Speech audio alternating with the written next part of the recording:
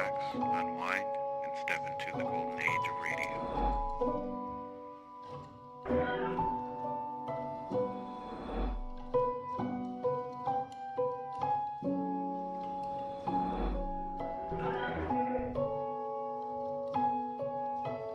You're now listening to Golden Radio Hour.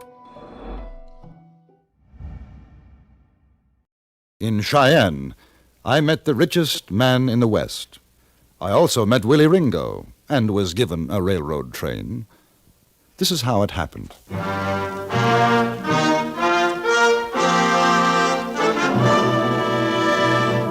Frontier Gentleman.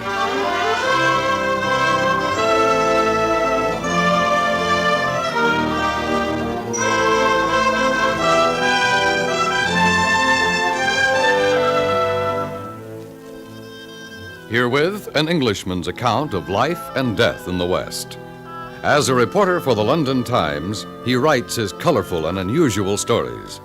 But as a man with a gun, he lives and becomes a part of the violent years in the new territories. In just 1 minute, we will bring you this latest report from the Frontier Gentleman. I'm Irma Dutro, color stylist for O'Brien Paints. Our musical theme hardly needs introduction. Just as the many instruments blend into this symphony, so O'Brien blends many pigments into the newest fashion-right colors for your home, giving more color per color. We have selected O'Brien's exciting new colors of the year after consulting many leading decorators and home furnishings experts of the country. And because all these colors are decorator approved, you are assured of rich, authentic new colors for your own home. Your nearest O'Brien paint dealer, listed in the yellow pages of your phone book, has a free color chip folder for you. He'll help you select O'Brien paints in these exclusive new colors of the year for both inside and outside your home. Stop in and see him soon.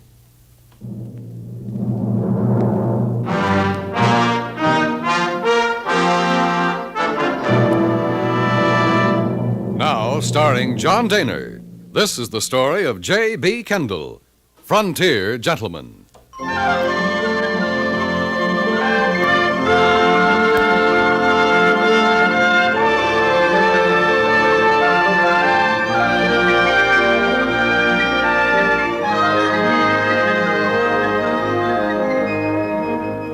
Cheyenne, Wyoming Territory.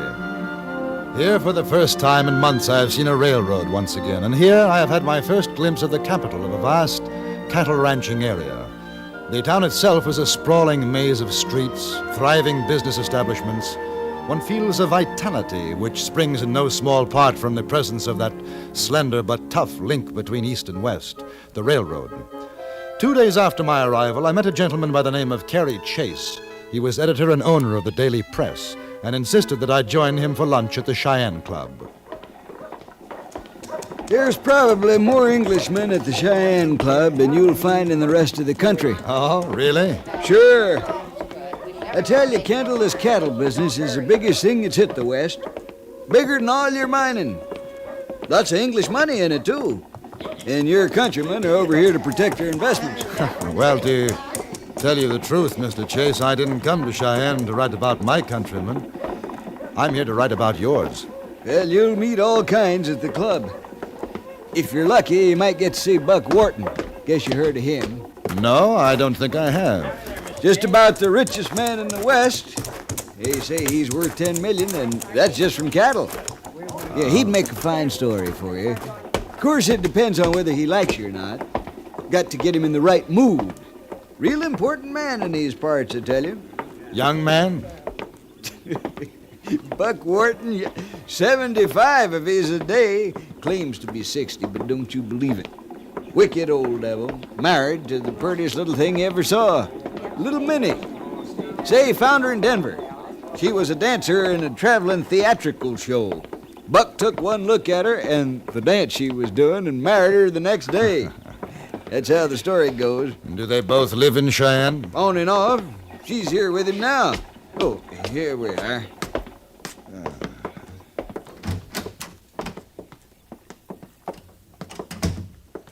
Afternoon, Mr. Chase. Afternoon, Jasper. Buck Wharton here. Yes, sir. He's in the bar. Fine. This is Mr. Kendall. He's going to have lunch with me.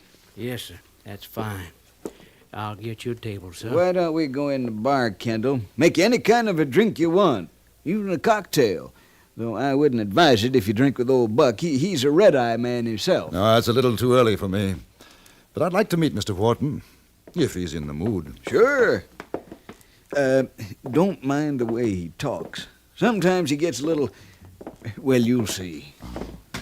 So I said, listen to me, you jerk-down little organ pudding foot. I can buy you and your whole shirt-tail outfit, and it wouldn't mean no more to me than spit.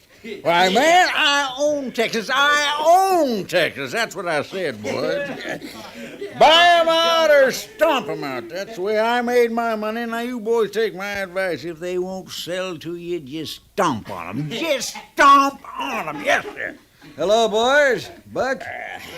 I'd like you to meet J.B. Kendall, correspondent for the London Times. Gentlemen? I'm Buck Wharton, mister, and there's two things I hate. Sodbusters and sheep punchers. And if you're either one of them, get out of my sight. He writes for the London Times, Buck. Who asked you, Chase? You got more lip than a muley cow. Ain't nothing I hate worse than a leaky mouth. Sit down, mister.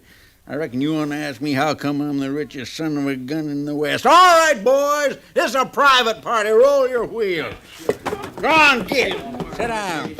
Sit down. You too, Chase. Sit down. What you boys drinking? Whiskey. Nothing for me, thank you. Listen to me, boy. I ain't never yet trusted a man who don't drink. There's something all fired wrong. Man who don't drink drags a long loop.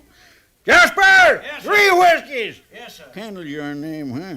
Right. Well, I don't mind doing business with you English fellas. Takes you a long time to talk turkey, though. Now, you take them range pirates was just sitting here. They ain't cattlemen. Shy, I can buy and sell them 100 times. Cattlemen. Have you been in the cattle business all your life, Mr. Wharton? Have I been in the... Listen to me, boy. I was one of the first ever to drive a herd up in the border into Dodge. Gosh, I wasn't nothing but a saddle stiff in them days, but after a while I got tired of working for somebody else. Started out on my own, all by myself. Bought me a herd of kettle-bellied critters and run 'em up Tabeline. Made enough from them to buy me a bigger herd. Shy, I was a made man, yes, sir. Here, your whiskeys, Mr. Buck, sir. Leave the bottle, you got your varmint. Yes, sir. Anything else, gentlemen? Vamoose, boy, vamoose. Yes, sir. You listen to what I tell you, Kendall. I got me 100,000 head down Texas way. Anybody wants to buy from me, they want to buy from me, they come down and drive 'em up to Cheyenne theirself.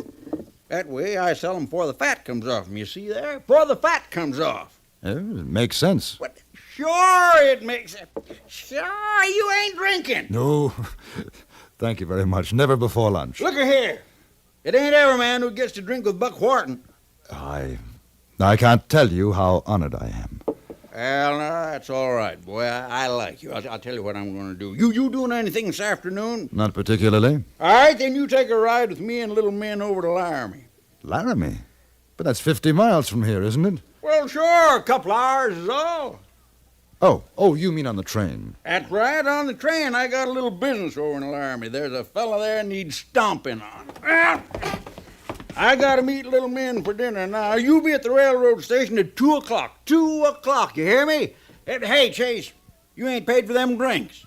Well, no, That's all right. Pay for 'em. Buck Wharton had all the finesse of a ton of coal. But at the same time, the old reprobate fascinated me. And so, promptly at 2 o'clock, I found myself waiting at the railroad station. On a siding was an engine and one car.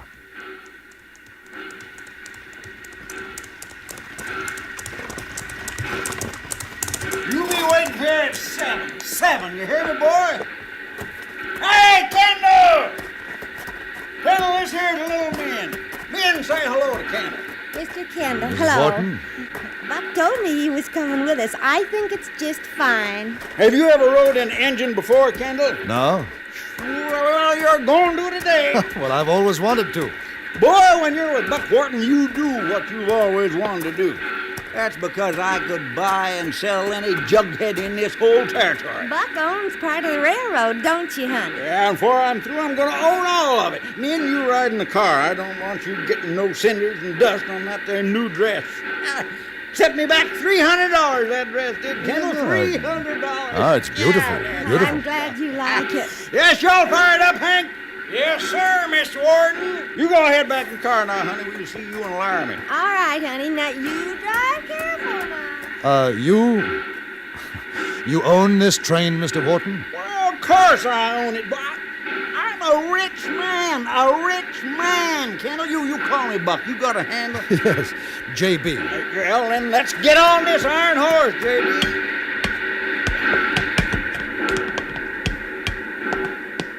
Well, afternoon, Mr. Wharton. Hank, this is J.B. Nice to make your acquaintance. You got them rifles? Yes, sir. Yeah, gol darn buffalo, J.B. The cussed things stray all over the tracks. Heard of them knock the engine off the rails one time. You remember that, Hank? I sure do, Mr. Wharton. Well, let's get started, boy. Hey, J.B., you want to blow the whistle? Oh, I'd be delighted to. All right, rope overhead there. I'll take the throttle. You fire, Hank. Yeah. Hey, did you telegraph through to Laramie to make sure there ain't no other train in my way and coming at us? I sure did, Mr. Wharton. All right. Blow like thunder, boy. Powder river, let her back.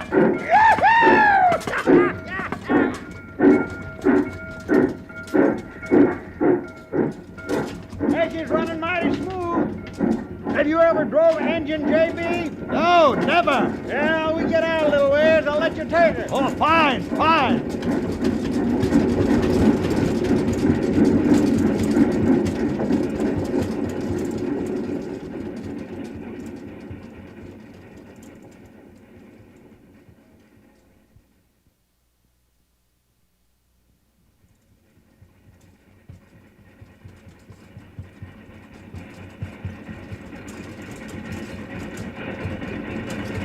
That's Dale Creek Bridge up ahead there. Oh? Now I better slow her down. Quite a bridge. Well, it's the highest in the world. Hey, Mr. Warden, the brakes! The brakes! What? It's the brakes. Getting on the track! Something on the track. There's a boulder.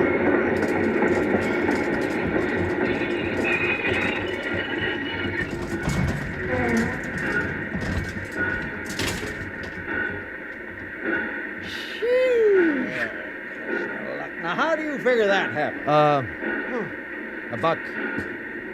Buck, if you come over to this side, you'll see. Son of a gun. Bushwhacked! All right. You all climb down out of there. Me and the boys got you covered. Good. Now you all try something, and there are going to be windows in your skull.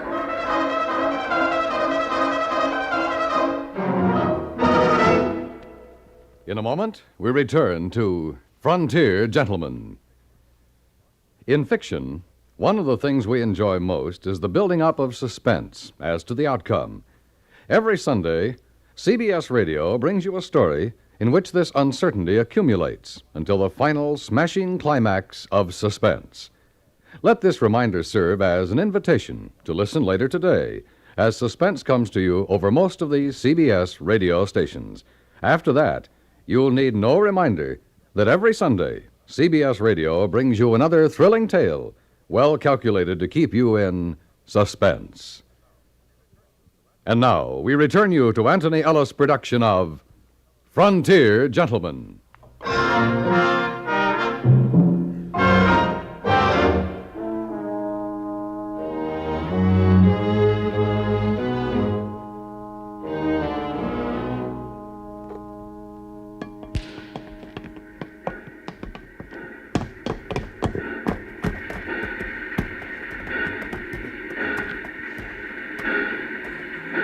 Any of you fellas carrying shooting irons? What do you mean by this? Listen here, boy. You know who I am. No, I don't know who you are, old-timer. Who are you? I'm Buck Wharton. That's who I am. Well, I declare. They say you got more money than the yellow dog got fleas. I'm proud to meet up with you, Mr. Wharton. Now you know who I am? You're a churn-dash calf who ain't got no better sense. I'm Willie Ringo. If you don't shut that flannel mouth of yours, I'm gonna cut out your tongue. Well, who are you? Hank Marble. And you? J.B. Kendall. I see. What y'all carrying in a railroad car? Nothing. We're on our way to Laramie. Pharaoh, Yeah, Willie. you take two of the boys. See what's in that railroad car. Sure, Willie. Now, Mr. Wharton, just how much money is you carrying? Listen to me, boy. If you think I'm going to give you any of my money, you're a thinker's puner than I figured. Don't you get me on the prod now, you old duffer. Old duffer. Old duffer? Why, you gozzling chin-young squirt. You ought to be playing with a string of spools. Just a sawed-off bucket, doggy, that's all you are. I'll leave him lay, mister. Get your hands off of me! Buck! Honey! Mrs. Wharton, he's all right. Oh, no, he ain't. What did you do to him? I'll put a knot in his head.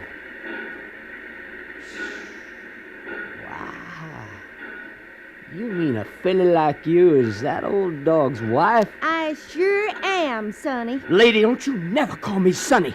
You hear? Hey, Willie, let's get out of here. There ain't nothing in the car. We can move up the line and wait for the next one. Shut your mouth, Hal. We got plenty of time. Besides, I got an idea there's good diggings right here. Al, Frank, you pick up that old man and put him in the car. Then you get that boulder off that track, too. What are you gonna do with him? Why, ma'am, he's so rich that I figure I could convince him to part with some of his money.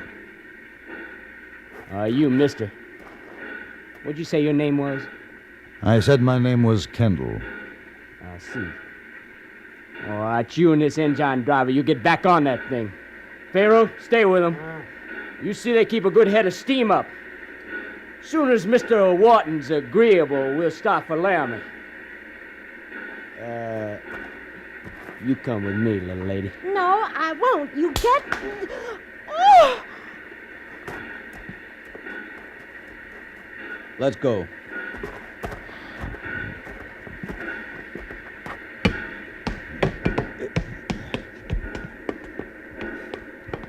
All right.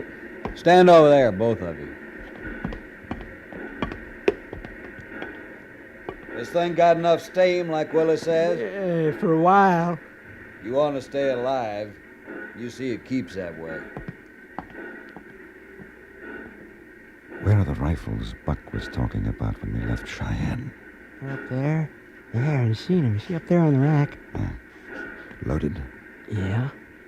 When do you have to throw on more wood? A few minutes. We'll wait.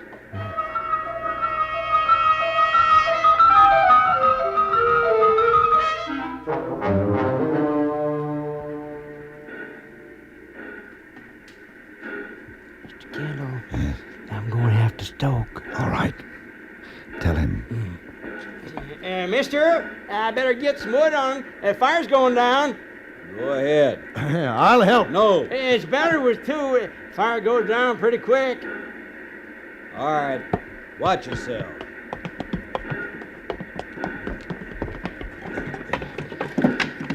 While I'm loading the firebox, you put it in reverse.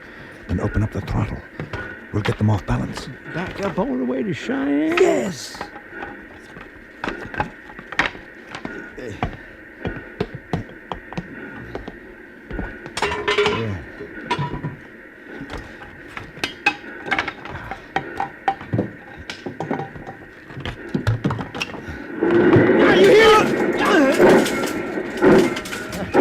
You all right, Hank? Yeah.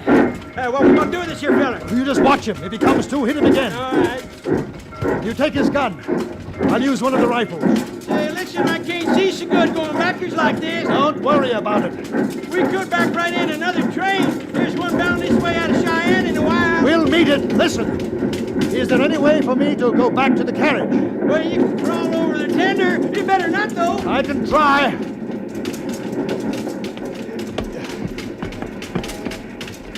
I started to crawl over the wood-loaded tender toward the carriage. The little train jumping, rocking over the uneven rails. Hey! It was a sudden lurch that saved me. The bullet struck a log beside my arm. I felt a splinter tear my cheek, and I fired back. I hit one of them, saw him fall off the carriage platform. Then Willie Ringo darted back inside. I made a jump for the platform. And there were two of them inside now. I stood to the side of the open door and waited. There. Hey, Kendall! Kendall! What is it? You stop the train, I'll make a deal with you! You throw out your guns. How do I know you won't come in shooting? You don't. I'll kill the old man and the girl! It won't do you any good. You'll die for it. Kendall! Kendall, this here's Buck. Listen to me, boy. You gotta stop. There's another train coming toward us. I can see it. Ringo, give your guns to Mr. Wharton and I'll stop the train. All right, all right! All right, you better get out of here, Buck. Yes, he's coming up fast. No, it's all right. Hank has seen it. Jump! Mr. Will, I'm gonna get killed! You stay right where you are, sonny, or I'll blow out your lamp.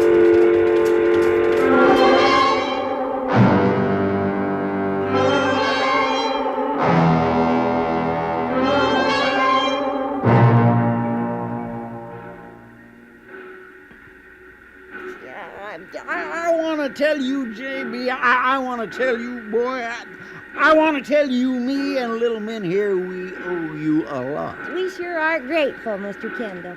Why, you saved our lives. You sure did. Money just can't buy what you done for us, J.B. Money can't buy what you done for us, so I ain't going to insult you by offering any.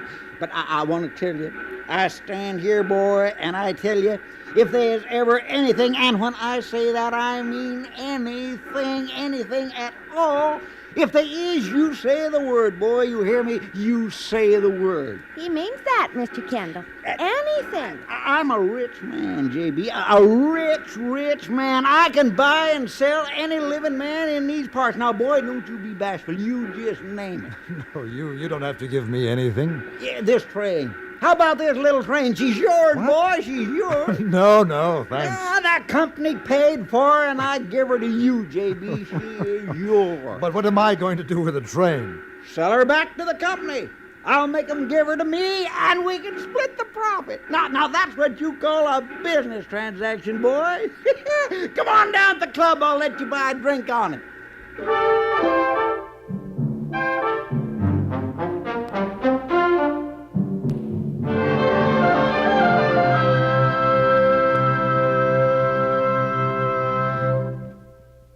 Frontier Gentleman was written, produced, and directed by Anthony Ellis and stars John Dehner as J.B. Kendall. Featured in the cast were Parley Bear as Buck Wharton, Jack Crucian as Hank, Eddie Firestone as Willie Ringo, Harry Bartell as Carrie Chase, and Virginia Gregg as Min Wharton.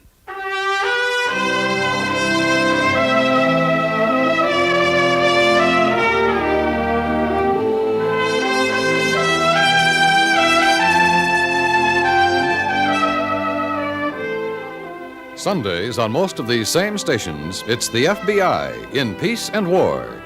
Here's drama that pulls no punches, revealing how unsung heroes of the Federal Bureau of Investigation operate to track down criminals and saboteurs.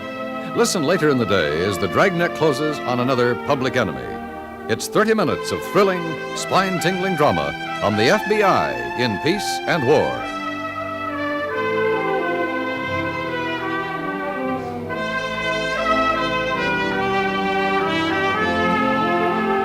Join us again next week for another report from the Frontier Gentleman.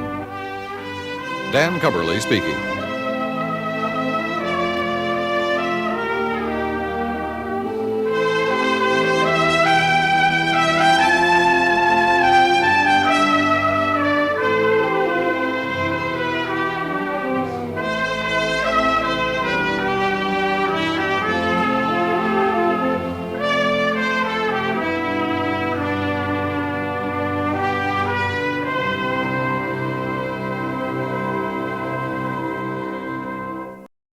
In the mining country of Montana Territory, it seems that it's one thing to find gold and another to claim it as your own.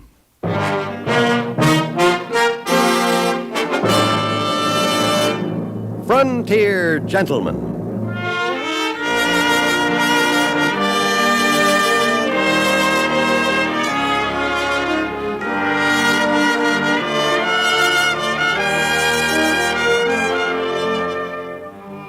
Herewith an Englishman's account of life and death in the West. As a reporter for the London Times, he writes his colorful and unusual stories. But as a man with a gun, he lives and becomes a part of the violent years in the new territories. Now, starring John Dehner, this is the story of J.B. Kendall, Frontier Gentleman.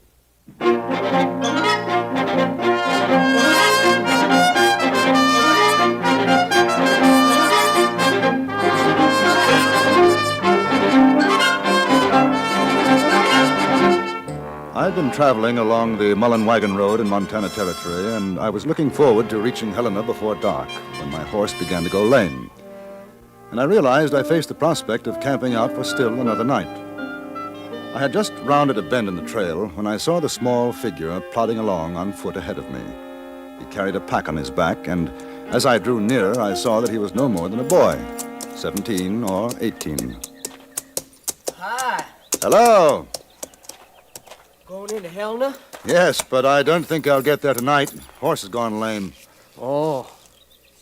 Yeah, right foreleg, huh? Yes, he slipped off a rut a mile or so further back. Too bad. Thought I might get a ride with you. There ain't been many wagons along today. No. How far have you walked? Mostly from Fort Benton. Got a couple of rides day 4 yesterday. Say, you don't happen to have any food on you? I ain't got much, but I could pay $1 or 2, I guess. Oh, I've enough for the two of us. You better save your money. Oh, that's mighty nice of you, Keep your mister. eyes open for a decent bit of ground, and we'll make a camp. About half a mile beyond, we found a somewhat sheltered spot a little way off the trail. The youngster, his name was Bill Richmond, gathered wood, and I prepared the food. It was almost dark by the time we had finished. Oh, that was as fine a meal as I've ever eaten, Mr. Kendall. And I'm glad you enjoyed it, Bill. Did you smoke? No, sir. I haven't found a taste for it yet. You've got time. Take my advice. When you do, use a pipe. Yes, sir. Where'd you come from? Kentucky? A long way. Yeah, I run away from home. It wasn't much of a place. I figured I was old enough. And you came out here for gold? That's right. Hey, you make any strikes, Mr. Kendall? No. I'm not a prospector. How did you get to Fort Benton, Bill? I worked my way up one of them riverboats. I sure learned plenty about gold mining from some of them fellas. You know, this says there's places in this country where you can pick the gold right off the ground. I imagine the trick is to find those places. Oh, I will. Of course, I don't mind digging some if I have to. I wish you luck. Hello. Sounds as though we have visitors. How are you? Me and my pals saw the light of your fire off of the trail. You mind company? No, not at all. Ooh. My name's Jack Hinton. This is Rod Goodall. Howdy. And him with the long face there, that's Dauncey Abbott. How are you? J.B. Kendall. The nipper is Bill Richmond. Howdy. I'd offer you some food, but I'm afraid we used the last of it. Oh, that's all right. We got our own grub. But how's the firewood? Enough, I think. Dauncey, your turn for the grub. Get going. Nothing I hate worse than...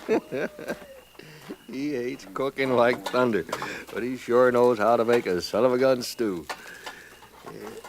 Oh, now that fire sure does feel good.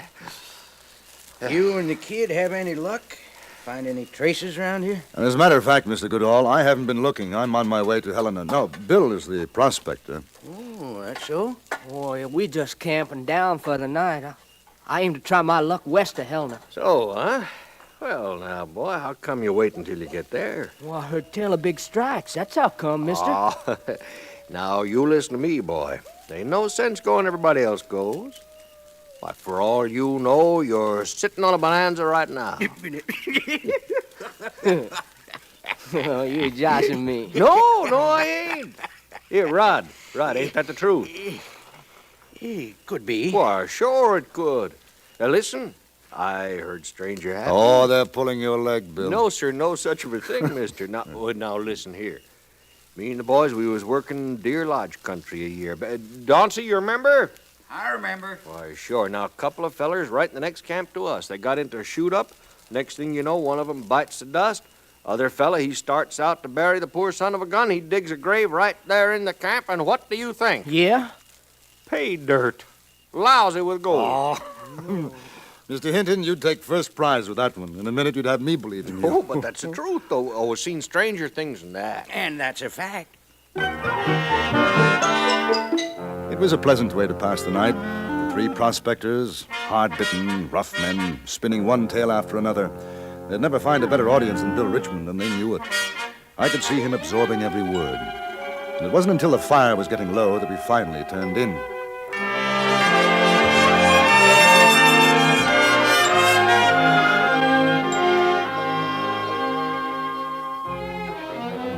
At first, I thought I heard the shouting in my dreams. I found it! And then Found it! I knew that I was awake, and it was beginning to grow light in the east. I struck it, Mr. Kendall! Looky here!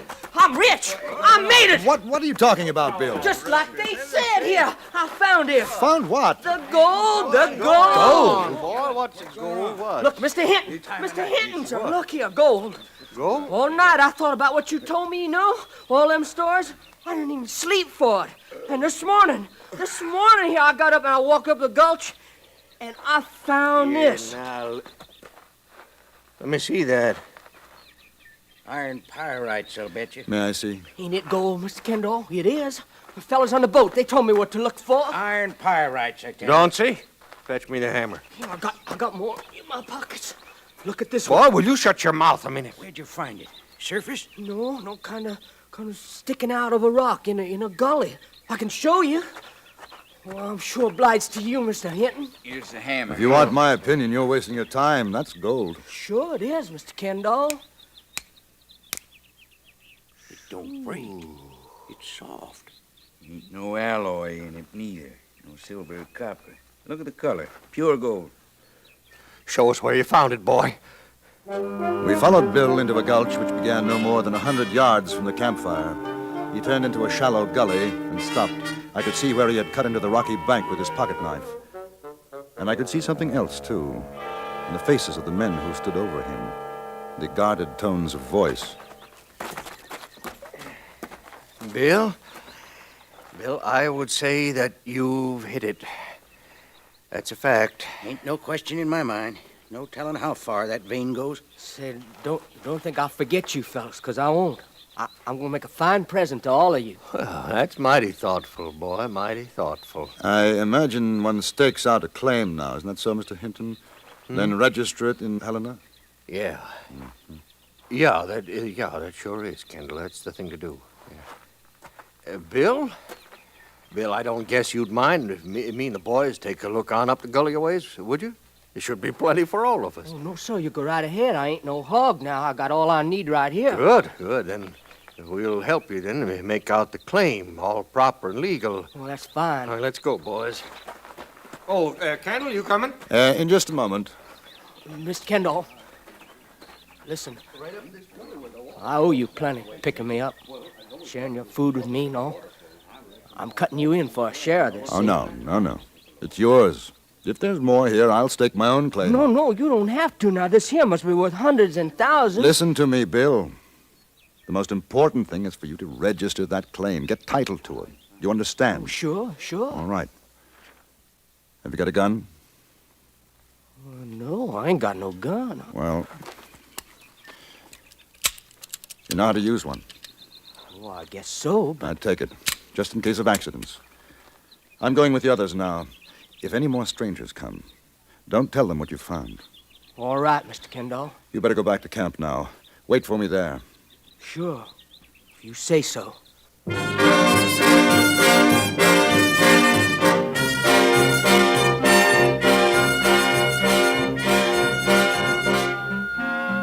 I stayed with the three prospectors almost the whole day. We found traces all right, low-grade ore, but nothing really worth working. It was late afternoon when we retraced our steps to the camp. On the way, we passed through the gully and the site of Bill's claim. The sun had already fallen behind the mountains to the west, and there was a chill in the air.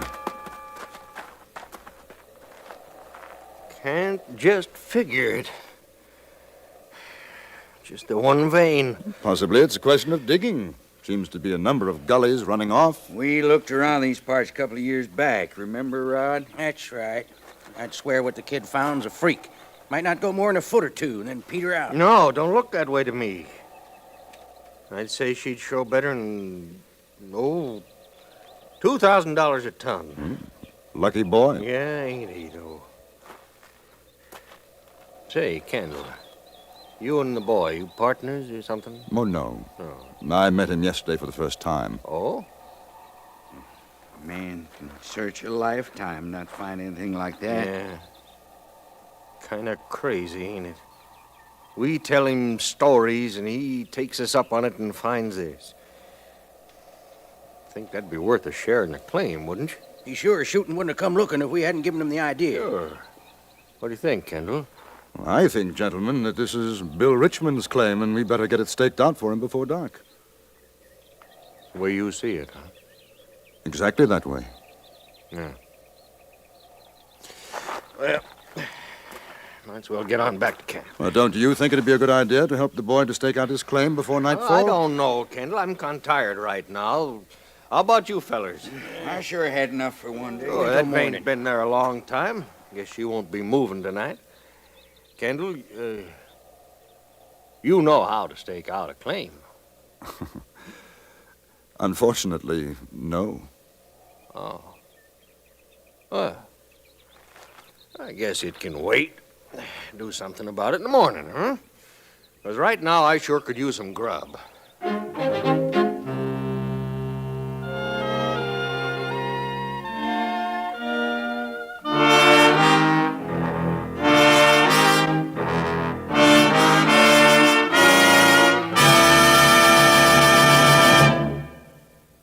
In a moment, we return to Frontier Gentlemen. A suspense story starring Agnes Moorehead and the latest action-packed adventure with insurance investigator Johnny Dollar are two of the exciting dramas waiting for you on CBS Radio today. If you like your listening on the thrilling side, don't miss Agnes Moorehead on Suspense. And don't miss Johnny Dollar's tense tangle with a spy ring on most of these same stations today. And now we return you to Anthony Ellis' production of Frontier Gentlemen.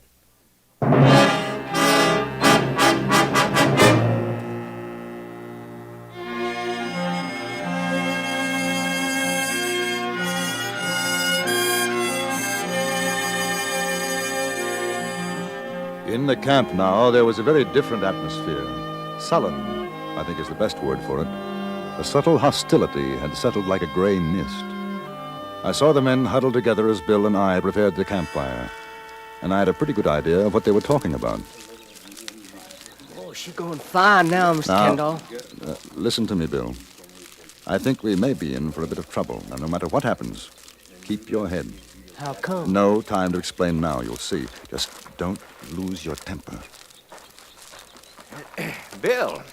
Yeah, Mr. Hinton? Bill, me and the boys been talking. Now, we figure while it's still light, you ought to get that claim staked out all regular. Oh, yeah, that's fine with me. Now, of course, doing you a service like that, seeing how you nor Kendall know about such things, we reckon it ought to be worth something to you. Well, that's all right. I don't want something for nothing. There, see? See what I tell you, boy? He's a good kid. You was right. What do you think such services are worth, Mr. Hinton? Even shares all around. Cut you in two, of course, Mr. Even Kendall. shares? Just a moment, Bill. Pretty expensive, isn't it? I imagine a lawyer wouldn't charge that much. Ain't no lawyers around here, is there, Jack? No, sir. Now, Bill, it's kind of like protecting your rights, you see? Because if anything happened and you didn't get your claim registered, why, the next feller comes along, the whole thing would belong to him, you see?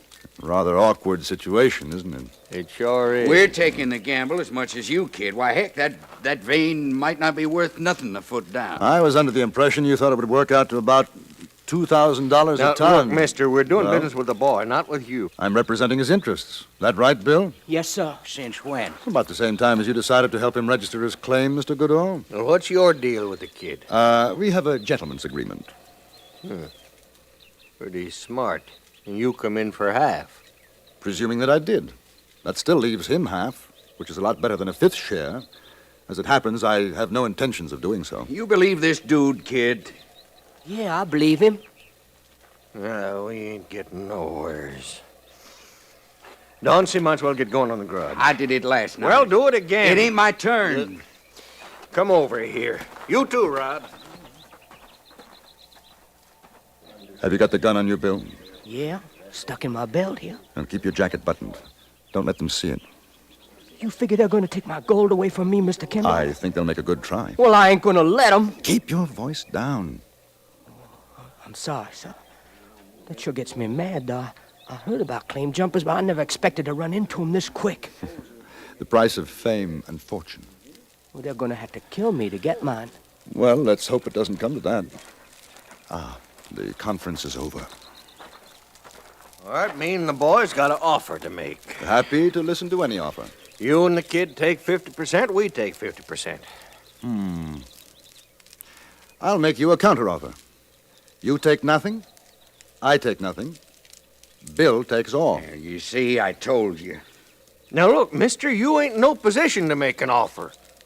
Till that claim gets registered, it don't belong to no one. Now, if me and the boys decide to stake it out for ourselves, what are you going to do about it? I imagine there'd be some shooting, don't you? You only got one gun. We got 3. Would you like to draw first? No, ain't no use that kind of talk. Now, nobody's talking about a shoot-up. We just want what's rightfully ours. We told the kid where to look. That makes us equal partners. I don't think so. Oh, no, sir. If the kid rides in to get someone out to stake that claim for him, you know we got a right to take over while he's gone. If I let you. It ain't your strike. He'll give me power of attorney in writing. You bet I will. What's he talking about? Are you a lawyer? No. Of course, maybe you'll ride to Helena. Leave him here. Very doubtful. All right, now see how it is then? We got all the grub. You got none. We can just sit it out and wait. By and by, you'll get so hungry you'll sell us the whole thing for some eats. Did you ever stop to consider that the wagon trail is not very far away? All Bill has to do is to wait for someone to come along. I wouldn't be surprised if there were 1 or 2 honest men who would give him a hand staking his claim. I'd be happy to stay here while he's gone. All right, Kendall, all right. All right, you win. I guess we know when we're licked. Huh? Boys, we'll pull out. How come? Shut your mouth, Dauncey. Say we'll pull out. Kendall is right. Kid found it. It's his claim. And just to show you, Mr. Kendall, that there's no hard feelings, we'll leave you some of our grub. How's that? Extremely kind. Well, I'll pay for it, Hinton. What do you figure it's worth? No, kid, it's a present to you. To make up for what we tried to do to you. Sort of a conscience salve, huh? Yeah, that's right. Yeah. Well, come on, boys, let's get moving. I didn't have the heart to laugh at Hinton's clumsy attempt to put us off guard. They packed their belongings and within 10 minutes were riding off down toward the Mullen Road. At the same time, I had no illusions about our somewhat uncomfortable position. You figure they'll come back? I think there's no doubt of it. I'm sure glad I got this here gun, then. I hope you don't have to use it. Y'all want me to get started on the grub? Yes, you might as well.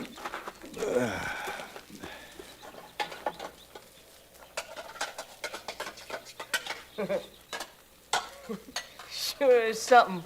What happens to fellas when they get a sight of gold, ain't it? History has a way of repeating itself, Bill. I went through something like this only a week ago in Fort Benton. You know what I'm gonna do if that stock's really worth something? I'm gonna sell out. And I'm going back to Kentucky. I'm going to fix things up just fine for my mom and pa. And the kids. Brothers and sisters? Oh, yeah, a whole slew of them. 8. That's one of the reasons I took off. Well, the immediate problem seems to be our friends. If I send you to Helena now, they might be waiting for you. On the other hand, if I go, they could come back here. I'm feared either way. No doubt. But your claim won't be worth much to you if you're not alive to enjoy it. Mr. Kendall? Hmm? What are you doing in Montana? Oh, nothing much, really, Bill. I think the word is drifting. I drift about, do a little writing for a newspaper in London. London, England? Mm-hmm. So, you know something? I never did learn reading and writing. That's something else I'm going to do when I get back. It's a good idea. But we'd better make preparations to make sure you do go back. As far as I could determine, their most likely line of approach would be up a shallow draw.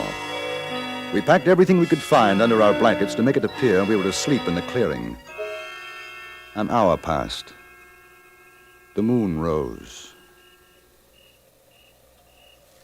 Mr. Kendall. Yes. Yes, I heard it. Take out your gun, but don't shoot unless I tell you to. All right, sir. And keep down behind the brush. Now, boys, get him.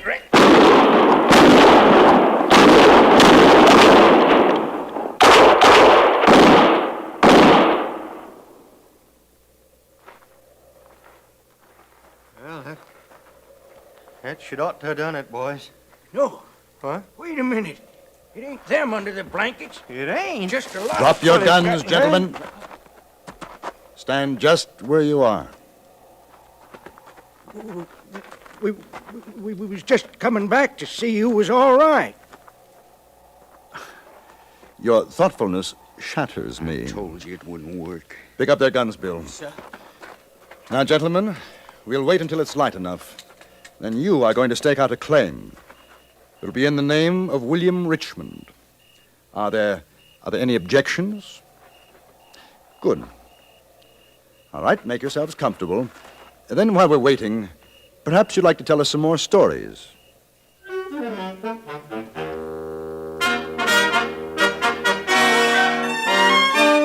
The next morning, bright and early, Bill's claim was properly marked off, and to doubly ensure that there would be no more dirty work, our dishonest friends were led, well-trussed, into the sheriff's office at Helena. Bill's strike didn't make him a great fortune, but it was enough to take him home a richer man than he came out. I allowed him, under the circumstances, to reward me, and he did, very fairly. $1,000.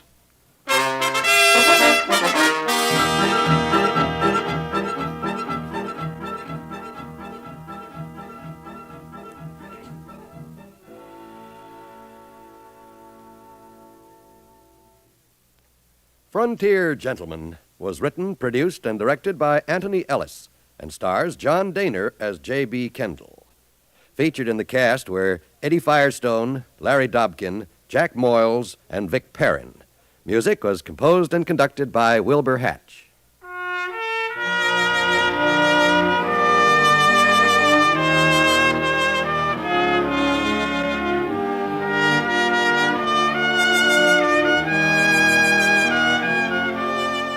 Right after the Ford Roadshow, which follows immediately on most of these same stations, stay tuned for the New York Philharmonic concert performance of Elektra.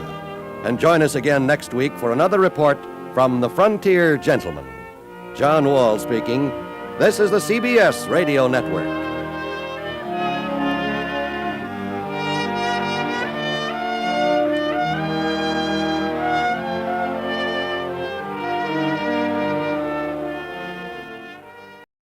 They have some rather strange customs in the West. There's a town in Montana Territory where it's against the law to carry a gun. The sheriff lives by this order, but other men can die because of it.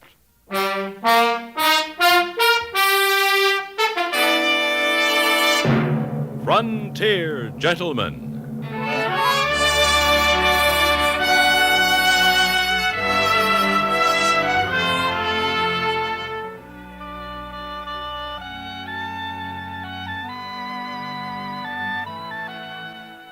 Herewith an Englishman's account of life and death in the West. As a reporter for the London Times, he writes his colorful and unusual accounts. But as a man with a gun, he lives and becomes a part of the violent years in the new territories. Now, starring John Dehner, this is the story of J.B. Kendall, Frontier Gentleman.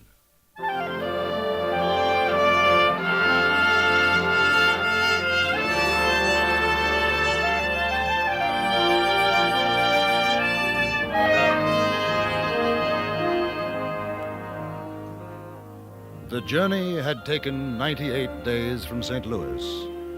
I had come by riverboat, up the Missouri, the little stern wheeler climbing, churning, scuttling over 2,000 miles of sandbar and rapid, then into the lonely wastes of another, swifter stream, the Yellowstone, until we finally docked at South Sunday in Montana Territory. My ticket had cost $300, which left me about $50 in my pocket and the slim hope that there'd be a letter at the express office with my remittance from England.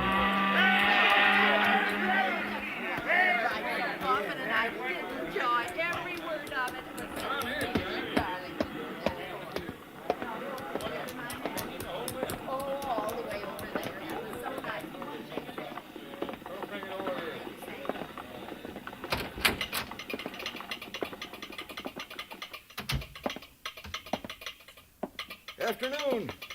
Just in off the boat? Right. I wonder if there's a letter for me. J.B. Kendall? Kendall, any trouble on the way up? I hear the Sioux been kicking up her heels. Sitting bulls, making big medicine again. Don't sound good. We didn't see any. Kendall. English, ain't you? Yes. Figured by your talk. Don't see many of you in these parts. No, there's nothing for you, mister. Oh. You're sure? It's rather important.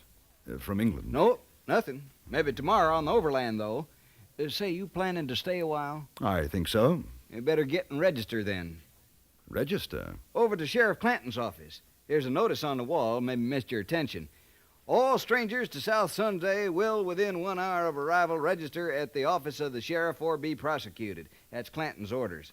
Surprised you missed the signs. They're all over. Thank you. Oh, that's all right. Wouldn't want to see you in any trouble.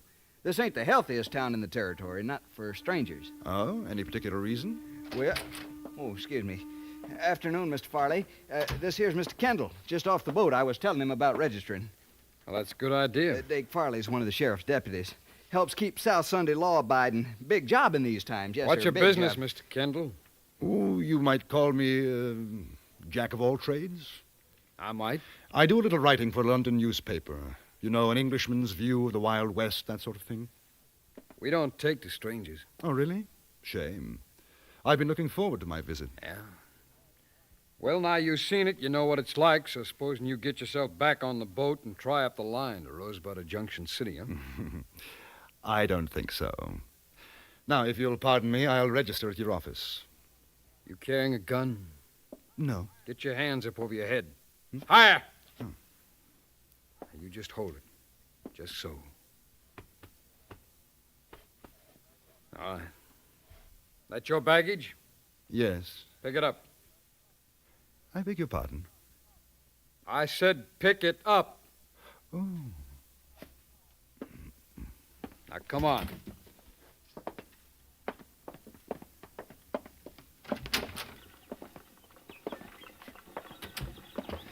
Tell me, Mr. Farley, how did your town get its name?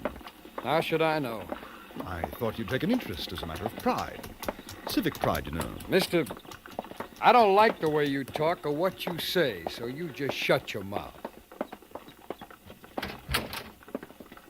All right, inside. Where you been, Dake? Checking on this fella, Frank. He just come in off the boat. Says he's a writer, newspaper in London or something. He ain't carrying nothing. I searched him. You're Sheriff Clanton? Yeah. J.B. Kendall. I understand I have to register? Yeah. A writer, huh? You want to write about South Sunday? I might. How come? Well, as a matter of fact, the name intrigued me. You kidding? No, not at all. I write about the West, and you're in the heart of it. From what I understand, there might be trouble brewing with the Sioux and the Cheyenne. I'd like to be here if it blows up. What's the name of your paper? London Times. You ever hear of it, Dake? No. Mister, all kinds come to these here parts. Now, I ain't exactly calling you a liar, but... Quite all right. One can't be too careful. Here. My papers. J.B. Kendall. Pretty subject. Yeah. London Times. That's what it says. Here, you see, Dake? Yeah. Yeah, that's what it says. Other strangers get off the boat with him? No, just him. Well, you sound all right to me, Mr. Kendall. Now, you just remember, I got a set of rules. You live by 'em while you're here. You'll get along. That seems fair enough. No man except them authorized by me carries a gun in South Sunday. That way we don't get a bunch of crazy liquored-up miners and the like shooting up the place. It seems the usual thing for a man to be armed in most places. It ain't usual here. It's again the law. Oh, I see. You get yourself fixed up at the hotel? Not yet. Well, you go on over to the Empire, Mr. Kendall. You tell them Frank Clanton sent you. He'll take care of you. That's very good of you. Dake, take a look at his baggage. But you're going to search my luggage? That's right, mister. No guns in South Sunday, not worn or hidden. That's a law. No, I haven't got one. Well, I'm glad to hear it. I like a peaceable man. Yes, sir, a fella like you might think of settling down here in South Sunday. Quietest little town in the Montana Territory. It's an opportunity for a man. I'll keep it in mind, Mr. Clanton. Ain't nothing in his bags, Frank. Well, now, Mr. Kendall, you enjoy your stay here. Anything you want, you just ask me. And I'd appreciate it, sir, if you put my name in your paper. Whatever you want to say is okay with me.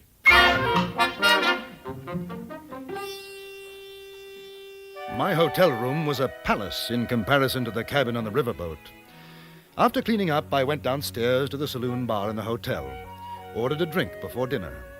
The place was practically empty, but I wasn't alone for long. Hi. You're the English fella, aren't you? Kendall?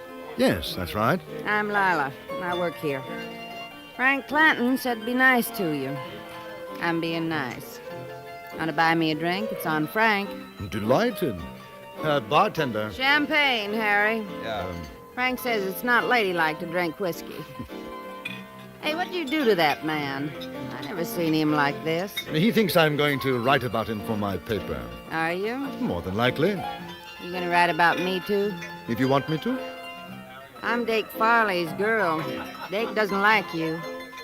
He got mad when Frank said to be nice to you. Does everybody in South Sunday do what Clanton tells them to do? Sure. Why? Here's your drinks. Ah. Good luck. Look here, Lila, what about Clanton? You seem like a nice fella. Don't ask questions. What about you, then? Me? What do you care? Where are you from? I was born in Ohio. Got married, come out west. 5 years back, my husband got killed in a gunfight. I don't know. Kind of drifted around, ended up here, one place as good as the next. Is it? Yeah, I guess. What about you? Your home's in England, huh? It was. You one of them lords or dukes or something? No, not exactly. Married? No.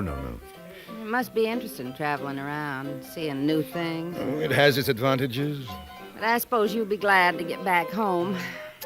Well, let's just say that one place is as good as the next. Oh, you can't go back, huh? Trouble? In a way. Ah, look. Your friend's just come in, Mr. Farley. Listen, you be careful with him. Dake can get awful mean. Doesn't he take orders from Clanton, too? Don't talk smart like that to him. It riles him. Ah, Mr. Farley, good evening. Would you join us? No. I just come to say, don't you get no ideas about Lila. Now, what ideas do you think I'd I'm have? telling you. You're telling me what? Keep your hands off my girl, you understand? My dear fellow, I haven't touched your girl. The thought never even entered my mind. We were just having a drink, Dake, like Clanton Keep said. out of That's this. You know that I find your manner toward this young lady rather offensive. Oh, you're just asking for trouble, aren't you? Not at all. Now, you think you can come in here with your fancy talk, your fancy ways, and make a fool out of me? Or maybe Frank's a sucker, but not me. I don't like you, and I don't trust you one bit. Mr. Farley, it couldn't be of less consequence. What do you think of me? He'll kill you just like... Shut up! Ooh. That I don't stand for. Chum.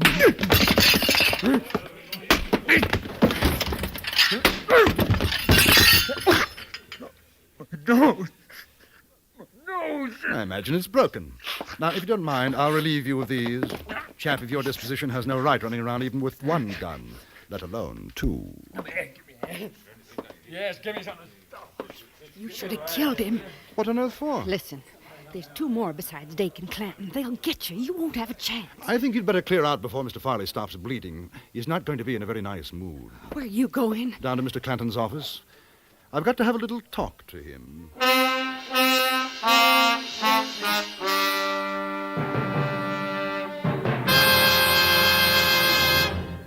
In a moment, we return to Frontier Gentlemen. People who live in glass houses maintain a fine view of the world, but they do give up a great deal of privacy in the process. Folks who like their privacy but want to know what's happening in the world satisfy their needs another way. They make it a practice to keep their radio tuned to CBS radio every day of the week. To keep an eye on the world, keep an ear on CBS radio 7 days a week. And now, Act Two of Anthony Ellis's production of Frontier Gentlemen.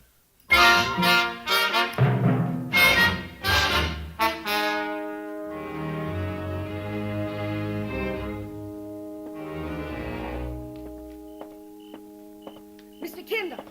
Mr. Kendall, wait! You can't go down there.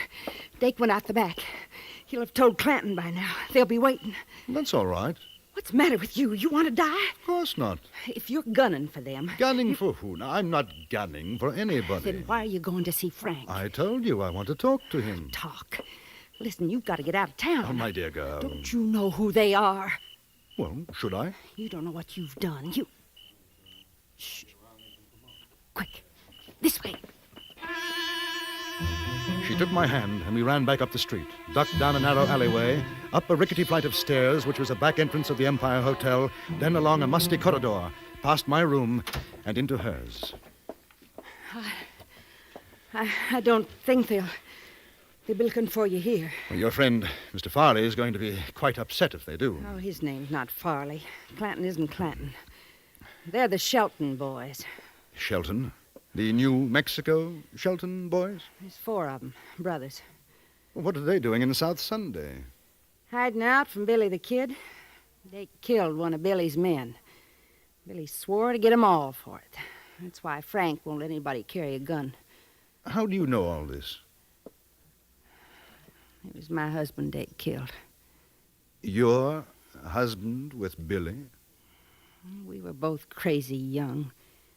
Harry joined up with Billy for excitement, I guess. One time he was gone out of town 3 months. I was lonesome. And I met Dake. When Harry come back, they had a fight over me. Dake outdrew him.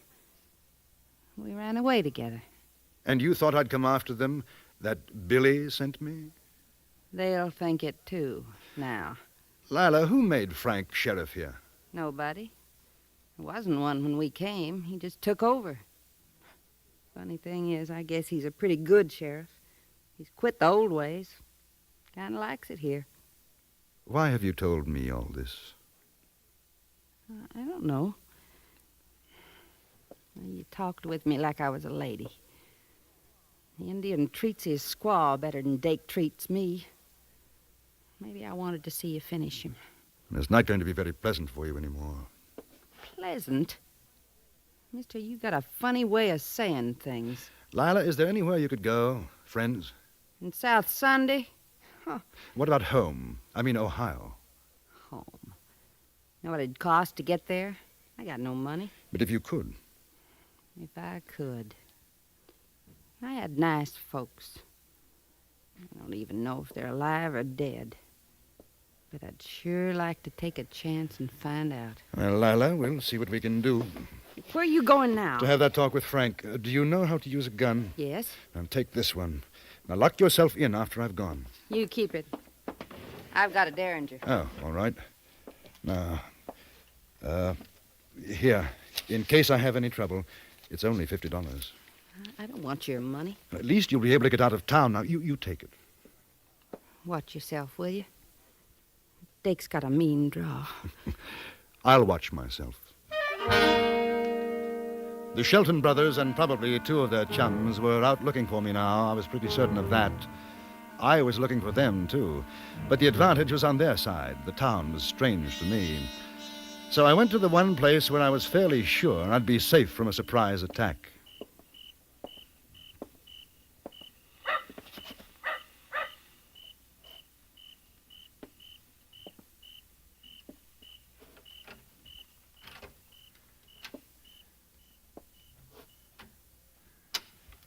Sheriff ain't here. What do you... Careful.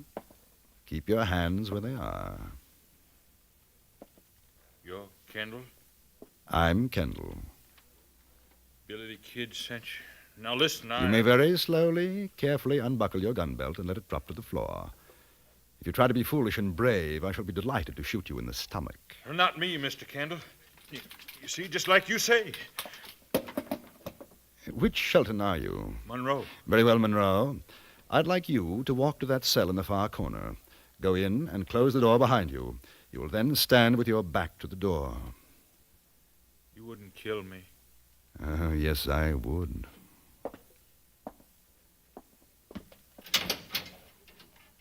Close it, please. Good. Turn around, please. Now, I'm going to gag you. In order to do so, I must put my guns away and use two hands. If by any chance your friends come in and you make an outcry while I'm doing this, I shall teach you a trick I learned in India. It feels something like this. Effective, don't you think? Yeah. All right. Now head close to the bars, please. Good. By the way, how many are there looking for me? 2. 3. 3. There. Now we'll make ourselves comfortable and wait for your brothers.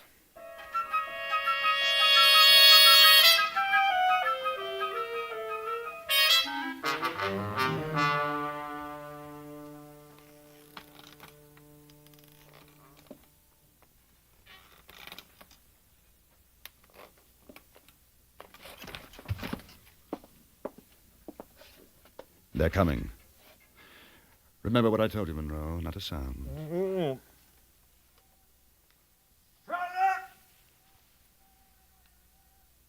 we know you're in there. Oh, blast. Kendall, you hear me? Is there a back door? Come out with your hands up, or we're coming in after you. Well, let's get that gag off.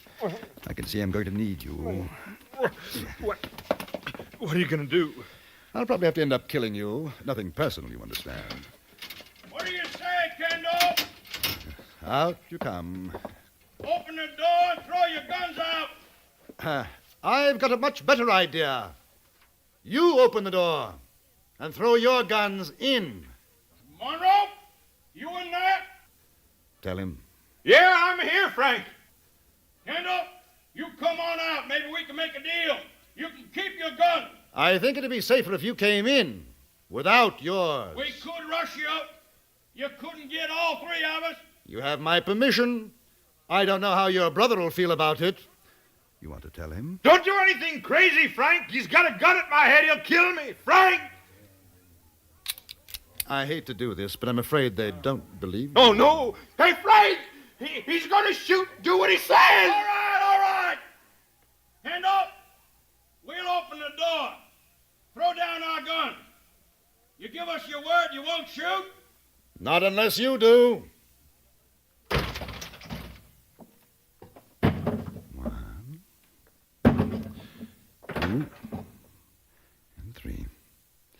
Any more?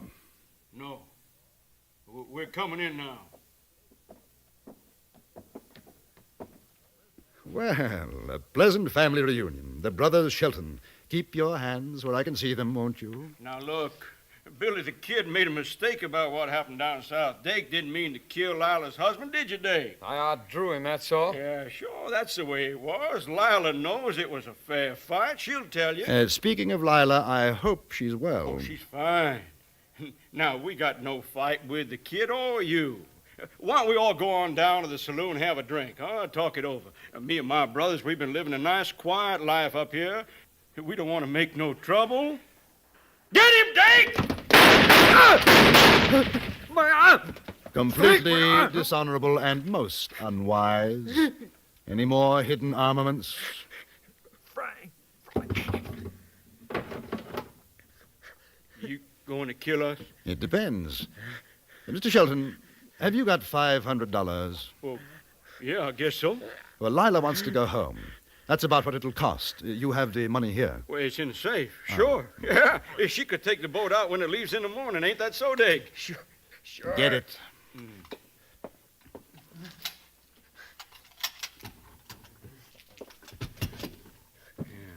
Yeah. Good. That settles the account. Now, all of you, get into the cell. Incidentally, until this evening, I had no idea who you were. And I've certainly never met your friend, Billy the Kid. I just thought you might like to know. Hey, what about Dake? He's got to have a doctor. He'll bleed to death. He probably will. I'm going back to the hotel. If Lila's all right, I'll send a doctor. If she's not, we'll find an undertaker.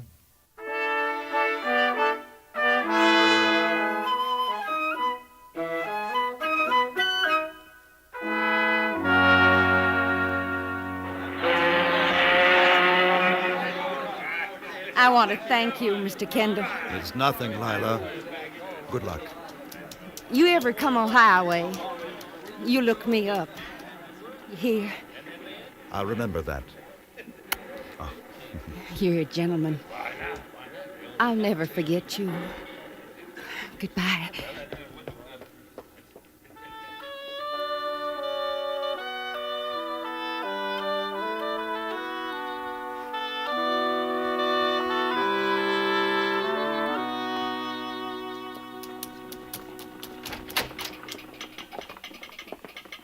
Morning, Mr. Kendall.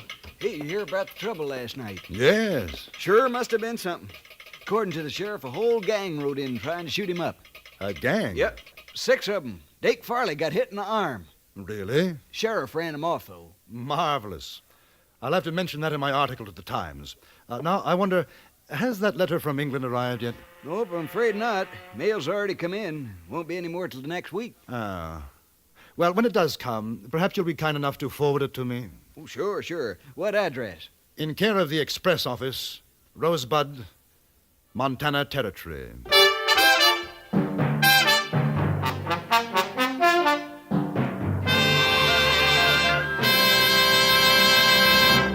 Frontier Gentleman was written, produced, and directed by Anthony Ellis and stars John Dehner as J.B. Kendall. Featured in the cast were Jack Crucian, Virginia Gregg, Stacey Harris, Harry Bartell, and Barney Phillips. Music was composed and conducted by Jerry Goldsmith.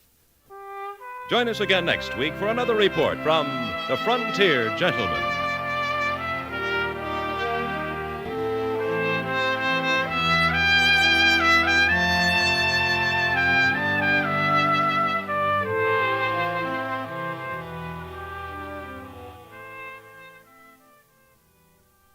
In a card game, aces and eights are known throughout the West as a dead man's hand. There's a good reason for it, and this is the story of how the hand got its name.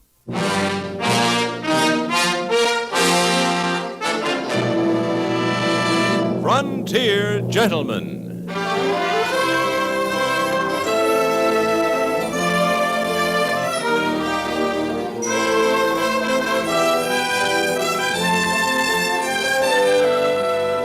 Herewith an Englishman's account of life and death in the West. As a reporter for the London Times, he writes his colorful and unusual stories.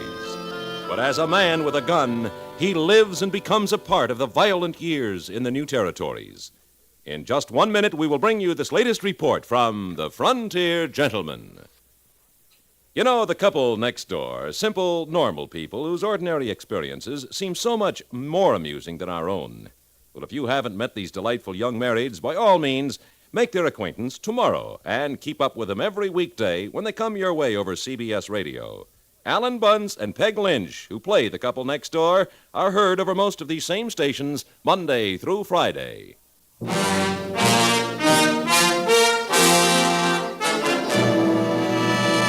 Now, starring John Dehner, this is the story of J.B. Kendall, Frontier Gentleman.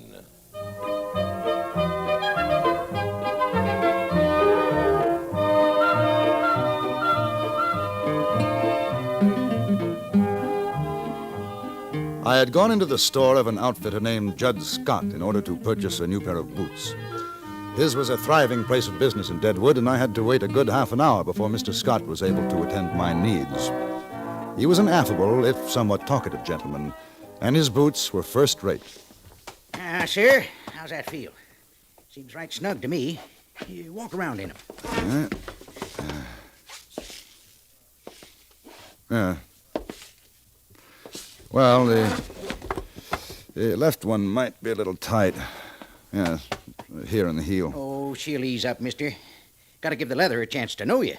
Of course, now, if you got the time, I'm kind of pressed for the next couple of weeks, but if you got the time, I could make you a pair. Finest in Dakota Territory. I'm not sure how long I'll be here.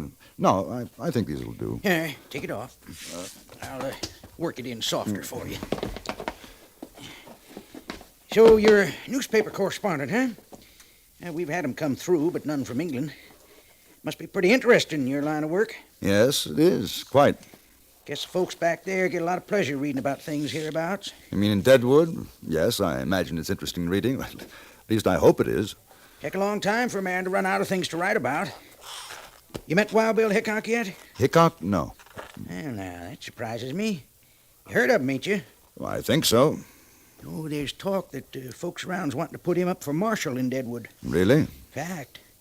Ask Jack McCall, he knows. He told me. Where would I be likely to find him?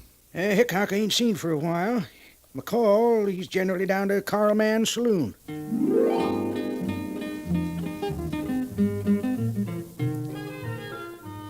I bought the boots and then walked down the street to Carl Mann's saloon. Even though it was early, I was rather surprised to see that the place was practically empty. A hatchet-faced woman was drinking at the bar, and I found McCall, a broken-nosed, sullen-looking man, sitting at a table playing a game of solitaire. Yeah, that's me. Who's asking to know? And J.B. Kendall. And what might your business be, J.B. Kendall? Well, Judd Scott mentioned your name. He runs the general store down the street. Judd Scott? Yes, that's right. Well, how come you want to talk with me? Well, as a matter of fact, I'm a newspaper correspondent. I write stories about what I see in the West. What kind of story you writing about in Deadwood? Wild Bill Hickok. You know him? Why don't you ask her? Hmm? Over at the bar. Calamity Jane. She figures she knows him better than most. Well, thank you, I will. Perhaps I can buy you a drink after? Sure, suit yourself. I ain't going nowhere.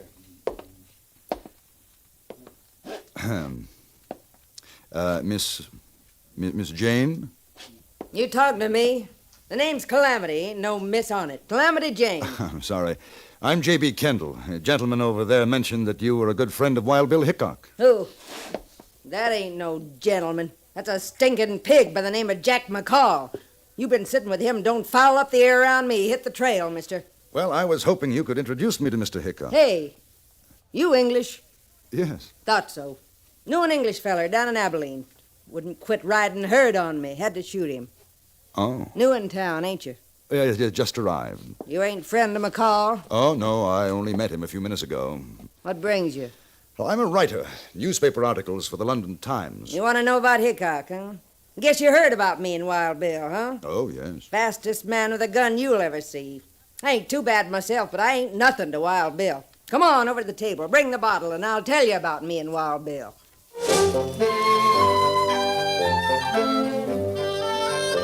Calamity Jane was a strange, almost masculine-looking woman, hard and rough-voiced. She told me of her exploits as a scout with General Crook's army in the war against the Sioux. But most of the time, she spoke of Hickok. About a half an hour had passed when I noticed Jack McCall get up from his table and come toward us.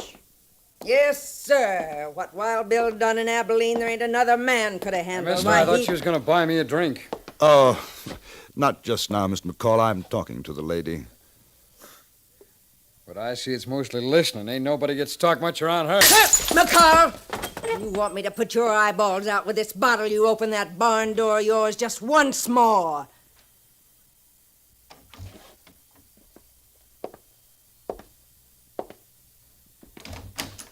Kendall, you come on down to the Boot Hill Saloon when you're through. I'll tell you the truth about that female polecat. Now, wait. One of these days, me or Wild Bill's gonna pump that coyote full of lead. Except he ain't worth wasting a ball on. He ain't no good. His pals is worse. You ever run into Tim Brady or Johnny Varnes? You watch your step, mister. Them's two of the boys, along with McCall, that Wild Bill's gonna run out of this town when he gets to be marshal. Where's Wild Bill now? Up in the hills, working his claim. Him and his partner, Colorado Charlie. They ought to be back by tomorrow. He'd like to meet you, mister. Wild Bill always had a liking for you newspaper fellas. Oh, now, watch your hurry. Sit down. We'll split another bottle. Oh, thank you. I think I'd better get settled. Wash some of this Dakota dust off me. Ha ha! What a dude. All right, go on up to the hotel. Tell them Calamity Jane sent you, and if they don't give you the best room, I'll shoot up the place.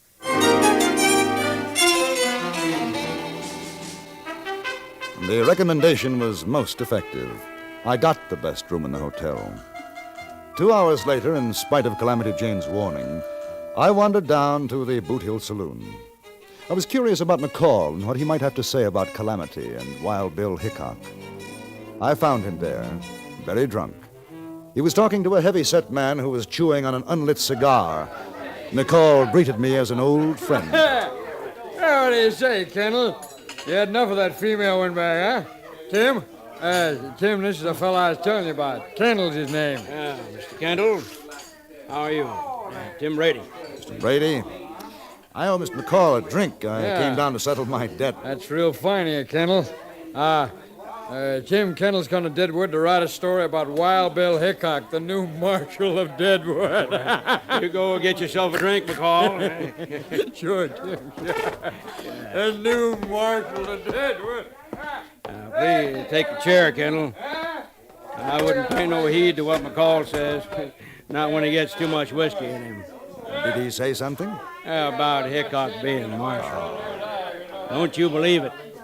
The fellers around here, they don't want his kind. You go writing in your paper about a thing like that, you're going to have to turn right around and write it ain't true. And he's not going to get the job? Well, now, I'll tell you. He does a lot of ear greasing, well, like that probate mare Calamity Jane. But all the things you hear are just a lot of brag. Hickok never plugged a man unless the feller's back was turned.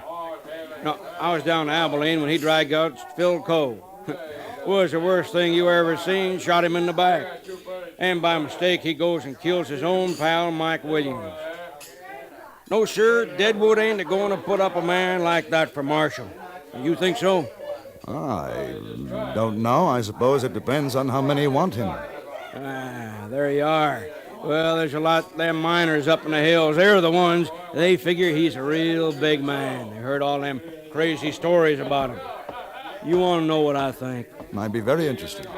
Well, now, I don't think he lasts 2 minutes as a marshal before somebody shot the daylights out of him. Yes, sir.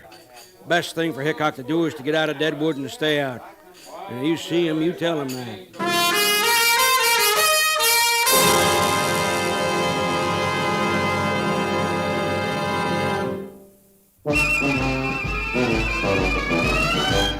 Of all leading filters, cigarettes, Kent filters best, Kent filters best.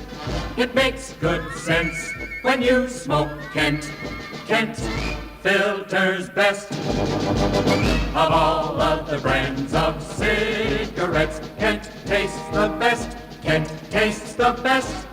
A richer taste than all the rest, Kent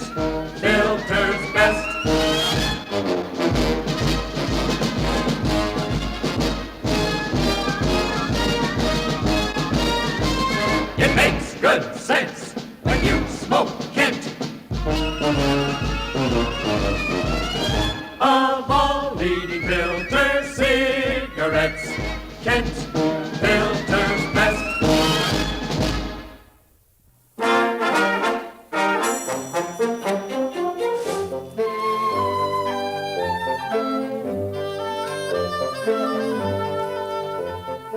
The next night, Calamity Jane introduced me to Wild Bill Hickok. He looked older, more tired than I had imagined him. As we sat in his room, I noticed that he blinked his eyes, rubbed them, and seemed quite nervous, constantly glanced toward the door. Calamity had gone out to buy some food. Me and Colorado Charlie, we had a rough week up in the hills. Kind of feels good to get back. You ever done any mining, Kendall? Oh, very little. Well, the best way is to get somebody else to do the work for you. Well, what do you think of Deadwood? Not much like London, I'll bet. No, it isn't. Yeah. Do a little cleaning up like I did in Hayes City, Abilene. We'll have a right nice little town. When do you expect to begin as marshal? Any day now. Boys are getting things moving. I saw a man yesterday, Tim Brady. Brady? He asked me to give you a message. Best thing for Hickok to do is to get out of Deadwood and stay out. That's what he said, huh? Yeah. You know why? They're afraid of me. They know what's going to happen after I get sworn in. I run them out. If they don't run, we have a showdown. Brady and his pal Varnes. They ain't got stomach for that. I gather they're the somewhat unsavory element in Deadwood. Mister, you ain't just milking pigeons. Them miners up in those hills, they'd be dead ducks for Brady and his gang, wasn't for me. This is the worst mining camp in the territory. Ain't been no law here since it started. Brady don't want none. That's how come the miners want me for marshal. Protection. I'm surprised he hasn't tried to get rid of you before this. That jayhawker knows what had happened to him in a shoot-up. He ain't likely to try nothing. Fella like that gets somebody else to do his dirty work. Hey! Oh, it's only me, Bill. Put away the gun.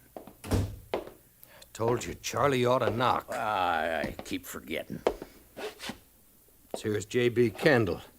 Going to write a story about me for an English paper. Yeah, I run into Calamity down at Carl's place, and she told me.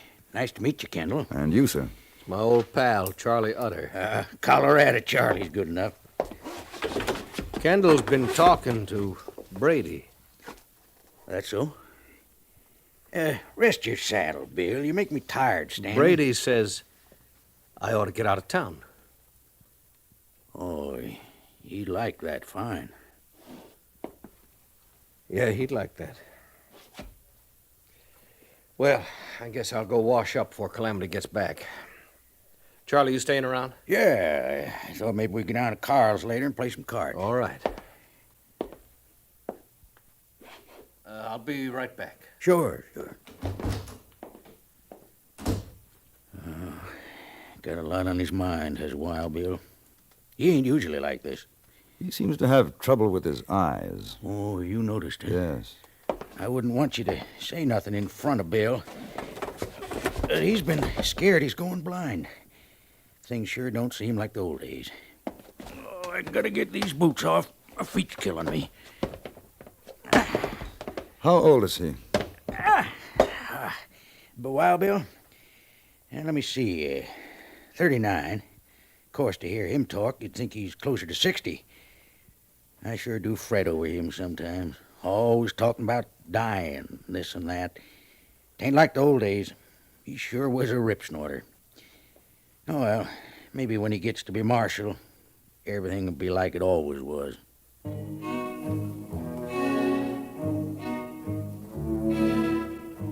Calamity Jane came in with the food, and behind her, Bill Hickok.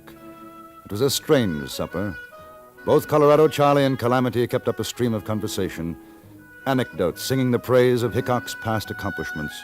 But the atmosphere was strained. The man with the long hair didn't say very much. Afterwards, Charlie Utter invited me to accompany them to the saloon.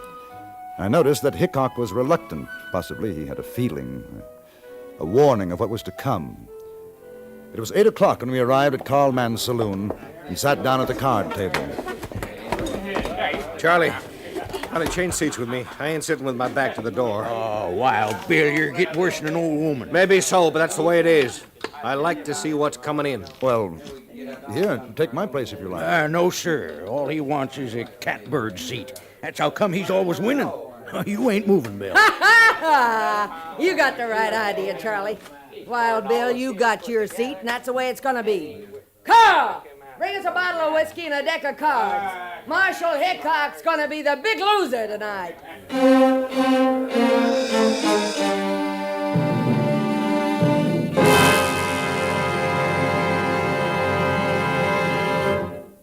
Who's the man with the genial good humor, fairly twinkling away behind the outsized eyeglasses? Robert Q, that's who. Who's the man whose mischievous variety show is yours to enjoy every weekday evening and Saturdays in the daytime, too? Robert Q, that's who. Tomorrow evening, again, over most of these same stations, enjoy CBS Radio's refreshing Robert Q. Lewis show with its music, songs, and fun.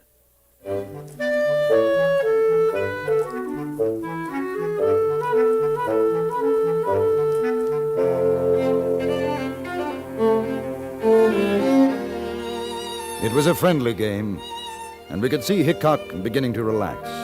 He was a good player and held more than his share of winning hands. But while the game went on, there was something happening down the street in the Boot Hill Saloon. We didn't know it then, but after it was too late, we heard what had taken place. 3 men sat in a back room, one of them drinking heavily. This was Jack McCall. The other 2 were Tim Brady and Johnny Varnes, the leaders of the Toughs in Deadwood. I'm telling you, Jack, you'll be a big man. Why, sure. They'll look at you when you walk down the street. You know, they'll say, there goes Jack McCall. Yeah, sure. Why, he killed Wild Bill Hickok. Now, you hear what Johnny says? Yeah. Give me another drink, boy, huh? Why, sure. You know, Here, my drink. He's in Carl's place right now. You could get him easy. Might not be so easy. Oh, Jack, you ain't afraid, are you? Ah, I ain't afraid. Are you sure? I ain't afraid, but it just won't be so easy, that's all. Of course, we could get somebody else to do it. We just figured, Now, Tim listen. and me. No, we figured that you was a I man ain't for the saying I job. won't do it, see? Now, Johnny, let me tell you, you know what we could do? What? We could maybe get that there newspaper fella. You know, Kendall.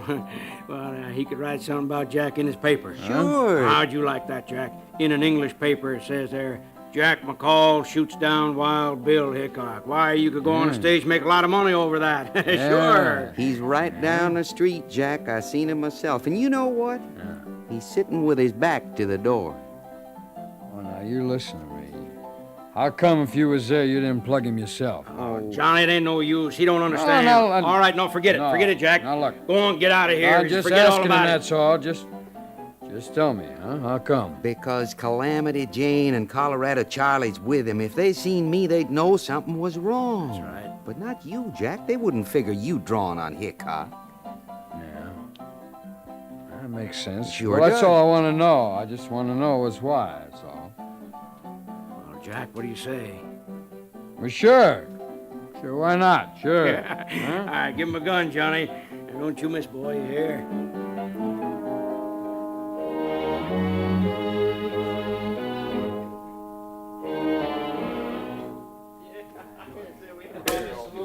Three kings.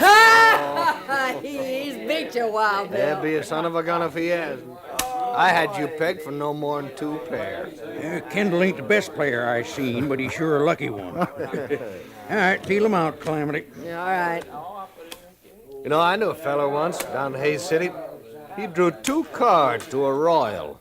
Luckiest thing I ever seen. Well, that's a loco thing for a man to do. Oh, sure it was. He took one look at his hand, he keeled over, plumb dead. You know, I had a hand something like that. I won a Chinese girl with it a few months ago in Deer Lodge. Chinese? No kidding. What'd you do with her? Oh, I gave her to a man I knew. He married her. Yeah. I'll open for $1. Wait. Staying.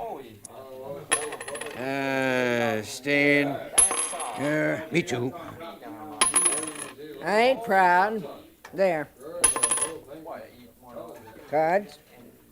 Well, I'll take 3, Calamity. Kendall? 2, please.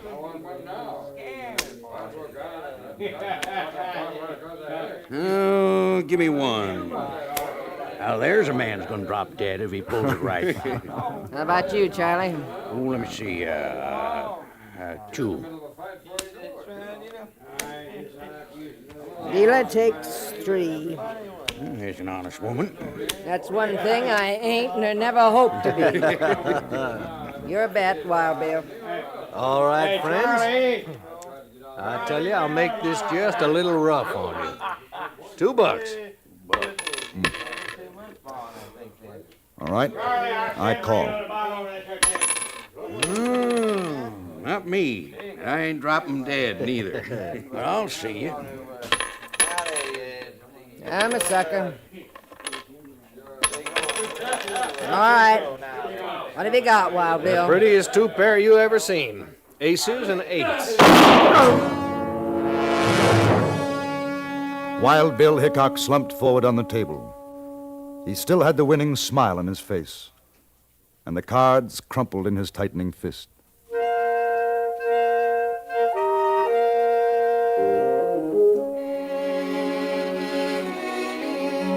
It was Calamity Jane who found Jack McCall. He was hiding in a butcher shop nearby. Colorado Charlie and I dragged him away before she had a chance to use the meat cleaver she was holding. We found 6 cartridges in McCall's gun. The only one to fire was the first, the one that killed Hickok. The other 5 were defective. Before I left Deadwood, McCall was tried for murder. But Brady and Barnes must have chosen the jury themselves, because the final verdict was not guilty.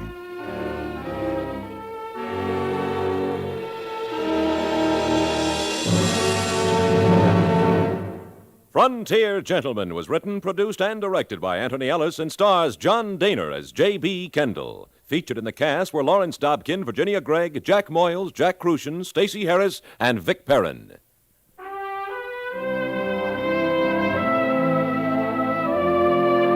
Join us again next week for another report from the Frontier Gentleman. Bud Sewell speaking.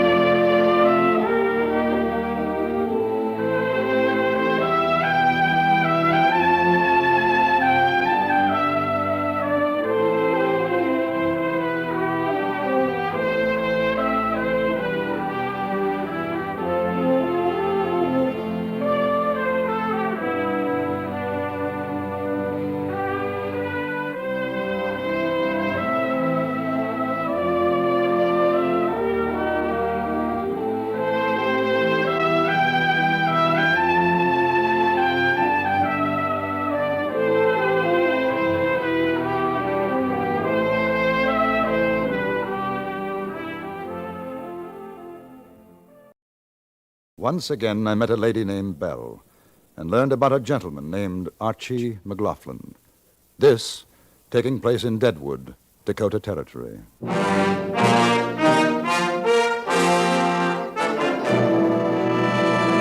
Frontier Gentleman.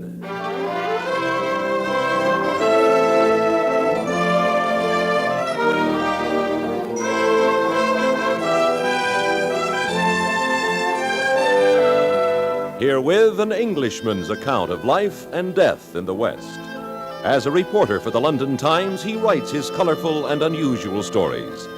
But as a man with a gun, he lives and becomes a part of the violent years in the new territories. In just a moment, we will bring you this latest report from the Frontier Gentleman. Throughout the week on CBS Radio, Walter Cronkite and Bill Downs report the business news. They bring you up-to-the-minute information on price trends, employment, marketing situations, and the stock market. It's information that can help consumers save money, can help businessmen make money. Join us on CBS Radio regularly as most of the stations bring you the business news reported by Walter Cronkite or Bill Downs.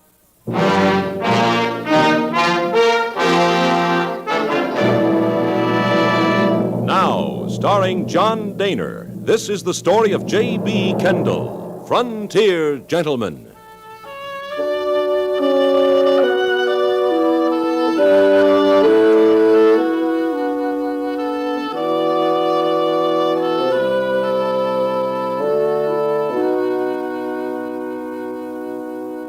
tent had been set up on Main Street in the heart of what is known as Deadwood's Badlands District. The last time I had seen it was 2 months earlier in Cheyenne. It was a gambling establishment belonging to a rather extraordinary woman who called herself Madame Verdi. To be exact, Lurleen Monteverdi. Owing to the fact that during the war she had been a Confederate spy, she no longer used her real name, which I knew to be Belle Siddons. It was mid-morning, a comparatively quiet hour in Deadwood as I strolled toward the tent. Off to one side, I saw the wagon that had been converted into a type of omnibus, and which served as Miss Siddon's living quarters, complete with lace curtains and satin cushions. At that moment, the wagon door opened, and she stepped down. Mr. Kendall! Well... Mr. Kendall, how nice to see you Well, I'm again. delighted to see you, Madame Verdi. Well, I was thinking of changing to Vestal, but it's still Verdi, Mr. Ah. Kendall. Unless we're alone, then I think I'd rather you call me Belle. Yes, thank you. When did you arrive in Deadwood? Last night. The tent has only just gone up. And I hope you have better luck than you had in Cheyenne. Where there's gold fever, there's more than enough business for all. I don't think the gentlemen of Deadwood will object to my presence. When will you open? Tonight. But what about you? Really, I've never expected to see you again. What have you been doing? Oh, not much. Writing my articles, sending them to London, hoping they'll be printed. I should have thought you'd have joined the gold hunt in the Black Hills. No, I'm afraid I'll never make a successful prospector. Oh, what a strange man you are. Will you come with me to the tent? Yes, of course. I want to make sure the tables are ready for tonight. And perhaps you'll take me to breakfast.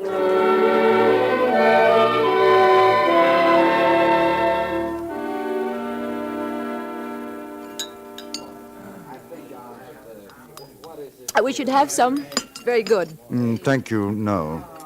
I had breakfast 2 hours ago. Oh? Is that a reproach? Not at all. I hate to get up early. I always have. As a matter of habit. It doesn't make much difference. Do you know that you've been staring at me? Hmm? Is there egg on my chin? No, not at all. Forgive me. It's only that I'd forgotten how attractive you are. One doesn't very often see an attractive woman in these parts. Well, I'm not sure whether to be flattered or not. You have a charming smile.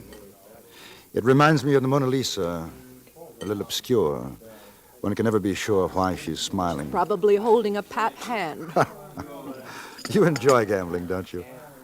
I don't think I ever looked at it that way. Enjoyment. I gamble because it's the most convenient way to make a good living. Oh, I think there's more to it. Curiosity isn't healthy in the West. Haven't you learned that yet, Mr. Kendall? Well, I'm a newspaper correspondent. Is that why you're interested in me? Oh, you are a lovely woman who says one thing with her lips and something altogether different with her eyes. Now, that intrigues me. All women do that. No, they don't. Not in Dakota Territory. They're a little more obvious. You know, in some ways, you're like my husband, Newitt Hallett. I think I told you about him. Yes, you did. He was a very direct man. I think he would have liked you. Don't turn around. There's a gentleman wearing a badge coming over to the table. Oh. Morning. Good morning. Name's Boone May. I'm a peace officer here in Deadwood. I take it you're Madame Verdi, ma'am. That's right. Mind if I sit down a minute? Not at all. Thank you. You're that newspaper man, Kendall, ain't you? Yes. Hey, you was pointed out, that's how I knew, savvy? Well, ma'am, I seen the posters your boys been putting up around town, went over to your establishment. They said where I'd find you. It isn't against the law, is it? I mean, putting up posters? Oh, shucks, no, ma'am. I just figured I wanted to get acquainted is all. Well, it's very friendly. Don't you think so, Madame Verdi? Very. Well, now, I'm a real friendly feller, madam. Always like to know who's new to Deadwood. Of course, seeing you and all, I'm kind of surprised that a lady sets up business in the Badlands. That's the roughest territory in town. You know that? I'm not a lady, Mr. May. I'm a gambler. I was told that my situation is the best corner on Main Street. That's why I took it. I'm paying a very high rent. I hope that I haven't been misled. Well, now, ma'am, if it's business you want and you don't care who gives it to you, you'll do fine. I thought you ought to know, though, that there's some pretty mean boys will be visiting you. That's where they go, to the Badlands. Then I hope they'll become patrons. Yeah. Well, I reckon I'll be coming around tonight. Kind of see everything gets off to a good start. I shall look forward to seeing you, Mr. May. Yeah. Well, that's good, because I got a feeling you being a woman and all, well, you might need some protection. Now, if I can help, you just give a holler here. I'll be there. You're very kind. So long, ma'am. Mr. Kendall. Mr. May.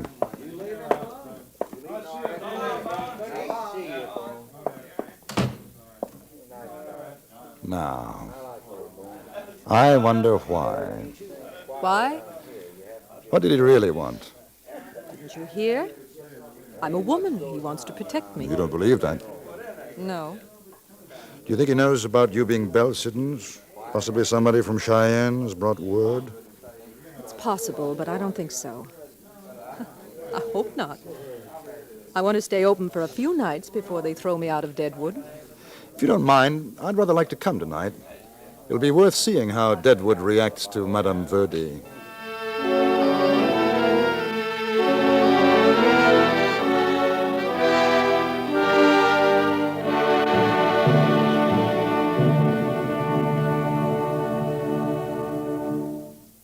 With all the important decisions which face the nation these days, it's a good thing to become as familiar as possible with the men in industry and government who influence the policies which shape our lives.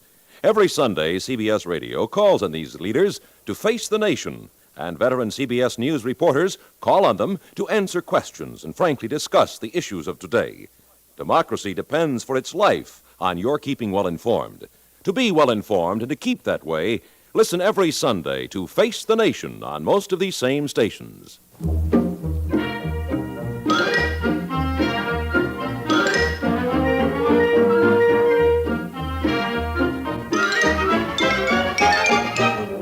Deadwood's reception of Madame Verdi will long be remembered. She stood on a board and was carried through the entire town on the shoulders of 4 strapping miners. It was a precarious balance, yet she contrived to appear quite regal and an extraordinary woman. The tent was open for business and immediately became filled to overflowing. Belle took her seat at the 21 table and was besieged by a crowd of men willing, anxious to lose their fortunes to the gently smiling dealer. I was standing at the bar, drinking a beer, when I felt a tap on my shoulder. It was Boone May.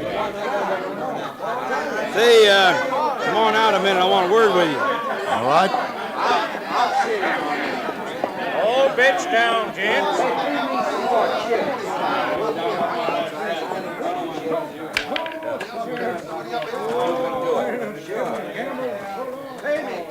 Some crowd, huh? Hey, Mr. Kendall, are you a good friend of the madam? I knew her in Cheyenne. I'd say we're fairly good friends. You want to do her a favor? It depends. Well, tell her to play it straight. She can stay in Deadwood. I'm not sure I understand. Well, now I'll tell you. You see, me and my boys, our job is to watch out for the gold shipments. Now, you take some of them stage drivers and shotgun boys guarding the gold, they get a drink too many in them, and, well, they like to maybe talk some too much. Savvy? No.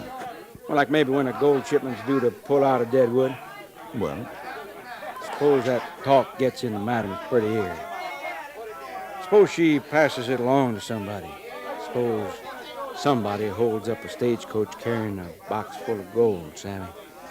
I think so. There's fellas in that tent right now, a dozen or better. Bad medicine. I seen them watching her, figuring the odds. Johnny Bull Collins, Laughing Sam, C.C. Clifton, Archie McLaughlin. They'd make it worth her while to talk turkey at the right time. Maybe a split on the take. Ah, now I see what you mean. And you want me to tell her not to do business with these chaps? That's what I mean. Well, couldn't you have told her the same thing? I could. I reckon coming from you it'd mean a sight more. Well, why? Oh, mister. I've seen the way she looks at you. And when a female gets soft in the eyes, she'll listen to one man more than another. She'll listen to you. The way she No, my friend. I'm afraid you're mistaken. Say, I'm willing to make a proposition. You tell her, see? Any of that wild bunch try to deal her in on a holdup. If she gets the word to me first, I'll see she ain't forgotten. The company's setting out the gold to take care of her. Savvy? I savvy, but I'm not your man. How come? I don't know her the way you think I do.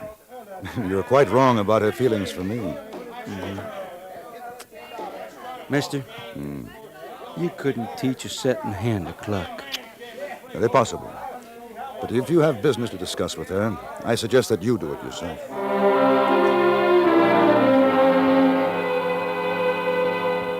I left the peace officer Boone May and went back to my hotel. My next 2 weeks were taken up with the story of a fabulous gold strike located a few miles from Deadwood. I didn't see Madame Verdi again until the evening of my return. I was in my hotel room sorting some notes.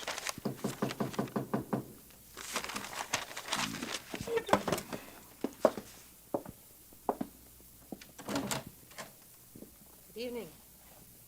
May I come in? Yes, of course. Won't you sit down? I was afraid you might have left for good. No, I went up into the hills. There's been a new strike. I heard about him. Why didn't you come back that night? I saw you go out with Boone May. I was tired. He talked to me, you know. Did he? Wanted to make a deal. Seems that certain information in Deadwood is worth a lot of money to both sides. The gold shipments? Yes. It's amazing what a man gives away when he's drunk. Well, have you made any deals on either side? Not yet. I wanted to talk to you first. Why? Because you're the only man I've wanted to talk to since my husband died. Money means a great deal to you, doesn't it? Yes. I've never considered living without it. Or with less of it? You sound like a preacher, Mr. Kendall. Do I? What difference does it make whether I deal with McLaughlin or Boone May or both? The road agent, Archie McLaughlin? Yes. He's offered me quite a lot. It's a little dangerous, isn't it? Telling me, I mean. No, I trust you. You'd tell McLaughlin when a gold shipment's leaving Deadwood. And you tell Boone May that McLaughlin's going to hold up the stage. I have a feeling that one or the other is going to resent it. You have a very funny way of putting things, Mr. Kendall. Why don't you tell me your first name? It's Jeremy. Jeremy Bryan. They're nice names. But you make them sound so very correct. Just as you are, Mr. Kendall. I'm sorry. If I asked you to come with me, join my establishment, what would you say? I'm not a particularly good gambler. I could teach you. If I were to ask you to leave your establishment, come with me, what would you say? You're a most impractical man. I should be quite happy with you for about a month. Then I'd leave you because we'd be much too poor. I was kicked out of the army because I was impractical. In a way, it was a very good thing. Why? Because I refused to testify in a court-martial proceeding against an officer I barely knew. Well, that was stupid. Not at all. The man was innocent. In Cheyenne, you said there was a woman in England. There was. She was part of it all. You're much too principled for me. I don't think so.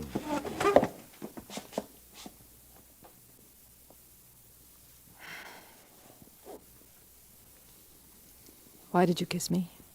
I wanted to see if you'd stop smiling. I'm not smiling.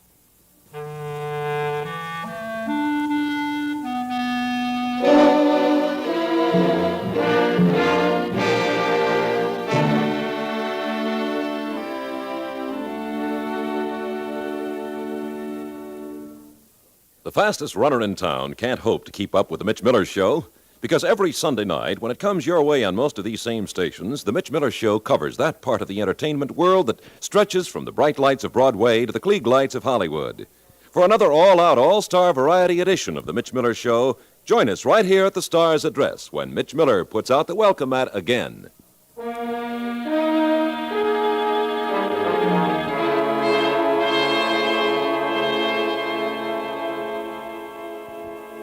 After I took her back to the gambling tent in the Badlands, I went to have dinner. What I didn't know then was that about the same time, 2 men were riding up to an abandoned shanty in the timber near Deadwood. One of the riders was Billy Mansfield, the other Alexander Caswell. Both were heavily armed. They went into the shanty. A third man was inside waiting for them. He was Archie McLaughlin. How come you're late? We didn't get your message till a short while back. Where's the others? Johnny, Jack Smith. They'll be here, Billy. We making a raid? Yeah. There's a stage to Rapid City tomorrow. She's carrying a box of gold. How much? I don't know, but it'll be worth it. That calico queen of yours, she's sure the... Hey. You shut your mouth, Caswell. She ain't no calico queen. Madame Verdi's a lady, and don't you forget it. Sure, I didn't mean nothing. You didn't mean nothing, Arch.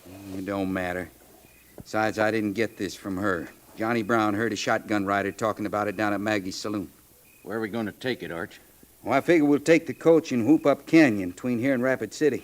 Well, I know where that is. That's a fine place for it, Arch. We can ride right down before they know what's happening. No sense going back to Deadwood now. Better if nobody sees us till after the job's done.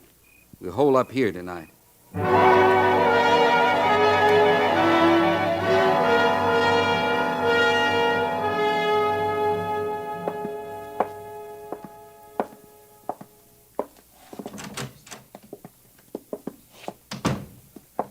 Well, now, nice to see you back, Kendall. Make yourself comfortable. Say, hope you didn't mind me interrupting your dinner. I'll mind less when you tell me why you did. I hear you've been up in the hills. Look here, May. I got a message to come to your office. You said it was important. Let's get to the point. Yeah, that's right. You seen Madame Verdi tonight? Is that why you asked me to come here? No. Of course, I know you seen her. She was up to your hotel. You seem to know everything that happens in Deadwood. That's my business. Well? She'd tell you about our deal. She mentioned it. She'd tell you about McLaughlin? No. No. I guess she wouldn't. Since you've been gone, them two is quite something in Deadwood. What do you mean? Well, I guess you ain't heard. That night she opened right after you left. Archie McLaughlin got to playing 21 with her. I guess he wasn't up to keeping his mind on the cards because he lost his last dollar. He's a good-looking young cuss, and I seen her give him a little extra smile. It was kind of late. She offered to stake him to breakfast. I'm not particularly interested in all this. I reckon you will be. Now, Archie thinks her real polite and says he's about due for a turn of luck, and when it comes his way, he'll come back and buy her breakfast. A few days later, he does come back, and he's got his pockets full of gold. They went out for breakfast. Been going out ever since. Go on. Now, Madame Verdi, she knows for sure who he is and what he is. Ain't no mistake about that. I'm figuring she didn't take my advice about making deals with those boys, savvy? Especially McLaughlin. What's all this got to do with me? You didn't know about them? No. Listen, Kendall, I'm a peace officer. It's same as any other job, except more so, maybe. I got to know what goes on, savvy? Well, she's told me a stage is going to be robbed tomorrow night somewhere twixt here and Rapid City. She say anything about that to you? No. Why should she? I don't know. Is that all? I reckon you know now she's sweet on McLaughlin, don't you? Good night, Mr. May. She says she don't know who's going to do the holdup. Now, if she's double-crossing me, you tell her.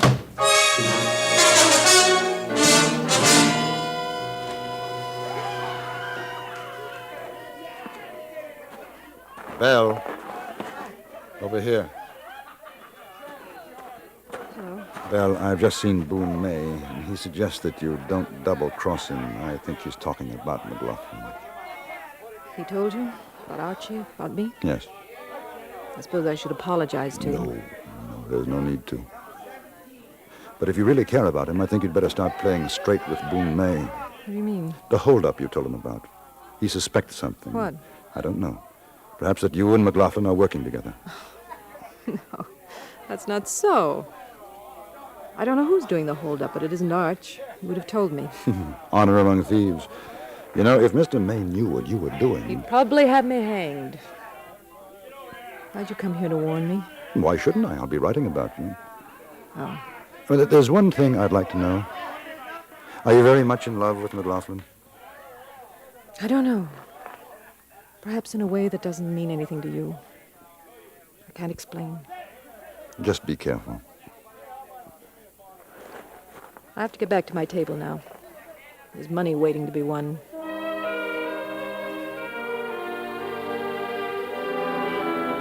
The following night, I accompanied Boone May on the stagecoach, carrying $20,000 in gold bound for Rapid City. With us were 5 special deputies. What happened when we were stopped by McLaughlin and his men, I shall report in my next dispatch to the London Times.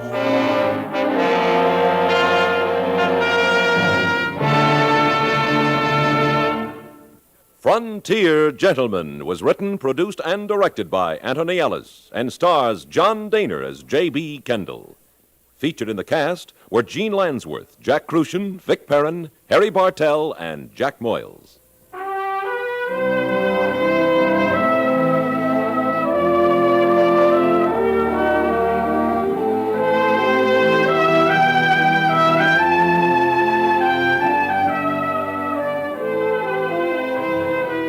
Join us again next week for another report from the Frontier Gentleman. Bud Sewell speaking.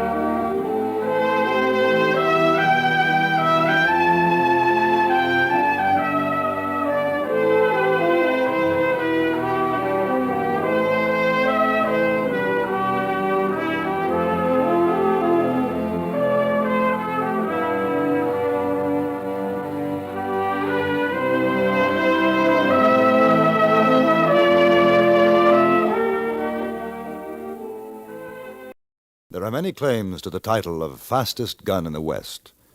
I think that in Deadwood, Dakota Territory, I may have met him.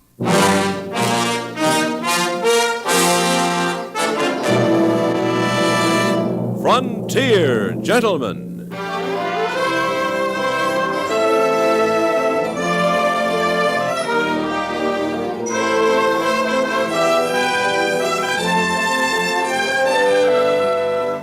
Herewith an Englishman's account of life and death in the West. As a reporter for the London Times, he writes his colorful and unusual stories. But as a man with a gun, he lives and becomes a part of the violent years in the new territories. In just a moment, we will bring you the latest report from the Frontier Gentleman. Why stand on the sidelines when CBS News features like The World Tonight take you directly to where the big news stories are breaking? Tonight, tomorrow, and every night, hear eyewitness reports from CBS News overseas correspondents and lively features and interviews with the very people making the news, as most of these same CBS radio stations present The World Tonight.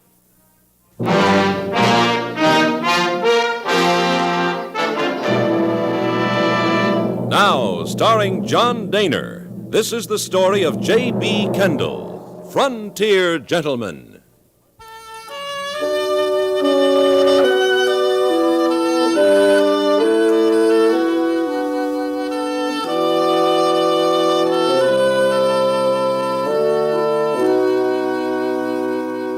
My remittance, as well as a small check from the London Times, were forwarded to me from Cheyenne. Both reached me at the Mark Hotel in Deadwood, Dakota Territory. I cashed them at the Stebbins and Post Company Bank, and once more solvent, decided to do something about my clothes, which, to say the least, had seen better days. I was directed to a tailor shop, which I found housed in a dilapidated frame building almost at the end of the main street. A freshly painted sign read, Eli Jackson, Tailor, Outfitters. I went in and was met by a tall, thin youth of 16, 17. He greeted me with a shy grin, bowed stiffly, and said, Afternoon, sir. Can I be of service? And I thought I'd like to buy a new suit. Yes, sir. We got a mighty fine selection. Was you figuring on a Sunday go to meeting suit, or maybe just a cow rigging? Well, I'd like to see what you've got. Well, you step right this way, mister. Are you Eli Jackson, the tailor? No, sir. I'm his son, Dick. Pa's up the street for a few minutes, but he'll be right back. I guess maybe you want to wait for him? Well, as a matter of fact, I was thinking of having a suit made. Oh, sure. Pa'll fix you up just fine. He's the best tailor in these parts. You want to take a seat? Wait. It'll only be a couple of minutes for sure. All right. You live here in Deadwood, mister? I've been here about a week. Well, now ain't that something? Me and my ma and pa, we got in a week back, too. I guess you can see there's some fixing up to do here. Wasn't much of a place when we moved in, but as soon as we get her straightened around, she'll be the finest store in Dakota. We live in the back. Where do you come from? Oklahoma Territory. Pa heard about the gold strikes in the Black Hills, and he says with all them folks coming into Deadwood, there's a regular gold mine in tailoring. Business weren't much back home, so we cut our suspenders and come up here. Sure is a wild, woolly town, ain't it? A fair description. You mind my asking, mister, what kind of shooting iron is that? Oh, Colt 44. How you like it? Well, it's a good gun, serviceable. I never used one of them. I'd sure admire to shoot one, though. Well... I got me 2 old Remington 46s Uncle Amos left 'em me. But sure is a mess of trouble finding cartridges for 'em. Used to be cap and ball, you know. Oh. Yeah, and then they fixed 'em up to shoot rimfire. Say, I still got a few rounds left. Would you like to take a couple of shots? Oh, well, I'm not very... I got a target set up in the back, then maybe... maybe you could give me a turn with yours? All right. Come on, Pa. They don't take to my practicing like I do, but I tell 'em man's got to keep his handy, and ain't that so? And I suppose it rather depends what you're practicing for. Well, I ain't practicing to be no short trigger man, mister. Mr. Kendall. Mr. Kendall. But like Uncle Amos used to say, if there's going to be a corpse and cartridge occasion, it's best you learn to roll your gun first. Either that or stay out of the way of corpse and cartridge occasions. That ain't always so easy. Uncle Amos, he got himself dry gulched back in Oklahoma. He sure was a peaceable man, too. All right, keep him hanging in here. Ma won't let me keep no guns in my room. You know how women are. Yes, I know. Those are pretty hefty guns. Yeah, but they got real smart balance. Action's smoothed down just fine, too. Now, target's over there. You want to try her out? Oh, yes, I'd like to. I do my practice from here. I paste it off about 25 feet. Well, from the looks of it, you're quite a shot. Well, I can do better, Mr. Kendall. Right now, I'm working on my draw. It's still a mite slow. Did you put those shots in the bullseye from a draw? Oh, sure. From the hip, or did you take time to aim? Oh, from the hip, but I figure I'm still taking too much time. Oh, no. They say accuracy is more important than speed. Those are rather old models you're using, you know. Well, I'd sure like to see you try that 44 of yours. Maybe I could learn something. No, not much from me, I'm afraid. I'll have a go. Here, hold your guns. Yes, sir. Now. All right. You say the word. I'll draw. Ready? Now.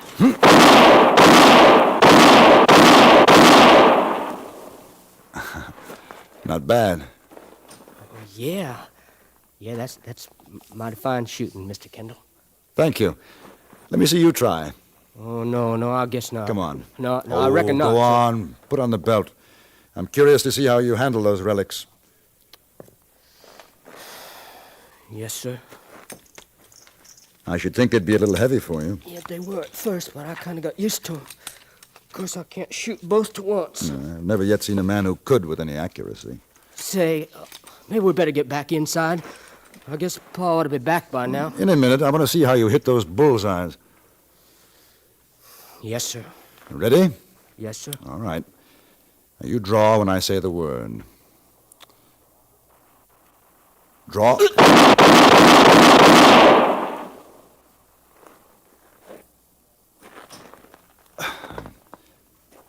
May I see your gun?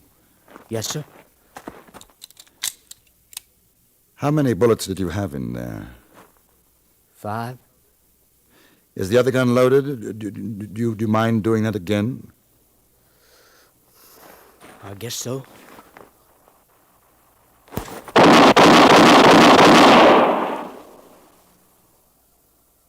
Good Lord.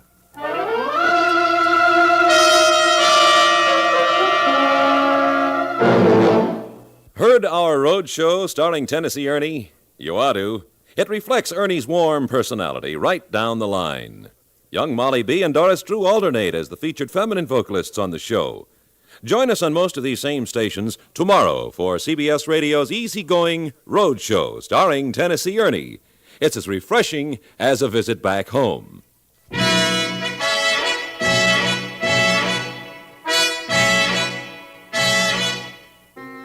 It was the most unbelievable thing I had ever seen. Twice, in a little more than 1 second, this boy had drawn, fanned the hammers of his ancient guns, and put 5 bullets in a 6-inch circle from a distance of 25 feet. Now he stood, eyes downcast, obviously uncomfortable. I guess we better see if Pa's back. Dick, why didn't you want to show me how you shoot? Oh, I figured maybe you'd be mad not buy a suit of clothes from Pa. We sure need the business. I feel like a bit of a fool. I'm certainly not mad. Awed might be the word. Who taught you to draw like that? Uncle Amos. He must have been quite handy with a gun himself. Oh, he was good. But he said I was better. He'd have his bristles up right now if he'd seen me showing off to you. Uncle Amos always said, never show a man your drawing lesson you mean it, because someday you might have to throw down with him. Now, you listen to me, young friend. You'll never have to worry about that with me. I have no wish to commit suicide. Dick, where are you? Dick! Out back, Ma. Come inside, quick. Your pa's been hurt. Huh? What's the matter? Pa? It's all right, Pa. It's all right. Help me get him laid down on the sofa, son. Yeah, let me help. Who are you? He's Mr. Kendall, Pa. Came in for to buy some clothes. Easy now. Put your weight on me. What happened? What happened, Ma? Hush up, Dick. Doctor should be along directly, Eli. Now you rest comfortable. Is it still bleeding? Yeah, I guess so. Ma? You've been shot. Miss Jackson, get some clean rags. Tear up a shirt. We've got to stop the bleeding. Yes. Pa? Now, Pa? don't you get to fretting, boy. This looks worse than it is. I ain't gonna die. Dick, help me get his jacket off. Yes, sir. Pa? Pa? He's dead, Mr. He's fainted. Get some water on to boil. The doctor will need it when he takes out the bullet. You sure he ain't dead? I tell you, he's fainted. Now do as you're told.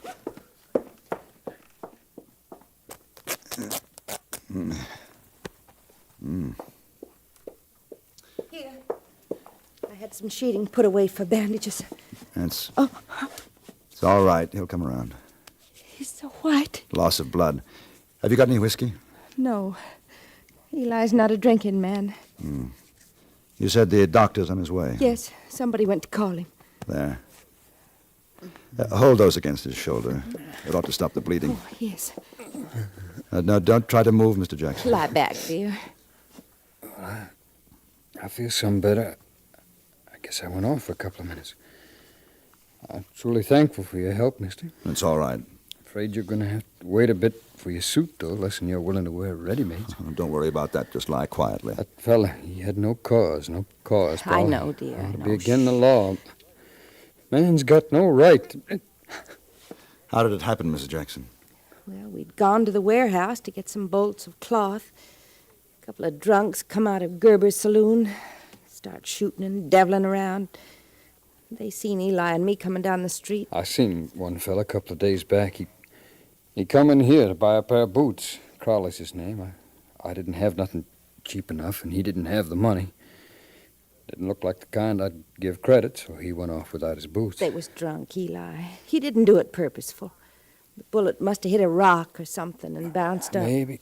Who was the other fella, Pa? Boy, what are you doing with that gun belt on? You know your ma and me's told you never to bring it in the house. Well, as our back showing Mr. You Kendall. never mind what you was doing and showing. You go hang up them guns this minute, you hear? Do as your pa says. Now, you seen what guns can do to your Uncle Amos. Now me. Don't excite yourself, Eli. I ain't exciting myself. I ain't gonna have that boy turn into killer. I ain't, Pa. No Now, such don't you thing. talk back to me, boy. I'll strip the hide off on Lie you. back, Eli. Dick, do as your pa tells you. Go on now. I know, baby. Did Ain't you put the fitting water this- on to boil? Yeah. Good. Now, why don't you go and see if the doctor's coming? Yeah, all right. Now, you take off them guns and belt. But Boy, when I get up, I'm gonna thrash your backside, I am for sure. You're just getting too big for your britches. Please, son, can't you see what you're doing to your pa? Do like he says. I'm sorry, but I saw what happened to Uncle Amos. Well, ain't no one gonna shoot my pa and get away with it. Boy, you come back here. Dick! Don't worry, I'll get him. You tell him it was an accident. What? No real shooting? Dick! It was an accident. Dick! Dick! Wait, I want to talk to you. Now, slow down, young fella. Don't hold on to me, Mr. Kendall. I got a thing to do. Now use your head. You can't fight two grown men. If I got to, I can. Ain't nobody around here thinks I'm big enough to You're use a gun. big enough. Shooting at a target is a little different facing a man. I ain't afeard. I didn't say you were. But you go looking for trouble with a couple of drunks, you're going to get hurt. Mister, I'm 17. I was there last year when my Uncle Amos died. The blood running out of him. They shot him in the back 'cause he was like my pa. He'd put up his guns and wasn't gonna fight no more. Uncle Amos, he said to me, just before he turned on his side, he said, boy, whenever you see a coward with a gun, you get scared. You get scared enough to go for yours before he gets his out. Pa's always preaching about living peaceable. All right, well, if they won't let you live that way, you gotta make 'em let you. Your father said it was an accident. Did you hear him? Maybe it was, maybe it wasn't. I heard what he said about that fella Crowley coming to the store for boots and Pa not giving him credit. It's true, I was in the store. That Crowley had it in for Pa. Well, we're gonna live in this town. Folks is gonna have respect for the Jacksons. Pa don't care none. I do. Supposing you do find them, what are you going to do? Just start shooting? I'll give him a chance to draw. Dick, will you listen to me? I ain't listening to nobody, Mr. Kendall. My pa's been hurt bad. I aim to pay the man out that done it. So don't you go trying to stop me.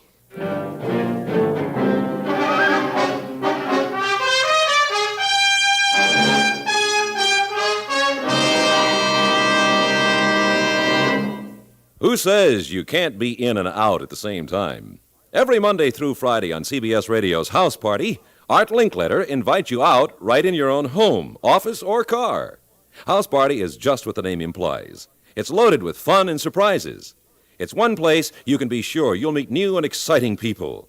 Remember, CBS Radio's House Party is a standing invitation to a good time. It's yours for the listening 5 times a week on most of these same stations.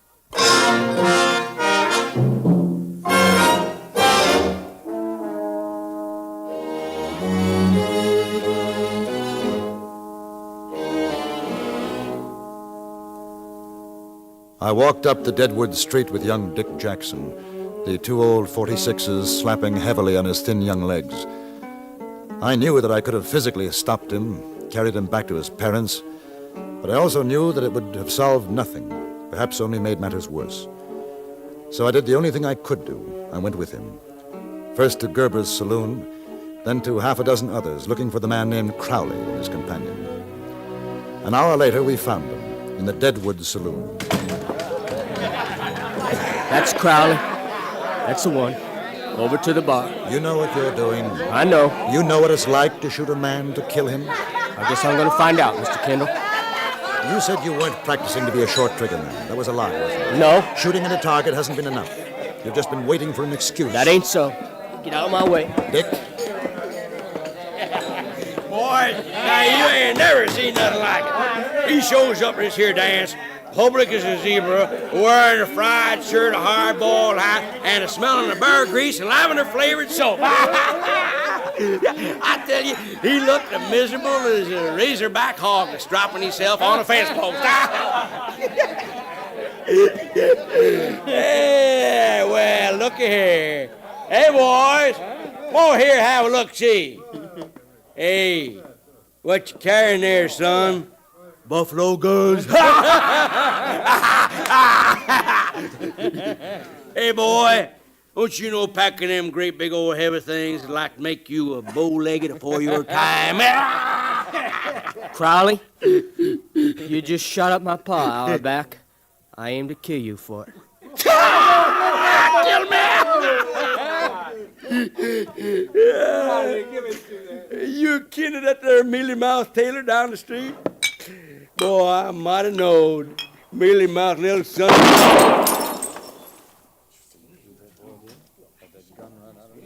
Mr. Crowley, I'm gonna put my gun back now. Next time I unshuck it, you better draw your own self, 'cause I ain't gonna be doing no fancy trick shooting a glass out of your hand. I'm gonna kill you. Boy, you sure are fast, that's for sure. Yeah, but you just a kid. Now, I ain't got no quarrel with no kid. You gunned my pa. Oh, no, that there was an accident. Me and Lobe here, we was just having some fun, and your pa, well, he come waltzing up with the missus, and he kind of got in the way of a bullet is all. It wasn't nobody's fault. You gonna draw? Lobe, you tell the kid, ain't it the truth? Sure it did. Didn't mean no harm. Mister, you with the kid here? Yes. Well, you get him out of here, huh? No, I don't think so. I want to see his face when he kills you. You loco. I'm a newspaper man. It's my job to write about such things. The birth of a killer. He can draw and empty his gun before you can even get yours out, Crowley. He knows it, too. That's why he's going to be a very important killer. He might even be as famous as Billy the Kid. Go for your gun, Crowley. He's waiting. He wants the excuse to see you die. If you don't, he'll kill you anyway. No, that ain't so. It ain't so. Now, look, mister. Kid. I'm sorry about your pa, huh? I'm sorry for what I said. Ain't no sense in getting riled. I got a few dollars. Help pay for the doctor and all, huh? He doesn't want that. He wants to be able to go home and tell his father and his mother what he's done. Show them what a big man he is. He can shoot a gun, kill. That'll make him very grown up. No, that ain't why. I told you it ain't. Now, here, kid, now you take this. It's $40. You get that to your old man. It'll pay for the doctors and such. I got me a little strike a couple days back, you see. You tell him I'll be in and buy the best suit of clothes and custom mades he's got in the store. You tell him that now, will you? We don't want your money. You stay away from us, you hear? If you don't, I'll be back. Oh, sure, boy. Anything you say. Give me the money, Crowley. I'll see his father gets it. Yeah, you do that! Dick, look out!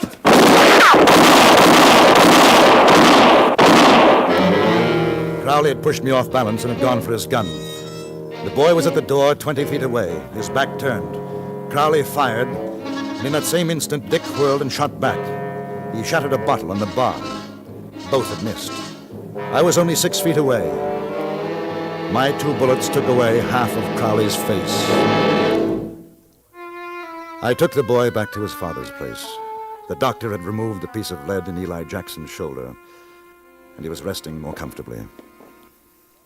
Well, I'm glad you found him, Mr. Kendall, before there was any trouble. There was trouble, Mr. Jackson, but it wasn't his fault. He didn't do any shooting. No, he didn't kill anybody. He didn't hurt anybody. Dad, I want you to take Uncle Amos' guns.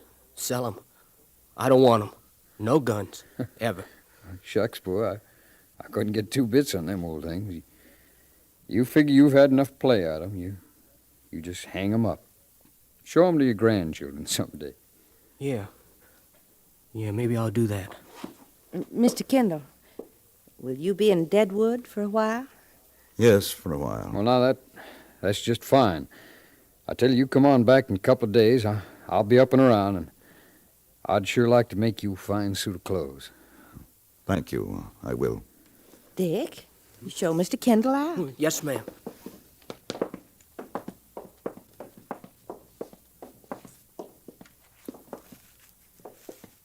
Mr. Kendall, I'm sorry. It's all right. I might have been killed. You might. You was right about shooting a man being different from a target. I could shoot the glass out of his hand 'cause I knew that didn't mean nothing. But I couldn't kill him.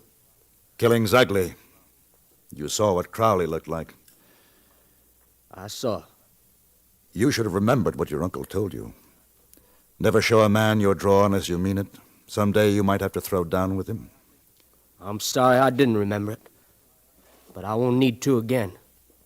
I promise you, Mr. Kendall. Well, I'll take your word for it, Dick.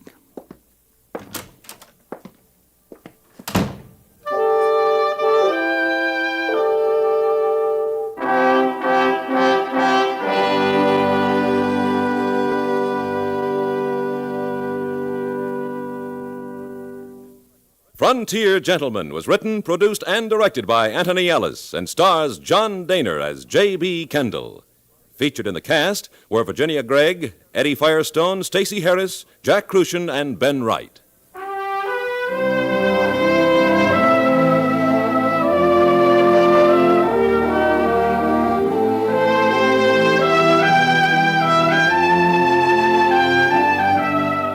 Join us again next week for another report from the Frontier Gentleman. Bud Sewell speaking.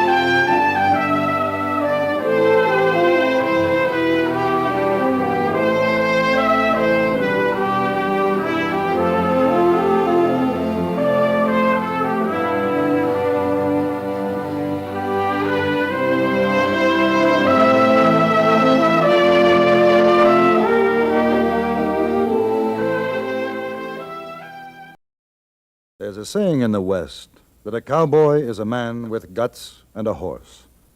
This is the story of one. His name was Slim.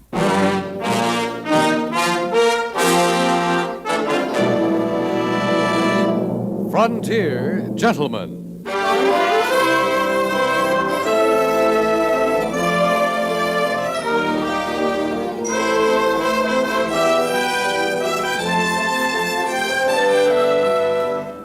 Herewith, an Englishman's account of life and death in the West. As a reporter for the London Times, he writes his colorful and unusual stories. But as a man with a gun, he lives and becomes a part of the violent years in the new territories. Now, starring John Dehner, this is the story of J.B. Kendall, Frontier Gentleman.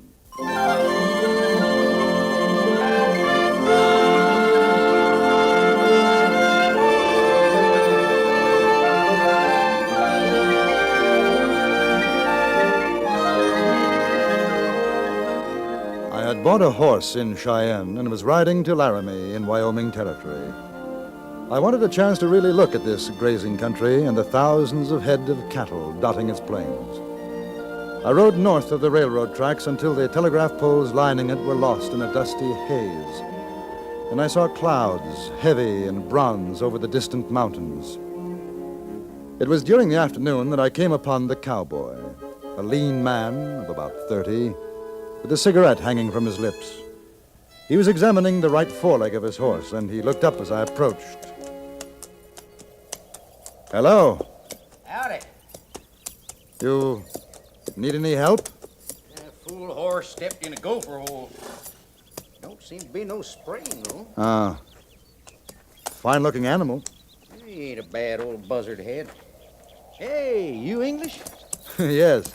You a ranchman? No, a newspaper correspondent. Oh, thought maybe if you was a ranchman, you'd be looking for a hand. I'm sorry. You don't make no never mind. I'm chassaying over to Laramie. Figure I'll get me a job on one of them new layouts I hear tells open up. I'm bound for Laramie myself. You mind if I ride with you? Oh, Oh, I take it as real friendly. Quit it, you moon-eyed son of a gun. Hold still.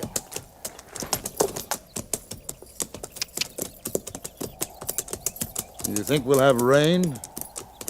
Don't feel like it. Of course, you can't tell with them clouds. I've been on the range, and there ain't been nothing but blue up there, and wango, down she comes. Hail as big as your fist. I tell you, nature's a skittish beast. And ain't know how bridle-wise. Oh, incidentally, my name is Kendall. Slim, how are you? Slim? Been in these parts long? Oh, a few weeks. I came down from Montana Territory by way of Deadwood. That's so. Say, I hear Wild Bill Hickok got plugged a while back in Deadwood. Yeah? I was there when it happened. That's so. What happened to the feller that done it? McCall? Yeah, that was his name, Jack McCall. He was tried. The jury found him not guilty. That's so. Did you know him? No, just hear it. Oh. What do you write about in your newspaper? Well, I see people out here, their way of living. Kind of different in England, huh? Yes, it's quite different. Ain't no plains, or mountains, or rivers. Ain't nothing back east or in England like we got here. That's true. Don't figure how come a man want to live back there. Well, it's a different kind of country, a different kind of life. It's Look, What? didn't sound like no regular shooting. Oh, hold still, hoss. I'll mash your sides in.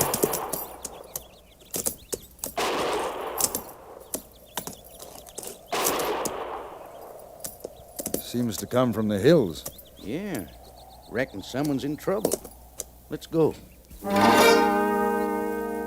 range of hills, low-lying, somber, about a mile to our north. It was from that direction we heard the shots. Slim's horse easily outdistanced mine, and by the time I reached the first slopes, the cowboy had disappeared into a canyon. Kendall, over here.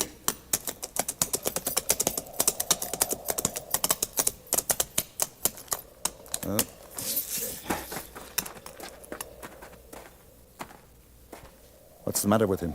Looks like he's been locking horns with some Indians. I was just riding up to him when I fell down. There's half an arrow in him. Broke off. Now, take it easy, pard. Kendall, you better take his rifle. Keep an eye out. No shells in it. Arapahoe's got it. Clara, Where? Where did they go? up a canyon trail. Wagon and horses. Clara.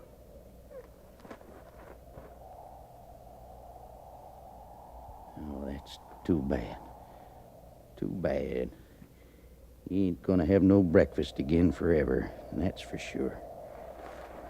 What about the woman? Clara. I guess she's still alive, though maybe she'd rather not be. Indians keep captured white women around, sometimes for hostage, sometimes for other things. Well, do you think we'd have a chance of catching up with them? Might. Depends on how long a start they got and how many. I'd kind of like to bury him first. Ain't fitting for a man to lie out in the open after he's curled up. But it'll take time. What about the woman? It won't go no better or worse with her for the time. Oh, that ground's too hard for hand digging. We'd have to make a rock grave. Tell you what, though. You start on it. I'll work up the canyon a bit, see if I can find signs. Now, if you hear 3 shots, come a-running. I'll do the same for you. Right. Oh, wait, he may have some shells left for the Winchester. Yeah. Yeah. Oh, yeah, that's something.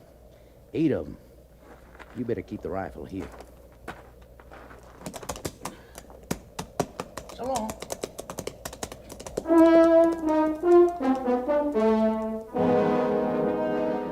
I began the task of burying the dead man. From letters and a homestead deed in his pockets, I found that his name was Theodore Belding. There was also a tintype of a young, rather pretty woman whom I gathered to be his wife, Clara.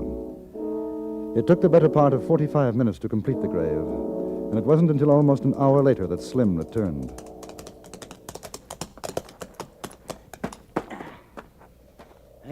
found the trail, followed it a way up. There was 4 Indians in the wagon. They cleared the wagon and left it burned. Took the horses, though, and the woman. What are our chances? Can you shoot? I'm fair. Well, I ain't done any trailing since 5 years back, but we ain't got nothing to lose. Be getting dark by and by. We'll keep going till light gives out. Do you know this country, Slim? Not much, but a man can read a lot of things from places he ain't been. Here. That's where they stopped the wagon, see? Oh, you mean those double-wheel ruts? Yeah. Must have ambushed him from over there. And the feller fell here. See the blood spots? Guess he made things hot for him for a spell. Were you an Indian scout, Slim? Yeah, for a while. Worked with Custer. Oh? What do you think of him? For him, I got a can of cuss words, and I best keep the lid on it. Yeah, we'll save our breath for breathing from here on. I want to be able to hear what there is to hear.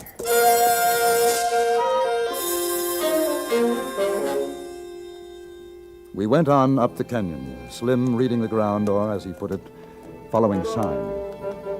For a mile or more, the trail was obvious, even to the most unpracticed eye, but after we passed the burned-out wagon, it became more difficult to follow. For another hour, we rode in silence. The sun was beginning to set. A cool breeze was sweeping down the canyon. Ooh. Una. Ooh. You hear that? Could mean Indians made a camp. Those crows ain't flying. Figure they're sitting in the trees waiting for a handout. Unless they're feeding on carrion. It wouldn't be corn if there were. Sounds as if they're in those trees. See, just over the rise?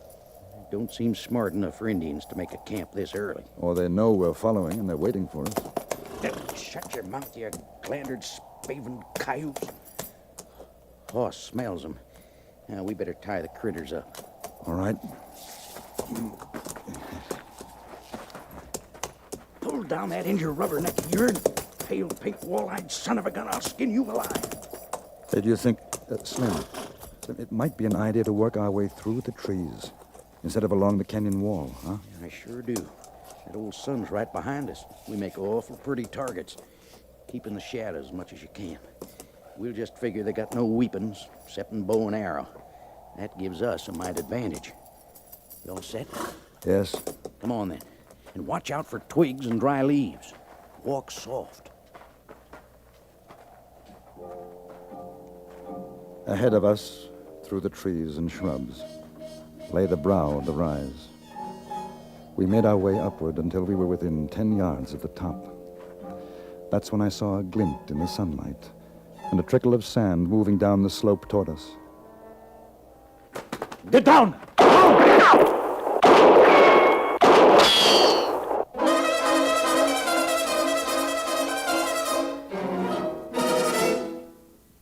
In a moment, we return to Frontier Gentlemen. Does that sound go with this music? Sure it does, when it's the sound of the shutters coming off the summer place in the woods, in the mountains, or at the shore. Only 5 more days from now, all America opens up the summer place as we swing into the 3-day Memorial Day weekend, the first great outdoor holiday of the year. But first, what does your summer place need? In the refrigerator, on the kitchen shelves, the bathroom shelves, round the grill. Check now. Make a list now. Buy at your grocer's, your druggist, your hardware store. Then you'll be all set for that great big 3-day weekend. And say, don't forget to have your portable radio checked and ready. Wherever you spend your happy holiday, there's a CBS radio network station to keep you posted on the weather and the news. And now we return you to the Anthony Ellis production of Frontier Gentlemen.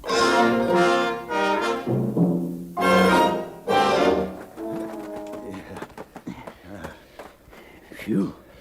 You got good eyes, Kendall. I sure could feel the sawdust in my beard that time. Where are they? Well, one of them's between the boulders, a little to the right of the clump of alders. There, you can see the rifle sight. Want to try a shot with a Winchester? No, not yet. Only 8 shells. We better save them. How many rounds you got for your gun? About 20. I got near the same. Say 50 rounds between guns and rifle. Not bad if it don't take too long. How many you figure we're shooting? 2, from the sound of it. Sharp's repeaters, that's for sure. Well, we sure cut a big gut that time. Seems to me the only thing to do now is to wait until it's dark. There's no other way to get at them without being seen. I'm wondering what our chances are after dark. We ain't in the best position. Might be we ought to pull back down canyon, wait for morning before we pick up the trail. And what about the woman? Well, if she's still alive, she knows there's help around. White man, come out from trees. We make medicine. Here's an Indian couldn't drive nails in a snowbank. He's trying to draw a fire. Locate us. Well, let him. You want to make medicine, Siwash? You come down here.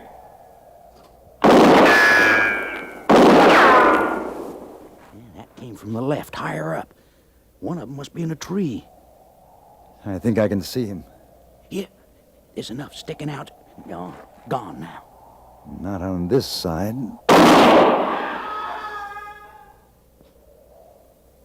Now there's one good Indian.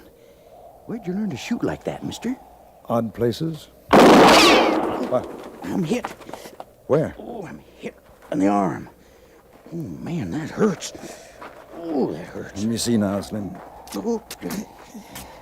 Oh. Well, it ain't the gun hand anyhow. Can you bind it up? Yes. I keep down now. White man, you want white woman? We talk. Maybe you pay gold, get her back. Come down here. We'll talk. How does it feel now, Slim? Like a branding iron's inside. There's not too much bleeding, though. That's something. Sure wish we had more cover. I feel naked as a painted cat laying out White here. man, we come down talk.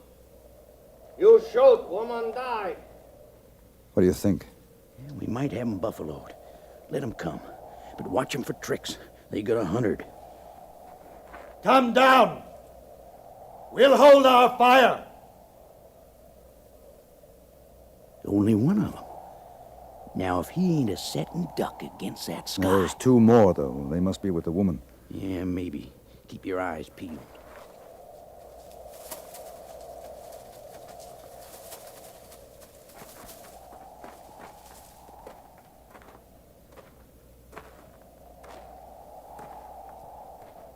White man has been wounded. Indian has been killed? We are many. You are 2. Climb down, Siwash. There were 4 of you, now there's 3. I am Little Knife, chief of the Arapaho. You're Little Knife, a renegade dog who steals women. Little Knife, not renegade. Fight with Crazy Horse. Little Knife, not steal woman, take woman. Like white man take Little Knife land. Maybe kill white woman.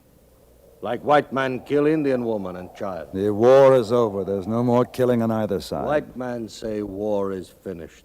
Not Indian. Quit your coyoting around the rim, Indian. What about the woman?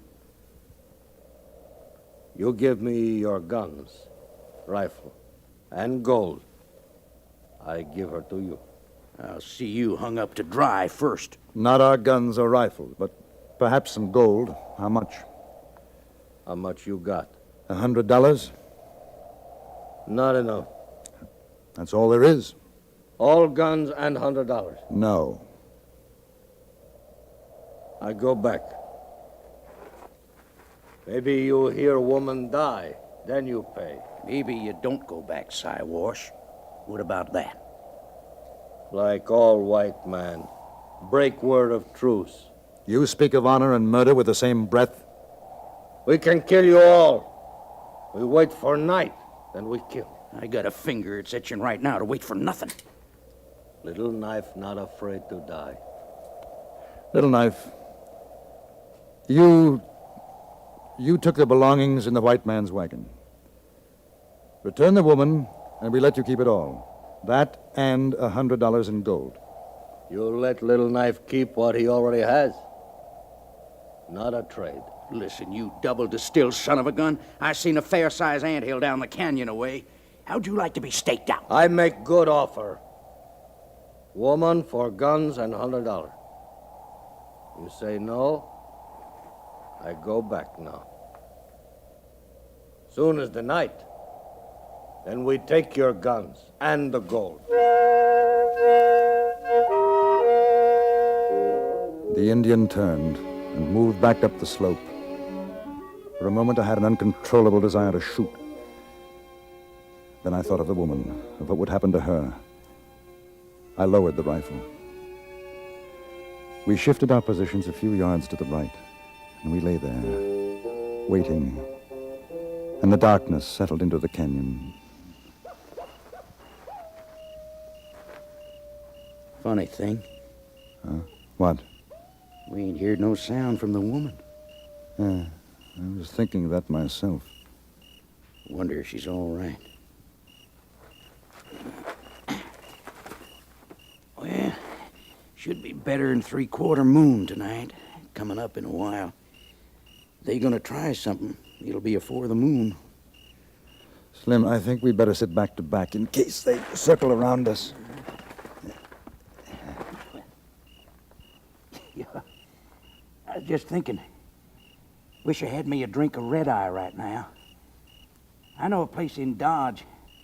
I tell you, Kendall, a shot of that tornado juice would draw a blood blister on a rawhide boot. I'd like to see that. Shucks, that ain't nothing. Feller what runs the saloon, he serves a free snake with every drink.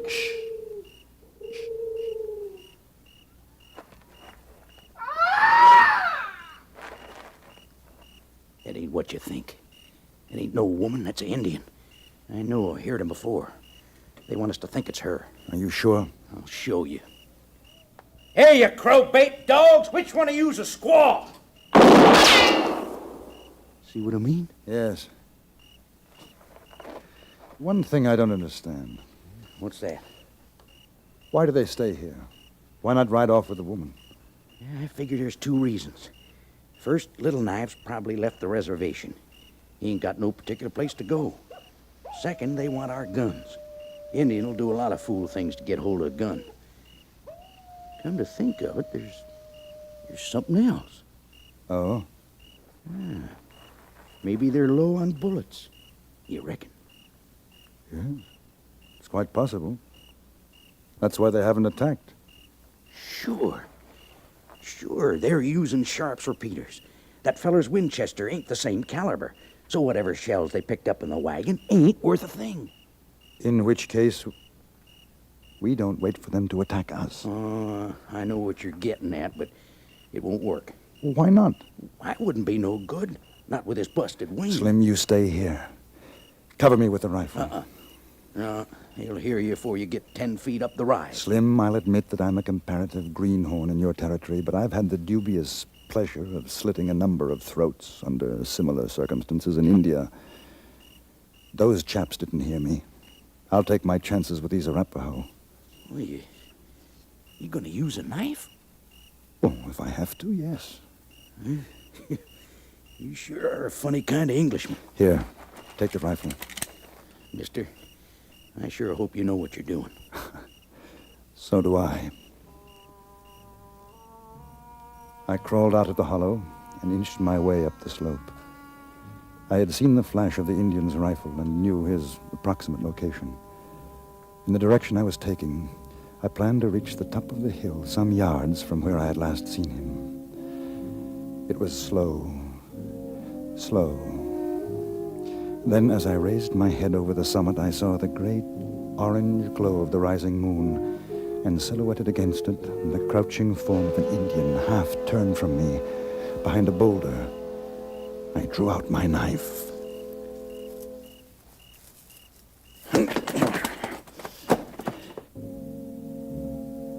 He died without a sound.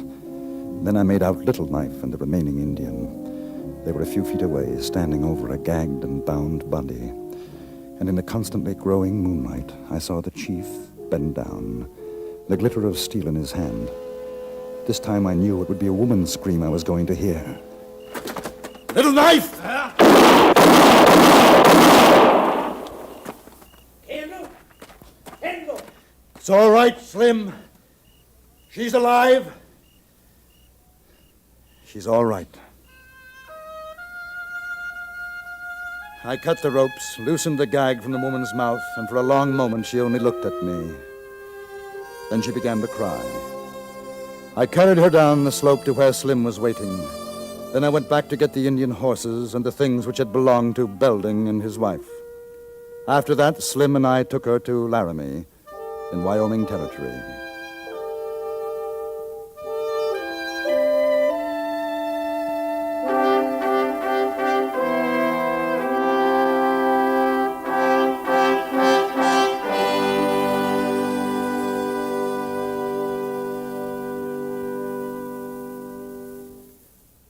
Frontier Gentleman was written, produced, and directed by Anthony Ellis and stars John Dehner as J.B. Kendall. Featured in the cast were Jack Moyles as Slim and Lawrence Dobkin as Little Knife.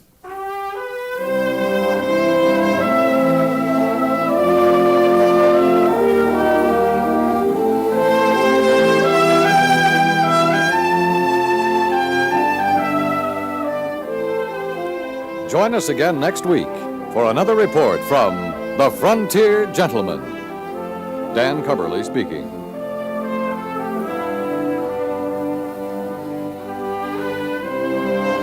Today, hear Jack Benny on the CBS Radio Network.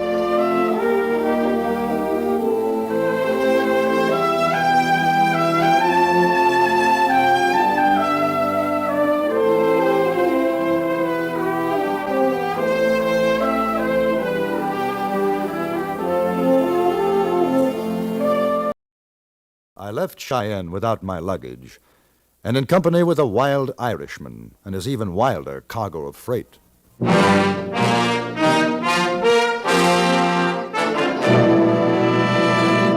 Frontier Gentleman.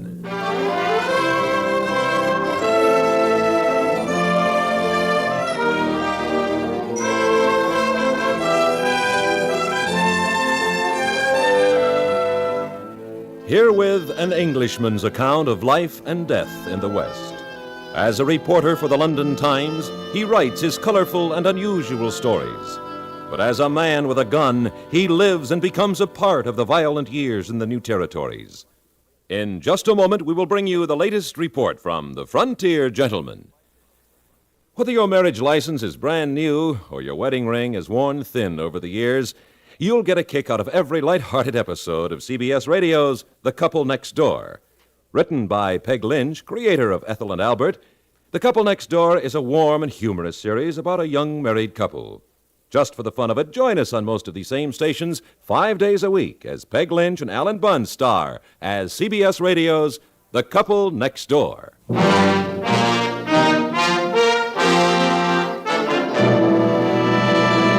Now, starring John Dehner, this is the story of J.B. Kendall, Frontier Gentleman.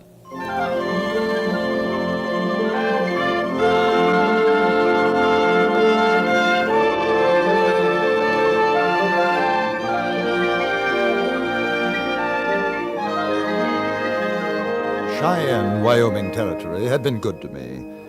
And when I decided to leave, I informed the people at my hotel, packed my little bag of belongings, and dropped by Carrie Chase's office to thank him for his kindnesses.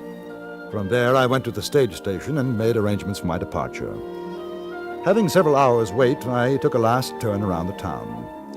I thought I had visited all of the saloons in search of people and stories from my column in the London Times.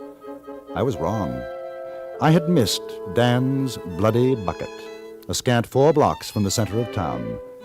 I shall never forget Dan, nor his bloody bucket. Oh, so you want to play Jersey, do you? All right then, Mr. Dan. The man shouting was small, wearing a derby hat pulled low over shaggy eyebrows. He was holding a gigantic cat in his left arm, while with his right hand he was tugging a length of chain from beneath the folds of a swallowtail coat. He was facing a great brute of a man who was waving a broken whiskey bottle at him. Behind him, out of sight, another man was approaching with pistol butt raised. The odds against the little man were more than I could stand. Look out behind you! Oh, dear, save us! A saint has arrived. Oh, no, you don't, blighter. Hey, you want to get in this, stranger? The troops has arrived, you shilly-shally mucky-buck. Man seems to need a friend. You better move on, or what's going to happen to him will happen to you. Oh, the devil, the cat, the princess, she's jumped out of my arms. Grab her, saint. No, you won't. Oh, no, you shouldn't have done that. Grab him, Jake. Grab the stranger. I'll get him. I'll get him right now. Oh, you've done it, Saint, you've done it. Now grab the cat. I'll swing me chain over these two. Grab her! What? The princess, the cat, grab her, lad. Who? She's going by, Clapperhead. Oh, yes. Here you go, princess. She's not friendly. All right. Here now, cat princess. Throttle her now and make friends later. Stop it, I say, stop it. I've got her. Now let's get out of here. They're beginning to come around. Run! Where? Where should we run? Out the door to me wagon. They won't never come near me chain. Now watch the cat. Don't let her get away. Now run. It's straight on with you. Now the cat. The cat into the box. Hurry. There you go, lovey. Hey, come on, you high-roaring humptail. Hey, It's Dan. He's shooting. It's never again you'll see me down at the bloody bucket. Never! And the same to all of you. Sons of corruption.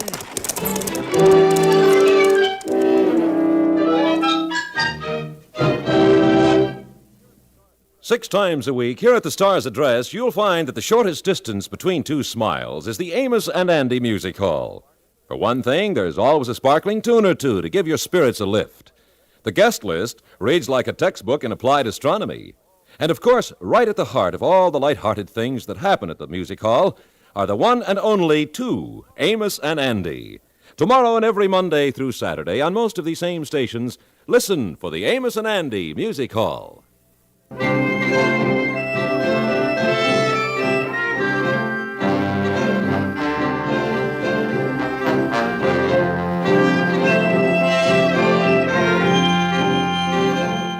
The little man drove at a most fantastic rate of speed.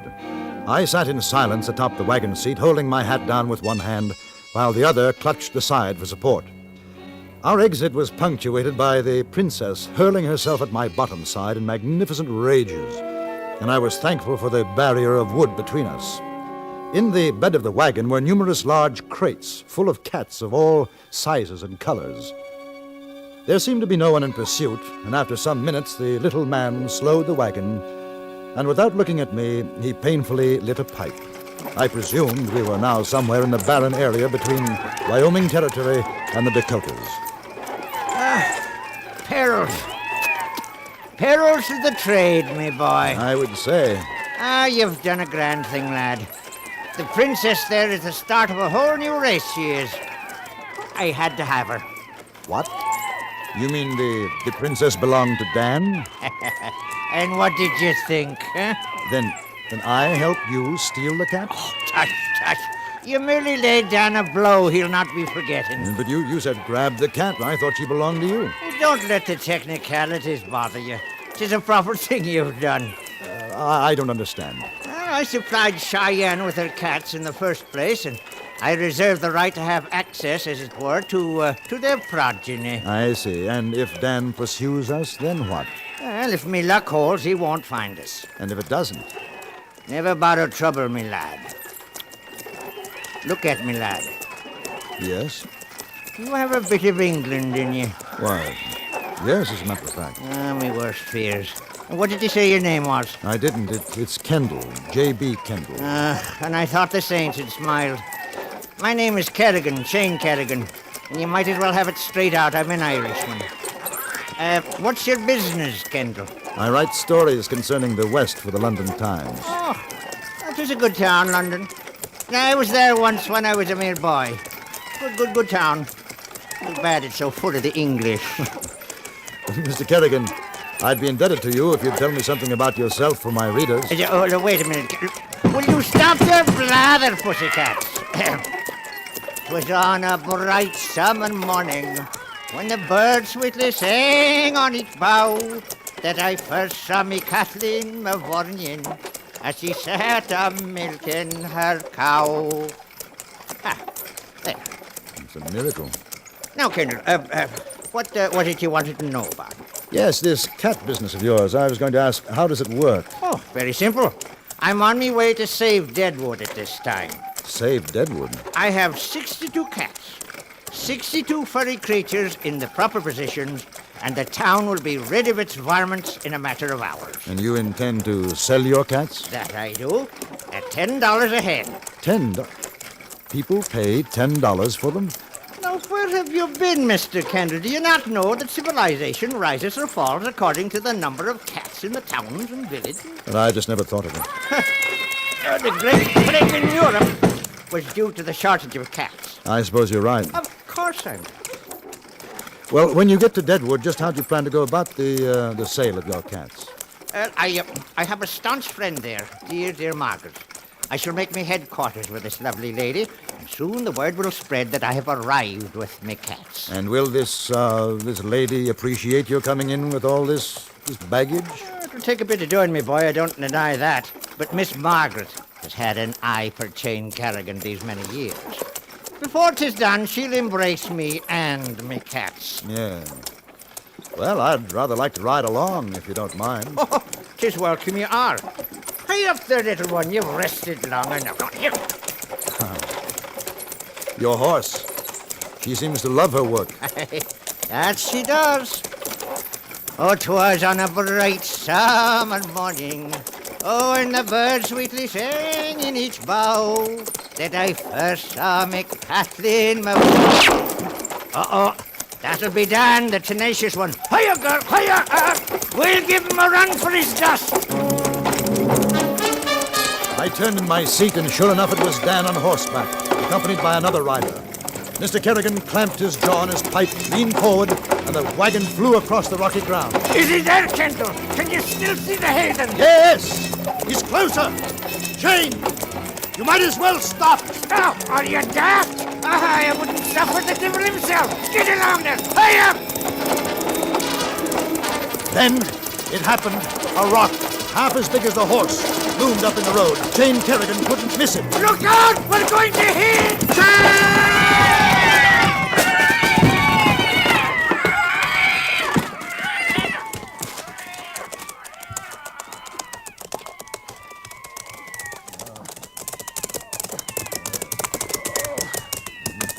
Dan, do you ever see so many cats in the air at one time? There's only one cat I'm looking for. Oh, me heart, I've had it this time. Me heart can't take no more. Are you all right, Mr. Kerrigan? No, I'm dead and dying. The wagon's across me leg. I came for my cat, you old goat. Where is she? Kendall, how's me horse and cat? The horse is all right, but the crates have broken and the cats are scattering. Are you listening to me? I want that cat. She was the best mouser in Cheyenne. Now, you see here, Dan, whatever your name is. Can't you see this old gentleman is hurt? Now, give me a hand. We'll get the wagon off him. You ought to do it, Dan. Your cat ain't worth killing, old fella. I ain't helping nothing. It's a cat I come for, and I'm a-gonna get. And I say you're going to help me. Here. No, Kendall, let him go. It's me dying wish he'd take the cat. Dan, you can see they've all scattered to the winds. Find yours and take her. I'm gonna do just that. Come on, Jake. Let's find her before she gets lost. Wait! I'll need help moving this man. No, are you daft? What about the princess? The wagon box is still closed. Oh, good. What about you? Well, the kind of help I need, the likes of them can't give. Now, come on, give me a hand here. All right, I'll try. Now, when I lift it, you try to pull yourself out. Oh, yes. Now, up. How you doing? Out up there. Oh, Kendall, she's bent. Oh, my leg is bad. Here, let me help you. Oh, may I be forgiven an Englishman keeping me. It is more important to get the cats back. Whew. Now, break out the tripe and liver. They can smell it for miles. Then whilst they're coming in, we can make our repairs and be off for Deadwood.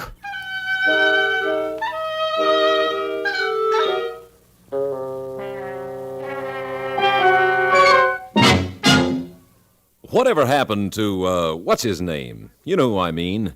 That high-pretense newsman who reported every wild rumor he ever heard. We don't know what happened to him, but we can tell you that reliable newsmen like Larry LeSueur, Lowell Thomas, and all of their colleagues at CBS News are still very much preferred by listeners everywhere. 5 nights a week, Larry LeSueur and Lowell Thomas broadcast the news on most of these same stations. Interestingly enough, their consistently accurate and carefully detailed reports provide much more excitement than cheap sensationalism ever could.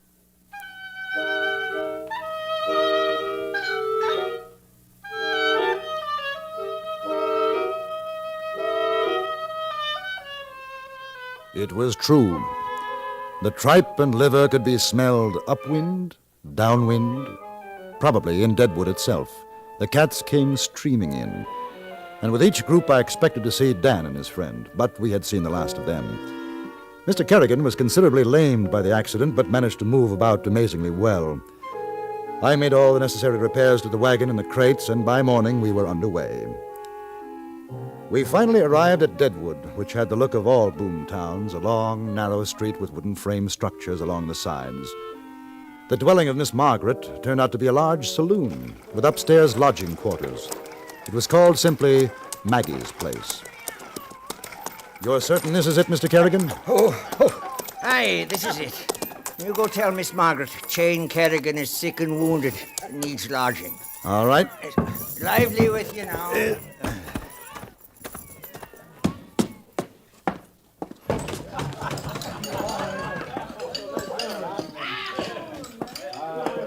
Howdy, mister. Can I help you? Why, yes, I believe you can. I think I'd like to. My name's Charlene. Have I seen you here before? No, I don't believe so. I'm looking for Miss Margaret. Miss Margaret? Sure you are. Hey, Maggie. Yeah? There's a fella here wants to see you. Well, send him over. Don't forget me. Charlene. Mr. Kendall. Kendall. Yeah. That's Maggie over there. The big fat one at the end of the bar. I'll be around if you want to buy me a drink later on. All right, Charlene. Thank you. Max, you can change to the bad whiskey now. Nobody'll know the difference. Well, hello, stranger. What can I do for you? I'm looking for lodging. Not a chance, not a chance. We've been full up for weeks. Ain't you heard about the strike at Gold Run Gulch? No, I just arrived. No, this was for a friend of mine. He's outside. You know him, Mr. Jane Kerrigan? Jane? Well, why didn't you say so? Charlene! What? Fix up the good room for a friend of mine and hurry it up! Maggie almost cried at the sight of Jane cradled in my arms as I carried him up to the room prepared for him. There, lying back on the bed, he lifted a hand feebly toward me. Oh, Kendall, good lad.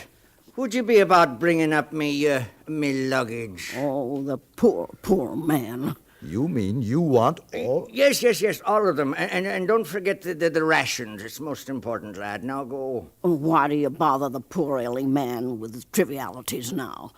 Bring up his baggage, as he says. There's a back way, and it won't bother no one. Oh, Margaret, come to me, sigh. Yes, love. Now, what is it? Are you sure I'm not imposing on you? Well, now, what kind of a woman do you take me for? Oh, Margaret, darling. It's worth the whole trip and trouble and the accident to my leg just to get back and look into your eyes. Go to sleep, sweetheart. And you can have your friend Kendall right here with you. Oh, no. I mean, it'll be rather crowded here. I can find a place. Well, how can it be crowded? 2 men in a big room like this? Well, maybe not. I just hate to... That's the end of it right now. I'll have another bed set in for you. Thank you. That's very nice of you. Look at him, Mr. Kendall. Poor man has fallen asleep. And we stand here, jawing in front of him. Come on. Oh, before you go, darling, would you be sending up 4 fingers of your best whiskey for my leg? Well, of course. I'll have Charlene bring it right away. You can see, Mr. Kendall, nobody understands Jane Kerrigan like I do. I guess he's told you, hasn't he? The reason he's come back to Deadwood is to marry me. Nobody saw me staggering up the back steps with crate after crate of cats. As for Chain, he busied himself drinking the liquor provided for him and instructed me to release and feed the cats. Eventually it was over, and we finally got settled down, in a manner of speaking. But in the morning, the swarm had to be fed all over again. It's quite a job, isn't it? It is a labor of love, my boy. Did Miss Margaret see you bringing our friends in last evening? No, she didn't. But what do you plan to do about selling them now, crippled up the way you are? I have a plan, Kendall, a wee bit of a plan. Chain, love, it's Margaret with your breakfast. Can I come in? Oh, please do, darling. Well, did you sleep well? Oh! What goes on here? Get out! Get out! Margaret, you've lost control of yourself. So this is the way you thank me, Chain Kerrigan. Well, you can get out too. What? I'll not have this kind of a mess. Go on! Oh, Margaret, come to me, side love. I'll come to your side. I'll take an axe to you. But it's my business, love, selling cats. I told you that when I was here before. Yes, you told me. But I don't expect you to let him a place with them. Possibly I could help in some manner. You can, Mr. Kendall. You can open the back door for Chain Kerrigan and his cat. Have you been told last you're lovelier than ever when you're shouting like that? Oh, get him out. Margaret, now would you be allowing $620 to walk out the back way? I don't care how much money you... What? How much did you say? 62 cats? Not counting the princess, of course. I could never sell her. She's my breeding stock. 62 cats at $10 apiece. That's $620. Now, Mr. Kendall, a man with that much money could support himself and a loved one for a good long time now, could he not? Why, yes. I suppose he could, Mr. Kerrigan. Margaret, have you ever thought of marriage? A woman of your beauty and accomplishments. Well, as a matter of fact, Chain, you're proposing to me, ain't you? I knew that's why you'd come back. Now, when me leg heals and I'm able to get about and sell the cats, then I can make the plans closest to me heart. Oh, Chain, I got an idea. Oh, what is it, beauty? I'll sell the cats for you. No, you can't mean it. Now, how would you be doing that? Why, they'll buy. They'll buy or else. Who'll buy? My clientele. I have a certain power here in Deadwood, as you know, Chain, and they'll buy from me. Well, no, but if it wasn't for my leg, I wouldn't let you do this. Oh, don't worry about your leg. By tomorrow, you'll have $620, and I'll have the preacher come by in the afternoon. Now, what do you say to that, Chain? Huh? One thing at a time, Margaret, one thing at a time. Now, how would you be going about selling those cats? That was the last I saw of Chain Kerrigan. I found a room for myself in town, lay on the bed for a moment, and, well, it was the next morning before I awoke. I rushed over to Maggie's place. Above her own sign, there was another one. It said, "Cat Sale. Get yours now." On the door of the saloon itself, there was another sign saying, "Closed." I knocked, and Charlene, the girl I had first met at Maggie's, came to the door. Oh, hello, Mr. Kendall. I'm sure glad to see you this morning.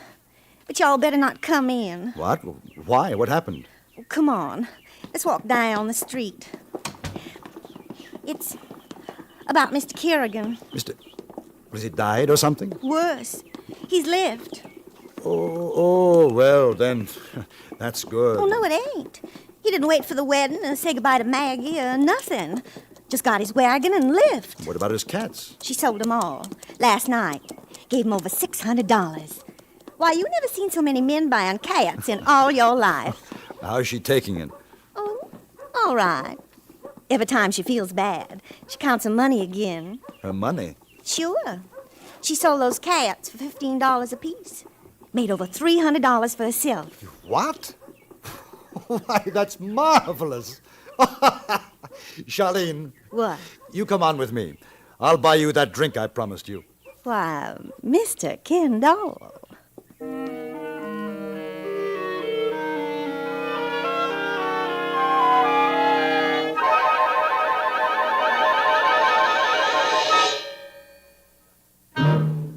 Frontier Gentleman was produced and directed by Anthony Ellis. Tonight's script was written by Tom Handley and stars John Dehner as J.B. Kendall.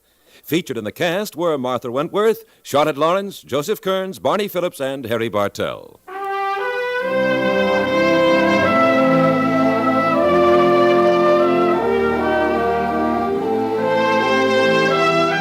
Join us again next week for another report from the Frontier Gentleman. Bud Sewell speaking.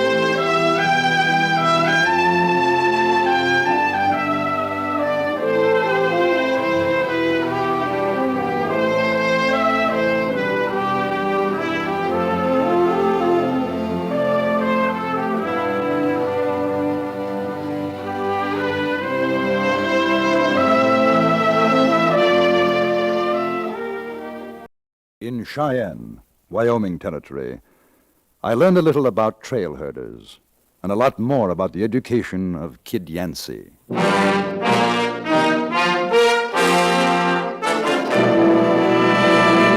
Frontier Gentleman.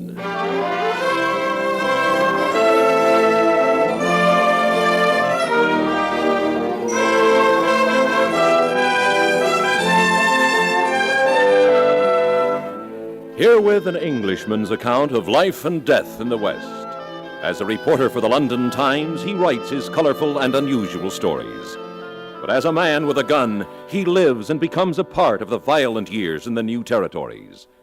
Now, starring John Dehner, this is the story of J.B. Kendall, Frontier Gentleman.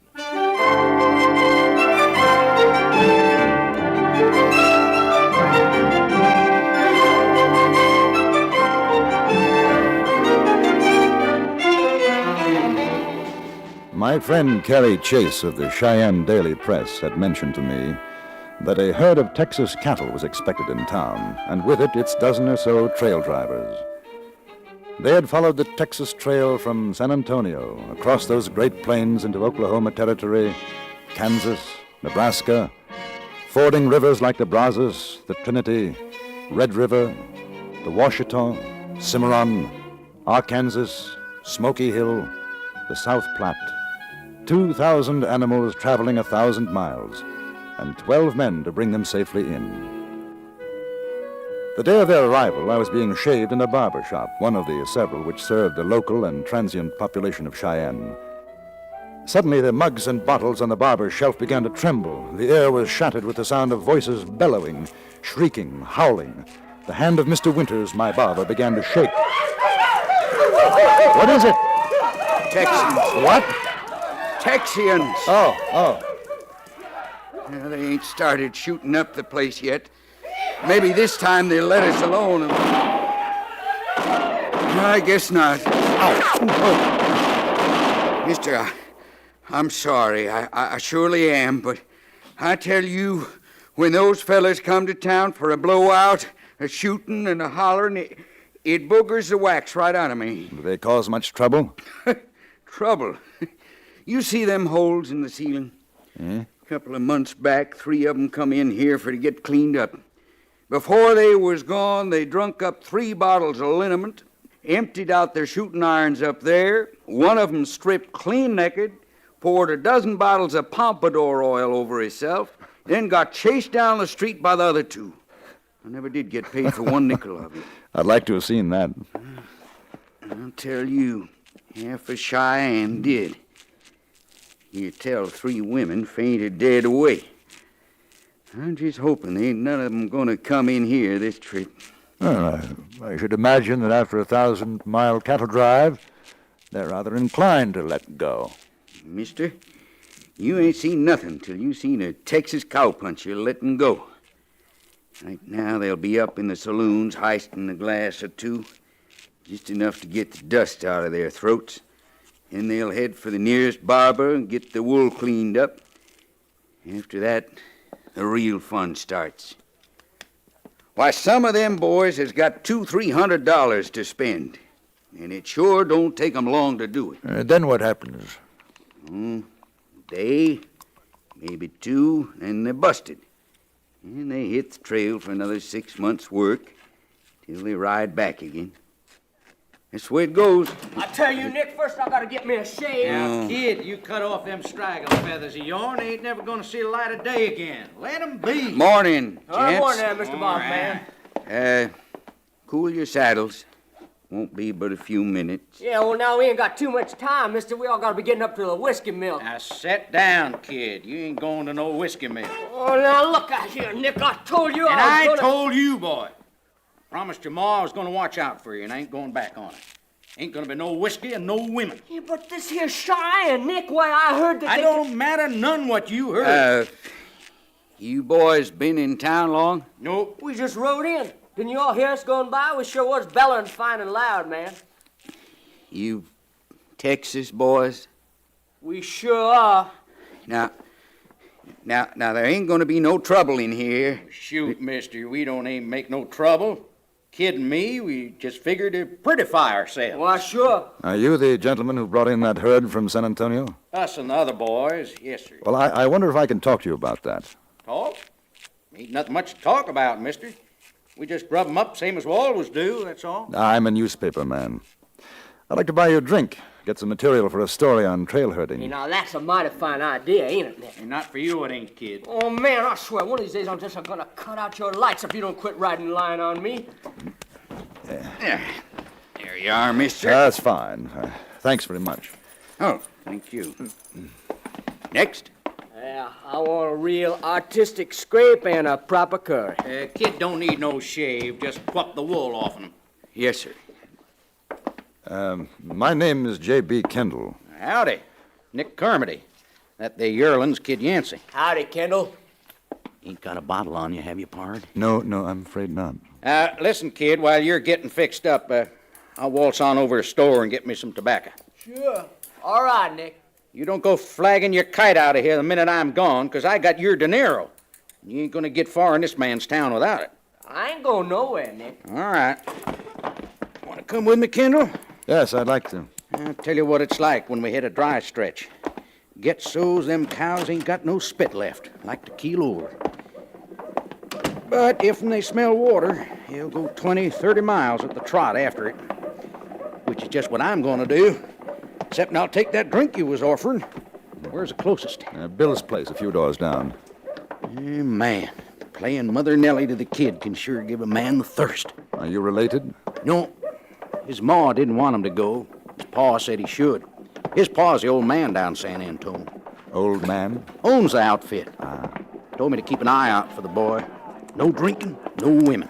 Said it'd break his mother's heart. You ever try riding herd on a snuffy kid that's got a mind to be a man? I can't say that I have. And never again. I give my word I'd do it, but never again. I'd as soon twist a loco bronc. Just one good shot of scamper juice and I'll be a new man.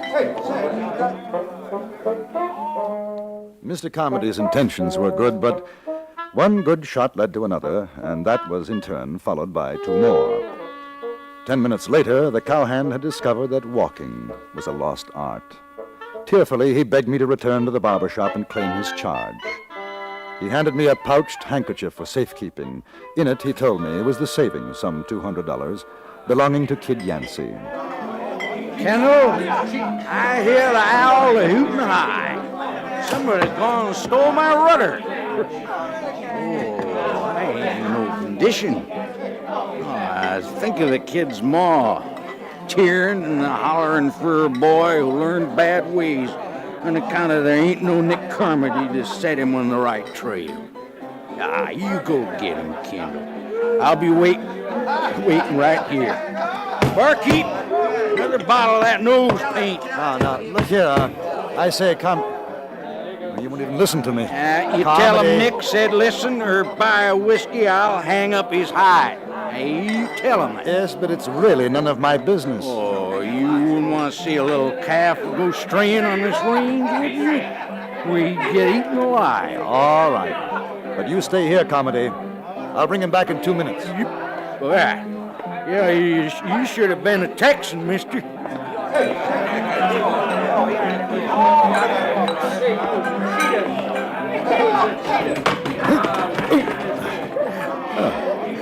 Well, hi. I beg your pardon. Well, I'll be Mr. Kendall, honey. Of course, you're Millie. That's right, up in Helena. Big Sam's friend. His used-to-be friend. Oh? Yeah, after what happened between you and him and the judge putting him in the hoosegow, he ain't got no friend no more. He, lost all his money, too. He's not here in Cheyenne. I'll say he ain't. Last I heard, he was mule skinning for an outfit in Utah. Oh, I swear you sure ain't changed a bit, Mr. Kendall, baby. What are you doing in these parts? Oh, still writing. And you, Millie? Oh, well, I got me a job. I kind of work here in Bill's place. I see. Yes, that's, oh, good Lord, I forgot.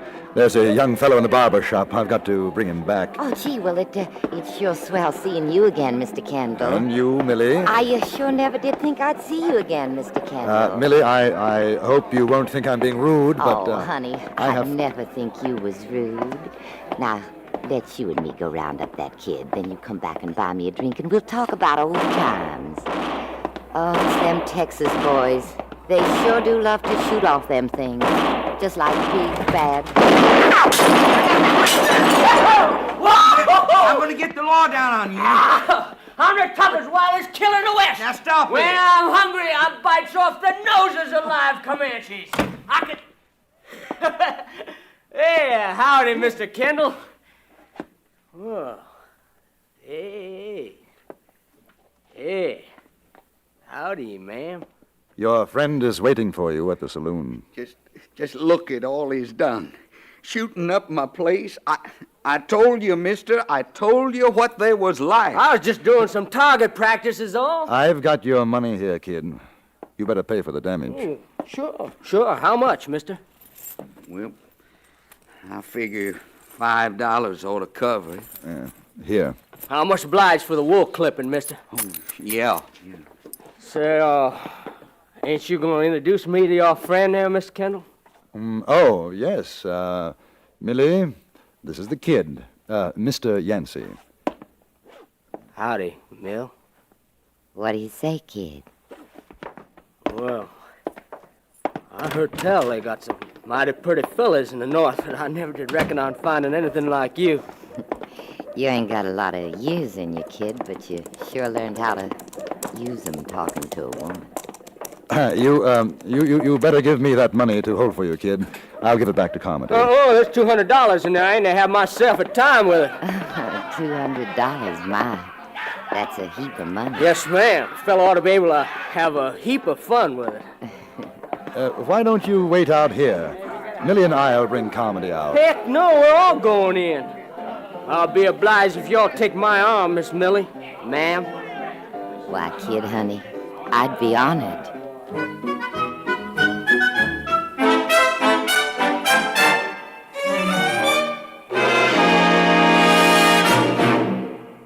In a moment, we return to Frontier Gentlemen.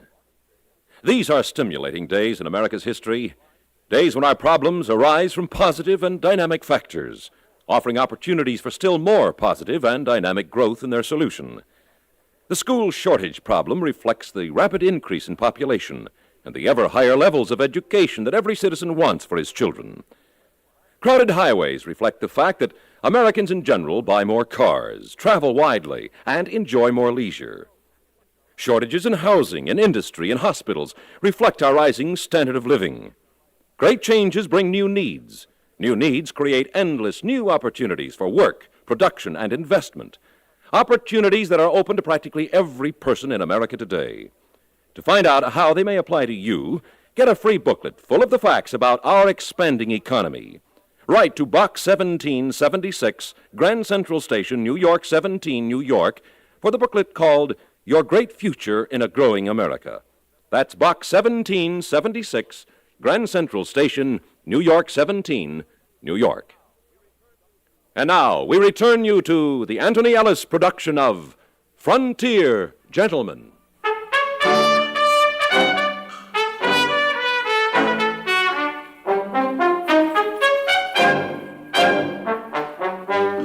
We went into Bill's place, Millie and the kid walking a pace ahead of me. They made quite a picture. Millie, as I've described her before, a woman of rather extraordinary proportions. I should guess that she was some 5'10" in height, and suffice to say that her frame was amply covered. Her escort, Kid Yancey, stood 5'8.5" in his boots, and dripping wet could have weighed no more than 130 pounds. Millie's arm was linked through the boys in what appeared to be a grip of iron. She had seen the $200 and wasn't about to let it slip away from her. The kid and Millie found a table, and I brought a thoroughly befuddled Nick Carmody over to join me. Here's to Texas.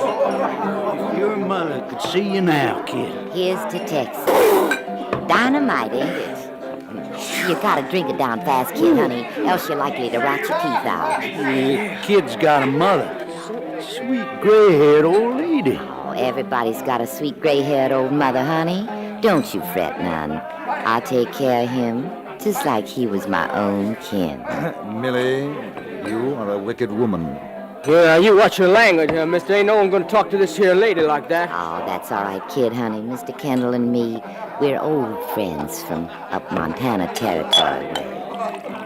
I wouldn't drink any more of that if I were you, kid. Oh, now, shoot, Mr. Kendall ain't had but a sup. I figure it's time I was growed up. Oh, heck, when we was up in Dodge, all the fellas was painting their noses good, all except me. I had to stay in camp. Same thing every place we went.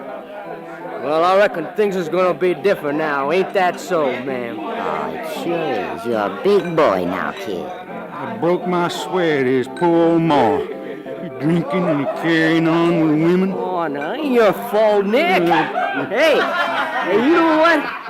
I'm hungry. You all hungry, ma'am? Well, now you mention it, I don't recollect having had nothing to eat yet this morning. Hey, they got any grub in this place? Why, sure, honey. You tell little Millie what she wants. She'll get it for you. Eggs! How about $20 worth of eggs? How about that, Nick? Yeah, sweet old mother crying her eyes out. You, Mr. Kendall? I don't think so, thank you. I'll tell the cook, honey boy. Well, now, ma'am, that's mighty kind of you. Oh, I'm coming with you. I sure admire to tell the cook how I like my eggs. Why, sure, kid. Don't go away, Mr. Kendall. We'll be right back. Oh, Miss Miller, you sure got the most beautiful eyes I've ever seen. All right, kid, you're gonna Comedy. Nick, wake up. Hey, sweet little old gray mother hair. Wake up.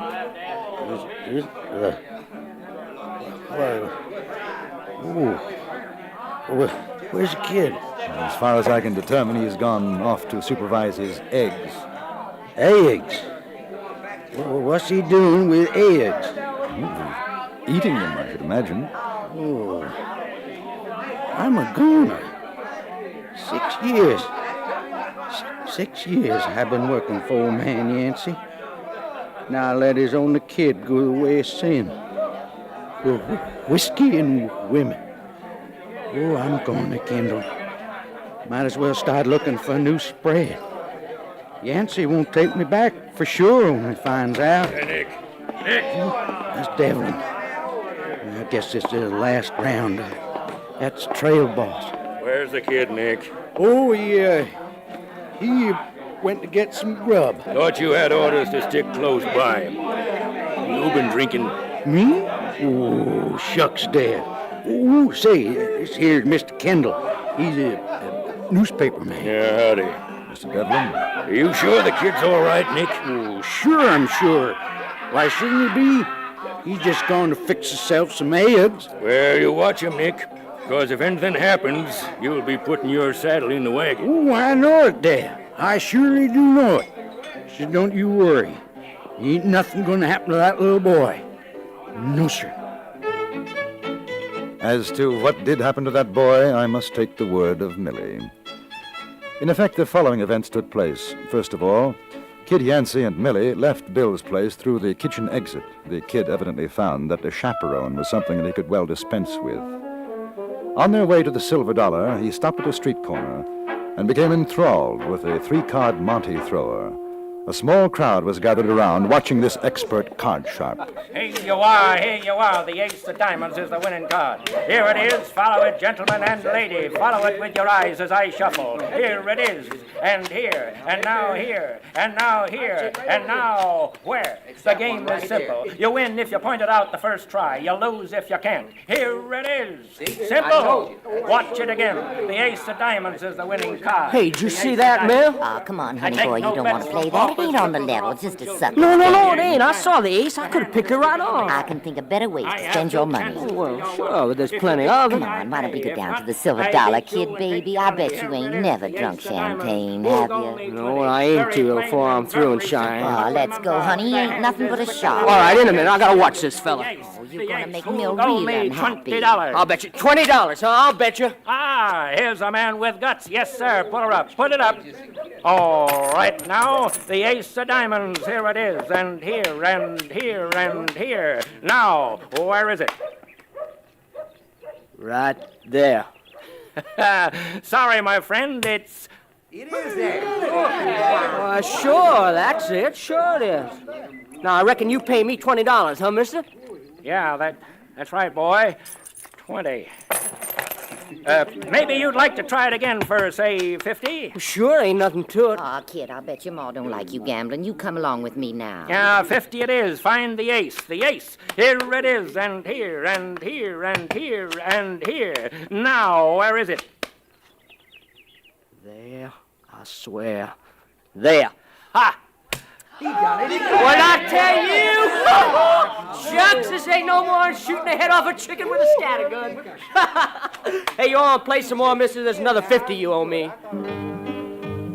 They played some more, and when it was over, the card sharp packed up his table and stole away, poorer by some $300. The kid explained to Millie that he had played the game in Texas when he was 6 years old, and that he always won. It was as simple as that. I didn't see Kid Yancey again for 3 days, and that was for only a few minutes before Nick Carmody and the other men of the trail outfit were about to set off once again for Texas. The kid rode up on his cowpony, looking very tall in the saddle. By his side walked Millie, a very thoughtful, subdued Millie. The trail boss, Devlin, and Nick exchanged a relieved glance. Hey, kid, I thought we was going to be leaving you in Cheyenne. Not me, Nick. I got to get back to Mom and Pa. Hey, how are you, Mr. Kendall? Real nice of you to come and see us off. Not at all, kid. We were worried about you. Why, shoot, there wasn't nothing to worry about. Was there, Mill? No, there weren't. Nothing. Well, kid, let's roll the cotton. Come on, boys. Goodbye, Nick.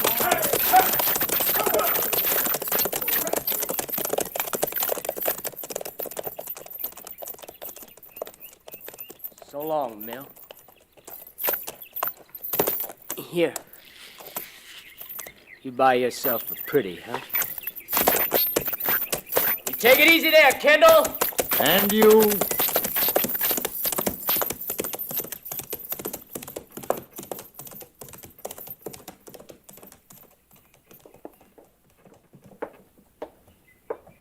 $100. He give me $100. I'm amazed he had anything left. Oh, he had plenty left, Mr. Kendall. You come buy me a drink. I'll tell you all about it.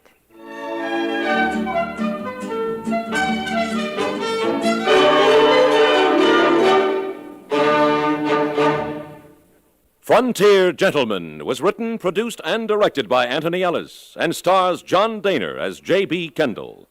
Featured in the cast were Eddie Firestone, Gene Carson, Jack Moyles, Vic Perrin, and Charles Seal.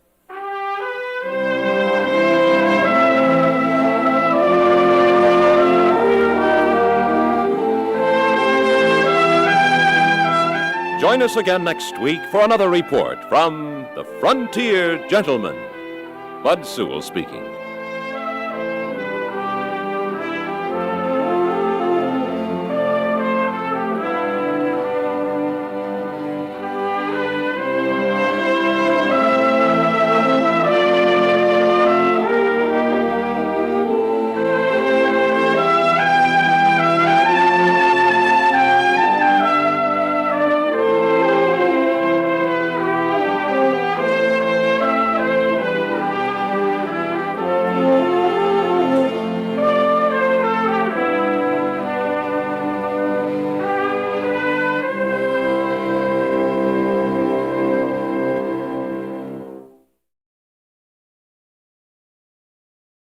They have some rather strange customs in the West. There's a town in Montana Territory where it's against the law to carry a gun. The sheriff lives by this order, but other men can die because of it.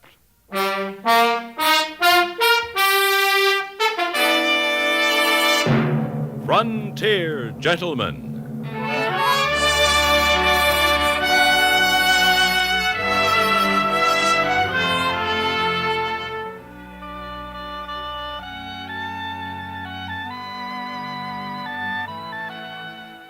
Herewith an Englishman's account of life and death in the West. As a reporter for the London Times, he writes his colorful and unusual accounts. But as a man with a gun, he lives and becomes a part of the violent years in the new territories. Now, starring John Dehner, this is the story of J.B. Kendall, Frontier Gentleman.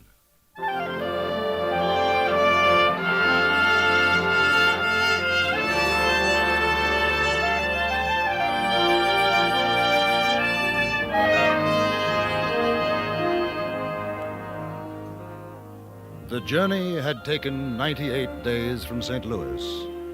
I had come by riverboat, up the Missouri, the little stern wheeler climbing, churning, scuttling over 2,000 miles of sandbar and rapid, then into the lonely wastes of another, swifter stream, the Yellowstone, until we finally docked at South Sunday in Montana Territory. My ticket had cost $300, which left me about $50 in my pocket and the slim hope that there'd be a letter at the express office with my remittance from England.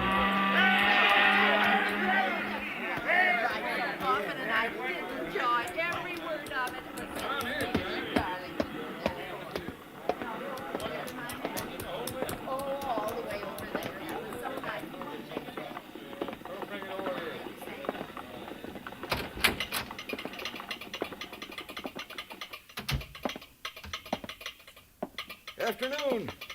Just in off the boat? Right. I wonder if there's a letter for me. J.B. Kendall?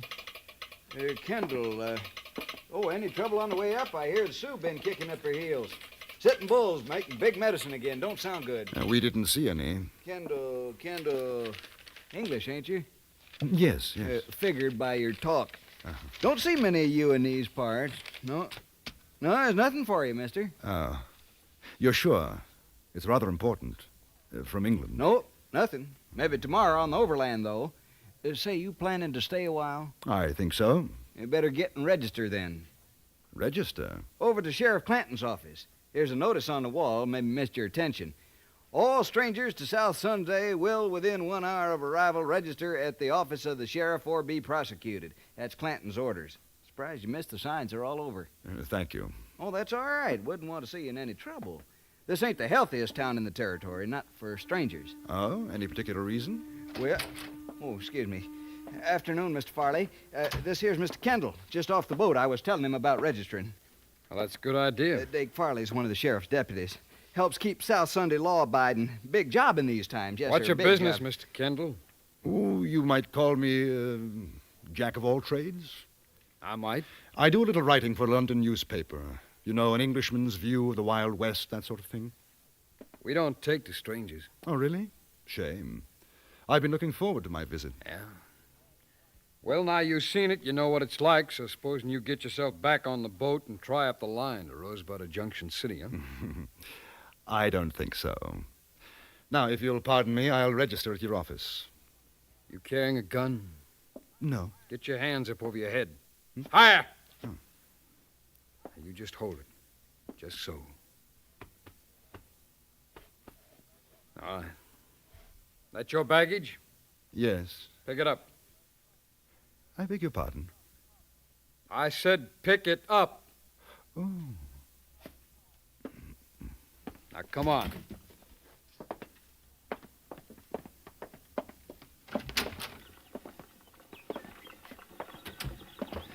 Tell me, Mr. Farley, how did your town get its name? How should I know? I thought you'd take an interest as a matter of pride. Civic pride, you know. Mister, I don't like the way you talk or what you say, so you just shut your mouth. All right, inside. Where you been, Dake? Checking on this fella, Frank. He just come in off the boat. Says he's a writer, newspaper in London or something. He ain't carrying nothing. I searched him. You're Sheriff Clanton? Yeah. J.B. Kendall. I understand I have to register? Yeah. A writer, huh? You want to write about South Sunday? I might. How come? Well, as a matter of fact, the name intrigued me. You kidding? No, not at all. I write about the West, and you're in the heart of it. From what I understand, there might be trouble brewing with the Sioux and the Cheyenne. I'd like to be here if it blows up. What's the name of your paper? London Times. You ever hear of it, Dake? No. Mister, all kinds come to these here parts. Now, I ain't exactly calling you a liar, but... Quite all right. One can't be too careful. Here. My papers. J.B. Kendall. Pretty subject. Yeah. London Times. That's what it says. Here, you see, Dake? Yeah. Yeah, that's what it says. Other strangers get off the boat with him? No, just him. Well, you sound all right to me, Mr. Kendall. Now, you just remember, I got a set of rules. You live by 'em while you're here. You'll get along. That seems fair enough. No man except them authorized by me carries a gun in South Sunday. That way we don't get a bunch of crazy, liquored-up miners and the like shooting up the place. It seems the usual thing for a man to be armed in most places. It ain't usual here. It's again the law. Oh, I see. You get yourself fixed up at the hotel? Not yet. Well, you go on over to the Empire, Mr. Kendall. You tell them Frank Clanton sent you. They'll take care of you. That's very good of you. Dake, take a look at his baggage. What, you're going to search my luggage? That's right, mister. No guns in South Sunday, not worn or hidden. That's a law. I haven't got one. Well, I'm glad to hear it. I like a peaceable man. Yes, sir, a fella like you might think of settling down here in South Sunday. Quietest little town in the Montana Territory. It's an opportunity for a man. I'll keep it in mind, Mr. Clanton. Ain't nothing in his bags, Frank. Well, now, Mr. Kendall, you enjoy your stay here. Anything you want, you just ask me. And I'd appreciate it, sir, if you put my name in your paper. Whatever you want to say is okay with me.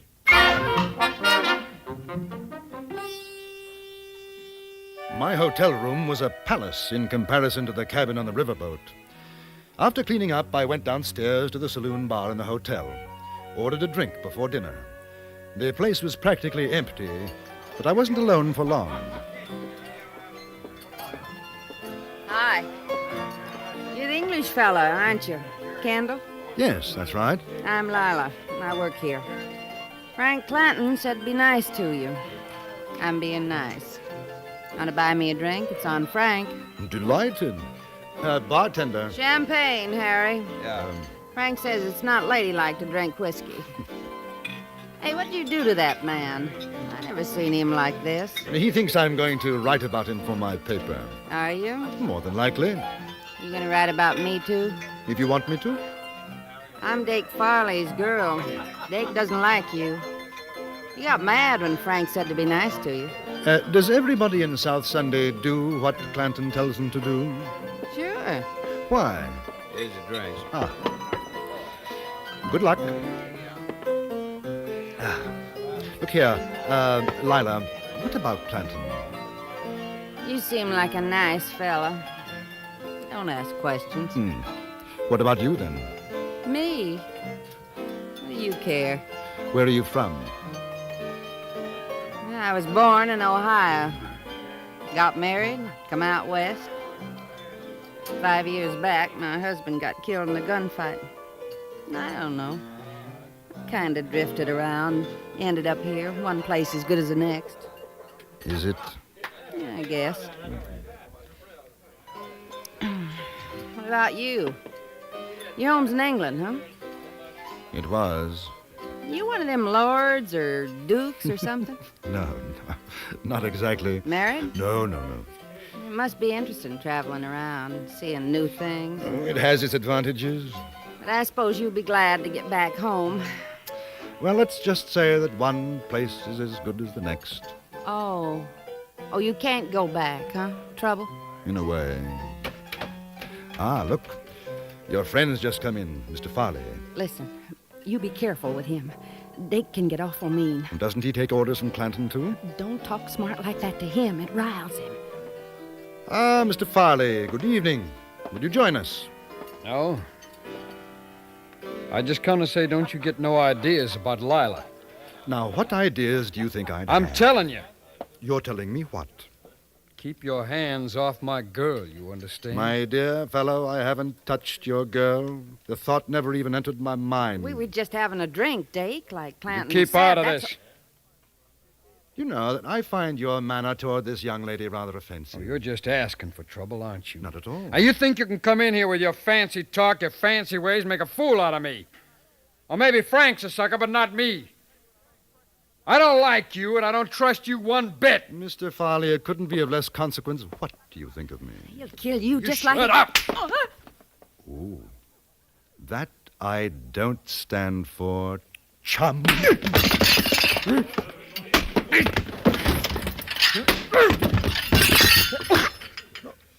No. No. I imagine it's broken. Now, if you don't mind, I'll relieve you of these. Chap of your disposition has no right running around even with one gun, let alone two. Yes, give me something. You should have killed him. What on earth for? Listen, there's two more besides Dake and Clanton. They'll get you. You won't have a chance. I think you'd better clear out before Mr. Farley stops bleeding. He's not going to be in a very nice mood. Where are you going? Down to Mr. Clanton's office. I've got to have a little talk to him.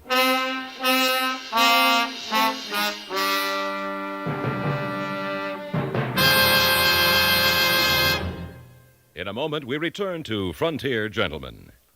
People who live in glass houses maintain a fine view of the world, but they do give up a great deal of privacy in the process. Folks who like their privacy but want to know what's happening in the world satisfy their needs another way. They make it a practice to keep their radio tuned to CBS radio every day of the week. To keep an eye on the world, keep an ear on CBS radio 7 days a week. And now, Act Two of Anthony Ellis's production of Frontier Gentlemen.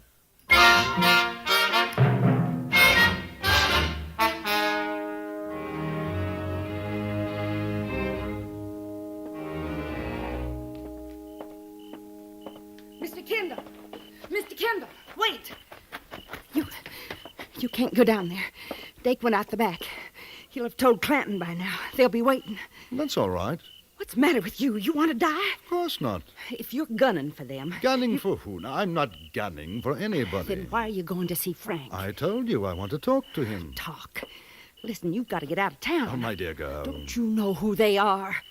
Well, should I? You don't know what you've done. You... Shh. Quick. This way. She took my hand, and we ran back up the street, ducked down a narrow alleyway, up a rickety flight of stairs, which was the back entrance of the Empire Hotel, then along a musty corridor, past my room, and into hers. I don't think they'll be looking for you here. Well, your friend, Mr. Farley, is going to be quite upset if they do. Oh, his name's not Farley. Clanton isn't Clanton. They're the Shelton boys. Shelton. The New Mexico Shelton boys? There's 4 of them, brothers. What are they doing in South Sunday? Hiding out from Billy the Kid. They killed one of Billy's men. Billy swore to get 'em all for it. That's why Frank won't let anybody carry a gun. How do you know all this? It was my husband they killed. Your husband with Billy? We were both crazy young. Harry joined up with Billy for excitement, I guess. One time he was gone out of town 3 months. I was lonesome. And I met Dake. When Harry come back, they had a fight over me. Dake outdrew him. We ran away together. And you thought I'd come after them? That Billy sent me? They'll think it, too, now. Lila, who made Frank sheriff here? Nobody. There wasn't one when we came. He just took over. Funny thing is, I guess he's a pretty good sheriff. He's quit the old ways. Kind of likes it here. Why have you told me all this? I don't know. You talked with me like I was a lady. The Indian treats his squaw better than Dake treats me. Maybe I wanted to see you finish him. It's not going to be very pleasant for you anymore. Pleasant? Mister, you got a funny way of saying things. Lila, is there anywhere you could go? Friends? In South Sunday? Huh. What about home? I mean, Ohio. Home. Know what it'd cost to get there? I got no money. But if you could. If I could. I had nice folks. I don't even know if they're alive or dead. But I'd sure like to take a chance and find out. Well, Lila, we'll see what we can do. Where are you going now? To have that talk with Frank. Do you know how to use a gun? Yes. Now, take this one. Now, lock yourself in after I've gone. You keep it. I've got a Derringer. Oh, all right. Now, here. In case I have any trouble, it's only $50. I don't want your money. At least you'll be able to get out of town. Now, you take it. Watch yourself, will you? Dake's got a mean draw. I'll watch myself. The Shelton brothers and probably 2 of their chums were out looking for me now. I was pretty certain of that. I was looking for them, too. But the advantage was on their side. The town was strange to me. So I went to the one place where I was fairly sure I'd be safe from a surprise attack.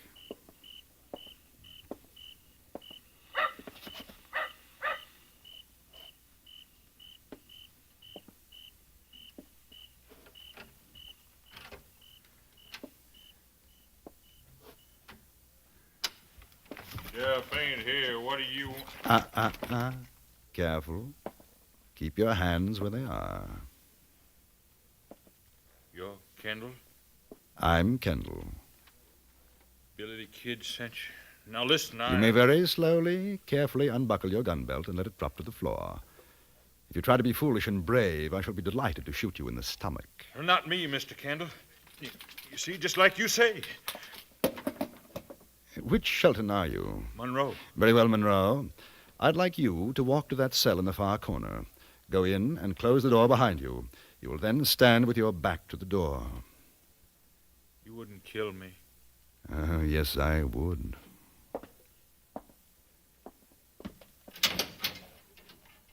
Close it, please. Good.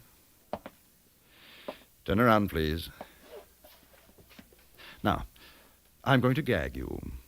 In order to do so, I must put my guns away and use 2 hands. If by any chance your friends come in and you make an outcry while I'm doing this, I shall teach you a trick I learned in India. It feels something like this. Effective, don't you think? Yeah. Right. Now, head close to the bars, please. Good. By the way, how many are there looking for me? 2. 3. 3. There. Now we'll make ourselves comfortable and wait for your brothers.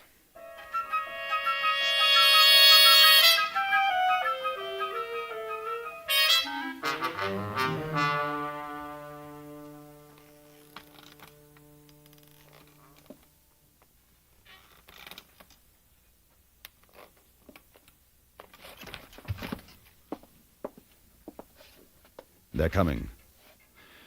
Remember what I told you, Monroe. Not a sound.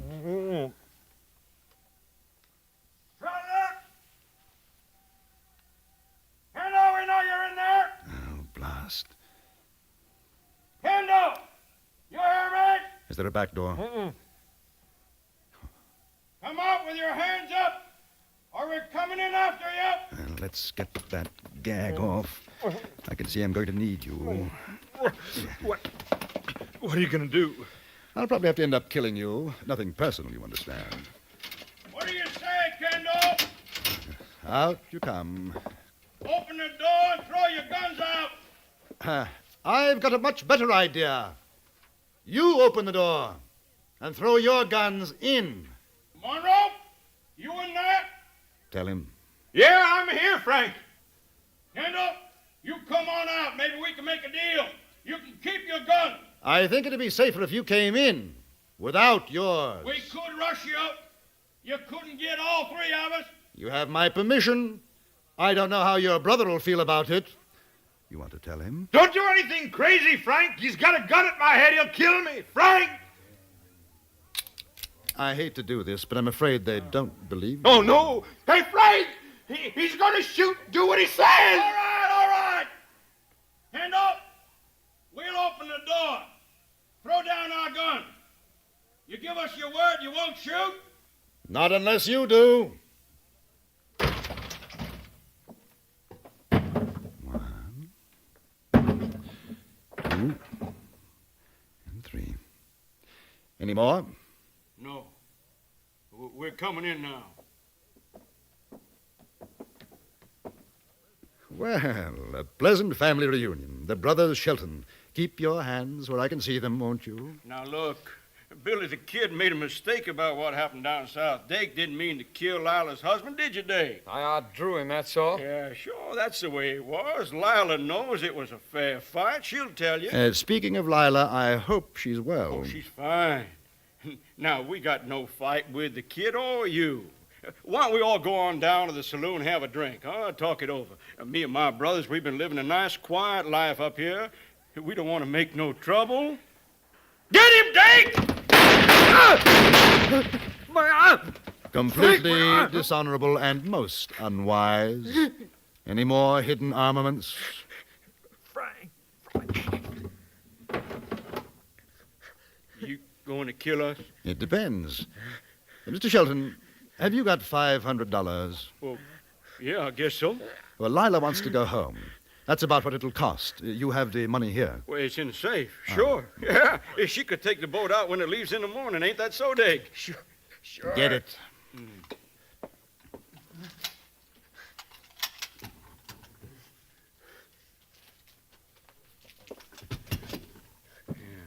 Yeah.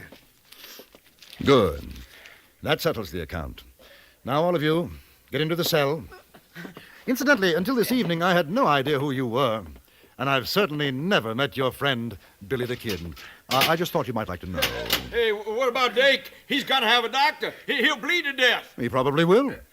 I'm going back to the hotel. If Lila's all right, I'll send a doctor. If she's not, we'll find an undertaker.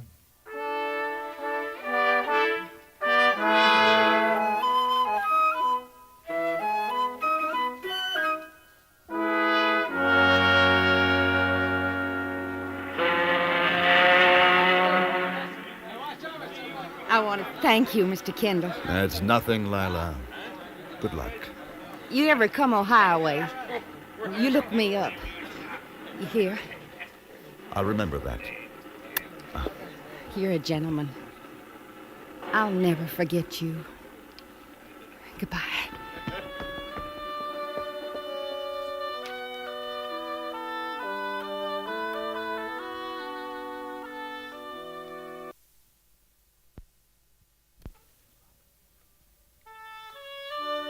Line 16, Jerry. Okay.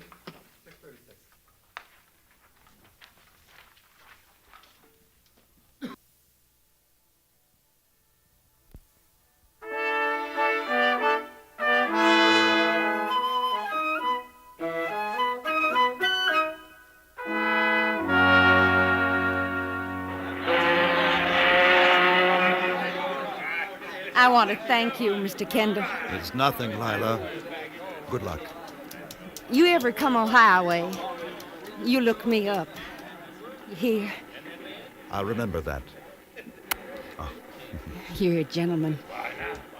I'll never forget you. Goodbye.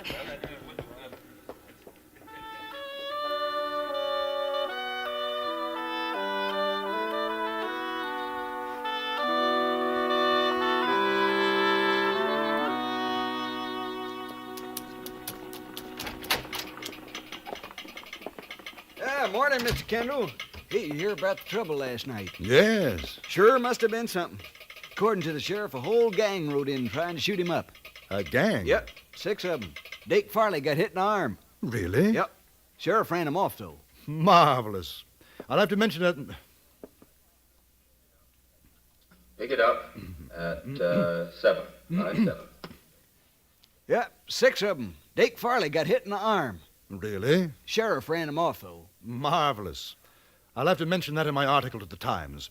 Now, I wonder, has that letter from England arrived yet? Nope, I'm afraid not. Mail's already come in. Won't be any more till the next week. Ah. Well, when it does come, perhaps you'll be kind enough to forward it to me. Oh, sure. What address? In care of the Express Office, Rosebud, Montana Territory.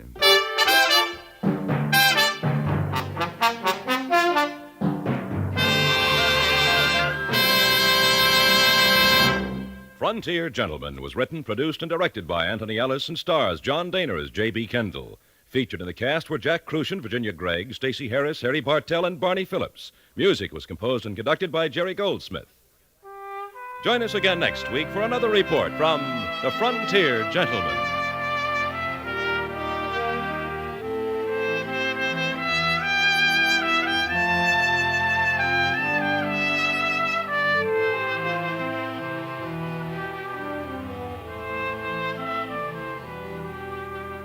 That concludes today's adventures of Frontier Gentlemen.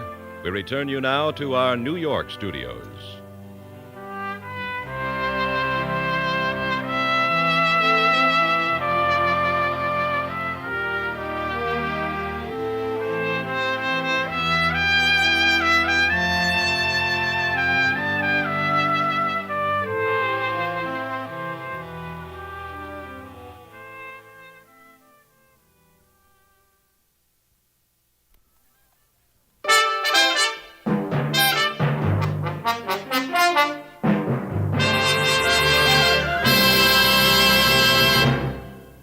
Join us again next week for another report from the Frontier. One of the prettiest women I've met in the West was very nearly the cause of violence and carnage. And to this day, I don't think she knows why.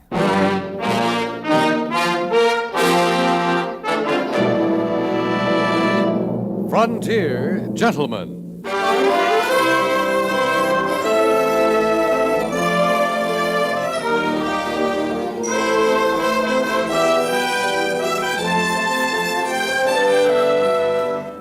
Herewith, an Englishman's account of life and death in the West. As a reporter for the London Times, he writes his colorful and unusual stories. But as a man with a gun, he lives and becomes a part of the violent years in the new territories. Now, starring John Dehner, this is the story of J.B. Kendall, Frontier Gentleman.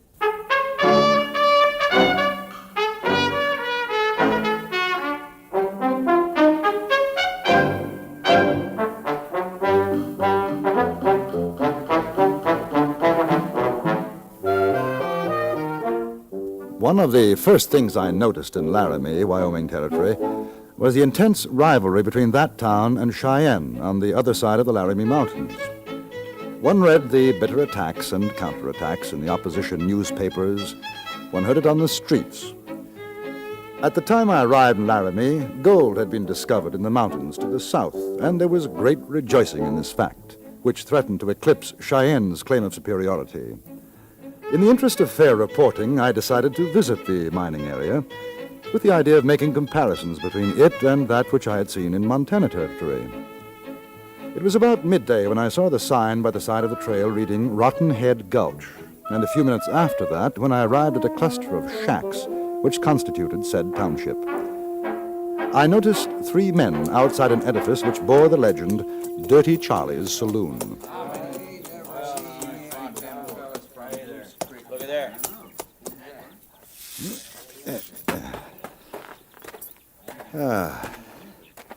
Good afternoon. Howdy. Saloon's closed. Oh? Yeah, voting day. Oh, I see. You voted yet? Well, no. Buck, get out the voting paper. Got it right here, Jim. Right here, mister. I'm not a member of your community. Does that make a difference? Well, you're a human man. That's all the difference we need. Hey, Shorty, get off from the table. Let the stranger sit comfortable like. All right, set, mister. Oh. Well, make your mark, or you can write it out proper if you know how. One small point. What am I voting for? Or whom? You're voting for the school mom. That's what and who. Oh. And do I vote yes or no? Well, you vote yes, mister. You vote no, you're liable to end up lying toes down. You ain't been sent by them no good Goose Creek boys, have you? No, I've come from Laramie. Left there this morning. That's all right, then. Look here, it's not that I mind voting, but I'd like to know something about it. Well, he told you, mister. Shut your mouth, Shorty. Man's got a right to know. That's legal. Well, sir, now it's this way. We got a school mom in Rottenhead Gulch. A school district in Laramie give her, and we aim to keep her. She's the prettiest thing you ever did see. Shorty, I'm telling you now, hobble your lip. Well, she is, ain't she, Buck? Oh, man, she is a cow bunny, and that's for sure. Now, like I say, we aim to keep her, and ain't no Goose Creek coyote's going to get her. And that's how come to vote. Now, the school district says if Goose Creek gets more votes than Rottenhead Gulch, she's going to be sent there. Ah, now I see. So you vote yes. But, is it legal? Well, sure it's legal. Of course it is. Yeah. Look here, I'm in charge of voting. I say it's legal. Anybody comes this here town on voting day is a citizen of Rottenhead Gulch. Honorable like. Now, as mayor, I make you a citizen. Now you vote. All right. Hey, Buck, where at's a writing quill? I don't know. What do you mean you don't know? We ain't had no voting since this morning. Guess maybe I left it in the saloon. Well, go get it. Sure, Jim. You know, I'm rather surprised to find a school teacher out here. I mean, in a mining town as small as this. Are there many children? Oh, shucks, mister. There ain't no kids around Shorty, here. One of these here days, that leaky mouth of yourn is going to get you a case of slow. Well, it's the truth, Jim. A school teacher with no children to teach? Rather odd, isn't it? Well, now, sir, ain't nothing odd about it. We aim to get us some kids as soon as we get us some women to marry up with and have the kids. But how did the school district assign her here in the first place? Well, ain't nobody asked to find out. They did, and she's here, and she's going to stay. She's been learning us. There's 20 of us goes to school every night after work's done. Ain't that so, Jim? Yet there's a fact, mister. Now, maybe we ain't kids, but ain't but 5 of us can read and write so's you could notice it. And we figure we got a right to learn as well as any kid. Oh, I quite agree. But tell me, where does one meet this school teacher of yours? Well, I seen her a while back down to the creek washing some woman things. I found it, Jim. Right here. Here's a writing quill. Where at's the ink? Oh.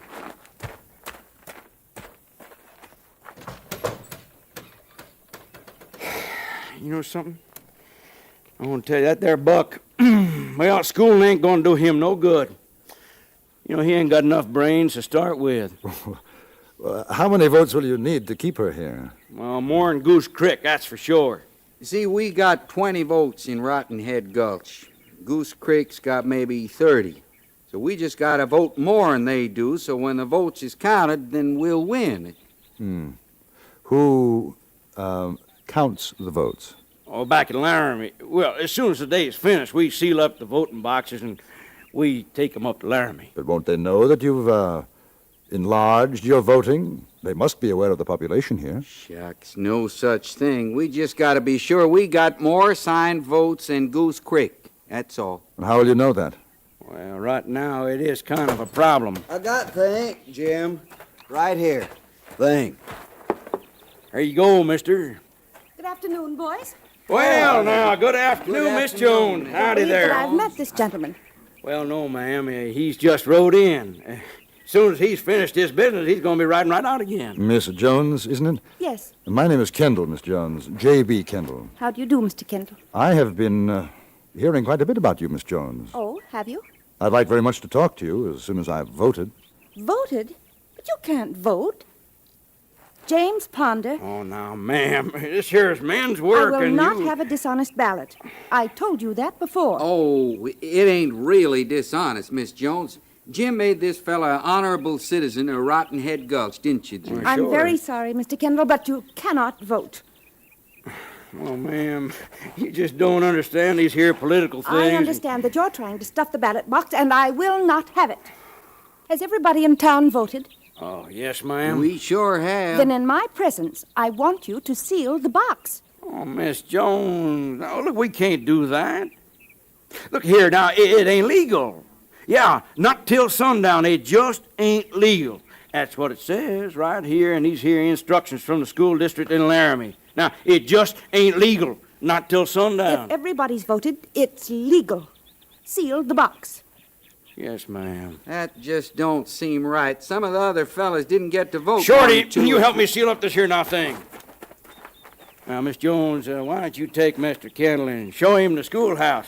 I figure he'd like to see that. As a matter of fact, I would. All right. And no more voting. Is that understood? Oh, Miss Jones, I understand for sure. This way, Mr. Kendall. Are you a miner, too? No. I'm a newspaper correspondent for the London Times. Isn't that strange? I had a feeling, not exactly, but you're very much like my brother. He's a reporter on a Nebraska paper. How strange. Gave me quite a start when I first saw you. Miss Jones, how long have you been here? In Rottenhead Gulch, 3 months. Weren't you surprised to find no children? Yes. Of course, they kept it from me for almost 2 weeks. I think I can understand why. Can you really, Mr. Kendall? Oh, I see. You mean because they wanted to learn themselves? Yes, you're right. And that's why you decided to stay? Yes. I suppose you think it curious that a woman devote her time to teaching 20 grown men. Not curious. Unusual, perhaps. This is the schoolhouse, Mr. Kendall. The men built it. They built the desks, benches, everything. Would you like to come inside? Very much. They even built a wooden floor, Mr. Kendall. Wooden floors are quite rare in these mining towns. I'm impressed more than I can say, Miss Jones. They have a great desire for education. I couldn't leave them. Not after they worked so hard to build this. And now? Unfortunately, word reached the people of Goose Creek that there was a school teacher here. They are a slightly larger community and feel that the school district board should assign me to their town. Besides which, there are 2 children in Goose Creek. I see. The board decided to have it settled by a vote. If enough residents of Goose Creek require my services and outvote the men of Rottenhead Gulch, I shall have to obey the decision of the board. Well, aren't there other teachers available? Yes, but that's the strange part of it. Neither town will accept anyone but me. Of course, I'm flattered. I can't see that it really makes any difference, can you? Well, yes, in a way. You see... Here she is, boys. You, mister, elevate your hands high. Now, we don't aim to hurt you none, Miss Jones. You just come along with us and everything will be right fine. Mr. Kendall? Now, look here. Take care of him, Wes. I'll do that, Pa!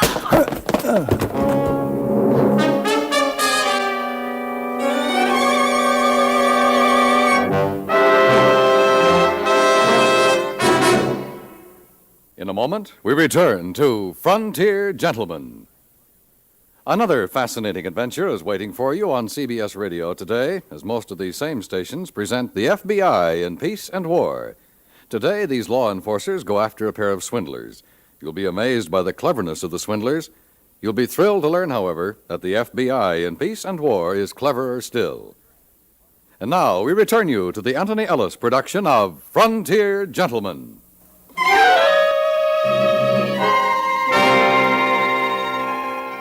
I seem to remember a great roaring in my ears, which, as I awoke, turned out to be the voice of James Ponder. He was kneeling over me, and seeing my eyes open, redoubled his efforts to pour a great dollop of foul-tasting whiskey down my throat. Come on, Kendall, it'll clear your head. No, don't. There you go. I don't need it, no. What happened? Yeah, what? Hey, where is she, Kendall? Help me up. Well, where is she? We heard horses, and when we got here, there wasn't nobody except you. Yeah. There were 3 or 4 men, masked. They've taken her. Well, who was he? I don't know, except there was a father and son. The older man called the other Wes. Wes. Jim, that's Wes over to Goose Creek. Yeah, Stomp Peter's son, Wes. I might have knowed it. You reckon they carried her off to beat the vote? That's what they done. What good would it do? Well, I'll tell you what good. They figured they got more votes than we got, and even if we maybe voted more times than them, they got her in Goose Creek. And by the time the school district gets around to eyeballing around and maybe a recount, well, it'll be 2, maybe 3 months.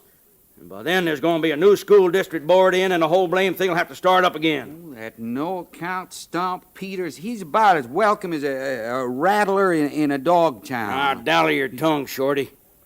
Now go fetch them other boys out of the hills. We got to do something about this. Oh, we sure have, Jim. I tell you, ain't no Goose Creek sidewinder going to rustle our school, Mom. All right, hit the breeze, Shorty. And you too, Buck. Tell the boys to wear shooting irons.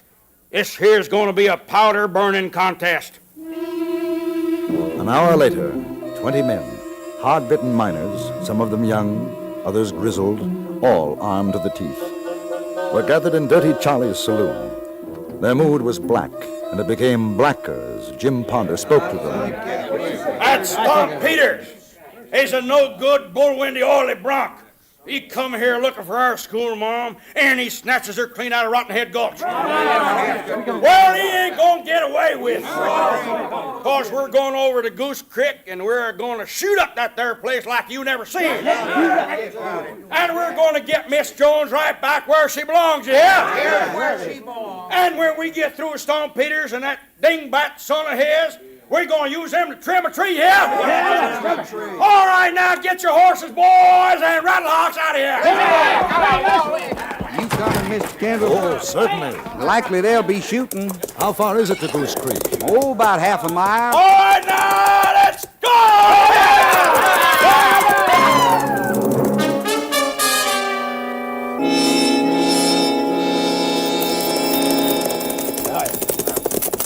Ho, ho! Don't you imagine they'll be expecting you? Why, sure they'll be expecting us. It's gonna be a real shoot-up. Wouldn't it have been better to surprise them? What for?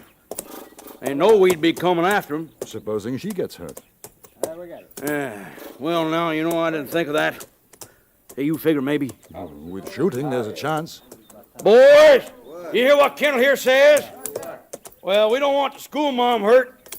So you watch where you're shooting at, you hear? All right, now, we're going to take it real slow. Just around the next turn. All right, yeah. Hey, Kendall, you and me, we're going to keep an eye out for Miss Jones. Either one of us eyeballs her gets out of there fast, you hear? Right. There they are. Hey, looky at that there, Kendall. Right in the middle of the street. Like you say, looks like they've been expecting us. We came upon Goose Creek with abrupt suddenness. The trail rounded a bend and became an elongated clearing lined on both sides with shacks, perhaps a half dozen more than existed in Rotten Head Gulch. Between the dwellings and in the middle of the street were piled boxes, barrels, and 2 overturned wagons. Behind this barricade, we could see the figures of men and the reflection of sunlight on steel. Up to this point, even with my headache, the affair had been rather difficult to take seriously, but the complexion had radically changed. When we were no more than 20 yards from the defenders, Jim Ponder held up his hand. Everybody! Yeah! Stop, Peter! What do you want, Ponder? We come to get Miss Jones and take her back to her rightful home.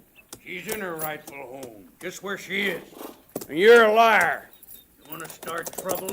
We ain't going back without the school, marm.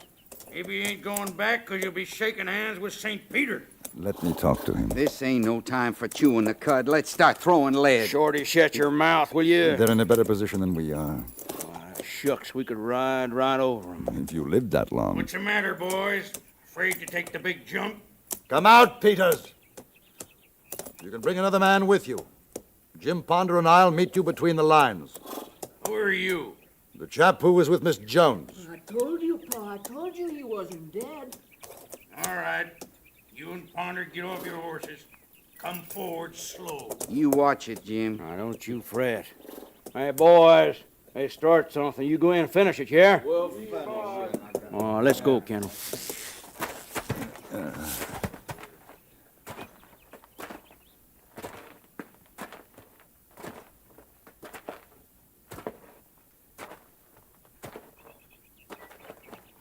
What's your name, mister? Kendall. This here's my boy, Wes. We figured he'd killed you. I told you I didn't, Pa. What do you got to say? Where's Miss Jones? In the schoolhouse we got built for her? Is she all right? Sure, she's all right. Ain't nobody gonna hurt that pretty gal. No, sir. Well, we aim to take her back, Stomp Peters. You're off your mental reservation if you think you can do it, Ponder. You ain't got no right to a schoolma'am nohow. Why, there ain't a kid in that broken-down, flea-bitten town of yours. Well, that don't matter. We aim to get some by and by. School district give her to us. We just outvoted you. She's ours now. You better set your gun a-going, Stomp Peters. That what you want? I'm willing. Draw. Now, wait. That won't settle anything. Well, I never seen a better way. You get him, Pa. Cut down this here Kendall fella. Young man, I owe you something for that clout on the head, but I have no desire to kill you. Now, both of you, keep your hands in sight. You too, Jim. Huh? Hey, what's ailing you, mister? I'm on your side. Then keep your gun holstered. There's no need for shooting. Peters, tell one of your men to bring Miss Jones out here. I ain't gonna do it. Hey, Sam, go get the schoolma'am. Bring her out. Just what you got in mind, Kendall. You'll see. Well, it better be good. Of course, effing it ain't. Effing Stomp Peters' boys don't get you, me or mine will. Ain't nobody pulls a gun on me and gets away with it. I think it's for the best. What are you men doing? Well, howdy, ma'am. We come to get you out of this here pest hole. We come to save you. I've had enough of this nonsense. First, I'm forced to accompany Mr. Peters against my will. Now your men are lined up waiting to kill each other. I will not have it. Do you understand? Yes, ma'am. Mr. Kendall, put away that gun. All of you. Put down those guns. All right, boys. Heard what she said. Now pull them away. Now, Mr. Kendall, I should be obliged if you will escort me back to Laramie. Laramie? You gonna go back to Laramie? Pa, she's going to Laramie. Oh, Miss Jones. It's gone too far. If this is the example you set your children... Miss Jones, could I have a word with you in private? I really don't see that Well, was... I think you will. Gentlemen, if you'll excuse us. Oh, she can't go back to Laramie. You said you could have her. Looks like there ain't nobody gonna have her no more. Dreadful, dreadful grammar. Double, triple negatives. Miss Jones, there may be a solution, if you're willing. I don't see any way. I really don't. If they could share you. Share me? I mean your teaching. The towns are only a half-mile apart. It might be possible. No, Mr. Kendall. My mind's made up. Today is the final straw. Miss Jones, think of the schoolhouse in Rotten Head Gulch. You know, it was rather touching. They've built a schoolhouse for me here in Goose Creek as well. The floor isn't quite as good, but... They need you, Miss Jones. You think so? I do. Look at them. They are like children, aren't they? Very much like children. I think perhaps you're right, Mr. Kendall. But I wonder what the school district board will think.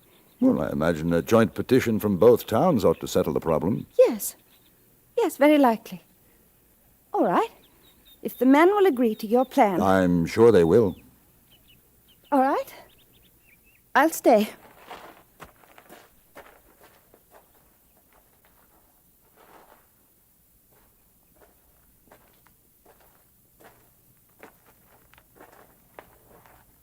Mr. Kendall, Yes? While I was being held captive, a rather terrible thought occurred to me. It is the education that I can give them, isn't it? I mean, there are no baser thoughts involved. Perhaps because I am a woman? Miss Jones, were it not for the fact that I have already completed my school and university curricula, I should not hesitate to avail myself of the opportunity to better my education. Thank you, Mr. Kendall. You've relieved my mind. The matter was settled most amicably, and readers of the London Times will be interested to know that an extraordinarily pretty woman by the name of Miss Annabella Jones is now entrusted with the education of some 53 adults and 2 children in the mining towns of Goose Creek and Rotten Head Gulch in Wyoming Territory.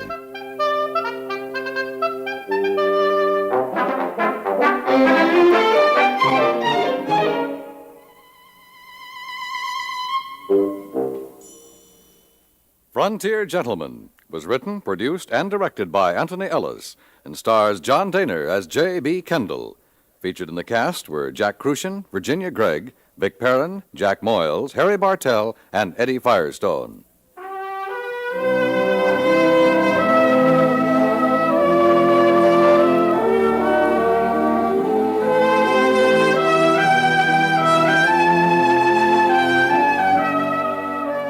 Today's tense episode of Gunsmoke proves no gambling stakes were too high along the frontier. For thrill upon thrill, hear what happens in the pioneer days of Dodge City when a man's life hangs upon the outcome of a horse race. That's on CBS Radio's Gunsmoke later on today. Join us again next week for another report from the Frontier Gentleman. Dan Cubberly speaking.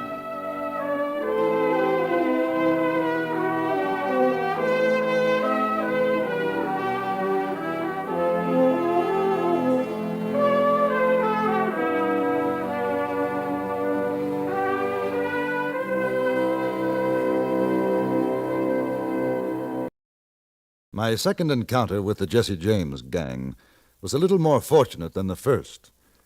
This is what happened.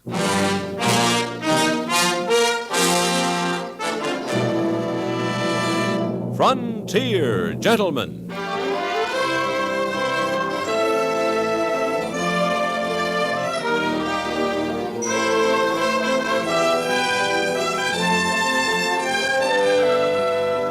Herewith an Englishman's account of life and death in the West.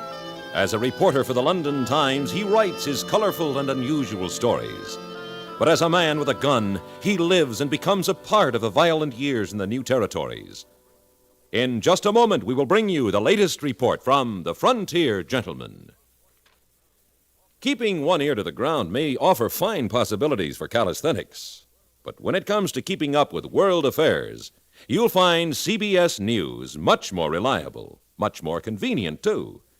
Regularly scheduled CBS News programs, like those featuring Walter Cronkite and Wells Church, come to you on most of these same stations throughout the week. They keep you right up to the minute with history, with concise, informative reports.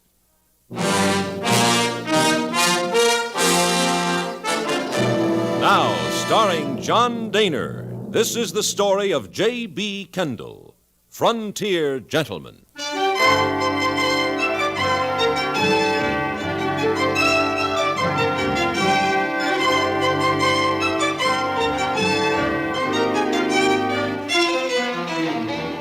Thaddeus Clark was a miner returning to Illinois from the western Wyoming gold mining country.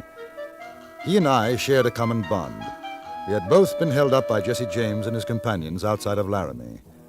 But Clark had been relieved of some $5,000 in gold dust, whereas my loss, although leaving me stony broke, amounted to a matter of only $20. In all friendliness and goodwill, Clark offered to pay for my ticket to Cheyenne, where I was sure my remittance from England would be waiting. I accepted the loan, and the two of us boarded the train. As we waited in the station for our departure, I commented to the conductor on the fact that except for us, the carriage was empty. Yeah, these days, folks is moving west. Not many coming back. You should have seen us last trip out to Salt Lake. Biggest crowd in a year. Any particular reason for that? No, just like a plague of locusts. No telling why. Same with Eastern folks. Seems they all decided once to pull up stakes and head out this way. Of course, there'll be more getting on in Cheyenne. How soon will we be pulling out, mister? About 2 minutes. Arrive in Cheyenne, barn Buffalo, Indians, and Bad Men at 4:30. Buffalo and Indians is all right. We've had enough of bad men. That's so? Trouble, huh? And we had the dubious honor of being held up by Jesse James. You don't say. Well, now, Jesse James. I'd given something to have seen him. We did. Well, sir, proud to have met you boys. Have a good trip. Jesse James. Ain't that He's impressed. He can afford to be. Now, what do you plan to do now? Do you still go back to Illinois? I haven't made up my mind. Got enough to last for a while. And then maybe I'll go on back to Sweetwater country after I spend a little while in Cheyenne. Pan gold again? Yeah. Unless I'm lucky enough to hit a vein. How about you? Oh, I'm not sure. I've been thinking about working my way through Dakota territory. Then perhaps down to Kansas. I'd like to see Dodge City. Well, can't say I'll be sorry to see the last of Lara.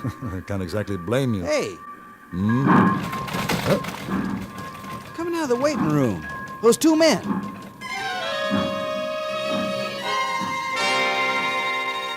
both men were well dressed and carried no luggage. They ran toward the train and then disappeared from view. But I'd had enough time to recognize at least one of them.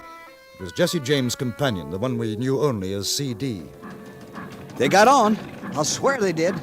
Did you see him, C.D., did you? Yes. You think the other fellow's one of the gang? I never saw him without a mask, but I'd be willing to bet on it. Keep your head down. Pretend to be asleep. I'll read the newspaper. Right. Oh, I swear, CD, I don't know how you do it. I swear. You just don't know how. Let's get him. No, not yet. Keep your head down. If they look back there. Can you see? What are they doing? They've just sat down. Up at the front. I get my hands on that sneaking lowdown. And the question is, are the others on the train, too? You mean James? No. He might have gone on further back. We didn't see him. My 5,000. If they've still got it. You might get it back. What's going on now? They've got a bottle. Taking a drink. All right. I think now's as good a time as any. Get out your gun. You sure it's loaded? Yep. You'll walk up there, quietly. We'll sit down behind them. If they see us before we get there, drop to the floor and start shooting. Don't worry. All right. Come on, then.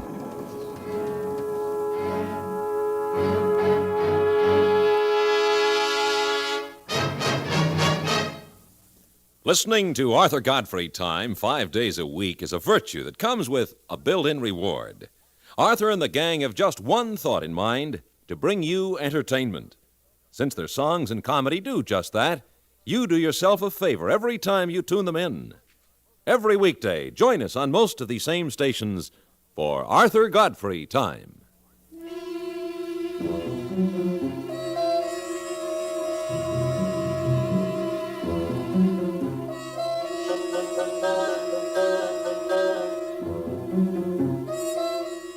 The two men who had robbed us, members of Jesse James' gang, occupied seats at the front of the carriage.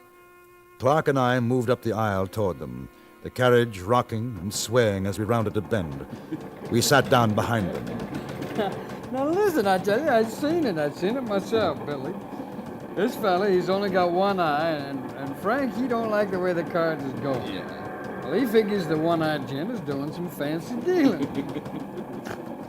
So he skins his gun out. You seen Frank draw. I sure have seen him draw. Well, he lays it on the table in front of him, and he says, well, boys, we're going to have a fresh deal. The fellas in the game, they take one look at Frank's face. Yeah. This one, they say, all right, Frank, sure, anything you say. But Frank says, All right, now we got that settled. And you know what he's doing all this time? He's tapping on that gun laying there while he's talking. And he says, now we got that settled, I'm saying right now that from here on there ain't going to be nothing but square deal. I ain't making no accusations, nothing like that. But I'll tell you, if I catch any son of a gun cheating again, I'm going to shoot his other eye out. Very good. Good story.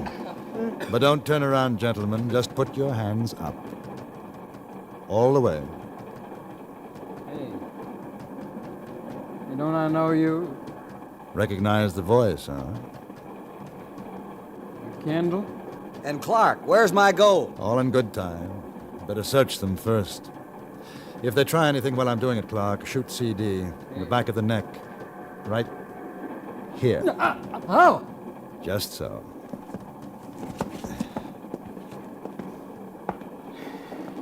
Well, an unexpected pleasure, CD. I don't think I've met your companion. It's Billy Badger. All right, Billy. Keep those arms stretched nice and high.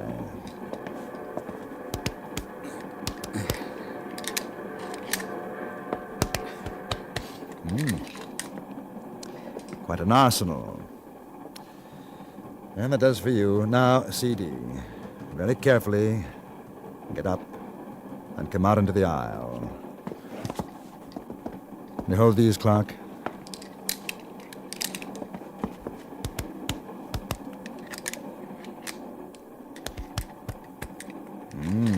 Two more. Ah, that's better. What about the gold? Yes, I was coming to that. Sit down, CD. Now, what about Mr. Clark's gold? We ain't got it. Oh? Who has? Jesse? And where is Jesse? We don't know. Do we, Billy? No, that's a fact. We split up. Did you? And where did Mr. James go? I told you, we don't know. Oh, yeah, so you did. Which makes it rather awkward for you two gentlemen. Hey, now you gonna kill us? Look, you can't do that. Without the money you stole, you're not much use to Now, us. just wait a minute here. Hold on, I've got some. Here, maybe 200 in gold. There's another 50 in paper. I got about the same. Hand it over. Sir, that leaves about 4,500 you owe us. Well, now listen, we can give it Shut to up, you Billy. You were saying? Nothing. All he meant was that when we get to Cheyenne, maybe we raise the money there for you. Is that what he meant? Yeah, that's right. They're lying, Kendall. I agree. No, we ain't lying, honest. We sure ain't. You want first shot, Clark? Sure. Not in the stomach, though. They make so much noise. Now that downright murder, give us a chance. Stand up in the aisle, boys. We don't want to get blood all over the seats. Now look. Wait a minute. You can get your money. Shut up, Billy. But just shut up. Kendall, I'll bet you $5 you can't take off an ear at 5 paces. Whose? Either one. I'll take Billy. You've got a bet. Which ear, right or left? Left. Left. Move over, CD. Billy, back up to the door. Well, now look, fellas. You got nothing to worry about, Billy. He's bluffing. Back up. He's bluffing, Billy. How do you know? Ain't your ear? Yeah, that's far enough, Billy. Ready? You ain't got the guts, Kendall. Don't worry, Billy. He ain't got the guts. Oh. Missed. That's 5 you owe me. Same bet. You try it. All right. No, I'll tell you. You shut up, Billy. You shut up. I ain't shooting at you. Frank Stack. In the next carriage back. He's carrying them gold sacks we took off him. Anybody else with him? No. Where's He's James? alone. Where is James? Well, we're meeting him up ahead. Good. Now sit down again, both of you. Clark, I'll get Stack. You keep an eye on these fellows. What's he wearing, Billy? Oh, regular black sack coat, vest, bowler hat. He's about your height, wouldn't you figure, CD? Yeah, I guess. Fine. If they give you any trouble, Clark... Well, we won't give no trouble, honest. I moved back through the carriage and out onto the open platform, climbed over the railing, and into the next coach. I looked for the conductor, but he was nowhere in sight. Then I spotted the man who answered the description of Frank Stack. He was sitting alone, but I felt uneasy when I saw that the seats both behind and in front of him were occupied. Keeping my gun hidden underneath my jacket, I quickly moved down the aisle and sat down next to Stack. Find another place, mister. I don't This is a gun, Stack. See? Now, we don't want any of the people in here to be hurt, do we? Hey, you're the fella that was That's right. The one you held up near Laramie. Pick up your bag and walk ahead of me. Hey, now listen, Don't I talk, don't have... just do as you're told. Yeah. Yeah, all right, but don't get itchy. We're going to join your friends up in the next coach. Walk slowly, behave yourself, and you may live until we reach Cheyenne. Yeah, sure. That ain't gonna prove nothing.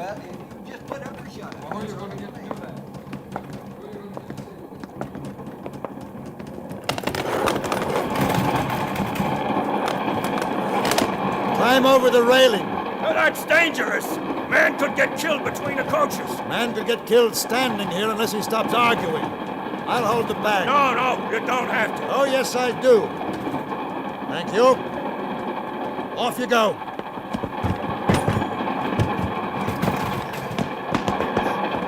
And open the door and go in.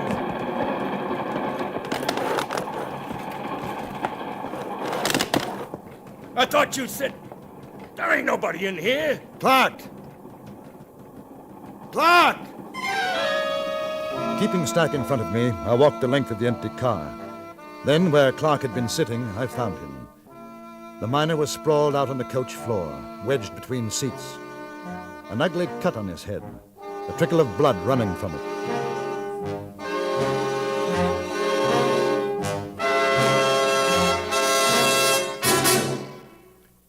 Get more for the money you spend, earn more on the money you save by making use of the practical information that comes your way on the business news. Throughout the week on CBS Radio, our business news brings you Walter Cronkite or Bill Downs with an up-to-the-minute report on price trends, marketing conditions, and everything else of a business nature that's likely to interest you. Join us on most of these same CBS radio stations when it's time for the next edition of the Business News.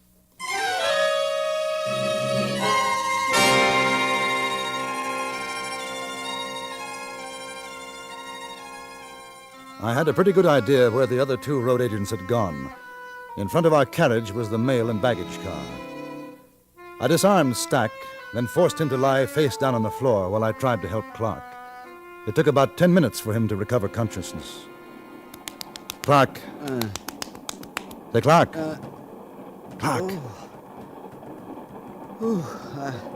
I thought I was dead. Clark, what happened? Well, we hit a rough bed of rail on a curve. It threw me off balance. And the next thing I know, that CD was all over me. He got one of the guns we left lying on the seat. That's what happened. Ooh. Here, this might make you feel better. Open up the bag. Hey, what's he doing down there? You have to shoot him? No, he's just behaving himself. Hey, my gold. Let's see, 7. Wait a minute, there's only 7. Where's the other 3 sacks? Better ask him. Where's the rest of my gold, mister? Get up, Stack. Where is it? Jesse lost it in a poker game last night back in Laramie. He did, huh? Where are you supposed to meet James? No, don't worry. You'll tell me. Clark, go and find the conductor. Tell him the other 2 are in the baggage car. Right. Here, take his gun with you. Now, Mr. Stack, I'm only going to ask you once more. Where are you meeting James? More? No. You're waiting at Dale Creek Bridge. Ah, so that's the game. Train hold up this time, huh? How many with him? Just one. What's the plan? He'll flag down the train this side of the bridge. CD, Billy Badger, and me'll clean out the baggage car. Then wait for the westbound out of Cheyenne. As soon as it crosses Dale Creek Bridge, we blow up the trestle and empty out their baggage car. I see.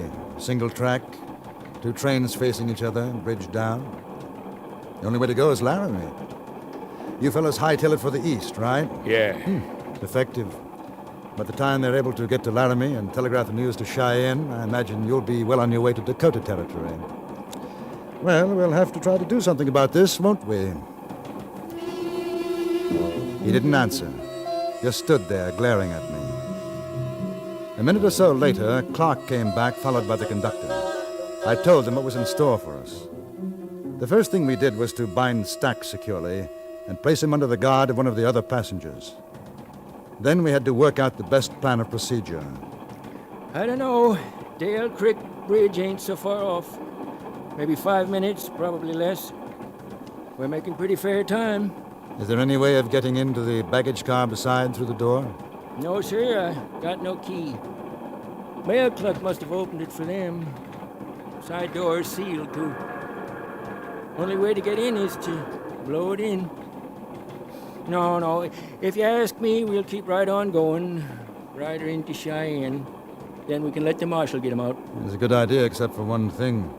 If James has already got the charge laid to the bridge, and we don't stop on signal, he might blow it up. Not with his own boys aboard. Well, I shouldn't like to risk the lives of your passengers on the supposition that James has a tender heart.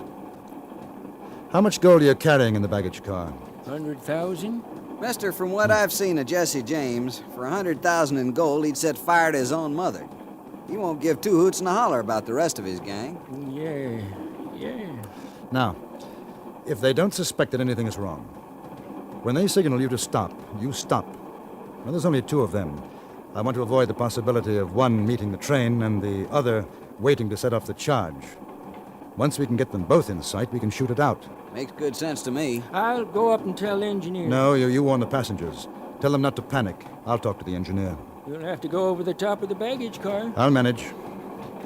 Well, we better get a move on. We haven't much time. But it took longer than I thought it would to convince a highly suspicious engineer, so that by the time he agreed to stop the train, if so ordered, we were only a scant minute from Dale Creek. I remembered the trestle from another trip I had taken a few weeks before. It was more than 130 feet high, spanning a chasm between 600 and 700 feet in width. The thought of a charge blowing up as we were crossing was not pleasant. I left the engine cab and had just reached the platform standing between the baggage car and the coach when there was a scream of brakes.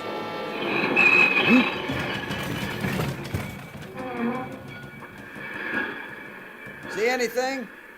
Not yet. Yes, there's one.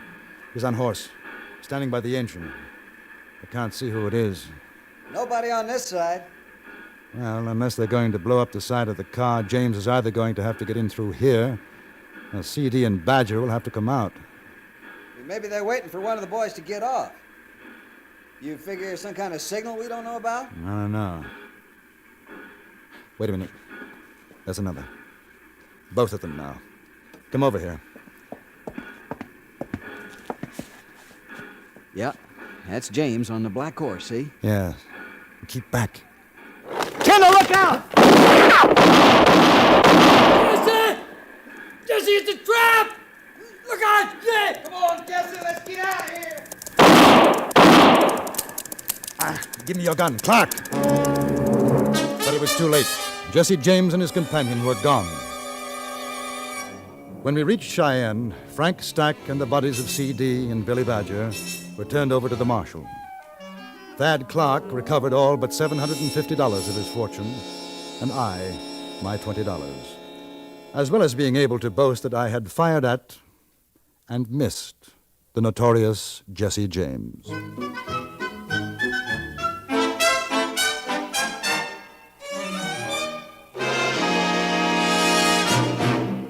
Frontier Gentleman was written, produced, and directed by Anthony Ellis and stars John Dehner as J.B. Kendall. Featured in the cast were Harry Bartell as Clark, Stacey Harris as C.D., Charles Seal as the conductor, and Vic Perrin as Billy Badger.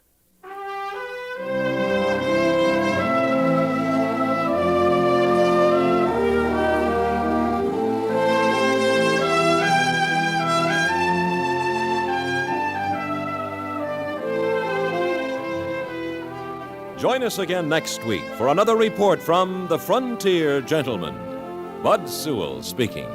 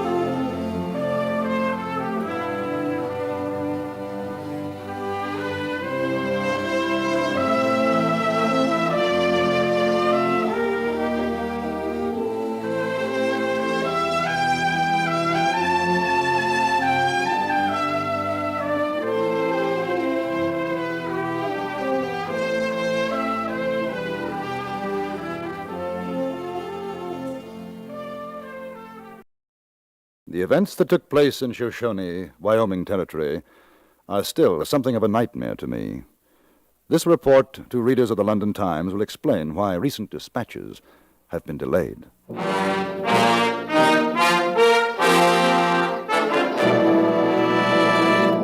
Frontier Gentleman.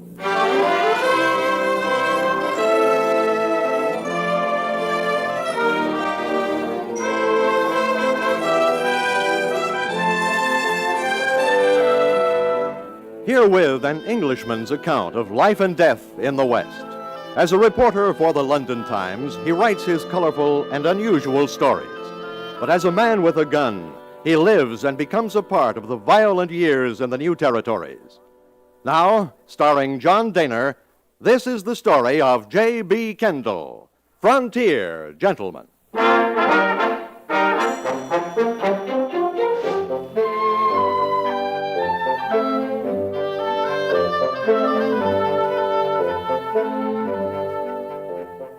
The story of my journey to Yellowstone National Park began with the coach of the Yellowstone stage line pulling into the town of Shoshone, midway point between Bear Claw and the national park. Beside myself, the coach carried a Mr. and Mrs. Willis of Baltimore and a thin young man of about 25 whose name was Black. As the driver pulled up in front of the Shoshone Hotel, a group of men came forward to meet us. One of them was wearing the badge of deputy sheriff. Howdy, Charlie. Well, this seems to be a nice little town. Yes, it does. Let's stretch our legs, my dear. You getting out, Mr. Kendall? Yes. According to the schedule, seems we'll have our supper here. You boys looking for somebody? That's right, Charlie. You tell your passengers to just take it easy. Have them go into the hotel lobby. Right. Folks, Mr. Kendall, Mr. Willis. Yes?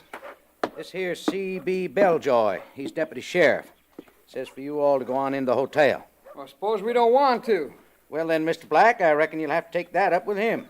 That right, C.B.? Mister, you wearing a gun? No. Then you got no choice, have you? Now you go on with the others. Just wait in the lobby. The sheriff will... Oh, no. Here he comes right now. Oh! Oh, Henry, look at him. He's so Mercy fat. on a poor sinner. Howdy.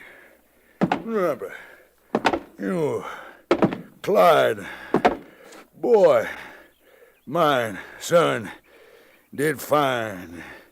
Just fine. Thank you, Paul. Son of mine, CB. Howdy, Sheriff. Charlie,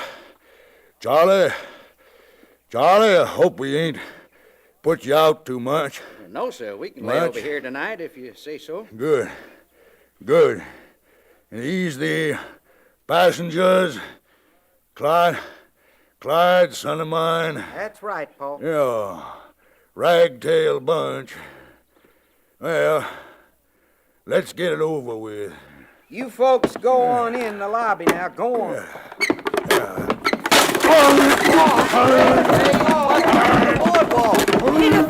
Pitiful. Help me get him out. You're Clyde, CB. Hey, you help me get Mine. him out. Stop sniveling. Help me up. Out of here. Yeah, you, boy. I'm here, Paul. Son, now.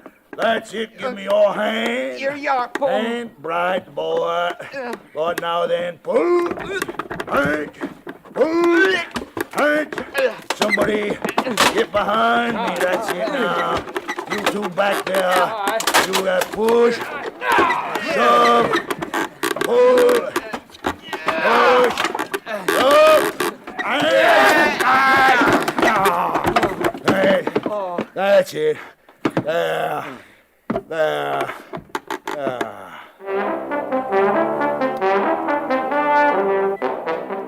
He entered the hotel without further mishap, and we were instructed to take seats facing him. After we had complied, the deputy CB told us why we were being held there. Paul got a telegraph message a while ago from the sheriff in Bear Claw.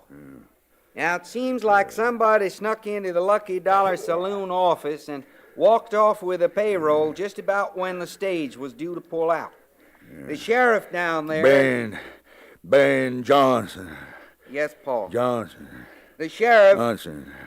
Ben Johnson. Ben, yeah. He figures the man that did it rode off on the stage. You mean you think it's one of us? Well, that's what the sheriff in Bear Claw thinks. Hey, look, Gildy. It could be in cahoots. Boy. Now, just a minute, Sheriff. Who's he? What? Name's Willis, Paul.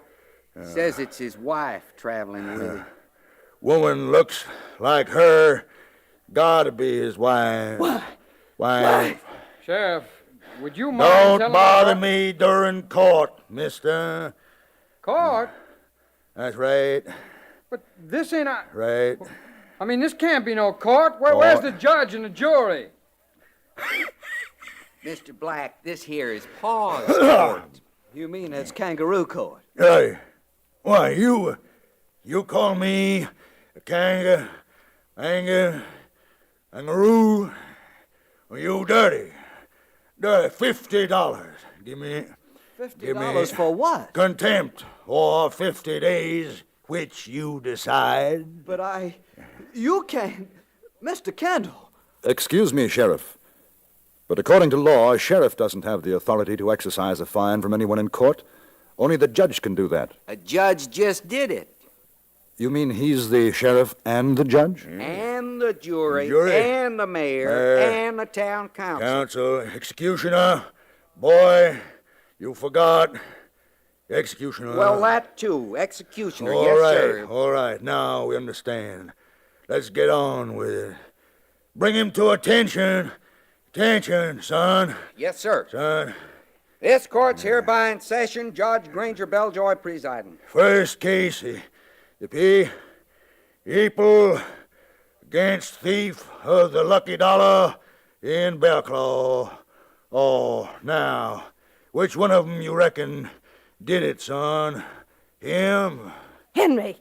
Sheriff, Reckon not. No. She wouldn't let him loose long enough to rob a saloon. Must be you, mister. No, Pa, that's the English fella. Yeah, foreigner. Pussy-footin' foreigner. That's how I figured. No guts. He wouldn't do it if he was starving. Really livid, starving. Well, that leaves him, Pa. Yeah. Now, how do you plead? What's his name? Black. Name, how do you plead? Black. Plead? Yeah. I ain't pleading no way to something I didn't do. Innocent. But boy, Oh, you look guilty as here. In. Might as well confess. But I didn't do nothing. Sheriff. You keep out of this, Mr. Kendall. Black, you say you're innocent. Yeah. I say you're guilty. You got witnesses? Why, no, I got no... Sheriff, Judge Belljoy, Your Honor, Sheriff. Yeah, what is it, Charlie? Judge, sir, Sam over at the telegraph office told me to give you this. Oh. Just come in. Now, let's see. Let's see that. See that. Over. From the Sheriff, Bear Claw, man robbed saloon known to be tall. All regards, Johnson. John. Tall? Well, that lets me out. Yeah, it sure does. It's gotta be the Englishman then, Paul. Now, just a minute here. Kendall, don't you try nothing. Henry, help him. Grab hold of that Englishman, boy. I don't Boy, need grab. to, Paul. Grab. He tries anything, I'll ventilate him with this here shooting iron. Good, son of mine. Good. Yeah. Kendall, I hereby sentence you to a term 2 years, my jail.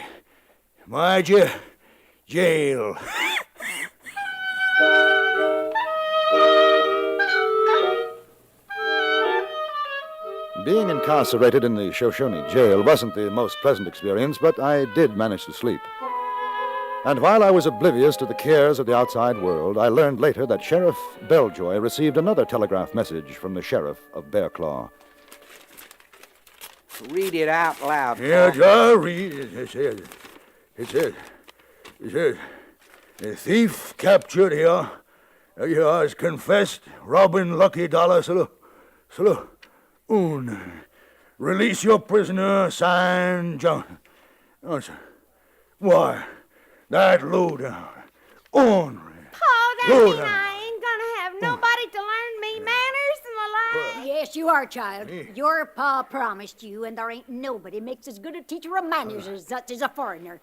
Ain't that right, Granger? I'm going to have to let him go. Why? Oh. Why can't you just pretend you didn't get no message? You know why, woman. You let him go. What's gonna become of me, Paul? That's right. Look at her. Your own flesh and blood image. Poor thing. Yeah. You think anybody's gonna pay her any mind when she don't even have good mannered learning? Now, Laureen, sweet potato, mine. You... Don't lard up to me. Woman, it ain't my fault. You don't want me to have no learning, no English learning or nothing. Oh, honey, part I do, but... You want your daughter to have the best. You'll tear up that message. You'll make believe you never got it. And the Englishman will be made a trustee like you promised, and he'll learn me all he knows, whether he likes it or not. Granger Belljoy, hurried up. Woman, you female. Crazy. Ma! Female. He's doing it! Oh, Paul! Oh, here, now, don't overexcite yourself, Yeah, honey no. pot. Best you be getting along to bed now. Yes, Ma. Night, Paul! Night. You done right for her. And after a year or so, that Englishman might get used to her. Might even decide to stay here permanent. The morning following my arrest, I was served an unusually tasty breakfast by an unusually beefy young woman named Mercy Day Belljoy. Between giggles, she managed to indicate that she admired foreigners. About an hour later, I was taken under guard into Sheriff Belljoy's office. Here he is, Paul. Yeah, Kendall, I'm going to come to the point, if I can. Now, daughter of mine, Mercy Day, her mother, want you should learn her Oh, boy, tell him. Well, what Paul means, Mr. Kendall, is that he's offering you a chance to be somebody around here, a trustee. Come and go as you like, long as we have your word you won't run off. Yeah. Now, how about it? Well, you got something to say, ain't you? I have more than something to say. Sheriff, has it ever occurred to you that I might have friends, business associates and the like, who will note my disappearance and start asking questions? Well, like who? Yeah, like who? For your information, I happen to be a duly accredited correspondent of the London Times. Well, now, what does that mean, Pa? That duly accredited... Means his credit's good. Oh, is that so? That is not so. What it means is that the newspaper I work for expects to receive a journalistic report from me within the next fortnight. When they don't receive it, somebody's going to start asking questions. And when that happens, they'll start looking for me. Pa, they ain't gonna have much trouble finding him. Why, those folks on the stage... They're long gone. On, aren't they? Yeah, but... Well, what about his writings? They're going to receive it just the same as usual. Only, Kendall, you write one word about being in this predicament. Predicament and mess. You won't get no food at no time. No time. You won't get out of that cell. Well. That's it. So. Well, how about it, Kendall? So. Now, you want to eat, don't you? And that cell can get mighty small after being in it 24 hours steady. Now, are you going to do what Pa wants you to? Learn my little sister manners and behave yourself? Or are you going to stay in your cell? Well, I don't seem to have much of a choice, do I? No, sir. You sure don't.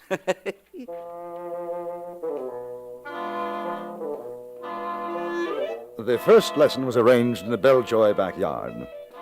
I was escorted to the house, then turned loose in Mercy Day's lair. She was eager, one can say that for her, and she tried hard. Mr. Kendall, I just love the way your lip curls up when you talk. Say it again for me. How now, brown cow? That's it. Oh, that's so pretty. Oh, there's my ma. I want her to hear that piece. Ma! This man's learning me so good. Fine, honey pot. How now, brown cow? Ain't that just the stuff? That's fine. She's doing fine, ain't you, mister? Well, quite nicely. What about her manners? You ain't forgetting her manners, are you? He sure ain't. He already done told me a lady don't spit in front of a man no matter how much she wants to. Well, I declare.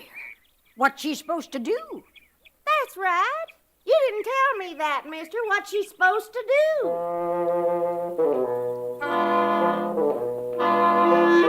The lessons continued, and as the days passed, my hope for an early rescue waned. Even if someone did come to Shoshone to inquire about me, Belljoy would deny ever having seen a journalist from England. And as for my reports to the Times, well, Mercy Day was a good cook, and I disliked going hungry. So the reports were sent off per contract, except for one small detail. Those mailed by Belljoy were almost verbatim copies of the first reports I sent home after arriving in this western wilderness. Sooner or later, someone would arrive to inquire about me. But when help did come, it was from an unexpected quarter. Kendall, you come on out of there. My pa wants to talk with you. Oh? What about? You'll see, and I sure pity you. Why, he's sitting in the office with a bottle of whiskey in front of him, and his face so red, he looks like it's going to explode. On! What's on? Fool maker! Female stealer! No, Pa! No. He ain't none of them things! Ha! He ain't. We'll see. You, Kendall. You, Kendall, over here. Why, Mr. Kendall, how charming to Here. see you. Pa. Here, Kendall. Pa. Pa. Before you get started, can I have a suck off of that bottle? Boy, you get. Scott! Yes, sir. Kendall, you miserable female stealer, conniving, scheming. Pa, he Scheming. ain't. He ain't. Yeah. It isn't none of that. He loves me. He ain't in love. He's sick. He's sick. Hick. Look at his face. But he does love me. Tell him, Mr. Kendall. Mercy Day, Sheriff, It's all right, honey. You just speak up. Sheriff, I have no intentions, honorable or otherwise, toward your daughter. Paul, you scared him. He can't say it to you like he did to me. I said what to you, Mercedes? How do I love thee? Let me count the ways. But that's poetry. Sure is. Prettiest thing I ever heard. Wait a minute. A minute now. You really did say such words to my little girl, Kendall? He just admitted it. Yes, but that's part of your... Part of courting me, huh, honey pot? Paul, why don't you pronounce us man and wife right now?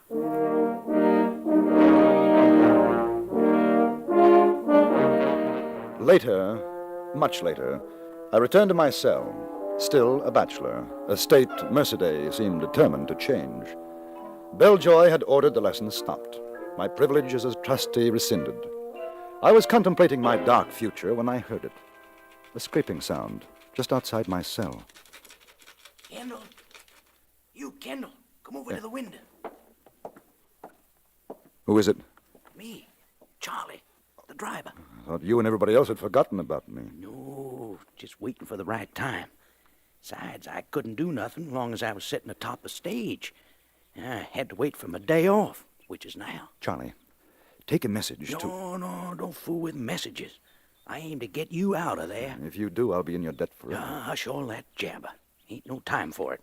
Now look, the stage leaves for Bear Claw in half an hour, and you're going to be on it. How? Yeah, with this. You know how to use one of those, don't you? Oh, yes. Good. Yes, I do. Now, the sheriff's going to dinner. Won't be back. Only CB's here.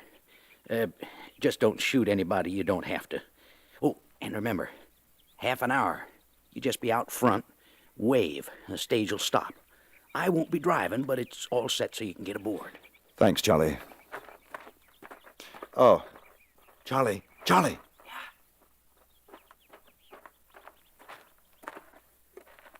Why are you doing this? Well, Mr. Kendall, you won't believe this, but you know that little gal, that Mercy Day? Oh. You're ruining her, teaching her good manners and such. She thinks she's getting too good for me. You keep on. She won't marry me ever. You know the saying, one man's meat is another's... Well, you know it. 15 minutes later, I walked to the door of my cell and yelled for CB. He responded, took one look at the gun in my hand, and promptly agreed to surrender his gun and step into my cell, which I just as promptly locked. A few minutes later, the stage pulled up, and I stepped aboard.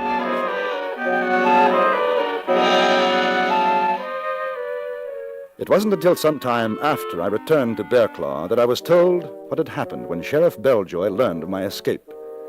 He was sitting on his back porch with Charlie, the driver. So he lit out like a Yeah. big saddled bird.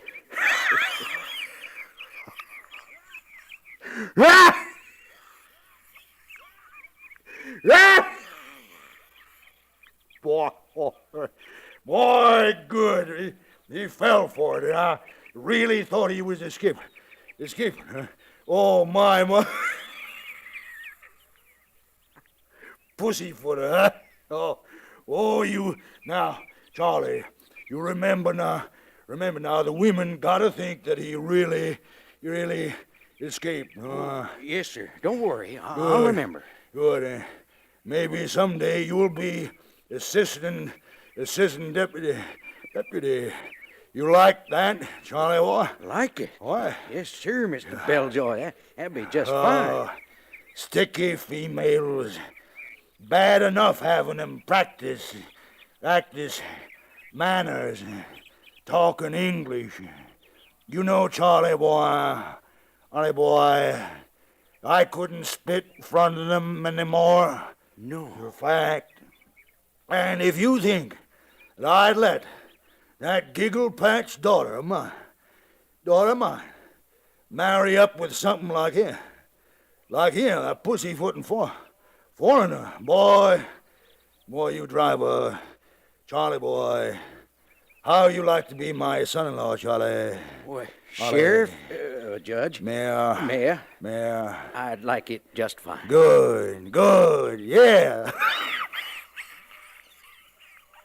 Son-in-law, mine, Charlie boy.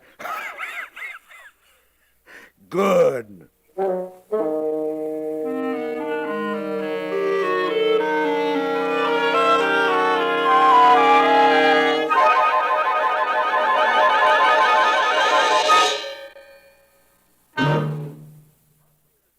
Frontier Gentleman was produced and directed by Anthony Ellis and stars John Dehner as J.B. Kendall.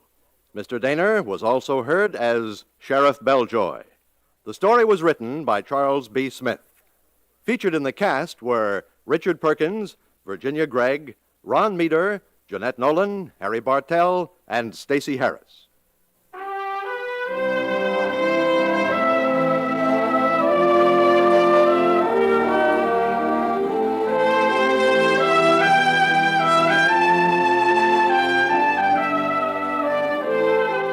Join us again next week for another report from the Frontier Gentleman.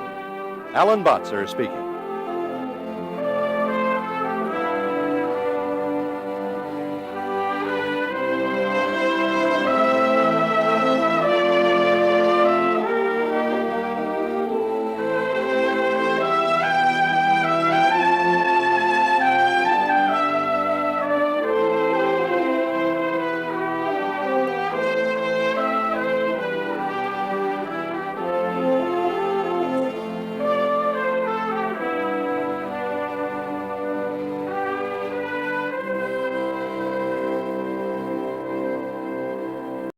It occurs to me that in this, my last report to the London Times, there are many incidents which I have omitted, things seen and heard during these several months of my journeys through the American West. Here, then, some random notes.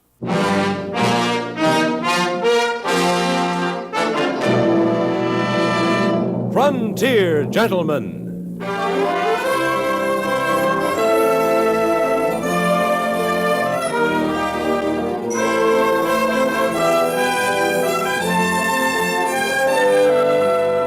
Herewith an Englishman's account of life and death in the West.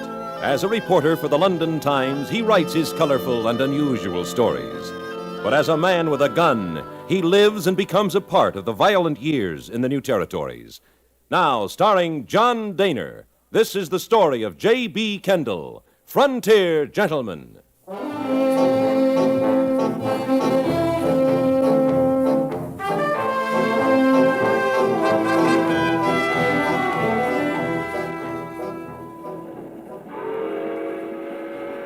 These notes are being written as I journey by train to New York. From there I shall board a ship for England and home. I recall in the Montana Territory town of Helena, a tall gentleman in high hat, black broadcloth frock coat, a dirty shirt with a torn paper collar, and the most singularly unpressed pair of nankeen trousers. He stood outside a saloon with a small case of bottles set before him. About a dozen men and women were crowded around, and a small yellow dog slumbered at his feet. Yes, sir, yes, lady, it's here. Here in this little bottle. Magic, you ask? No, say I, not magic. Pollock's original Mameluke liniment, a sovereign remedy for man and beast. It is confidently recommended to the afflicted as an infallible remedy for the following diseases. To wit, burns, cramps, pains in the joints, sore throat, frosted feet, rheumatism, spinal complaints, lumbago, old sores, cuts, bruises, swellings, sprains, pains in the back or sides, headache, cutaneous affections, ague cake, bites of insects or reptiles, salt rheum, mange, cracked hands, tetter, dysentery, cholera morbus, and cholera. What about the heaves, mister? Ah, the heaves you ask, sir. Ah, and in this bottle, the answer to your question, sir. Pollock's syrup of sassafras, a cure, nature's noblest remedy for heaves, consumption, bronchitis, croup or hives, colds, coughs, asthma, hoarseness, difficulty of breathing, purifying the blood, whooping cough, and a dozen ailments too horrible to mention. Ladies and gentlemen, it costs only 25 cents for one bottle. Or, as an added inducement for your health, ladies and gentlemen, Pollock's Original Mameluke Liniment and a bottle of Pollock's Syrup of Sassafras, both for the small sum of 40 cents. Think of the dollars and suffering you will save by this miraculous boon.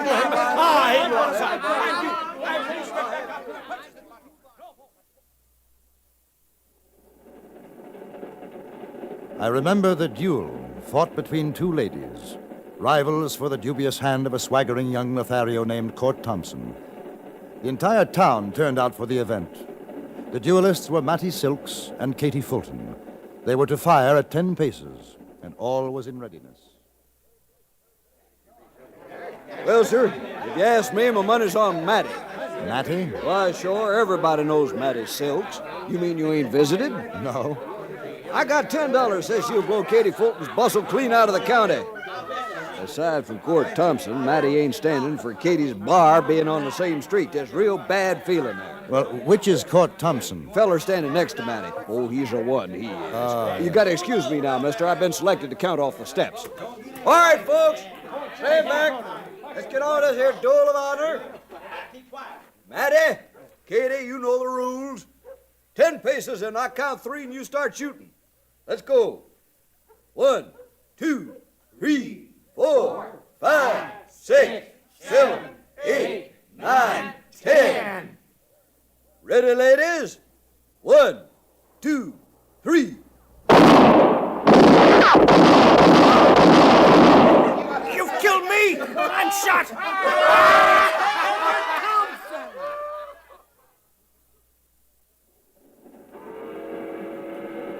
It was Katie Fulton's shot that missed Mattie Silks and hit Court Thompson. Some said she'd done it purposely, others argued that it was an accident.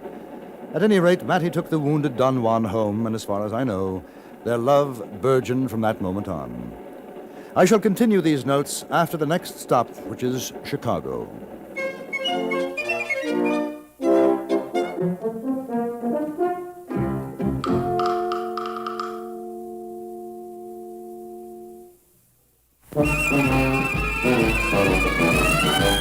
Of all leading filter cigarettes, Kent filters best, Kent filters best. It makes good sense when you smoke Kent, Kent filters best. Of all of the brands of cigarettes, Kent tastes the best, Kent tastes the best. A richer taste than all the rest, Kent filters best.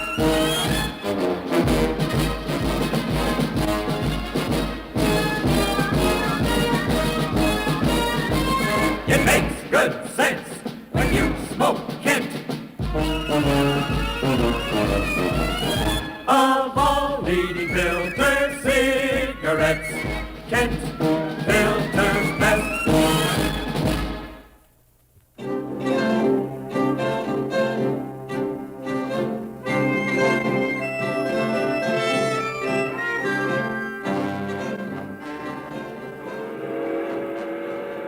I remember an old man, a miner I met in Fort Benton.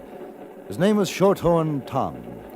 On our journey to locate his lost mine, he gave me an insight into Western speech, which I have found to be most valuable. He was leading a balky mule along a winding trail, and the air was blue with invective. Oh, 'tain't really cussing, just sort of airing your lungs. Now, you take that mule. I call him a son of a gun. Now, that ain't rightly so, 'cause anybody can see he ain't nothing but a son of a mule. But he's a no good son of a gun, 'cause that's the way it goes, see? Yes, I follow you. Now, speaking of that, what exactly is son of a gun stew? Son of a gun stew? Yes. Shucks, I'll tell you. That's just about the best thing a man ever put in his insides. It's got brains and sweetbreads. Gotta be fresh-killed calf, gotta be. And tongue, liver, light, heart, kidney. Oh, I tell you, mister, that is a something. That's better than pooch any day. Yes, sir. When I find this claim, I'm going to get me a set of store-bought teeth, and I'll show you how to make a son of a gun stew. You just throw everything in except the hair, horns, and holler. Oh, that's a real grub. Yes, sounds... Tell me, what's hardtail? Oh, it's just a mule. Like this ornery stump-sucking son of a gun. A hardtail mule. Cheer it. Stump sucker? Ah, ain't you never seen a horse getting his teeth against something and sucking wind? That's what a stump sucker is. Ah, you don't want nothing to do with a critter like that. No, sir. No. I've heard the expression riding herd on a woman. Oh, that's courting, riding herds, courting. Boy, you stick around old Shorthorn Tom, he'll have you talking smart as a bunkhouse rat. Gee, you know what we call a fella like you, green from the east? Tenderfoot, button, dude, prune picker, pilgrim, softhorn, greener. What about you? Me? What's a rawhide, coffee cooler, pocket hunter, river sniper. Of course, fellas call me a lot of other things, too. It don't really matter what they call you. It's what you are that counts. I take you for a good partner, mister. Real good. Shorthorn Tom never did find his lost mine. He died up in the Highwood Mountains. I was with him. Then there was the performance of Othello that I witnessed in Kansas, the Frontier Theatrical Players. Othello was a fine, powerful fellow with a broad Texas accent, a cowhand recruited by the wife of a ranch owner. Needless to say, the wife played Desdemona. Unfortunately, Othello had a scant 3 days in which to memorize his part. The resultant scene I report verbatim. That handkerchief which I give to you, I give it to Cassio. No, by my life and soul, send for the man and ask him. No, I don't want no sweet talk, honey. Y'all take heed of perjury, 'cause you art on thy deathbed. Aye, but not yet to die. Yeah? So you confess freely about all that sinning. For to deny. For to deny each article with oath cannot remove or choke.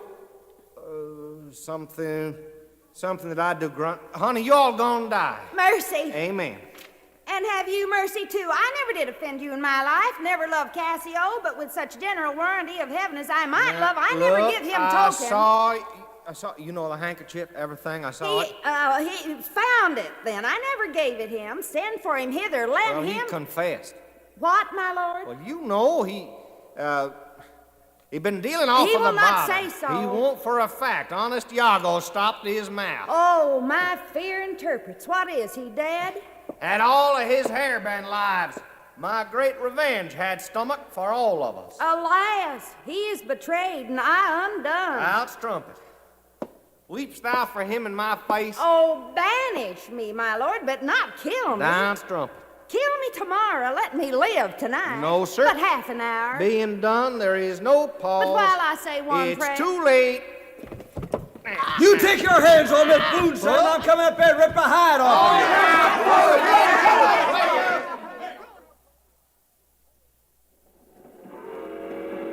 of you. The player's conclusion had deviated somewhat from Shakespeare's intent, but I found it nonetheless dramatic. I've often wondered whether the Texas Othello continued his thespian career. He could have made a fortune in London. Speaking of fortunes, reminds me of an extraordinary thing that happened in Montana Territory. I shall note it down after dinner.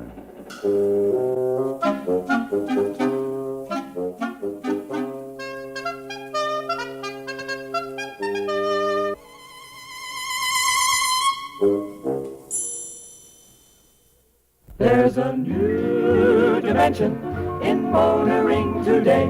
It's the Lark by Studebaker, coming your way. Smart, sensible, spirited too. The perfect family car for you. The Lark by Studebaker. See it today. Now, at last, a U.S. car that's sized just right for the needs and tastes of the times. It's the Lark by Studebaker, your new dimension in motoring. The Lark gives you big car spaciousness on the inside, it seats 6, and small car convenience on the outside. It's nearly 3 feet shorter than conventional cars. Smartly styled, beautifully engineered, the Lark looks better and drives better than many expensive cars, yet costs less to buy, far less to operate. It's your new dimension in motoring today. It's the Lark by Studebaker. See it today. The Lark.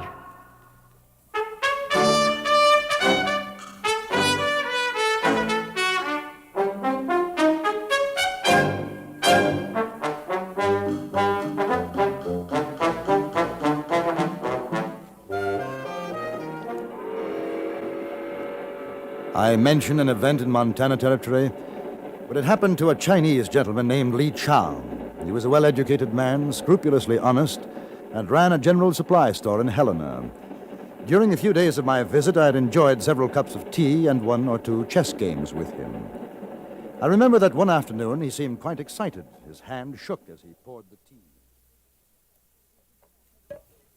This is a momentous day for me, my friend Kendall. Oh? You are the first to know. I am a mine owner. No. Look, a legal document which gives me possession of the Lucky Hand Plaza claim. I have paid for it with my life's earnings, $40,000. You know that some men have been bringing me their gold dust to keep for them, as in a bank? Yes, I remember you telling me. It was their claim that I bought.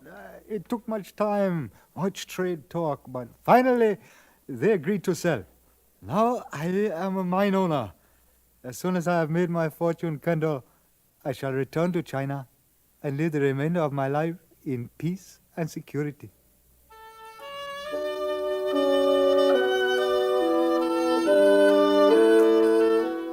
Li Chao was evidently the last or next to last man in Helena to find out what had happened. I heard it 3 days later from the barber who was shaving me. Hey, mister, it's the biggest joke in Helena since old man Hornaday strung up that mule for kicking his wife. You mean you ain't heard? No? Yeah, a Chinese gent along the street, Li Chao, bought himself a mine. Yes, I know. You know it's salted? Salted? He's paid $40,000 for a salted mine. What the boys done was to take him a bag of gold dust every day to hole for him. Lee figures they got a whopper claim. He wants to buy in partners. No, sir, says they. And then when Lee's primed real good, the boys figures how they done enough work, they're ready to sell out. Li Chao buys for $40,000. The fellers take your dust and vamoose, leaving Li Chao with a deed to a vegetable farm. That's all it's good for. Well, does he know yet? If he don't, he's the only man in hell that ain't. Well, what about the men who sold the claim to him? Well, last I heard, they was headed for California.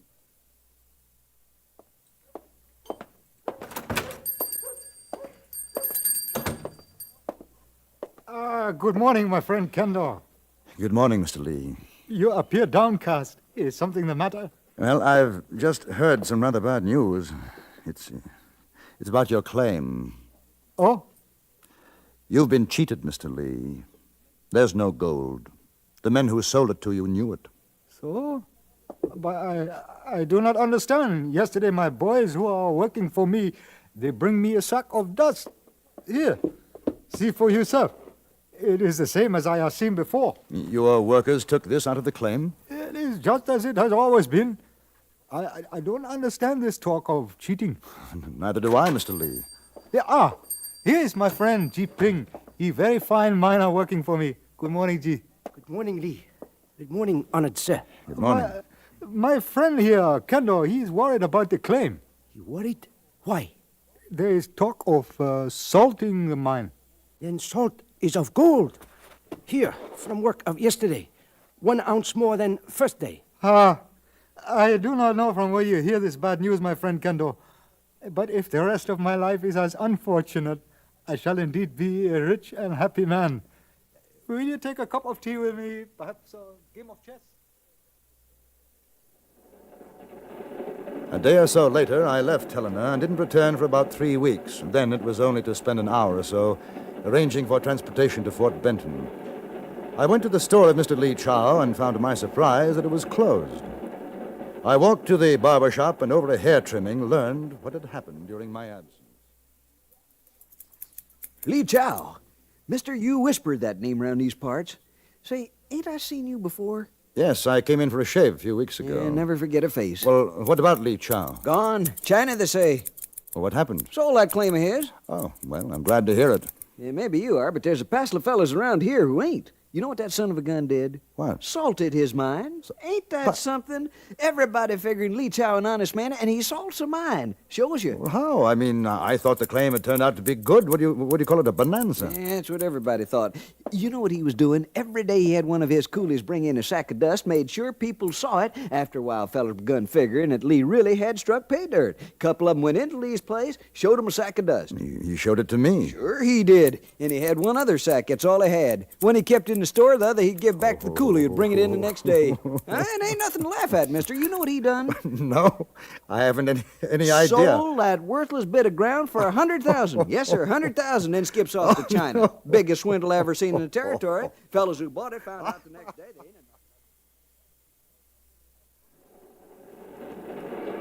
I have thought of the outlaw, Dick Gillis, and the interview I had with him in Virginia City. He had been convicted of holding up a stage and the murder of 2 men.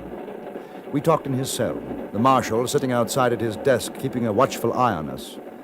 Gillis was quite proud to be the subject of an English newspaperman's report. Perhaps he colored his life for that reason. I'll never be quite sure. I'm 36. 36 years out of a mother's arms I never knew. She went up Salt River when I was born, savvy? My pa, he were a wicked old so-and-so, used to beat the tar out of me. I run away from home when I was 10. Where did you go? Nebraska, Kansas, Colorado. I've been all over. I seen more than most men see in 5 lifetimes. Less than I wish I had. What made you start just being an outlaw? Man doesn't start, mister. Shucks, I was born outlaw. Did my first killing when I was 10. Shot me my pa's horse. That's how come I run away. Why did you shoot his horse? I don't know. 'Cause I guess the old varmint cared more for horse flesh than for his own son, maybe. I sure hated that critter. If I hadn't killed the horse, I'd have killed the old man. Now, that's for sure. How many men have you killed? In fair fight, 2. Don't matter telling it now, 'cause I'm going to hang anyway. 7.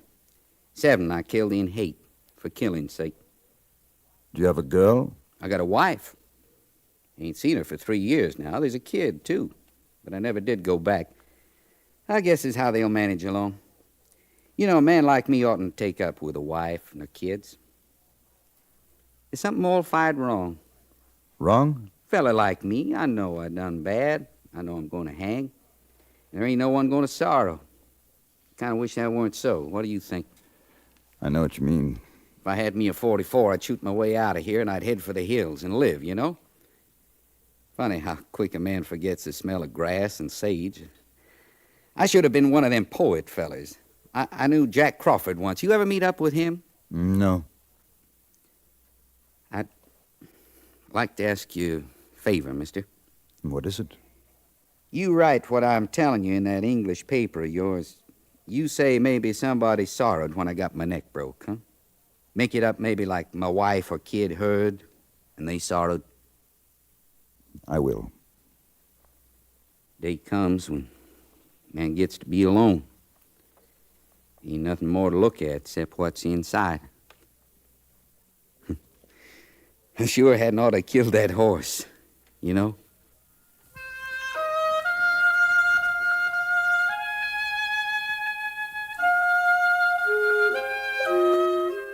These are some of the things which I have seen, heard during my travels. I find myself despondent at the thought of leaving this country and its people, yet my sadness is tempered with the realization that perhaps someday I shall come back to the great American West, which for the past several months has been my home.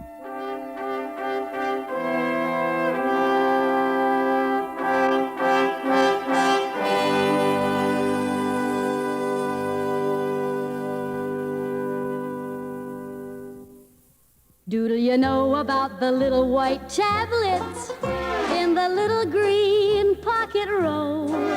Just a-waiting for the moment when you need 'em to bring your acid indigestion under control. Tums are the little white tablets in the little green pocket roll.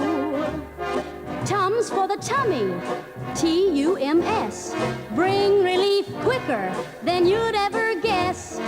Best for any any kind of acid distress. Keep 'em handy in the pocket row. Keep your tummy under Tums control.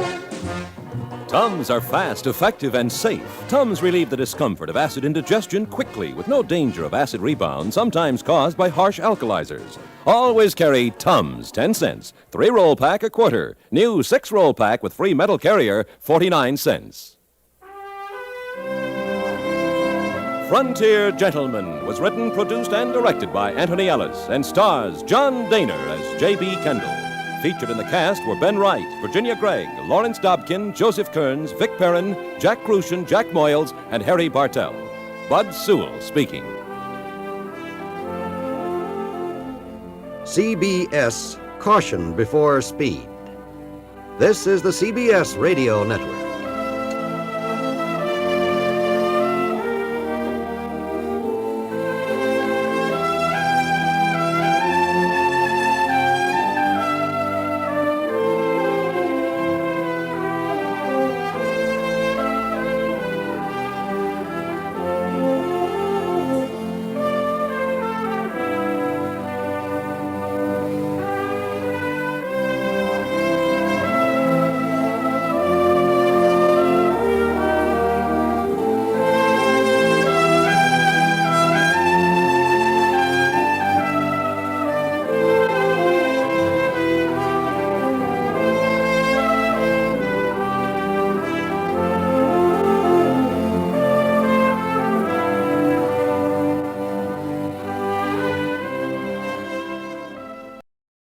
Big Sam Hobday was a very important man in Helena, Montana Territory.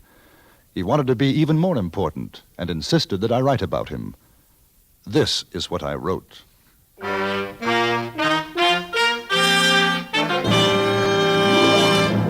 Frontier Gentleman.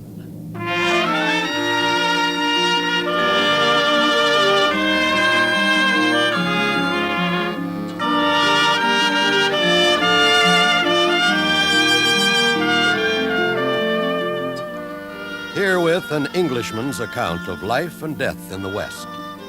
As a reporter for the London Times, he writes his colorful and unusual stories.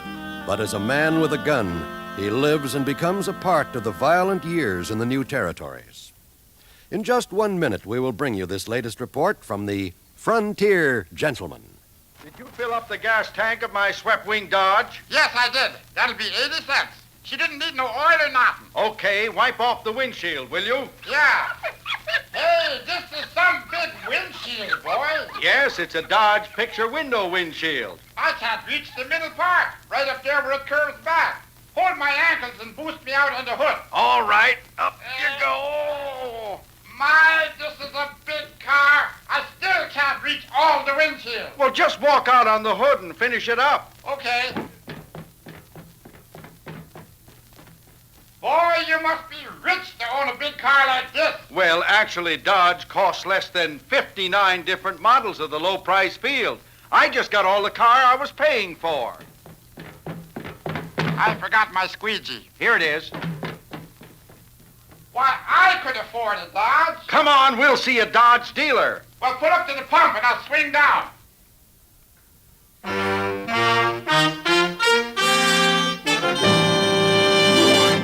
Now, starring John Dehner, this is the story of J.B. Kendall, Frontier Gentleman.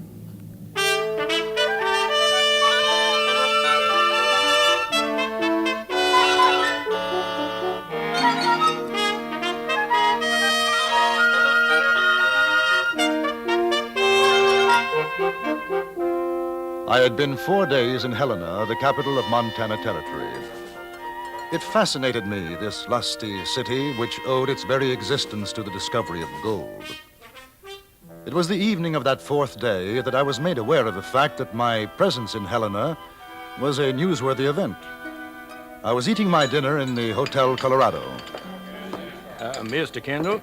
Yes? The name's Coleman. Don't think we've met. And how do you do? I'm manager of the hotel. Thought maybe you'd like to see this. Rocky Mountain Gazette. Oh? Right there, see?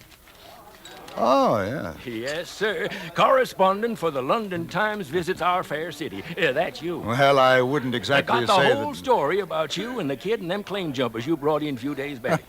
It has. Yeah, we're mighty proud to have a visitor from foreign shores with us, Mr. Kendall. Anything I can do for you, you just sing out. It's very kind of you, Mr. Coleman. Will you be staying a while? Oh, no.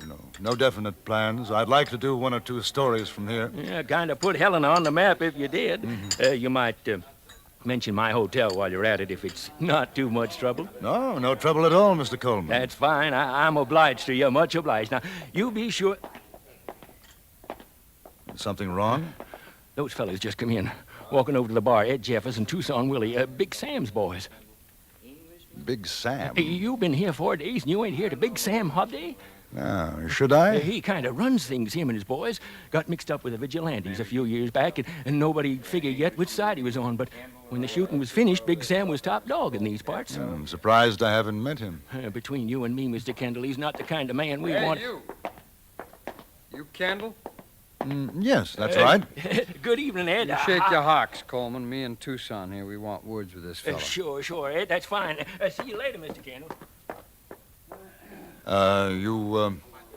You want to talk to me? It ain't us, Kendall. It's Big Sam. Really? Big Sam? Yeah. All right, let's go. I haven't finished my dinner. Well, you finish it when you get back, huh? Come on. Rather an aversion to cold steak. What's he talking about? Aversion? What's aversion? How come you ain't educated, Tucson? That just means you don't like it. Would you like to go over to the bar until I'm finished, and then possibly we can talk about it? Mister, I guess you just didn't hear me right. Big Sam wants to see you now. Well, you tell Big Sam I'll see him. He can come to the hotel in the morning. Man, you shouldn't ought to even think like that, let alone talk it. Hey, Tucson. This place is getting real fancy. Look, yeah. They lay a cloth on the table for a man to eat off it. Yeah.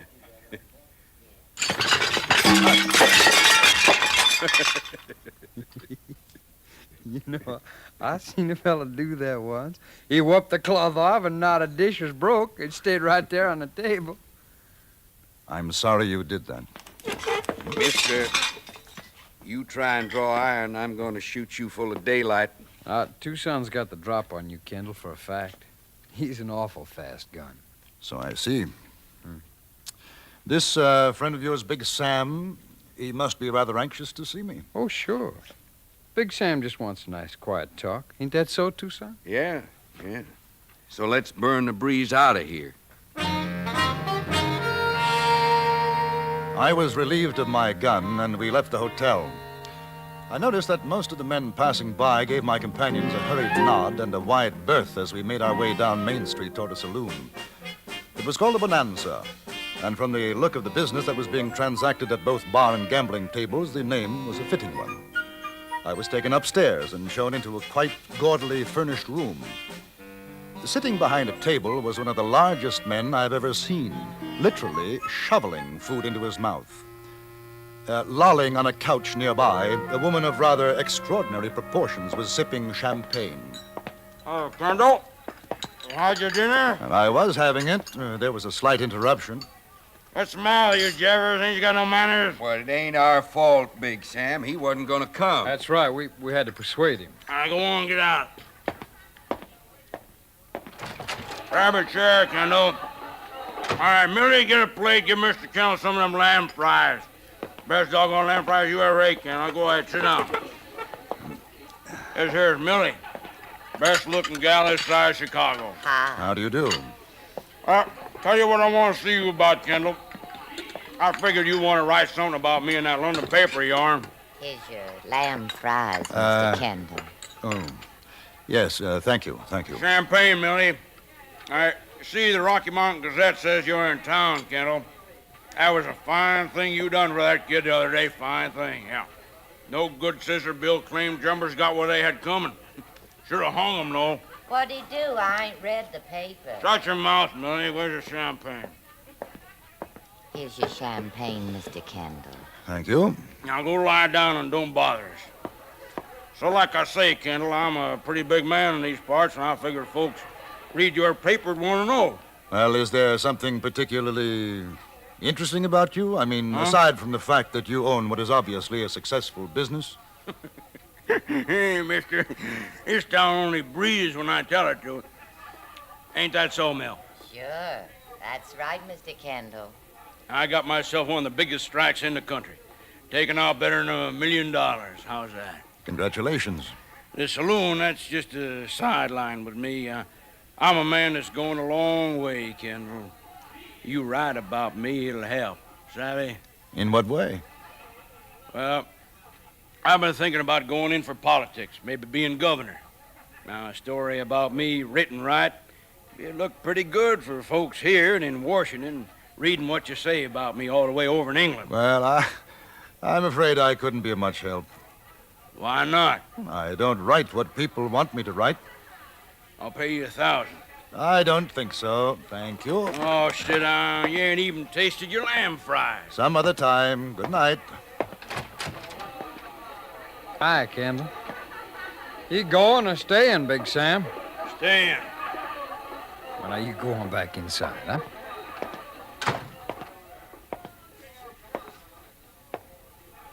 Tell you what, Kendall.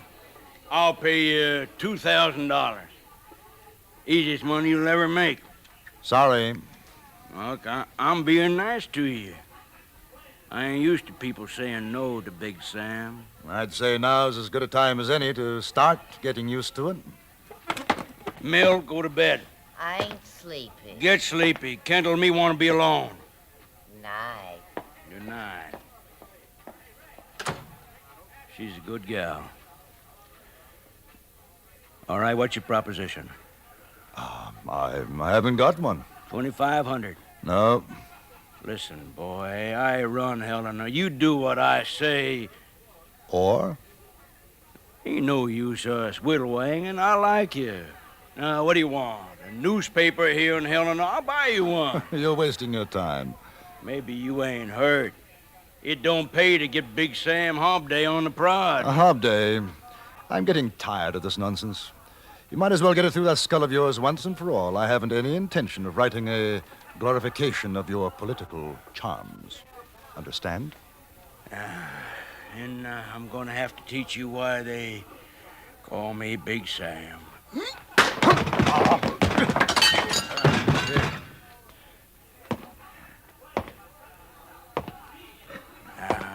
Maybe understand now, huh?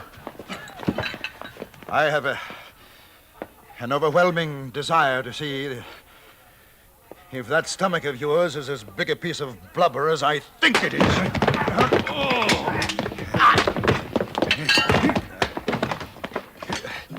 He must have weighed 280 pounds, but I found out very quickly that looks can be deceiving. There wasn't any fat on him. He was as hard as rock, and so were his fists. I vaguely remember getting in a beauty on his nose, and then something sloshed me over the left ear, and I was finished.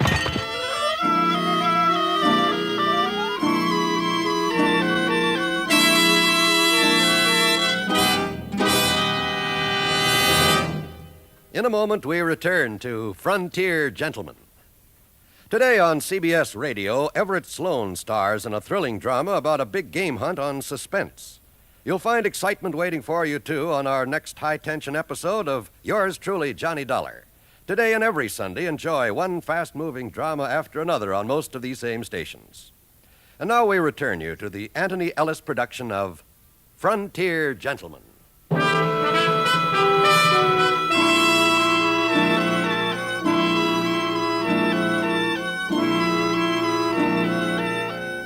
I woke up to find myself lying on a very large bed.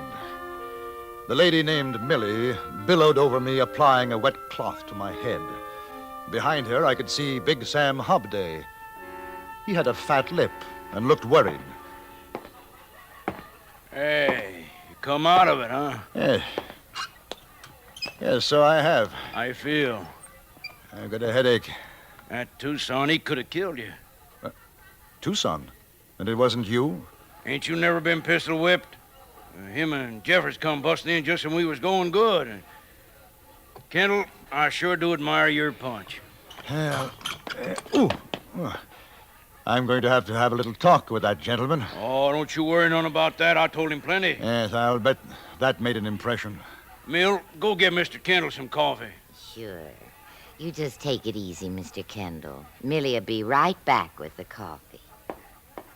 Sure glad to see you up. I thought for a while you'd seen the pale horse. Let's go in the other room. How about a drink? Name your poison. Brandy? Sure. You're all right, Kendall. And when Big Sam says so, it means something. Now, I want to do something for you. Yeah, I think you've already done more than enough. Yeah, you're all right. Here. Now, how about it? How about what? You writing a piece on me? I thought we'd settled that. We ain't settled nothing. Must we go through it again? I told you, I write only the way I see things, not as you or anybody else wants me to. Then you ain't gonna do it? Oh, I'll send a story about all this, but I don't think you'll like it. But you're stubborn as a bobtail mule. No doubt. Now, if I can have my gun, please, I'd like to go back to the hotel. You ain't going nowhere, Kendall. I've been real friendly to you. Now I asked you a favor, polite and nice, and you turned me down. Well, I ain't asking no more, I'm telling you. Big Sam wants you to write what he says to write. Yes. Well, you tell Big Sam there's not a chance. Jammers! Tucson! That's the trouble with me. I get easy with folks like you. They take the bit in their teeth. Something you want, Big Sam? Well, sure, there's something I want. How come you figure I called you? Now, get some writing paper, quill and ink. Kendall here's going to work. Sure, son. Tucson, you stay here. I'll be right back.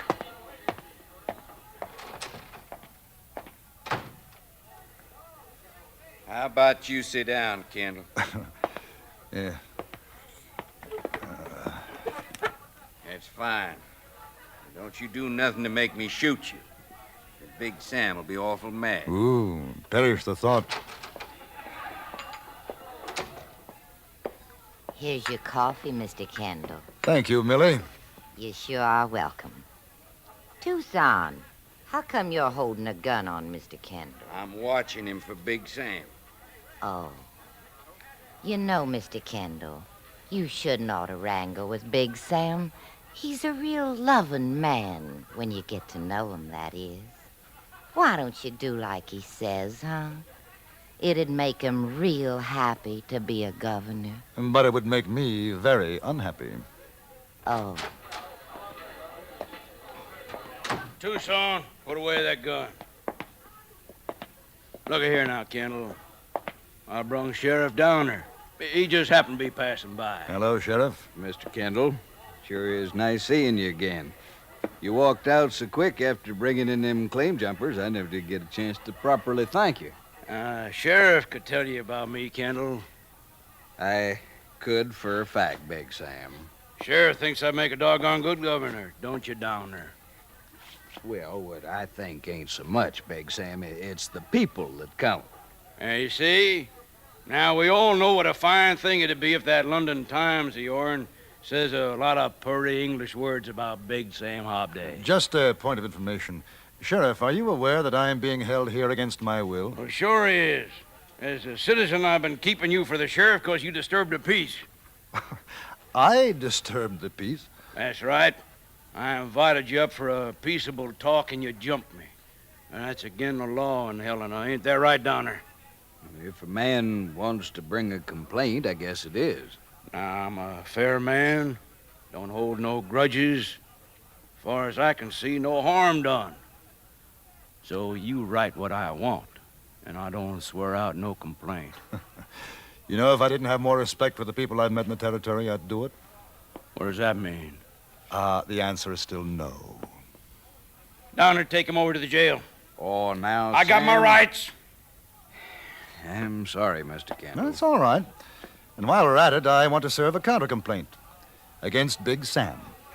Same charge. If I go to jail, he goes too.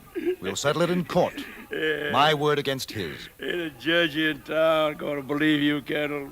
I'm Big Sam. I'll take the chance. You arrest me, Sheriff. You arrest him, too. He's in his rights, Sam. What do you mean in his rights? He ain't got no rights. You do like I say, Downer. We're getting a new sheriff. I got to uphold the law, Sam. If I take him, I got to take you. He's made a complaint. Downer, you get me hog wild. I'm mighty sorry, Sam. You gonna do like I say? Well, I can't. I swore to uphold the law. You remember when I was swore in? I'm warning you, Downer. It don't make no difference. All right.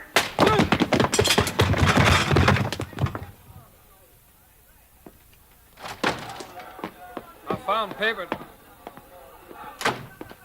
Hey, what's the matter with the sheriff? You and Tucson lay him on the bed inside. Mill, go take care of him. Felt like maybe I broke his jaw, poor feller. Now, Kendall, you see how it is around here. Why don't you just fall off and cool your saddle and write your piece? The boys will keep you company. Javers? Yeah? I'm going downstairs for a while. You and Tucson keep an eye on things. Kendall, you have that finished when I get back, you hear?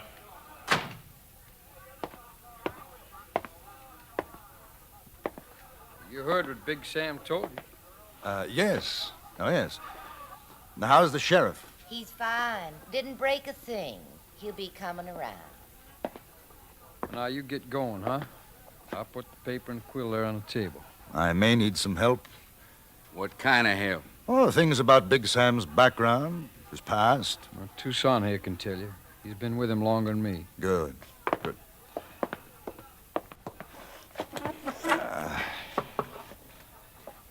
Now, where was he born? Kansas, I guess. Near as I can remember. Kansas, huh? How old is he? Ed, how old is he? I don't know. Mill? He never said. What did he do before he came to Helena? Well, lots of things. Some maybe he wouldn't want you to write. Helpful. I'll just use my imagination.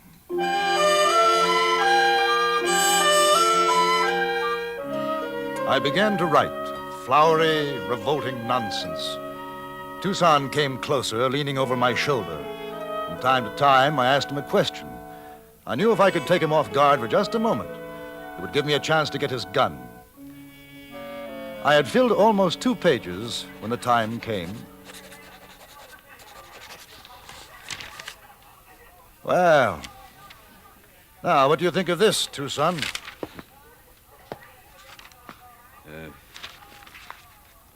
In Montana Territory, the flower of manhood has reached its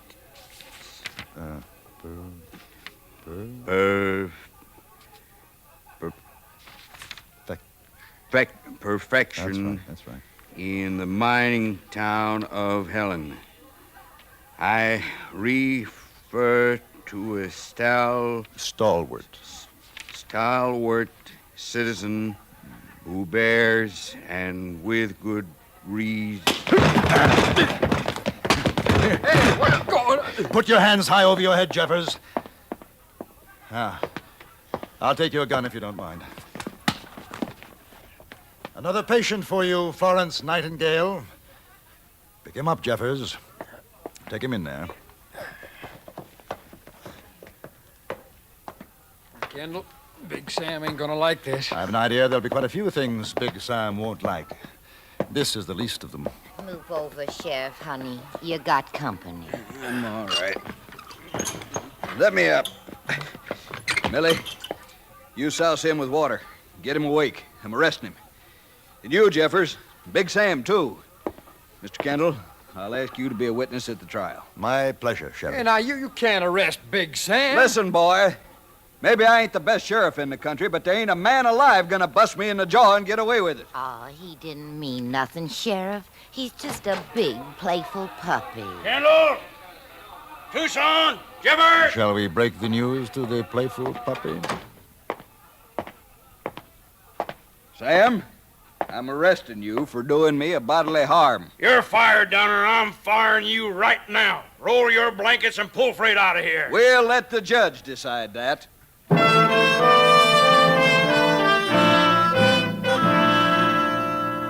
The judge did decide. Strangely enough, against Big Sam and his boys. 7 days in jail and $200 fine. It was a small thing, but it broke Sam Hobday's hold on Helena. The whole town stood against him, and he knew it. I sent the story off to the Times, but I don't think that it will improve Big Sam's chances for governorship of Montana Territory.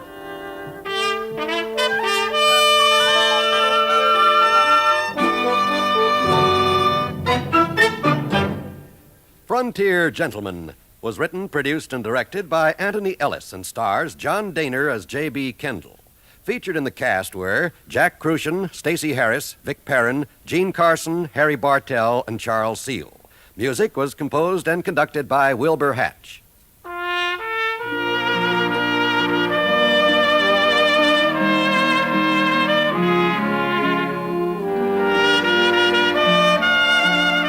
Now stay tuned for the Ford Road Show, which follows immediately over most of these same stations. And join us again next week for another report from the Frontier Gentleman. John Wall speaking. This is the CBS Radio Network.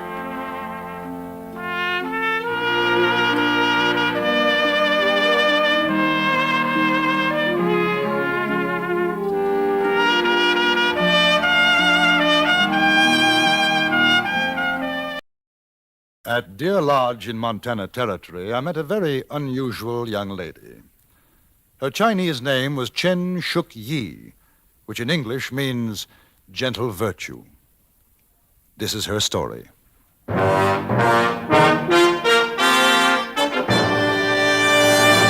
Frontier Gentleman.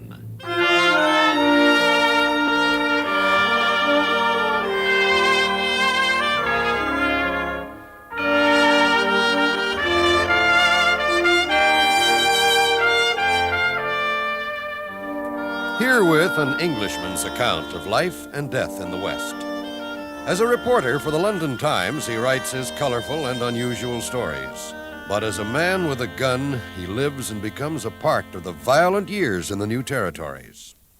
In just 1 minute, we will bring you this latest report from the Frontier Gentleman. Hey, what do you think of my new swept-wing 58 Dodge, Ernie? Ain't she a beaut? Boy, that's really a big car. Big? I'll say she's big. I'll stay here by the grill and you go take a look at those swept-wing fins at the rear. Okay.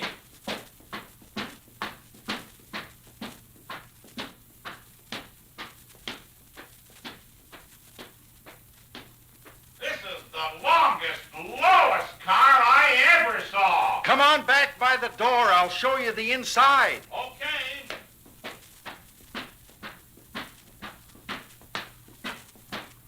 Now look inside.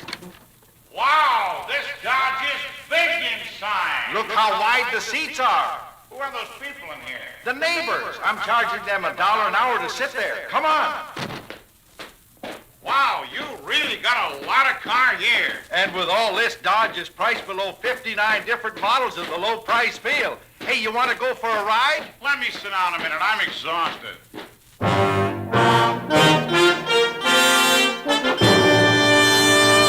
Now, starring John Dehner, this is the story of J.B. Kendall, Frontier Gentleman.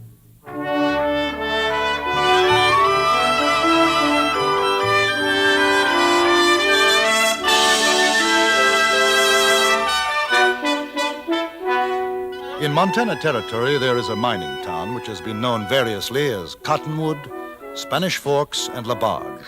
Now it is simply called Deer Lodge. I had stopped there on my way back to Fort Benton, and it was in Deer Lodge that I was for the first time introduced to the card game of poker. It all began innocently enough after I struck up a friendship with Billy Moore, a prospector whose claim lay a few miles from town. You might call me kind of a cross between a river sniper and a desert rat. River sniper's what I am here, gold panning like this. Of course, my diggings is back there on the hill, but I ain't hit nothing much yet. Stream's not bad, though. Keeps me going. It's a lonely job, I imagine. Sometimes. You ever think of settling down? Getting married? Sure. Sure, when I strike it big, I may do that. Meantime, there's Deer Lodge close by. Don't get time to be lonesome there. I haven't noticed you're much of a drinking man. Oh, I ain't. But there's always a card game. Faro, three-card Monte, poker. Poker's my game. Nothing I like more than a night or two of poker. Do you win? Not much. Stay about even, mostly. How about you? Never played the game in my life. You never played poker? No. Well, boy, we sure got to do something about that. You think it's absolutely necessary? Well, Mr. Kendall, how are you going to write about how people live in these parts if you ain't never played poker? Oh, well, I never quite thought of it in that way. Well, it's a fact. I'll tell you what. This afternoon, I'll show you how to play. There's nothing to it. And then tonight, we'll go into town. There's always a real friendly game at Dead Broke Bar.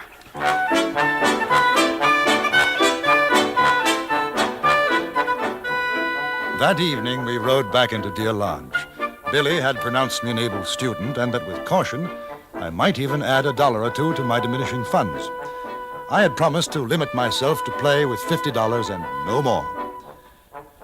When we arrived at the bar, Billy led me to a table in the back room. 2 men were there. One, a meek-looking fellow whose expression was one of constant, hurt surprise. The other was a lanky, dark-faced chap. Billy introduced us.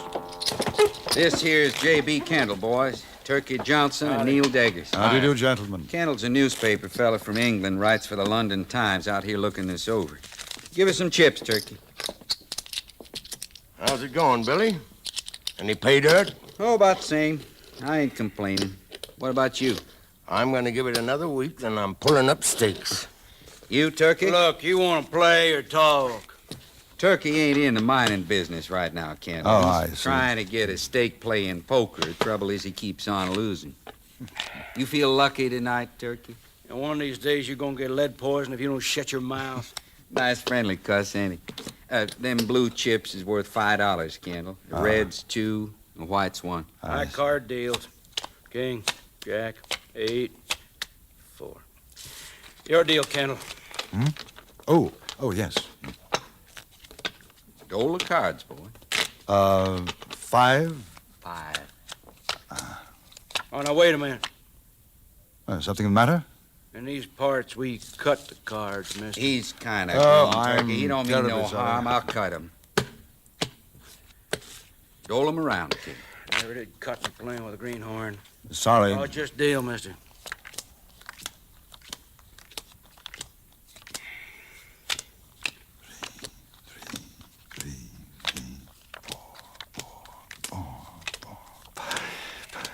Five.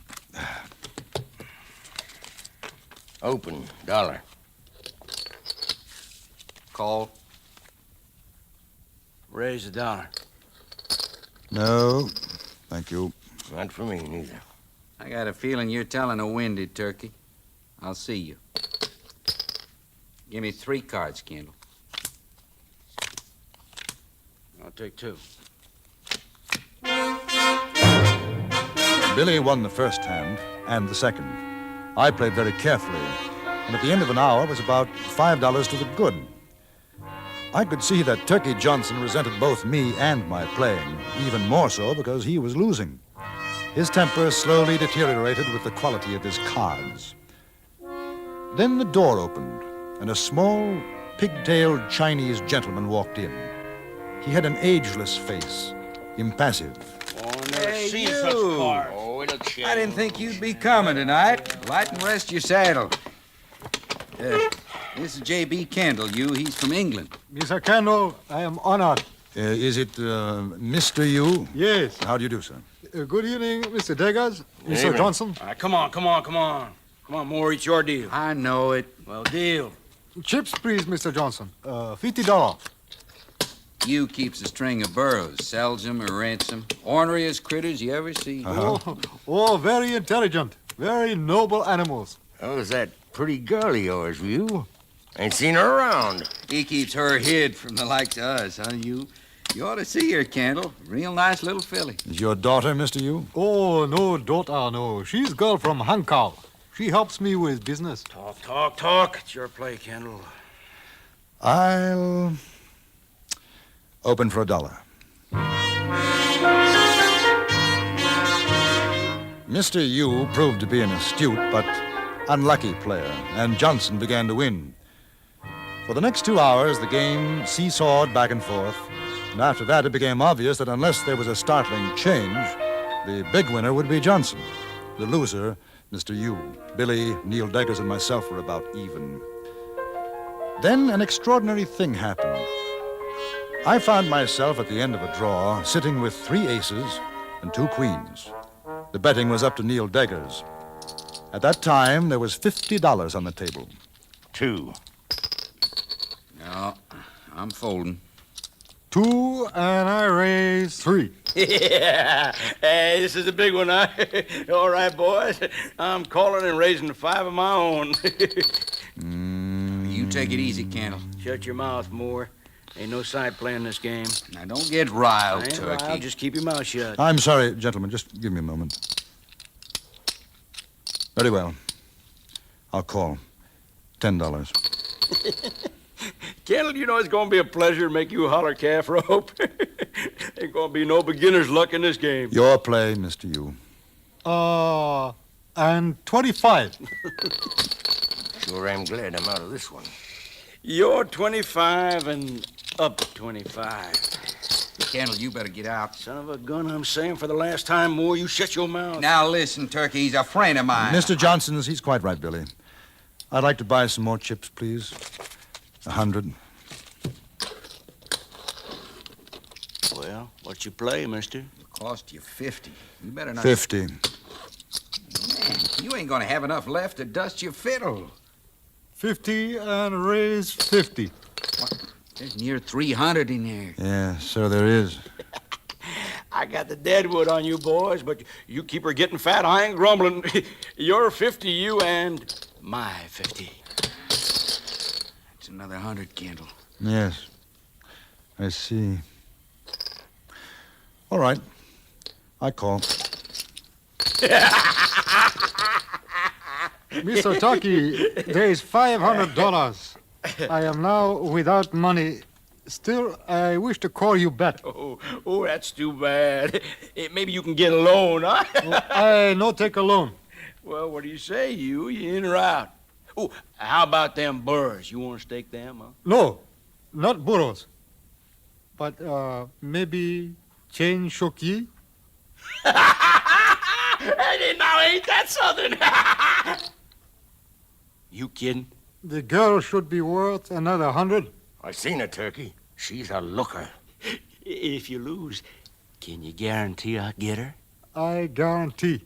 Well, how can you do that, Mr. Yu? She belongs me. I paid her sent from China. You wait, please. I put cards down. Nobody touch.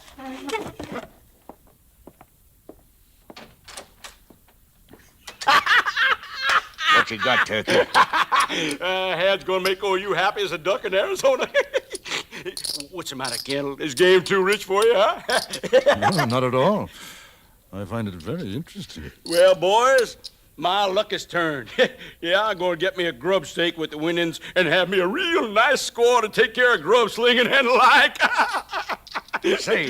Say, how about me and you go and pardon this? Yeah, might do that, Diggers. Yeah, might at that. At that moment, the door opened, and Mr. Yu came in, followed by the girl, Chen Shuk-yi. She must have been in her early 20s. She was quite beautiful. She didn't look at any of us, but moved behind Mr. Yu's chair, staring black-eyed, expressionless. You tell her what happens if you lose? She has been told. You betting her? Yes, I call you bet with Shuk-yi. All right. What do you got? Flush. Hearts. Oh, I had you figured. Too bad. Yeah, kings and tenors full. Just a moment, Mr. Johnson. Aces and ladies full. Son of a gun. You have won, Mr. Kendall. The money and the girl are yours.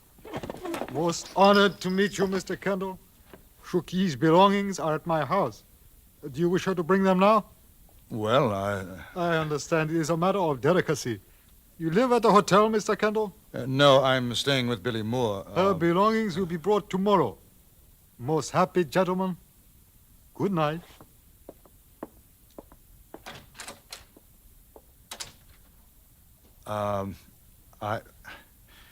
I'll cash these in if you don't mind, Mr. Johnson. $565. Now, it's pretty smart, Moore. Pulling in a grifter to clean us out. Oh, now, just a minute, Turkey. Are you suggesting by any chance that I'm a cheat, Mr. Johnson? Well, I'm saying there was more than luck in your deal. You're saying I cheated? Here's your money. Come on, Diggers. Never thought I'd see it. Turkey Johnson backing down. You sure got his number, Kendall. Say, what about her?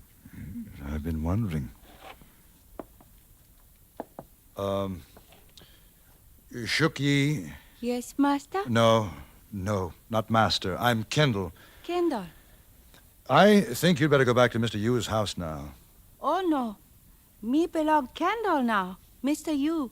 Not take Shookie back. I not go back.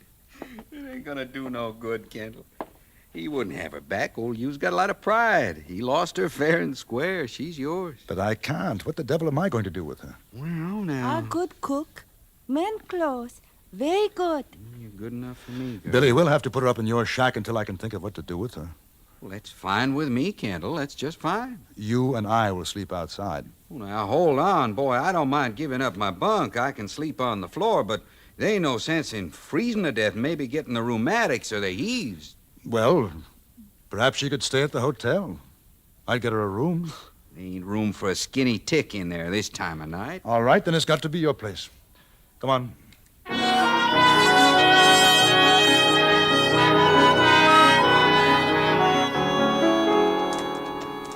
Kind of nice night, ain't it, Kendall?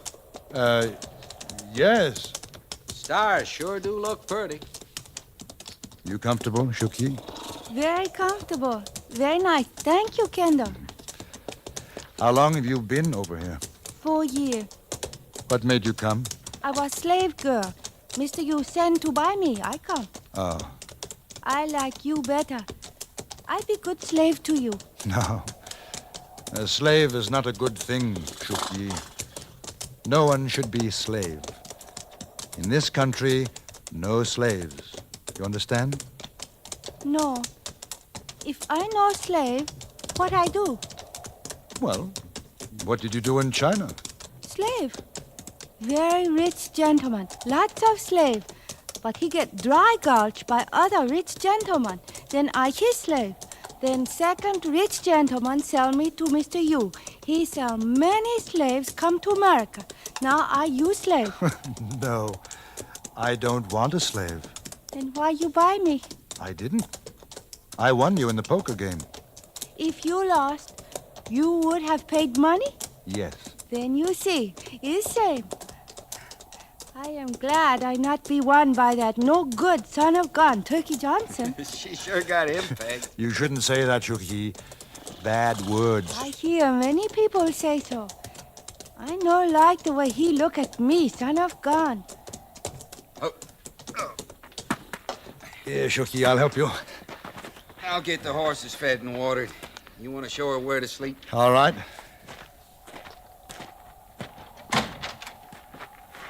This your house? No, it's Billy's. Oh, he very rich man. Mr. You not have wood floor.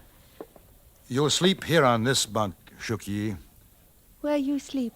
Outside with Billy. I sleep on floor. You sleep on bunk. No. I'm going out to help Billy now. You go to bed. If the master wills it. I will it. Good night. Billy. Yeah? She bedded down? On the way. Look, this is nothing to laugh at, Billy. What am I going to do with her? She's your slave. You figure it out. I mean it. I can't go traveling about with her. I wouldn't mind it. Billy, it's serious. You think if I have a talk with Mr. Yu... I told you, it's no good. You boys stand right there and don't turn around or I'll blow your innards out.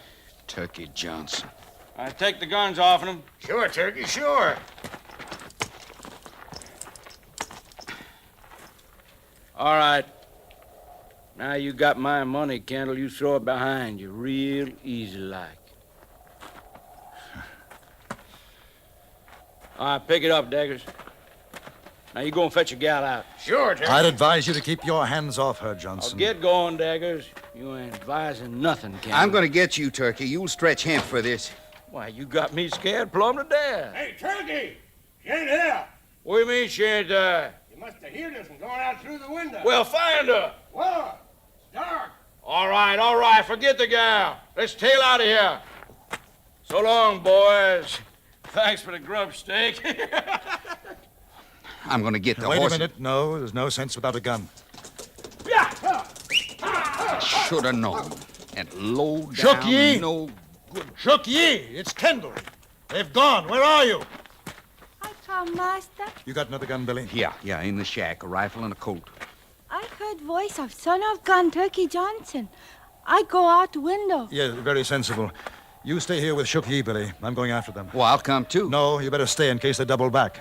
Lock yourselves in. Sure I will, Kendall, sure. Don't you worry about a thing. I left Billy the rifle, took the Colt, and rode after Johnson and Deggers. I hoped they'd make for Deer Lodge, which is exactly what they did do. I found them in the least likely, but I suppose most likely place for a man like Johnson, the Dead Broke Bar. They were celebrating, standing drinks to everybody in the place. Yeah, set him up again. Woo! I'm a curly wolf, and it's my night to hide. Hey, Turkey. Turkey. Oh, don't bother me, boy. Yeah, but... Turn around, Mr. Johnson. Well, if it ain't Lord Kendall. What do you say, Your Honor? All right, come on, have a drink. Not with my own money, thanks. Hand it over like a good fellow. Are you loco, mister? Your money? I cleaned you out. Ain't that right, Deggers? Sure. Dead right, Turkey. An unfortunate choice of words. I say you're dead wrong. But either way, unless you give it back, you'll most certainly be dead. I'm getting out of here. Here, me too. Let's go. Out of my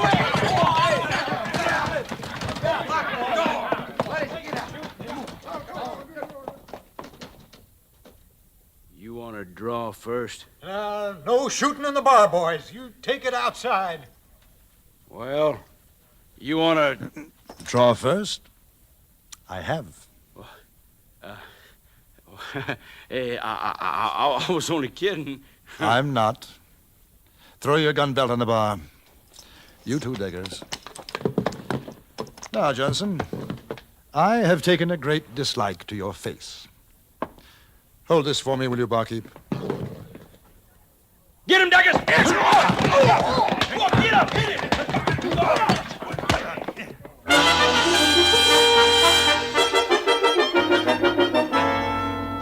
Billy, it's me, Kendall.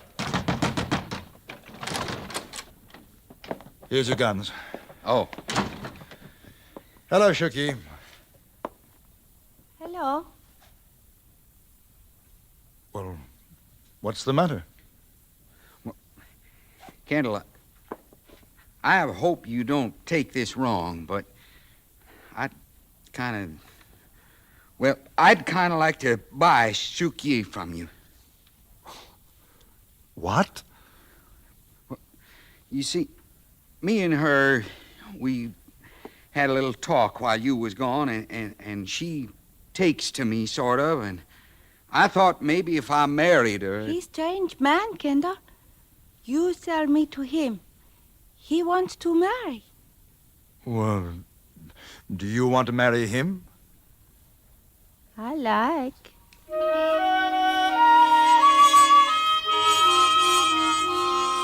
The next morning, I was best man at their wedding, and Mr. Yu gave Shook Yi away. After the breakfast, which took place at the Dead Broke Bar, I started off for Fort Benton, where I planned to take the river steamer down the Missouri to write my reports of another part of the West.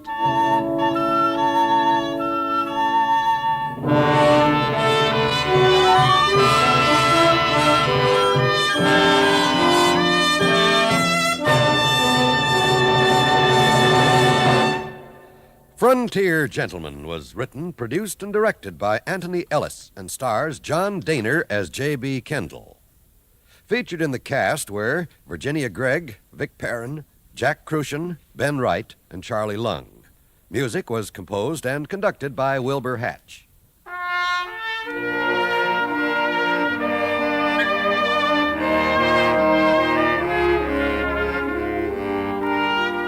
Join us again next week for another report from the Frontier Gentleman. John Wall speaking. This is the CBS Radio Network.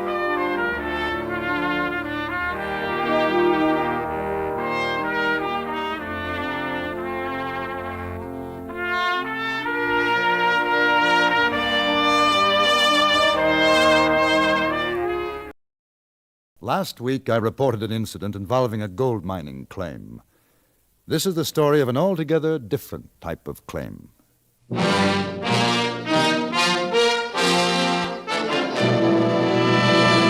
Frontier Gentleman.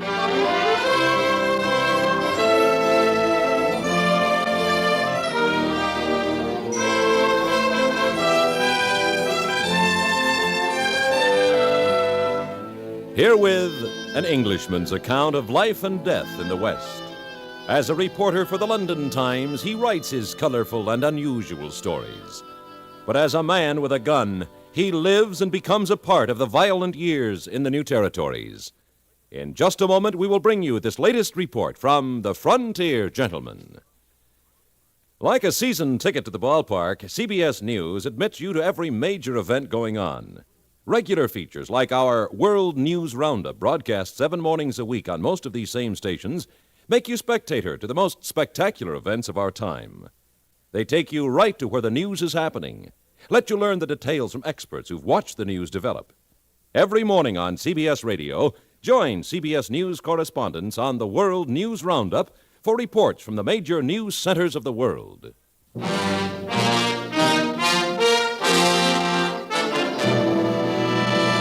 Now, starring John Dehner, this is the story of J.B. Kendall, Frontier Gentleman.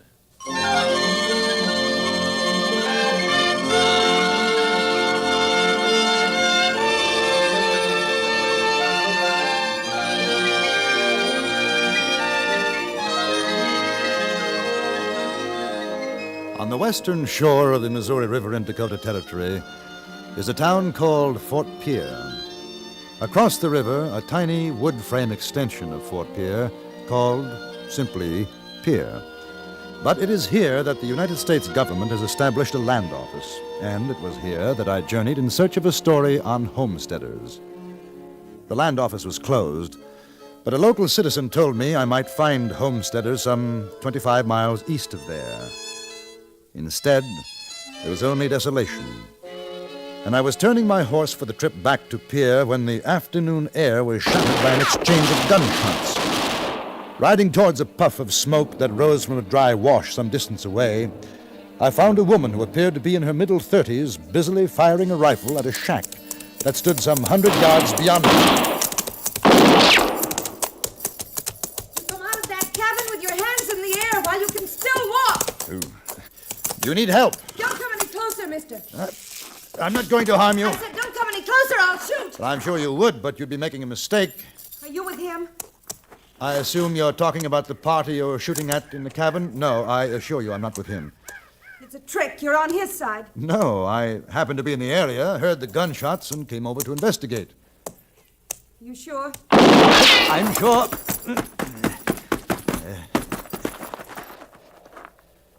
You convinced? Almost got you, didn't he? Better keep that long neck of yours down. But I'm not taking this rifle off you till I know who you are. What's your name? J.B. Kendall. What are you doing around here? I'm a writer.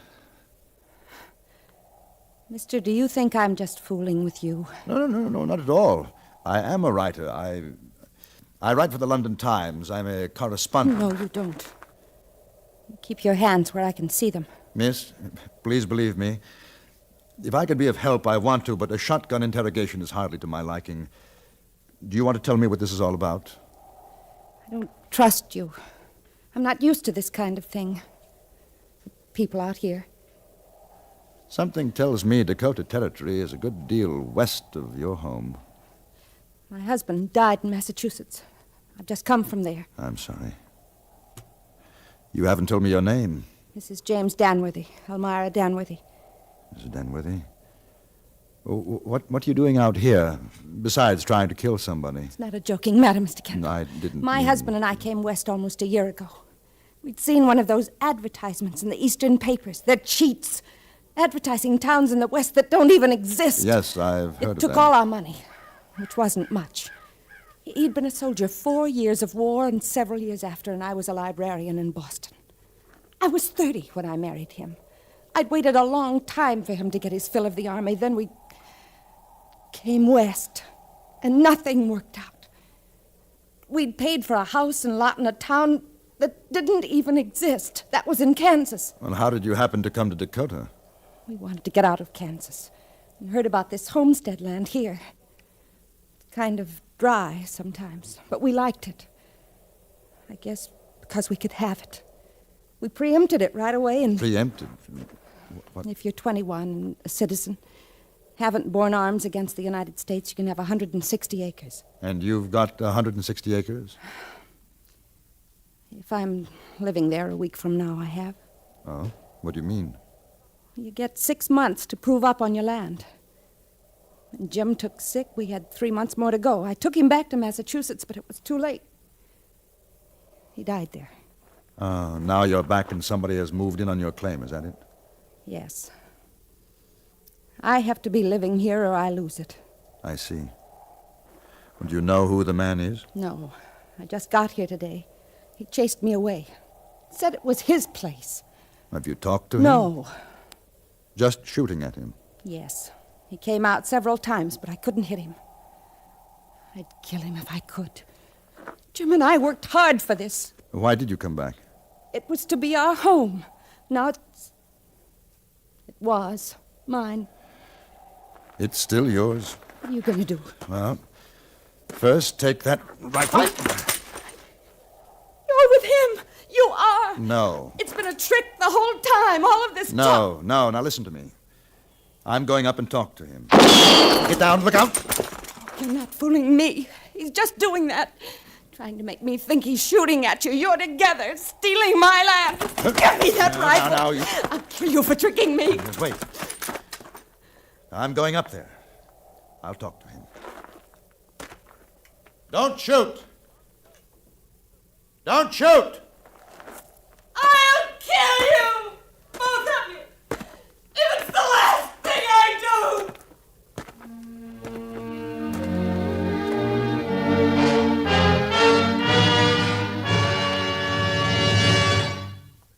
It's the smoke which comes through the filter that counts.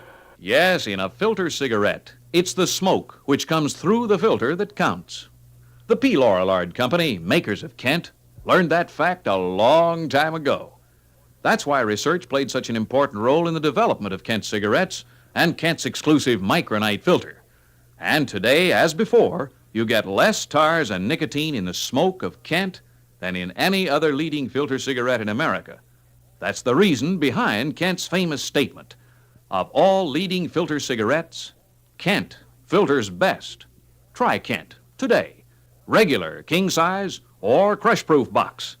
It makes good sense to smoke Kent, and good smoking, too. A product of P. Lorillard Company, first with the finest cigarettes through Lorillard research. And remember, it's the smoke which comes through the filter that counts.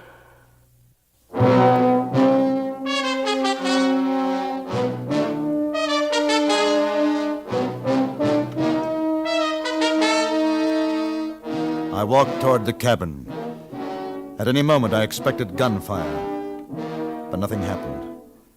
I was such an obvious target that my hidden adversary must have been curious as to my intent.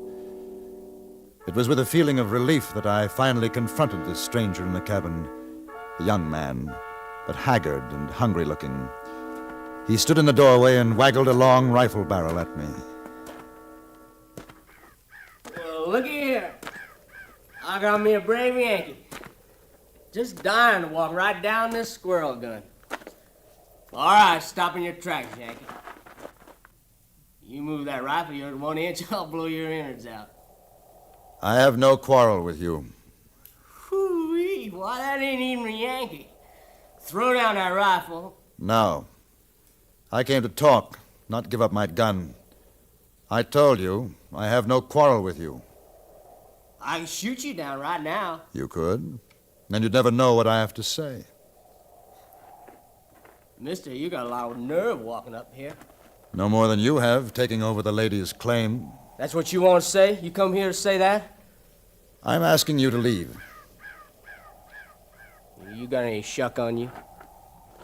Shuck? Cigarette makings, you got any? Yes. Hand them over. Is that an order or a request? I'm telling you. Did it occur to you that I may not like to take orders? That my rifle is covering you at this point? Mister, I've had every rifle in the Yankee Army on me one time or another. It don't make no do to me. Give me the makings, if you can spare. All right. Yeah, catch. You're pretty shaky, aren't you? You been ill? No, I ain't sick. War left me that. Who's that lady? Your wife? No, just a friend. You better tell her to leave me alone. I could kill her easy, but I'd soon not. Look, you seem like a decent sort. Why don't you saddle up and ride on? This lady is a widow. She and her husband built this place. Mister, now you get this and you get it straight. I spent 4 years sharpening my eye on Yankees during the war. Now it's over and we're all supposed to be friends again. But it don't work that way, see? Now, I've had a saddle thrown on me in every town west of the Mississippi and north of Arkansas. I got a hole in my neck to chase the plow. But the Yankees won't let me have no land legal-like. So I found this one and I'm taking it. You hear me? Then you'd rather steal this land from a widow. Yankees the best widowmakers I know, mister. The war is over. Is it? Not in my... Go on. Leave me be. Go on, get out of here. You are sick, aren't you? Leave me be, I said. Now get. Next time you come back, I'll kill you.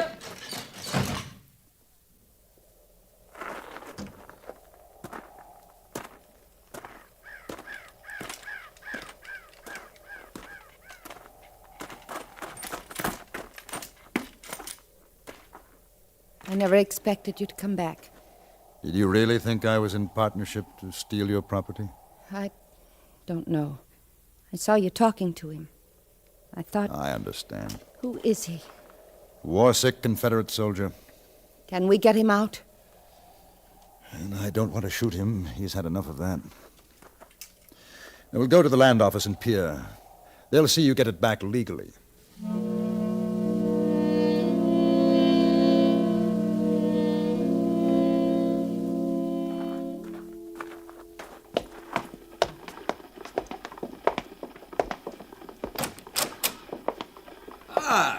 Good morning, folks. Good morning.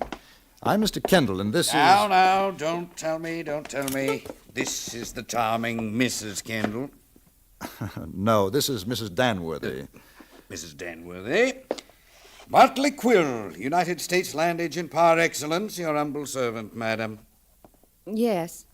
How do you do, Mr. Quill? Now, you folks are desirous of locating a nice homestead in the area, is that correct? No, Mr. Will Quill. cost you 50 cents. I shall have my assistant, Mr. Todd, bring forward the necessary papers. If you can't read, I'll help you. Mr. Todd? Yes, sir. Mr. Quill, please listen. Your servant, sir.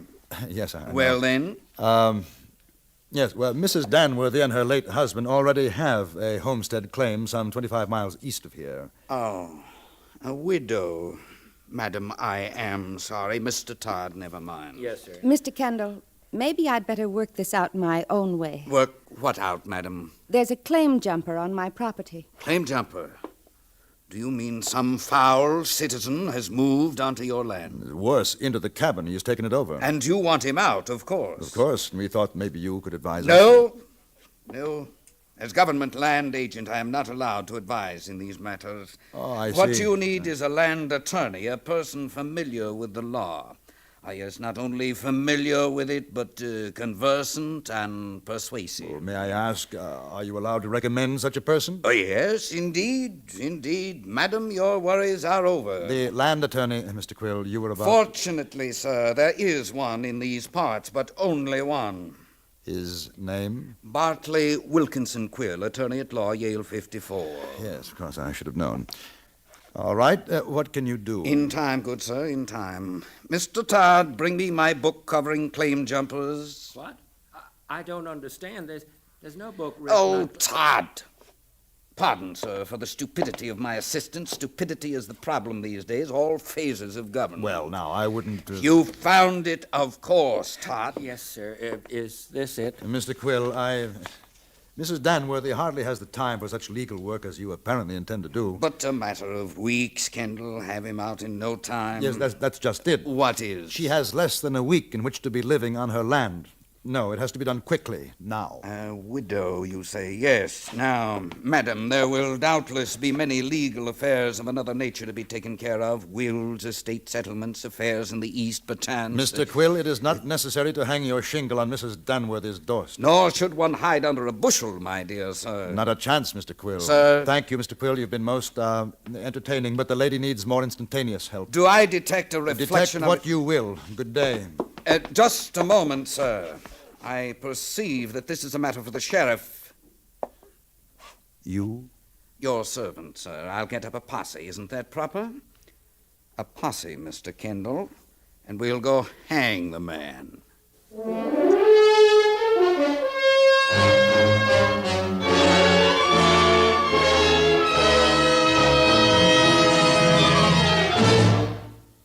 Life may be real, but it isn't always earnest. Matter of fact, it's anything but sober, serious, or stern when Amos and Andy are here on CBS Radio in their music hall. The latest popular recordings and the irrepressible high spirits of Amos and Andy make fun a matter of course 6 times a week when they visit you on most of these same stations. How about it? Each Monday through Friday evening and every Saturday in the daytime, join the fun on CBS Radio's Amos and Andy Music Hall.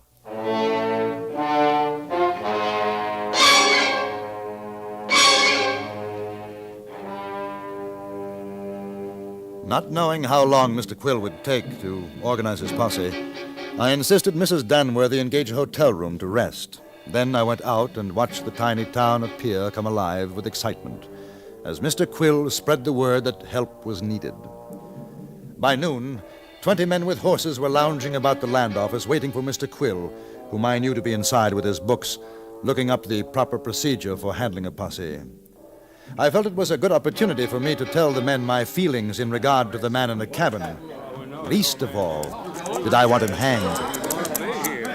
Gentlemen, your attention, please. Thank you. Gentlemen, as you may or may not know, I am Mr. Kendall. It was I who brought Mrs. Danworthy to town for help. Oh, who's she? We don't know nothing about this, just that the old man needed a posse. Oh, I see. Well, some of you may remember Mrs. Danworthy. No, I don't. She and her husband homesteaded 25 miles from here. They took a trip back east and her husband died. Now she's come back to find a claim jumper on her place. We know how to take care of them. No, please. That's exactly what we don't want. Now, I've talked to this man. He is dangerous in his present frame of mind. And I suggest that we proceed with caution, but I also insist that we do not kill the man. I've heard that you sometimes let claim jumpers swim across the river. Is that right? Yeah, funny thing, though, ain't no record of one of them ever reaching other side, is there, boys? Now, just a moment. I'm not suggesting that either. Well, what do you want us to do with him? Kiss him and put him to bed? If you'll just... Gentlemen, please. Please, gentlemen, if you'll just help me to catch him without harm. Now, what he's doing isn't fair to Mrs. Danworthy, and he must be removed, but killing him is not the answer. Well, I don't know how you're going to get rid of him otherwise. There's no... Yes. There you are, boys. Hi, Quill. Well, everybody ready? Yes, sir. Yeah. I've been reading up on it, boys. I found out one thing. Yeah, what's that, Quill? It's no good without a rope. It was after the men had ridden out of town toward the homestead that I discovered Mrs. Danworthy had disappeared. She had not lain in her bed at the hotel, and no one had any idea where she might have gone. Her wagon and horse were missing. I rode as fast as I could, but I was too late. The posse had arrived just ahead of me. Quill! Just a moment. Mrs. Danworthy, have you or any of your men seen her? It doesn't make any difference, Kendall. Legally, the owner needn't be here. Mr. Quill, will you stop harping on the legal aspects of a hanging? You can't do this thing. I won't let you. Maybe Mrs. Danworthy is giving up the land. Well, we'll just move in on that jumper anyway, Kendall.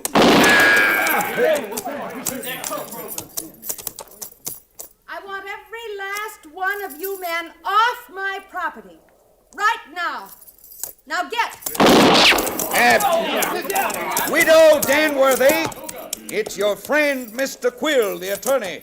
Mr. Quill, I'm asking you to leave. But what about the claim jumper? We rode a long way for him. He's gone. I came back here this morning and he was gone. You'll remember me now, won't you, Mrs. Danworthy? Anytime you have any legal problems, I'll be obliged if you get off my property. Yes, ma'am. All right. We're going.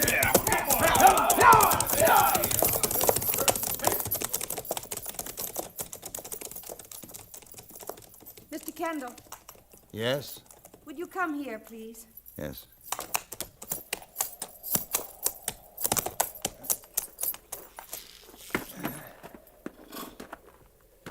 I'd like to thank you for trying to help me. That's all right. There's something I want to know. Yes, Did you come back to kill him? yes. But why? We'd have got rid of him for you. Because I didn't want that kind of help. If it was to come to that, it was my fight. And he was sick. He didn't deserve to be killed. Mr. Kendall, I didn't tell you why my husband died. It was this land. A man never worked so hard. But it killed him. No, I just couldn't let a stranger have it, could I? Where did you put his body? I didn't kill him, Mr. Kendall. You? He's inside. He doesn't know it, but he's dying of fever. He told me it first came on him in the war. Does he know you came back to kill him? No. He was helpless when I found him. He thinks I came back because you told me he was sick. No. He doesn't know.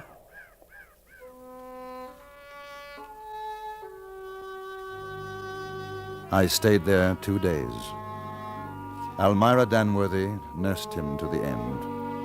And he died, blessing her name.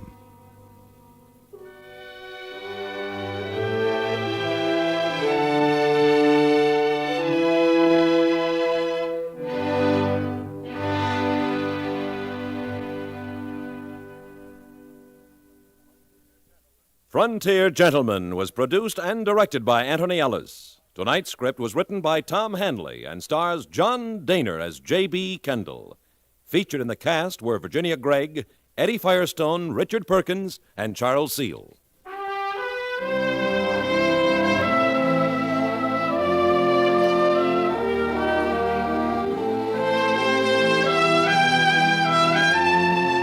Join us again next week for another report from the Frontier Gentleman. Bud Sewell speaking.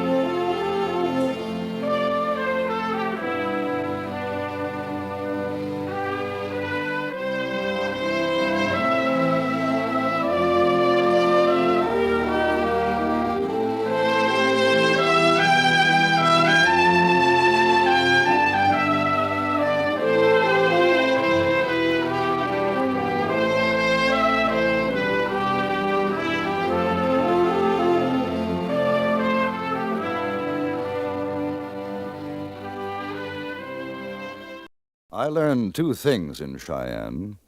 One, that Hucky Dummy is baking powder bread with raisins. The other, that love's labor is not always lost, even if you don't know how to use a gun.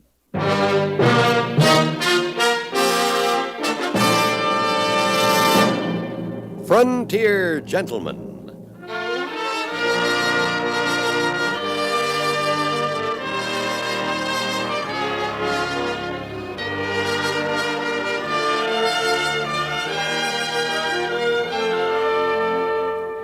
Herewith an Englishman's account of life and death in the West. As a reporter for the London Times, he writes his colorful and unusual stories. But as a man with a gun, he lives and becomes a part of the violent years in the new territories. Now, starring John Dehner, this is the story of J.B. Kendall, Frontier Gentleman.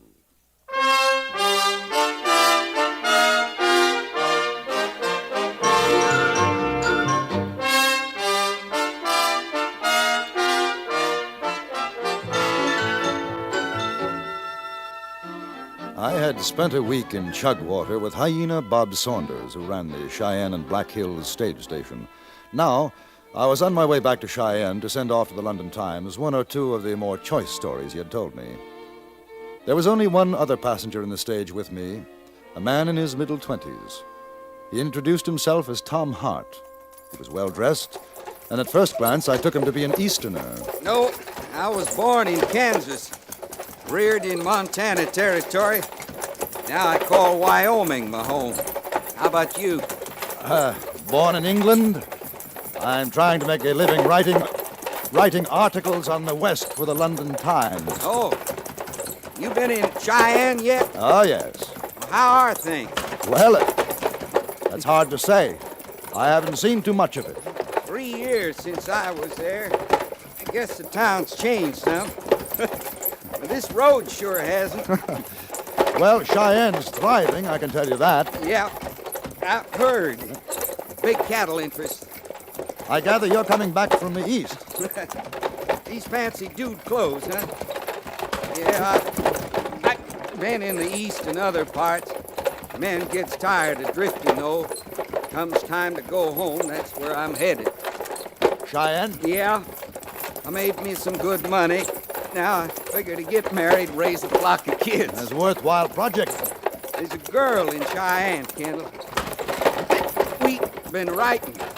Leastways up to a year back, I got a letter from her when I was in New York. I wish you luck. Thanks. You married? No. Well, they say it ties a man down, but I figure if a gal's got her mind made up for marriage, might as well drop your rope on her, because if you don't, somebody else is going to. I see you have the philosopher's attitude toward marriage. Well, I don't know about that, but I've been lone wolfing long enough. Carrie's her name. Carrie Hudson. Used to be a cookie pusher up at the Blue Star Cafe. A cookie pusher? A waitress. Oh. I'll tell you what, when we get in town, you come on up with me to the Blue Star. Used to have the best eats in town. I guess they still do. I'll be proud to have you meet Carrie.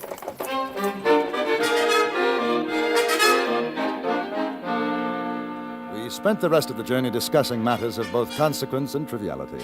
Hart had received no formal education, But his travels had given him a certain sophistication, and the time passed pleasantly. When we arrived in Cheyenne, I tried to persuade him that his fiancée would be much happier to greet him alone, but Hart would have none of it. He insisted that I accompany him, and so together we walked to where he knew the Blue Star Cafe to be. Charlie Bannister runs the place. Charlie looks like bad medicine. There's some says he used to be a short trigger man, but it ain't true. Why, the way he looked after Carrie, you'd think she was his own daughter. I sure had to play it straight before Charlie'd let me start riding herd on the gal. Say, listen, you hungry? A little. Well, you wait till you taste Charlie's hucky dummy. He used to be a range cook, and there's never been a man made hucky dummy the way Charlie makes it. Hey, that's funny. Huh. Looks as though it's closed. No, it does for a fact. First time I ever knew the Blue Star to close. You see anybody moving around in there? No. What? She's open. Hello, Charlie? Whoever you are, come on in back. I sure don't figure. Hey, Charlie, you'll... What do you say, Tom? Charlie, this is a fella I met on the stage coming in, J.B. Kendall. How are you? Hello, Charlie. What's happened? How'd you get like this? I guess you ain't heard. There was a shoot-up in here a year or so ago. Carrie. Is Carrie all right? When it was finished, the boys had done the shooting, robbed me, and hightailed it out. I ain't moved from the bed since, Tom. What about Carrie? She ain't here no more. Well, where'd she go? Ask Jack Feeney up to Holloman Saloon. I'm asking you, Charlie. And I ain't saying. You and me was friends, Tom. I just leave, keep it that way. Now, what's Jack Feeney got to do with it? What, Charlie? All right, I'll tell you. Carrie took a shine to him while you was gone. That's a lie. I told Feeney to leave her alone. There was words. I threw him out. Same night he comes back with one of his boys, and they fill me full of lead. Well, wasn't this Feeney arrested then, Charlie? Sure, but it was his word against mine, and Carrie took his side and swore at the trial it was someone else that come in and shot me up. Is she with Feeney now? I ain't seen her since that day. Hey, Tom, boy, while you're here, pump me a jug of water, will you? Old Doc Thorne says I got to drink plenty of water. And Mrs. Carroll's been helping out, but she ain't showed up yet today. Yeah, sure. I'll be right back, Charlie. Thank you. I ain't got the stomach to tell him all the truth of it. You'll have to find out sooner or later for yourself. She married Feeney. Oh? When? Yeah, right before the trial. Guess it was partly my fault. I should have seen it. Carrie getting lonesome waiting for Tommy, and Feeney coming in here, his fancy spending ways. He runs the gambling in Holloman Saloon. Well, next thing you know, Carrie's looking cow eyes at him. Well, don't you think it'd be better to tell Hart now about the marriage? See, listen, you keep an eye on him, will you? Tom's got a bad temper. He gets it in his head to start trouble, there's likely to be a killing. All the more reason to tell him then. This way, he'll go up to the saloon looking for her. Yeah, I guess you're right. It wouldn't be so good. Here's your water, Charlie. Is there anything else I can do for you? Yeah. Stay away from Holloman Saloon. I lied to you before, Tom. She's there with Feeney. They're married. Is there anything else I can do for you, Charlie? No, reckon not. Hey, come on back and see me if you have a mind to. I'd sure like to hear about your travels. I'll do that. So long. You take it easy, Tom. Goodbye, Charlie. You take it easy, Tom.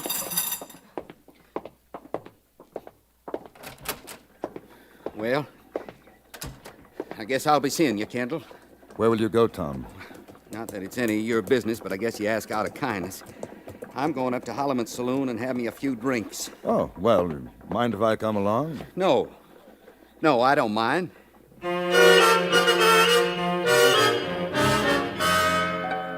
We walked down the main street. I knew it was pointless to tell him that trying to see his girl was the worst thing he could do to himself. I rather liked him, and I suppose that's the reason I went with him. He didn't say a word until we reached the saloon. Then he said, You go ahead, Kendall. I'll meet you in there in a few minutes. I got an errand to do first. I'll come with you. I don't mind. I do. Just order me a bottle of whiskey. I'll see you inside. All right.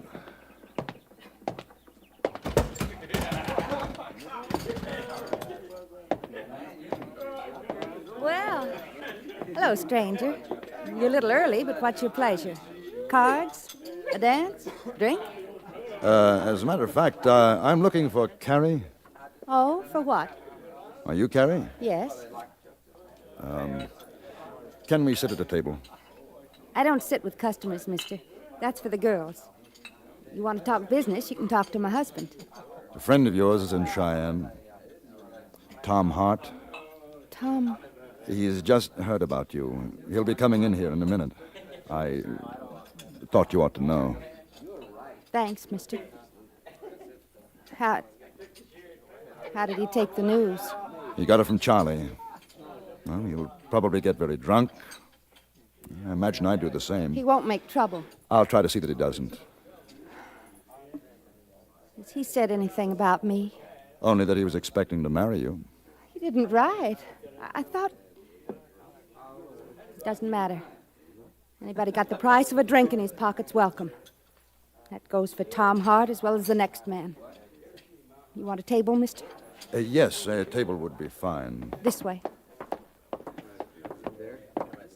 What are you drinking? Oh, beer, I think. Yes, and a bottle of whiskey. My husband. Jack doesn't like him. I wouldn't want Tom to get hurt on account of me. Will you get him out of here if he's looking for someone to sharpen his horns on? I'll do my best.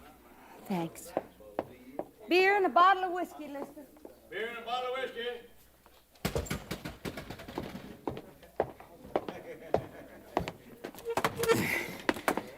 Well, where's the drinks? On their way, Tom.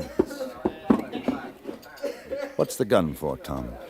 She's right clean and shining, ain't she? Set me back $20. Put it away. I bought it, and I aim to use it.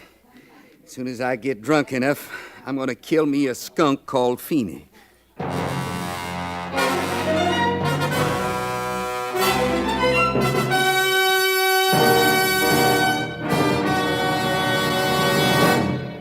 In a moment, we return to Frontier Gentlemen. Fast with a quip, faster at making time with a beautiful girl, but fastest of all with a clue. Yours truly, Johnny Dollar, will be along with his latest insurance investigation later today on CBS Radio. Get next to yours truly, Johnny Dollar, on most of these stations.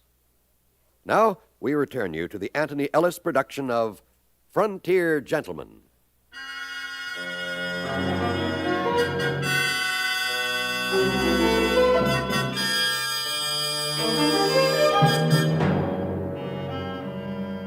Tom Hart and I sat at a table in Holloman's saloon, and between us lay a brand new .44 revolver. After a moment, Tom picked it up and slowly rotated the cylinder. He didn't turn as Carrie came toward us, didn't look up as she put down my beer and Tom's bottle of whiskey. Yes, sir. It's a mighty pretty talking iron. How are you, Tom? Oh, Carrie.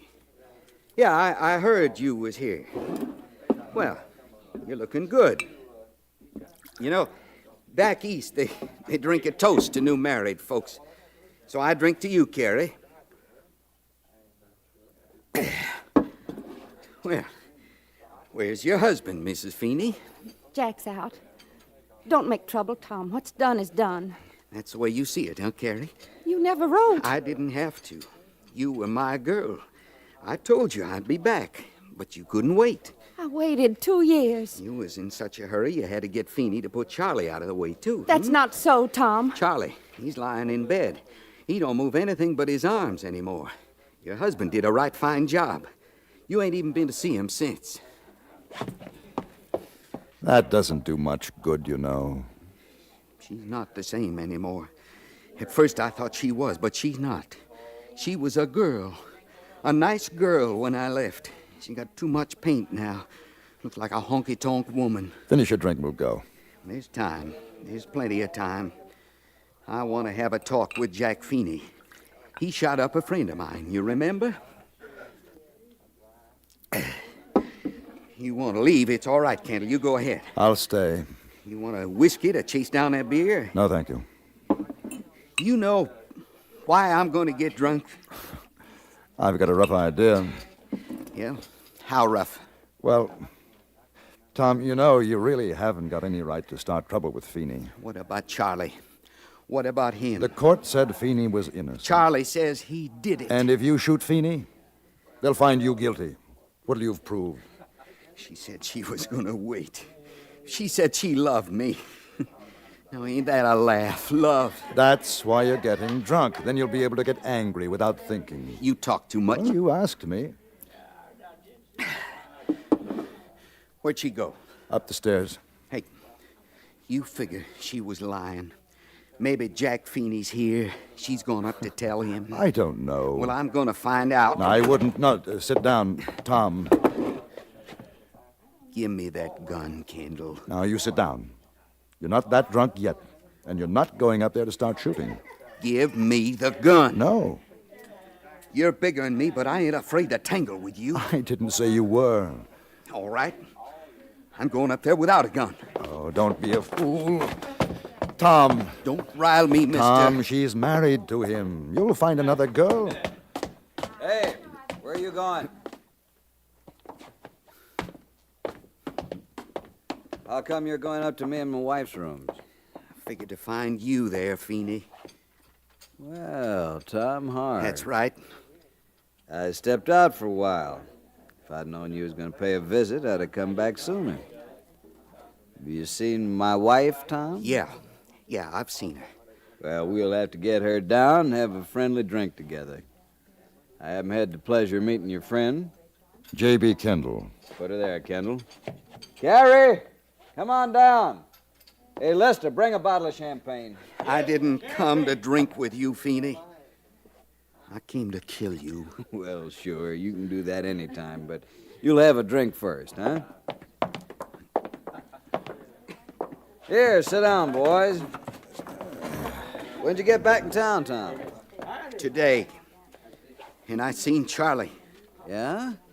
I heard about Charlie. You know, it's too bad him getting shot like that. The way Charlie tells it, you did the shooting. Poor feller.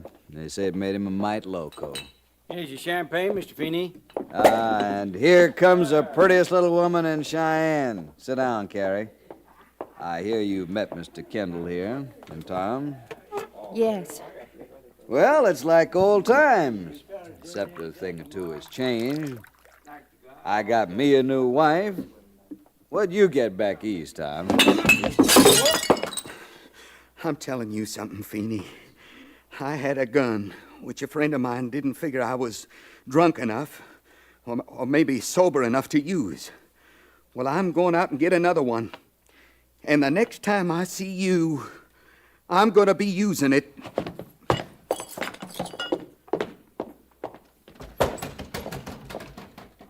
He sure is excitable, ain't he?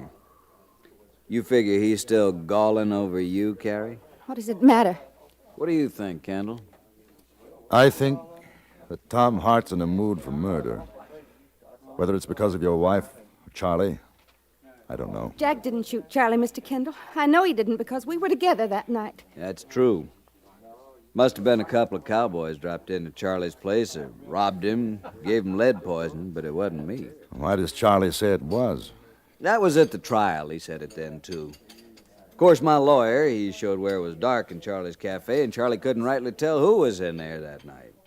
Charlie figured it was me because we'd had words the same day.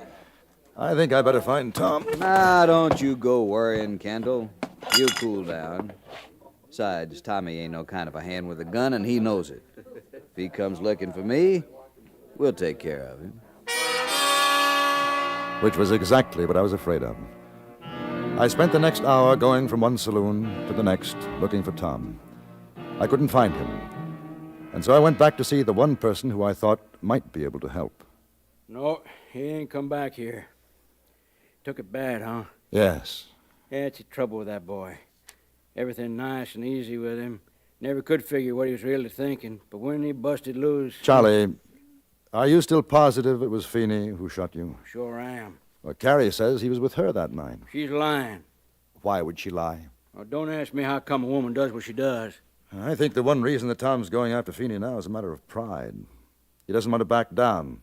He'll use you as an excuse. I don't need any man to fight my war. Do you think there's any chance, even a remote one, that it was dark that night you were shot and perhaps you were mistaken about Feeney? Well, I guess there's a chance, but... Charlie, if I can find Tom, if he knows that, if you'll tell... Shh.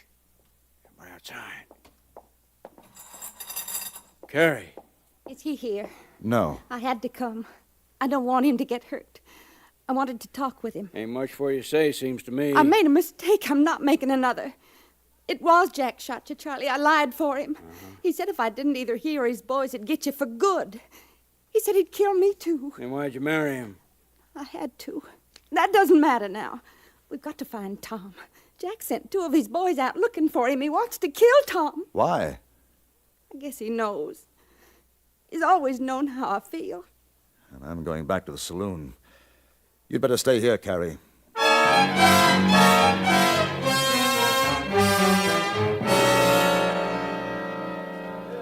Couldn't find him, huh? No. Well, he's probably sobered up by now. He'll be all right. Yeah, nice fella, Tom. Just a little too hot-headed for his own good, that's all. Well, I imagine when a man comes home and finds his girl married to another man, it can be a little upsetting. Sure. And then seeing a good friend of his lying paralyzed, shot by the man who married his girl, it's likely to make a chap unreasonable. Even though he's wrong, yeah, I see what you mean. Then if he finds out that the girl's husband forced her to lie, and if he finds out that the girl still loves him, he'd be in quite a state. Yeah, that wouldn't be so good, would it? Now, if I were the husband, I'd want to get rid of that fellow. Say, a fellow like Tom, because my life wouldn't be safe for 1 minute. I'd send some men out looking for him with orders to shoot on sight.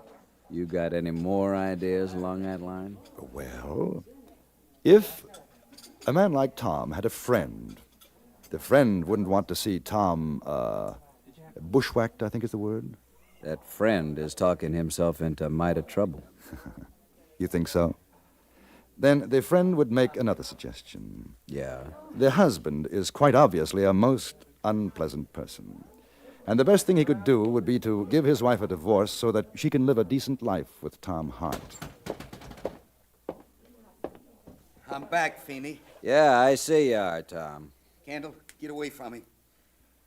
I'm giving him a chance to draw, which is more than he did for Charlie. You heard him, Kendall. It's a fair fight. I heard. Tom, look out! Behind you!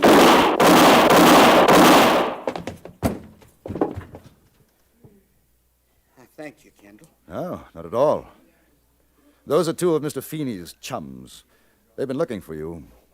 Now, Feeney, you were saying something about a fair fight. Now listen, Tom. Draw. I ain't fighting with you.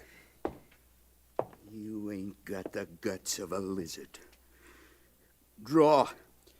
I told you I ain't... Dirty son of a gun! I ain't fighting. Well, I ain't!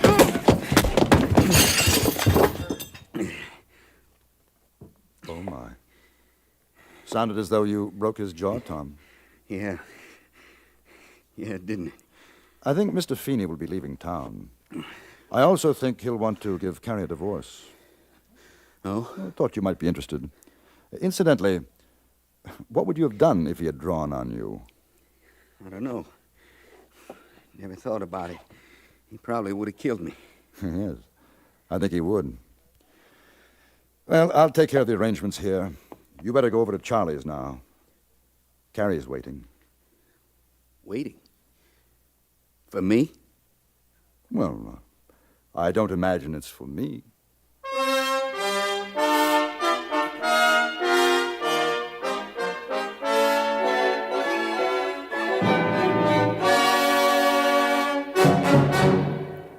Frontier Gentlemen was written, produced, and directed by Anthony Ellis and stars John Dehner as J.B. Kendall. Featured in the cast were Vic Perrin, Virginia Gregg, Jack Crucian, and Harry Bartell. Music was composed and conducted by Wilbur Hatch.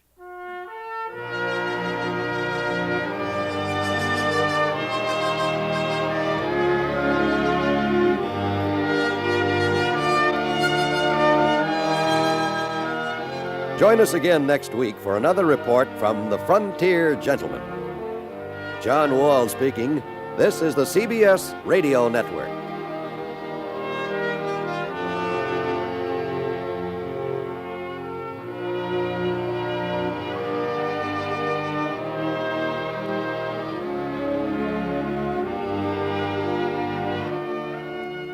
At Little Cottonwood Creek, I saw a man whose life wasn't worth $10,000. Not even to himself.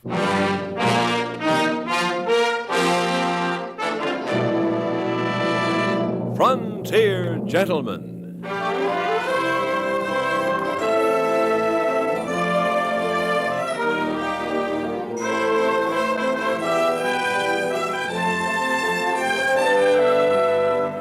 Herewith an Englishman's account of life and death in the West. As a reporter for the London Times, he writes his colorful and unusual stories.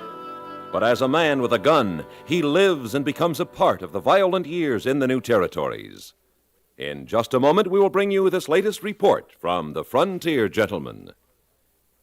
Do you like color in your news? Do you want the sidelights and the inside stories on the day's headlines? Then the program for you is The World Tonight, broadcast 7 nights a week on most of the CBS radio stations. The World Tonight is the program that gives you the plus features in the news, the inside stories, the interesting interviews with personalities in the news, and the vital record testimony from important hearings and investigations.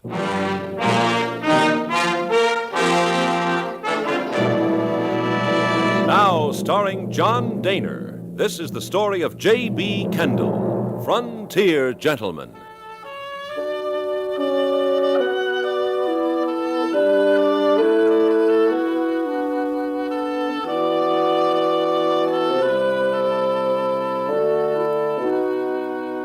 It has been my intention to send these reports to the London Times in normal sequence. I find, however, that certain incidents take precedence over others.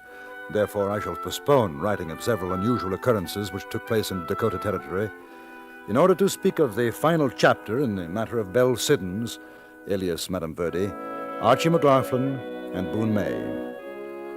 It began about a month after McLaughlin and his band had attempted a holdup on a stagecoach. Boone May was a peace officer in Deadwood, one of the most tenacious men I have ever met. He was determined to capture McLaughlin dead or alive, and I knew that he suspected Belle Siddons of being in partnership with the wanted man. The fact that I was well acquainted with the lady put me under the same shadow of suspicion. I had met Miss Siddons for lunch in Deadwood House, a comparatively respectable eating place. I thought she looked rather pale, tired. Have you heard from Boone May? In the past couple of days, no. I wondered. What's the matter, Belle? Nothing. McLaughlin? I don't know why I should care. It makes no sense. Have you heard from him? No. Do you know if he's still holding out in the timber? I don't know. And you're worried? Yes. He's not a good man. Feeling this way about him, I know it'll only cause me unhappiness. But you love him? I suppose I do. Do you think he loves you? In his way. Is that enough? If I could be with him, it would be. Why don't you go to him? No. Boone May is having me watched. I took the chance once, not again. Hasn't McLaughlin tried to reach you? Sent a message? 2 weeks ago. A note. Said he'd meet me in San Francisco. A place we'd talked about. Perhaps he's gone then. I don't know. That's what I'm afraid of. And I don't know what to do, whether to go. I hate this. Stupidity, behaving like a schoolgirl. First love, it's nonsense. Is it? It's interfering with my work. To be a good gambler, one must be able to think clearly. I can't. Perhaps this is the time I should play 21 with you. Jeremy, what do you think I should do? At this moment, look pleasant and unworried. Good afternoon, madam. Kendall, I've been looking for you.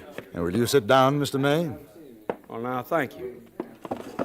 Got a piece of news for you, Kendall. We got one of the fellers was with McLaughlin night of the holdup. Oh, which one? Brown, Johnny Brown. Silly son of a gun. Beg your pardon, ma'am. He comes waltzing into town, goes down to Maggie's place, and one of my boys sees him and picks him up. What about McLaughlin? Oh, well, we got out of Johnny Boy, found out where they was holed up. Went out to fetch him, but they already hightailed it out of there. You see, there's McLaughlin, Smith, and Billy Mansfield. Any idea where they've gone? Not yet a while, but I'll get him.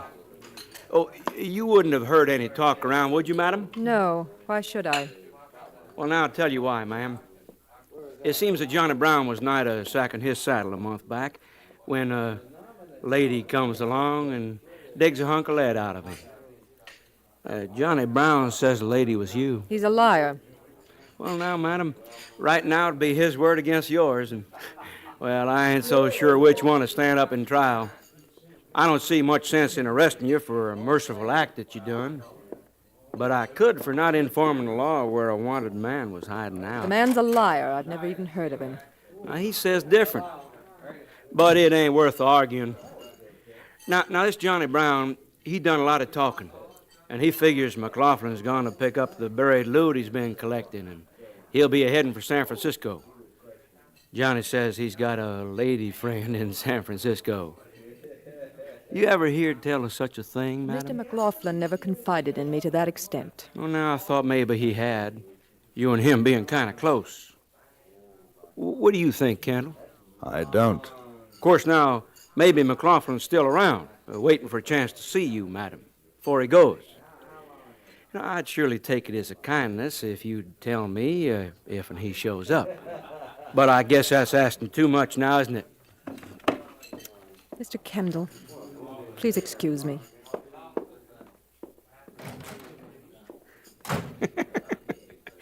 That there was a mean, mad woman. And do you blame her? You know the way she feels about McLaughlin. Well, sure I do. I just want to see how she'd take the news. Oh, you've tried that before. You know what? There's a fact, Kendall.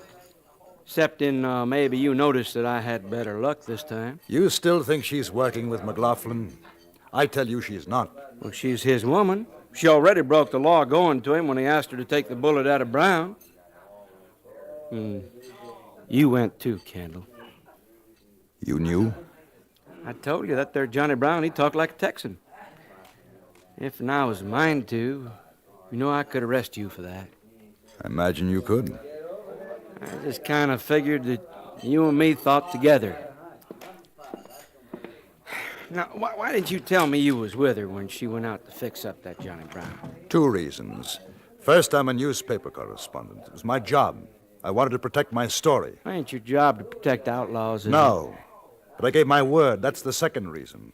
2 of the men wanted to make trouble. They weren't going to let us leave the shack that night. Might have come to shooting. I don't condone what McLaughlin's done. I don't like what he is. But Madame Verdi could have been killed if he hadn't taken our side. That's why I gave my word. You know, that word of yours, that broke the law. It's a good thing, Kendall, that I got a liking for you, because, you know, if I didn't, I could have you making hair bridles for the next 5 years. Long sentence. Yeah. Now, that McLaughlin, he got maybe $10,000 or better cast away somewheres. It's company money he stole in gold. You know, I got to get it back. Now, if I can get the money along with McLaughlin, that there'd be a real good thing. Savvy? I gather that either Madame Verdi or I am supposed to know where it's hidden. Yeah. I don't. I doubt whether she does. Well, it might be you don't. I ain't so sure about her. Tell me, was that true about McLaughlin going to San Francisco? That's what Johnny Brown says. Of course, now, I don't figure he'll ever make it. I'd say he's got a fair chance. You sitting here, he's riding west. To Cheyenne. He'll stop there for a while. That Johnny Brown was supposed to catch up with him there. And Johnny won't, but I will. Would you mind taking the longest ride with me, Kendall? You see, that way you can do a writing chore and I can keep an eye on you. You afraid I'd tell her where we're going? Wouldn't you? Probably. That's what I mean. Come on.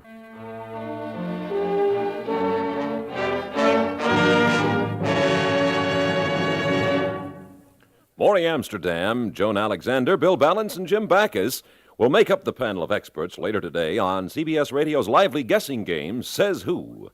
What makes the prospect so pleasing is the fact that this famous foursome, taken one at a time or collectively, are all people of high good humor and wit.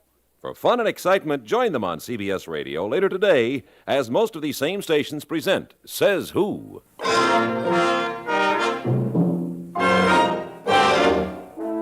Boone May accompanied me while I went to my hotel to pack my saddlebags. And an hour later, we took the stage out of Deadwood for Cheyenne in Wyoming Territory. There were just the two of us, and the only stops we made during the entire journey were for meals or stations at which the horses were changed. But in spite of his precautions, Boone May hadn't counted on Madame Verdi. While we were making our way to Cheyenne, she had not been idle. The lady had heard of our hurried departure from Deadwood and found out the reason for it. A few hours after we left, a deputy peace officer more interested in money than law paid her a visit. His name was Harry Morgan. What's your proposition, ma'am? Would you like to earn $1,000? Yes, ma'am. You've heard of Archie McLaughlin? Yes, ma'am, I've heard. They say he's in Cheyenne. That's what I hear tell. Boone May's going out to pick him up. Yes, ma'am. If he takes him, he'll bring him back to Deadwood. You want that happening? No. A man named Kendall's with May. They left by stage. You reckon they'll come back same way? Yes. You asking a lawman like me to stop at stage and set an outlaw like Archie McLaughlin free? Yes. You know, as them say, McLaughlin's got better than 10,000 hid somewhere. You and him partners? No. Suppose Boone May don't catch McLaughlin. Be a long ride to Cheyenne for a man to stop an empty stage. 500 for the ride if May hasn't caught him. 2,000 if Archie's in the coach and you get him out. How come you think maybe I won't turn you into Boone May for asking that? Because I know you won't. That's why I asked you to come here. Uh-huh. It'll take some men.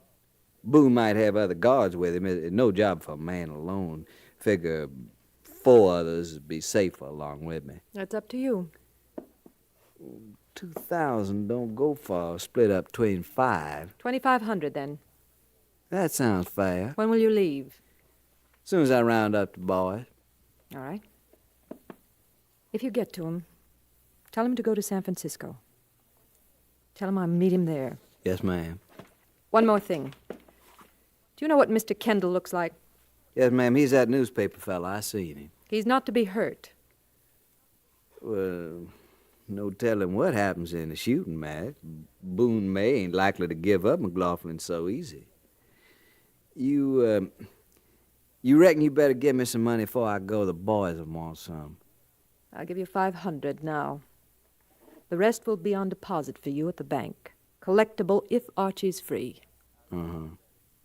I reckon it's better if you give me 2,500 now. If I don't get McLaughlin, or if Boone May ain't caught him, well, I'll give you back the 2,000. Now, that's fair, ain't it? No. You don't trust me? No. Well, I see you ain't got no choice. I don't trust you to pay me later, so you gotta trust me. You got to if you want your Archie back. Wait here. I'll get your money.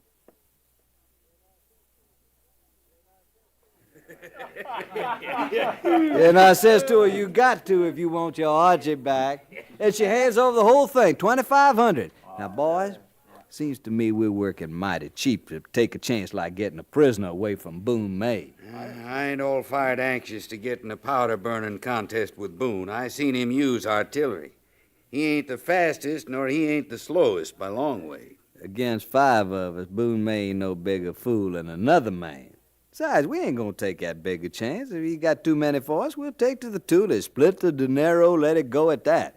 But if we can take... Haze a talk, Morgan. I hear tell Archie's got 10,000 or more hid, or maybe carrying on him. Now, that's worth saving any man for. 10,000. Which, along with his 2,500, makes fair fighting wages. What do you say? Now, wait a minute. How's about Boone May? He recognizes us, he'll be gunning for us. Pinky, wasn't you never a vigilante? Masks, we'll wear masks. Now, you got any more food questions, ask them later. Well, travel light, boys. I'll meet you back here a half hour. These conversations, plans we knew nothing about as our stage rolled on toward Cheyenne. Boone May seemed uncommonly sure about his chances of capturing McLaughlin. At the time, I didn't share his optimism, which, as it turned out, was a mistake on my part. I should have known better than to underestimate his capabilities. Boone May was a very thorough man.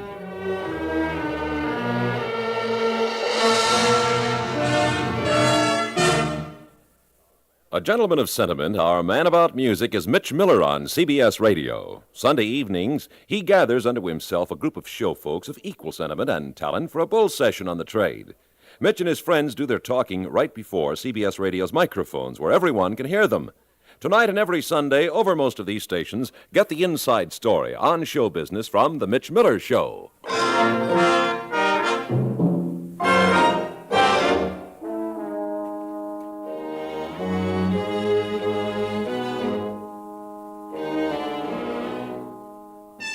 To report that Archie McLaughlin and his two companions were captured after a bitter gun battle would make colorful reading, but such was not the case. When we arrived in Cheyenne, the men were already in custody of the Cheyenne marshal. Boone May had telegraphed ahead, and 4 hours after receiving the message, McLaughlin, Mansfield, and Smith were arrested while drinking a toast to freedom. They were put in irons, and accompanied by one other Cheyenne peace officer, we started on a return journey by stage to Deadwood. Be passing through Fort Laramie directly. And maybe you boys like to take your last look. I'll be coming this way again. If you do, you're gonna be an old man, McLaughlin. The charges against you's gonna add up the more years than any man's got a right to live. Bet you wish they'd hang us, huh, Boone? Maybe you deserve to, Mansfield, but the law is the law. And the law says you're gonna stand trial for robbery. You get a fair shake in Deadwood. Robbery ain't a hanging crime like in some places. How come you're along with him, Kendall? I think Mr. May was afraid that Madame Birdie and I would ride to Cheyenne to warn you. How is she? Better than she'll be when she sees you like this. Oh, you've won. You've got your man. Why rub salt in the wound? What'd you do with the money you hid, McLaughlin? What money? That 10,000 or more. Well, ain't no use playing ignorant. Half of Deadwood knows about that loot. But it'll go easier at the trial if you turn it back to the company. Sorry, Boone. I got all kinds of plans what to do with it. Ain't gonna do you no good in the Hooskow. What's the matter, Boone? You gonna lose reward money if Archie don't fess up? The law'll go easier on you. That's what I'm saying. You know, hearing you talk curls my gut, Boone. Leastways, I don't mind admitting I'm a no-good highline rider. Only difference between us is you hide behind a badge for your kind of stealing. You lie, McLaughlin. I never stole in my life. Talk about law. Kendall, get this here peace officer to tell you about the times he shut an eye when a gold shipment's been... Kendall! Get out of that coach or we'll make wolf meat out of you. It's a hold-up, Boone. We got you on both sides and behind. Get out slow, hands way high, you hear? What's the matter, Boone? Ain't you gonna fight back? Man's a fool to take on more than he can handle. There's too many of them.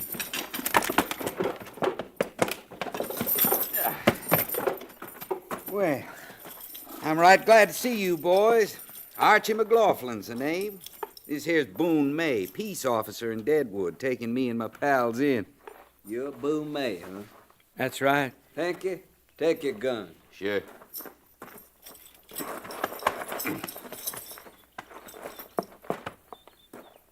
All right, Boone May, you and the other fella, you stand right there. Driver, stay up on that box. You, McLaughlin, the other two, get over here under the tree. Don't seem like no proper hold up to me. I have an idea it isn't. That's just fine, McLaughlin. That feller's voice. Now, we ain't gonna waste time. I swear I heard it who before. might be coming along the trail. Couple you boys get that rope over that limb yonder. A necktie party for Boone May? You won't see no weeping from me, mister. You ain't got it straight, McLaughlin. It's like this. We're vigilantes, see? Law and order, that's us. Now, we know all about you. We know what you done, why you're going back to Deadwood. But we figure it ain't right you should get off without paying for your sins. So, McLaughlin, if you're carrying that $10,000 or whatever, you hand it over right now. I ain't carrying nothing. Boone, may you take it off him? No, he never had it. Now, look, you want to help the law, that's just fine, Shut but that your ain't the way... mouth, Boone. Where's it head, McLaughlin? No use asking, mister. Archie, ain't gonna do you no good, Dad. Not much sense you fellas getting strung up on account of him. You won't tell us? We don't know. How's about it, McLaughlin? Go ahead, hang me. I ain't giving you nothing. You figure maybe we don't mean business? You, what's your name? Smith. Jack Smith. You got a prayer? Say it. Archie, tell him. Oh, my God. That's murder! Murder! You can't do that! I done it, Boone May. You won't be next. Now, you see, McLaughlin? Now you know, 'cause you seen I ain't no flannel mouth. Now, I ask you, where's that money head? Oh, go. You tell him, Arch. You gotta tell. There's no call for us to get murdered on account of money. What good's it? What good, Arch? Tell him. All right, boys, get the rope round his neck. No. Take that one first. No, Arch, tell him. Fellas, please, it ain't my fault. I You tell telling McLaughlin? Don't do it. That's a spit you wish you had in your throat by and by, please. mister. String him up. Don't!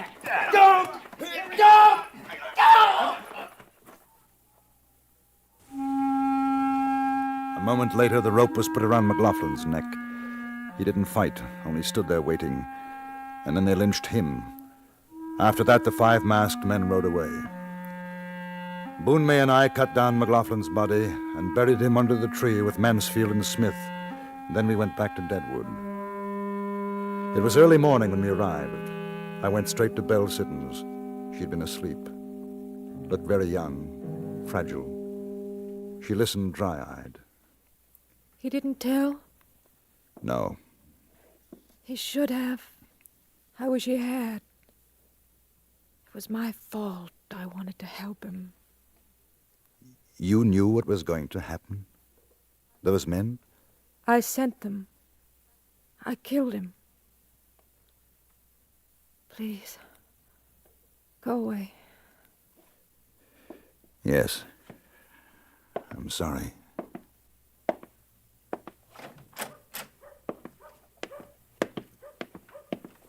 Kendall?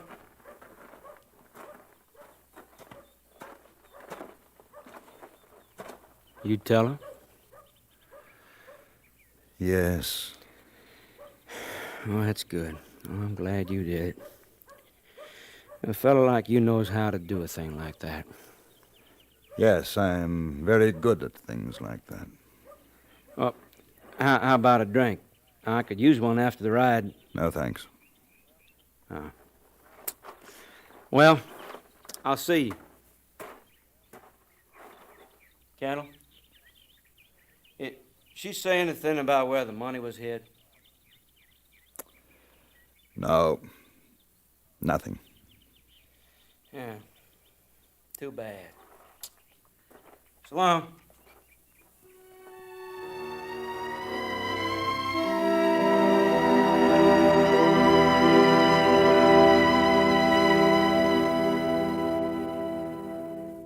Frontier Gentleman was written, produced, and directed by Anthony Ellis and stars John Dehner as J.B. Kendall. Featured in the cast were Jack Crucian, Gene Lansworth, Harry Bartell, Richard Perkins, and Jack Moyles.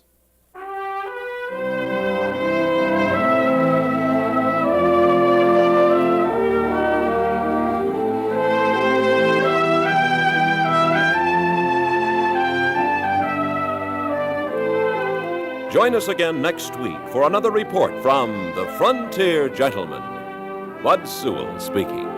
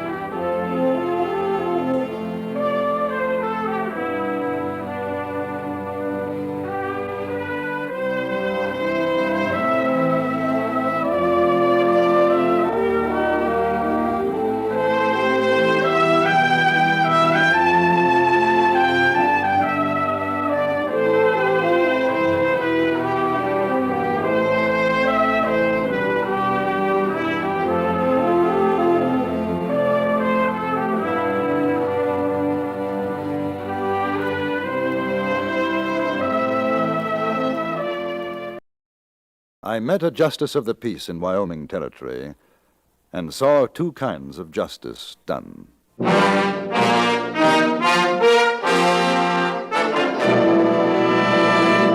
Frontier Gentlemen.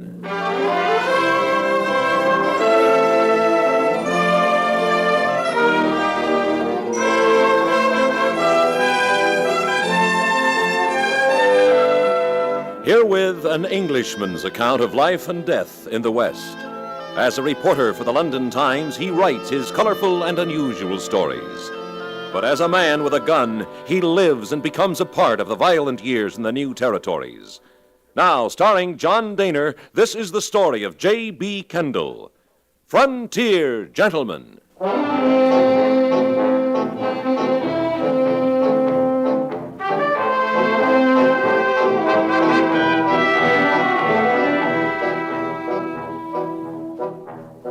In the South Pass district of Wyoming Territory, there is a mining settlement called Dry Creek.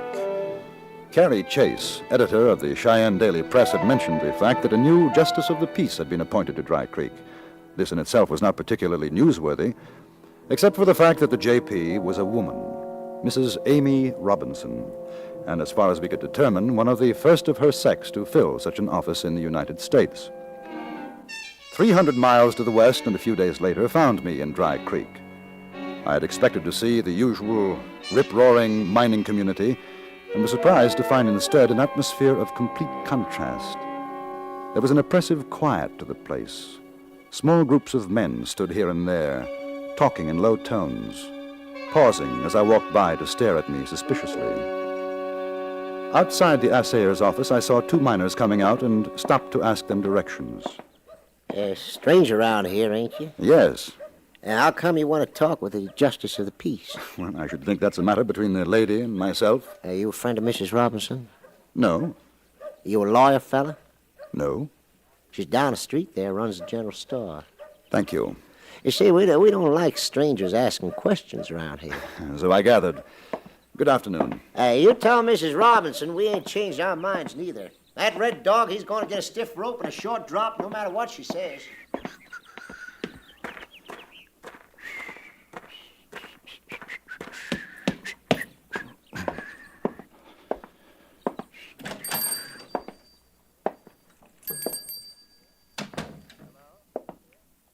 Hello? Anybody here? Come in. Well, something I can get you? You are Mrs. Amy Robinson? The same. My name is J.B. Kendall. I'm a newspaper correspondent for the London Times. Now, what in the name of sin's a London Times correspondent doing in Dry Creek? You're the reason, Mrs. Robinson. I think a great many women in England would be interested in reading about a female justice of the peace. You being flippity? No, not at all. I'm quite serious. Well, you gotta excuse me.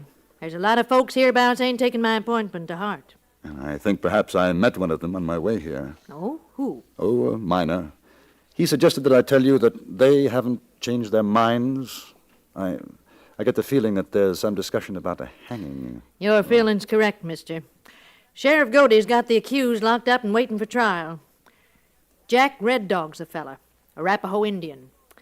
There's them says he done murder. Killed Big-Nosed George Haney's brother, Ike. That's what they say. I see. Well, when does the trial take place? As soon as I can get a jury to sit. But there ain't no man in Dry Creek will do it. You can't get a jury, huh? Well, come on in the back. I was just making some coffee. Here, take a chair, Mr. Kendall. You see, before all this happened, I was Widow Robinson, who ran the general store. Folks was decent and nice to me. Then I get appointed Justice of the Peace, and it's like I got the epizootic. Just because I'm a woman is all.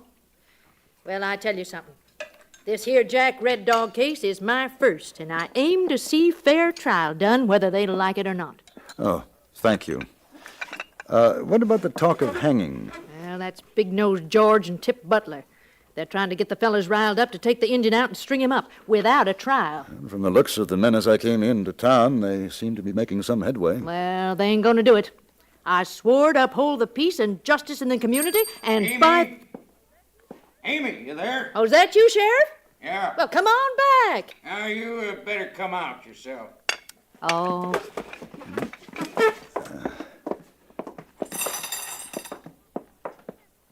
Oh, this feller's name is Kendall. Come to do some writing about me. Mr. Kendall, meet Harry Godey, sheriff of Dry Creek. Sheriff, how do you do? Yeah, things ain't getting on so good, Amy. I've been thinking it might be better if I take Red Dog over to Rock Springs till we get this thing settled. You're doing no such thing, Harry Godey. Now, listen to me, Amy. Big-nosed George ain't fooling. He's fixing to take that Indian out and hang him. How do you know that? Well, he wants me to join up with him and the other boys to do it. What did you tell him, Sheriff? Now, Amy, no sense going on the prod. I'm just telling you what they aim to do. I ain't courting trouble. That's why I'm saying I want to get Jack Red Dog out of here. And have him tried somewhere else? Show that I can't run a trial in my own town? That nobody ain't got no respect for a justice of the peace in Dry Creek 'cause she's a woman? Oh, no, sir, Harry Godey. I'm telling you, I'm ordering you as sheriff to protect that Injun till it's time to call the trial. I'll do my best, you know that, Amy, but there's going to be trouble. Well, then get yourself a couple of deputies. Can't. They ain't having none of it.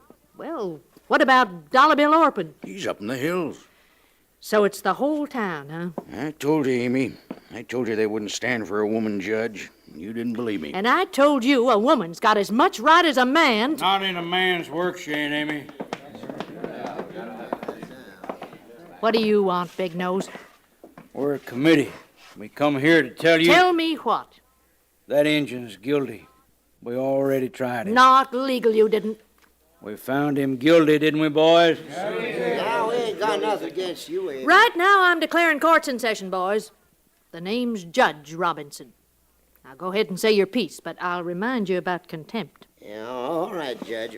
Your Honor, we just saved you the trouble of holding a trial. What do you mean? Well, now, Tip's saying that Injun Red Dog shot my brother, and we're going to use him to trim a tree. That's lynching. Again the law, Big Nose. Now, keep out of this, will you, Godey? Ain't nothing you can do about it. It's you and her again all of us. And me. Who are you?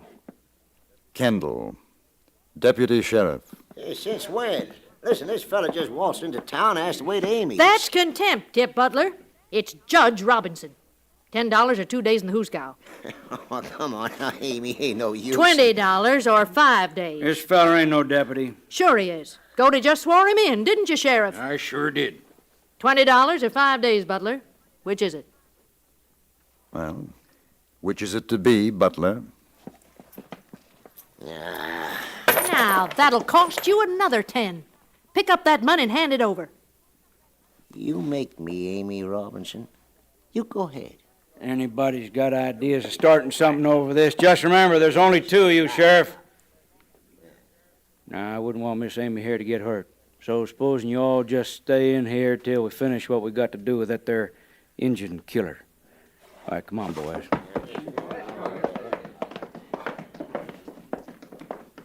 Godey, you got to stop them. Well, they got a right to go on down to the jailhouse if they've a mind to. They'll get Jack Red Dog. No, they won't. I took 'em out before I come here. Hit 'em. Oh, I want to thank you, mister, for standing by us. Of course, you ain't made many friends doing it. Oh, I didn't expect to. What's going to happen when they find the Indians gone? Oh, they'll come looking for me. Now, Amy, you seen how things are. I'll be taking Red Dog to Rock Springs. Oh, no. There ain't no pack of cussed hardtails going to stampede me. And at this point, I'm inclined to agree with the sheriff. We can't fight the whole town. You'll both sell me out, huh? Because I'm a woman. You won't stand up against them. Oh, tain't that at all. What then? I took my oath to uphold what's right. You did the same, Harry Godey. And I'll do it, too. But this ain't the way. The Injun's as good as dead if he stays in town. No sense whittle-wanging, Amy. My job's to protect Red Dog till he comes to trial. I'm going to do just that.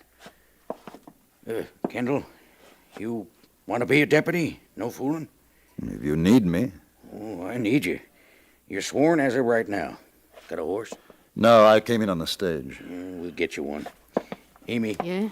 As soon as I get the engine to Rock Springs, I'll be back. Let's go, Kendall. All right. Stable's just across the road. Better keep your eyes skinned. You know how to use that blue lightning you're carrying? I've used a gun before. Yeah, I sure hope you don't have to today. A lot of them fellers is my friends in better times. Where's the Indian? Hid out in the stable. You think he's still there? Well, if he ain't, he's taking a mighty big wagon with him. I handcuffed him to a wheel. I figure by now old Big-Nosed George is busting his gut down to the jailhouse. We'll have to plumb light a shuck out of here.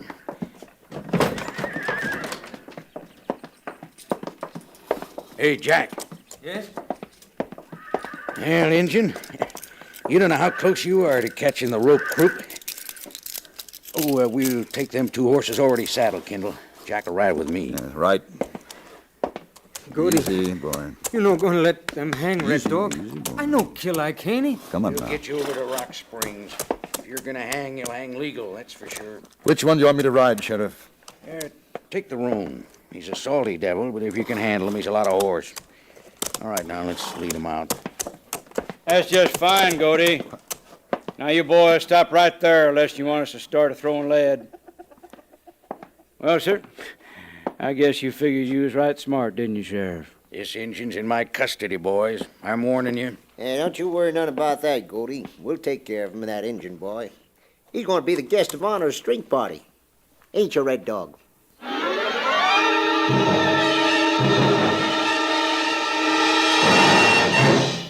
In a moment, we return to Frontier Gentlemen. Some people believe only in what they want to believe. The vast majority of us, however, are prepared to examine the facts. Now, that, in a nutshell, explains the widespread popularity CBS newsman Alan Jackson enjoys. 6 days a week, get the story as it happens, as most of these CBS radio stations present Alan Jackson and the news. And now we return you to the Anthony Ellis production of Frontier Gentlemen.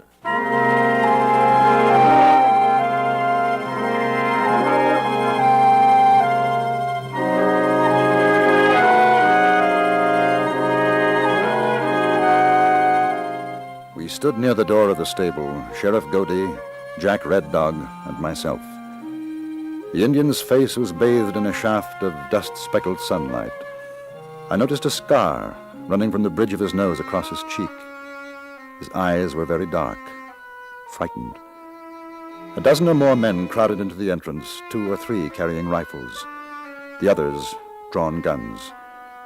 Big-Nosed George Haney and Tip Butler took our gun belts away from us.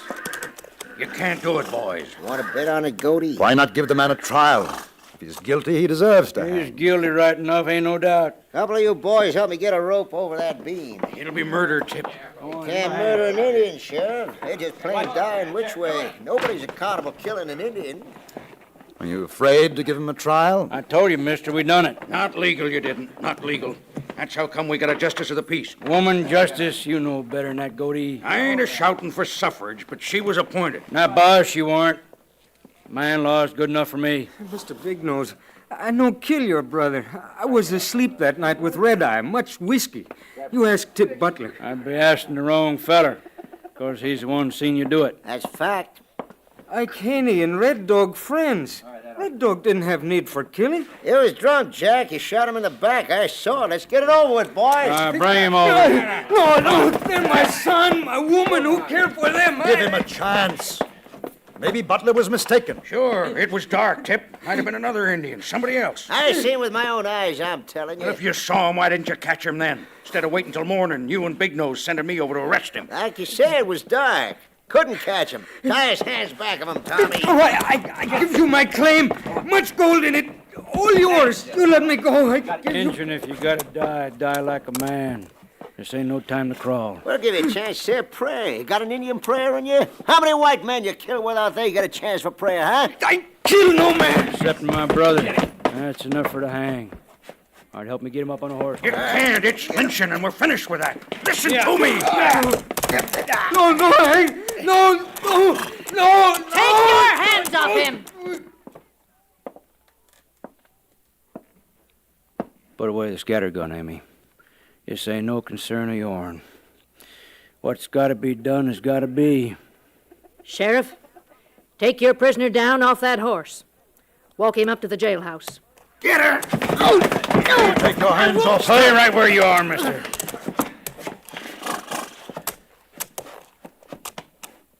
All right, now get on with it. Wait now. If you do this thing, Every one of you will be as guilty as you think the Indian is. I feel no guilt, mister. My brother's got his lamp blowed out, but this here Arapaho, I ain't feel no guilt. Then why not let the law decide?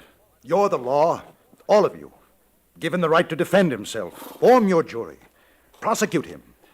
But not this way. He's right. Listen to him. He's wrong. Dead wrong. He ain't even American, that fancy talk and all. You shut your mouth, mister, or you go with the Injun. So long, Jack. If you see my brother, you tell him hello for me, huh?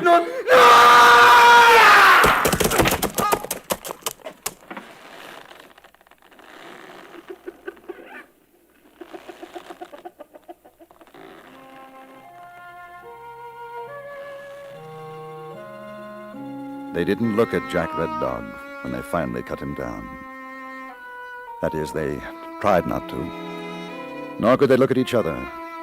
One spoke of getting a drink, and the others agreed that a man could work up quite a thirst at a lynching. The shaft of sunlight fell on the dead man's frayed moccasins. I sure hope he was guilty. Would that make it better? He spoke of a wife and child. Yeah, they live up behind the Black Canyon diggings. I'm thinking it's my fault. All of this. It ain't your fault, Amy. Maybe it happened because a woman was made justice of the peace. They was forced to do what they did. If it'd been a man, maybe they'd have listened to him. They don't want to hear a woman's words. Not in a man's world. You did what you could. It wouldn't have made any difference. They were bound to hang him. Mostly, I think, because he was an Indian. Well, I'll take him up to his wife. Better tie him on the horse. No. I'll bring my wagon. Put him in that. He rode his last horse. Well, we will help you hitch it up.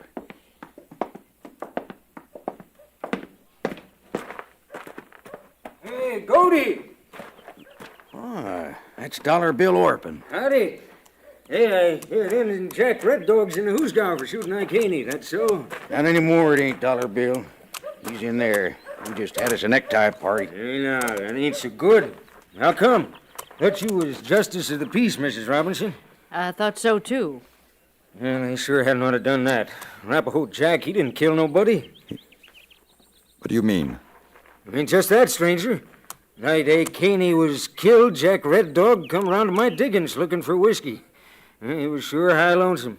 I told him, I said, Jack, you don't need no more bug juice. You better go lie down summers before you slip and fall in the canyon and break your fool neck.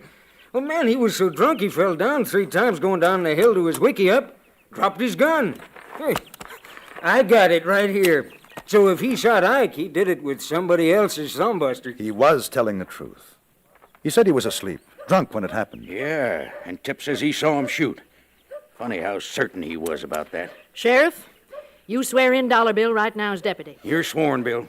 I swear. Gonna have some fun? We're going down to the saloon. Here, let me tie up my mule. I'll be right along.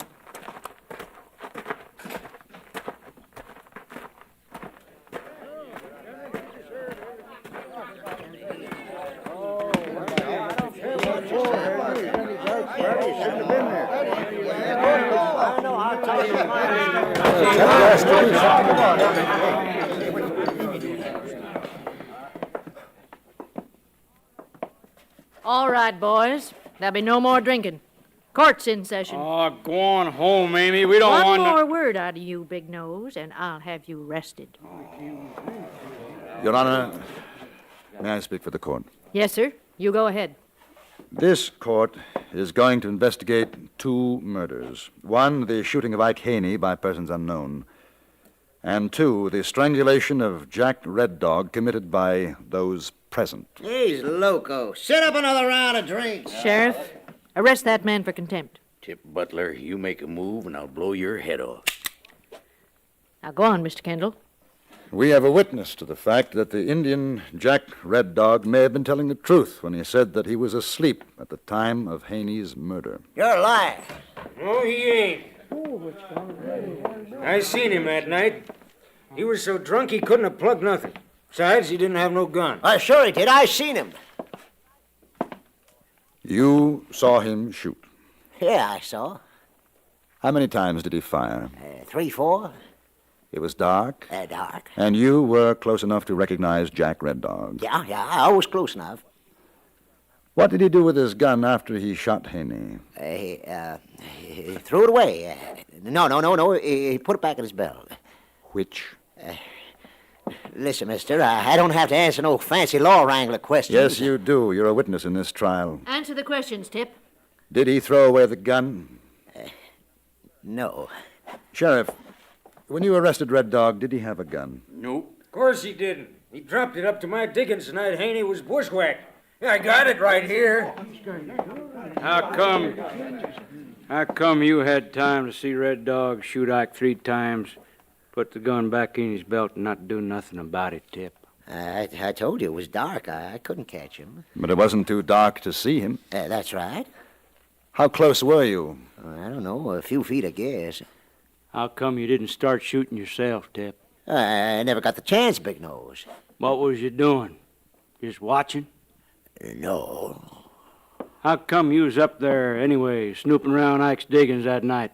Well, Ike and me was going partners. We was going to talk about it. Ike never said nothing to me about another partner. He was going to. Is that why you shot him? Because he wouldn't take you in? No, it wasn't me. It was that engine. Ike and me was talking, and Red Dog sneaks up and shoots Ike. You told me you never got a chance to talk to Ike. When you got to him, he was already laid out dead. Well, I mean... What you mean is that you bushwhacked Ike. Your own self. Put away your gun, Haney. My brother. You did it, Tip. No, don't! Arm. I'm sorry I missed. I should have killed you, Haney. Sheriff, take Tip over to the jailhouse and hold him for murder.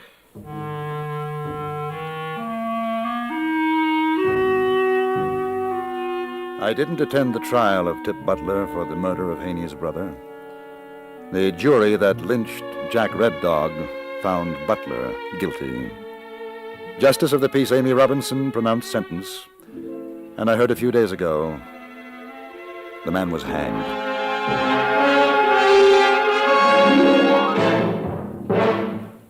Frontier Gentleman was written, produced, and directed by Anthony Ellis and stars John Dehner as J.B. Kendall.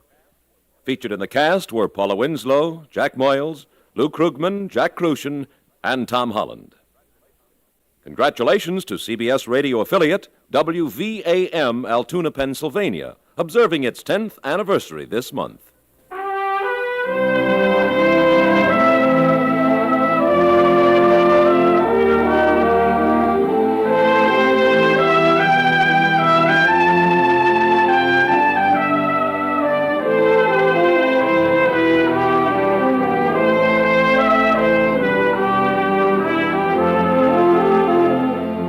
Join us again next week for another report from the Frontier Gentleman. Bud Sewell speaking.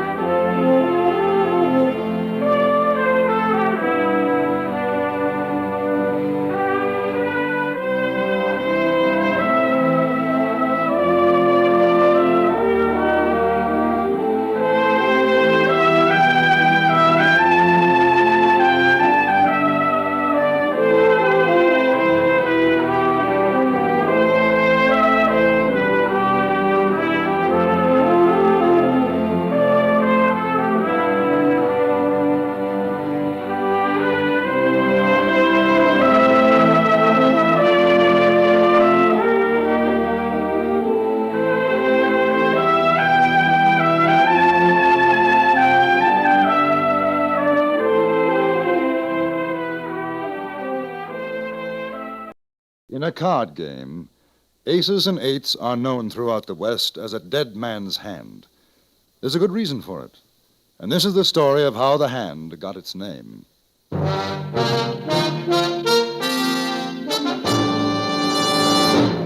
Frontier Gentleman.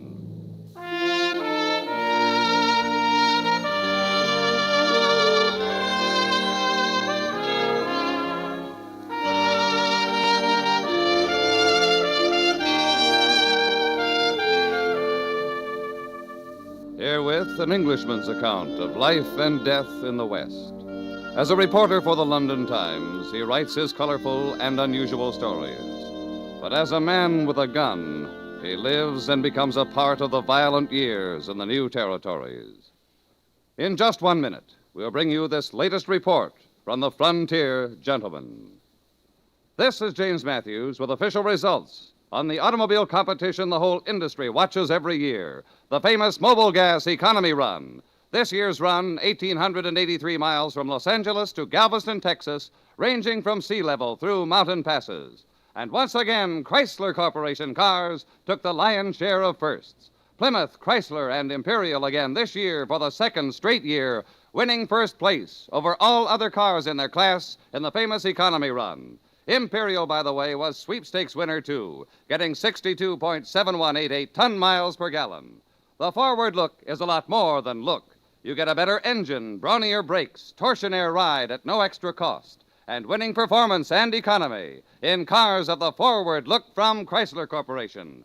Take a drive this week in a car of the forward look. Plymouth, Dodge, DeSoto, Chrysler, or the triumphant Imperial. Drive one of America's performance winners from Chrysler Corporation.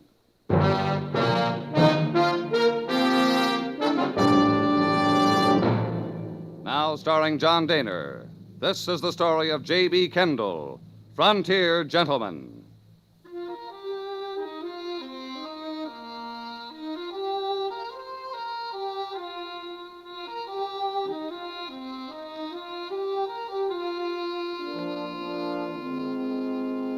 I left Fort Benton, Montana Territory, in a little river steamer called the Pride of the West. The journey downstream on the Missouri was a good deal faster than that which I had made coming up from St. Louis just a few months earlier. I decided to write some articles for the London Times on river travel in the American West. But the balmy weather, coupled with a feeling of complete indolence, made me put off all thought of work. Several days passed, and then we docked at Fort Pierre in Dakota Territory. I went ashore to purchase a new pair of boots, and it was in the store of an outfitter named Judd Scott that I first heard the name of Deadwood. Well, the left one might be a bit tight. Yes, right here, in the heel. Oh, she'll ease up, mister. Of course, I don't do much trade in ready-mades. If you had more time, I'd make you a real fine pair. Finest in Dakota Territory. Here, let me take it off. I'll try to work it out. So you're a newspaper correspondent, huh? Well, we've had 'em come through, but none from England. Must be pretty interesting, your line of work. Yes, it is. Quite. Yeah, too bad you ain't staying around these parts.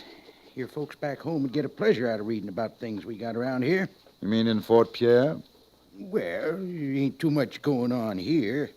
I guess you could write about Jack McCall, though. Try it on now. It should be better. Jack McCall, huh? He used to drive a stage between here and Deadwood. Got some tall yarns to spin about Indians and the like. Go ahead. Take a walk now. Yes, I'd like to meet him. He's back in Deadwood now. How's that? That better? Yes, fine. Where is Deadwood? You mean you ain't heard of it? Oh, worst bunch of cutthroats and outlaws living in all the territories and the United States is in Deadwood. They even got Wild Bill Hickok out there. I hear tell there's folks wanting to put him up for marshal. Hickok? Yes, I've heard of him. Yeah, it won't take Wild Bill long to clean up, I can tell you. Deadwood, huh?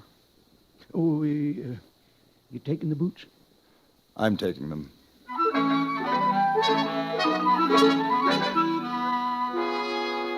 I sold the remainder of my ticket to a man booking passage for St. Louis, and the next day took the stage from Fort Pierre to Deadwood in the Black Hills of Dakota Territory.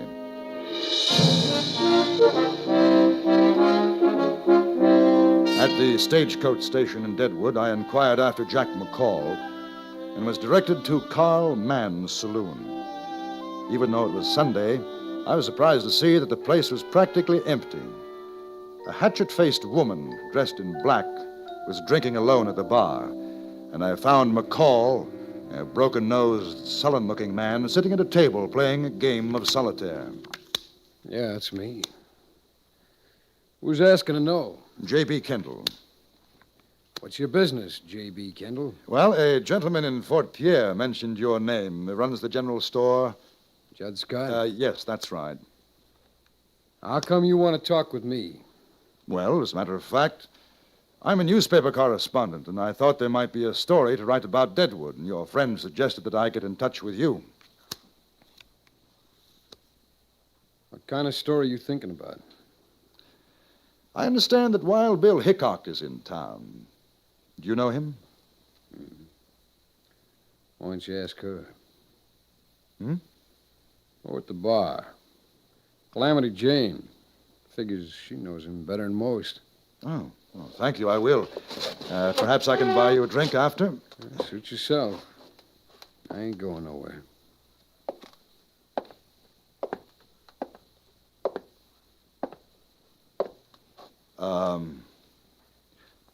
Miss Jane? You talking to me?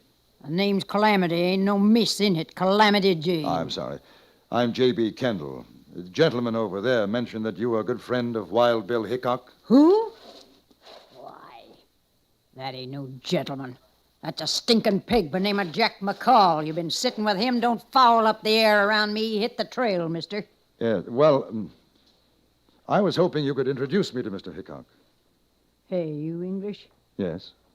Thought so. Knew an English feller down in Abilene. Wouldn't quit riding herd on me. Had to shoot him. Oh, New in town, ain't you? just arrived. You ain't friend of McCall? Oh, only met him a few minutes ago. What brings you? I am a writer, newspaper articles for the London Times.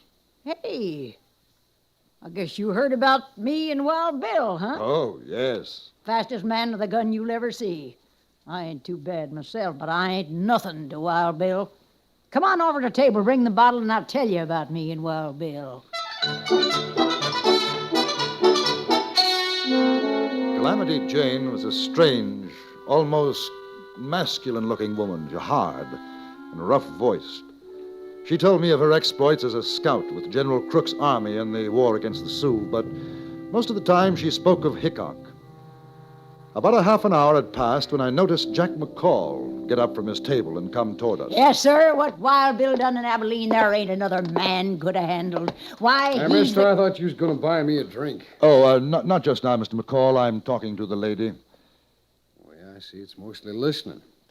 Ain't nobody gets to talk much around her. McCall, you want me to put your eyeballs out with this bottle. You open that barn door of yours just once more.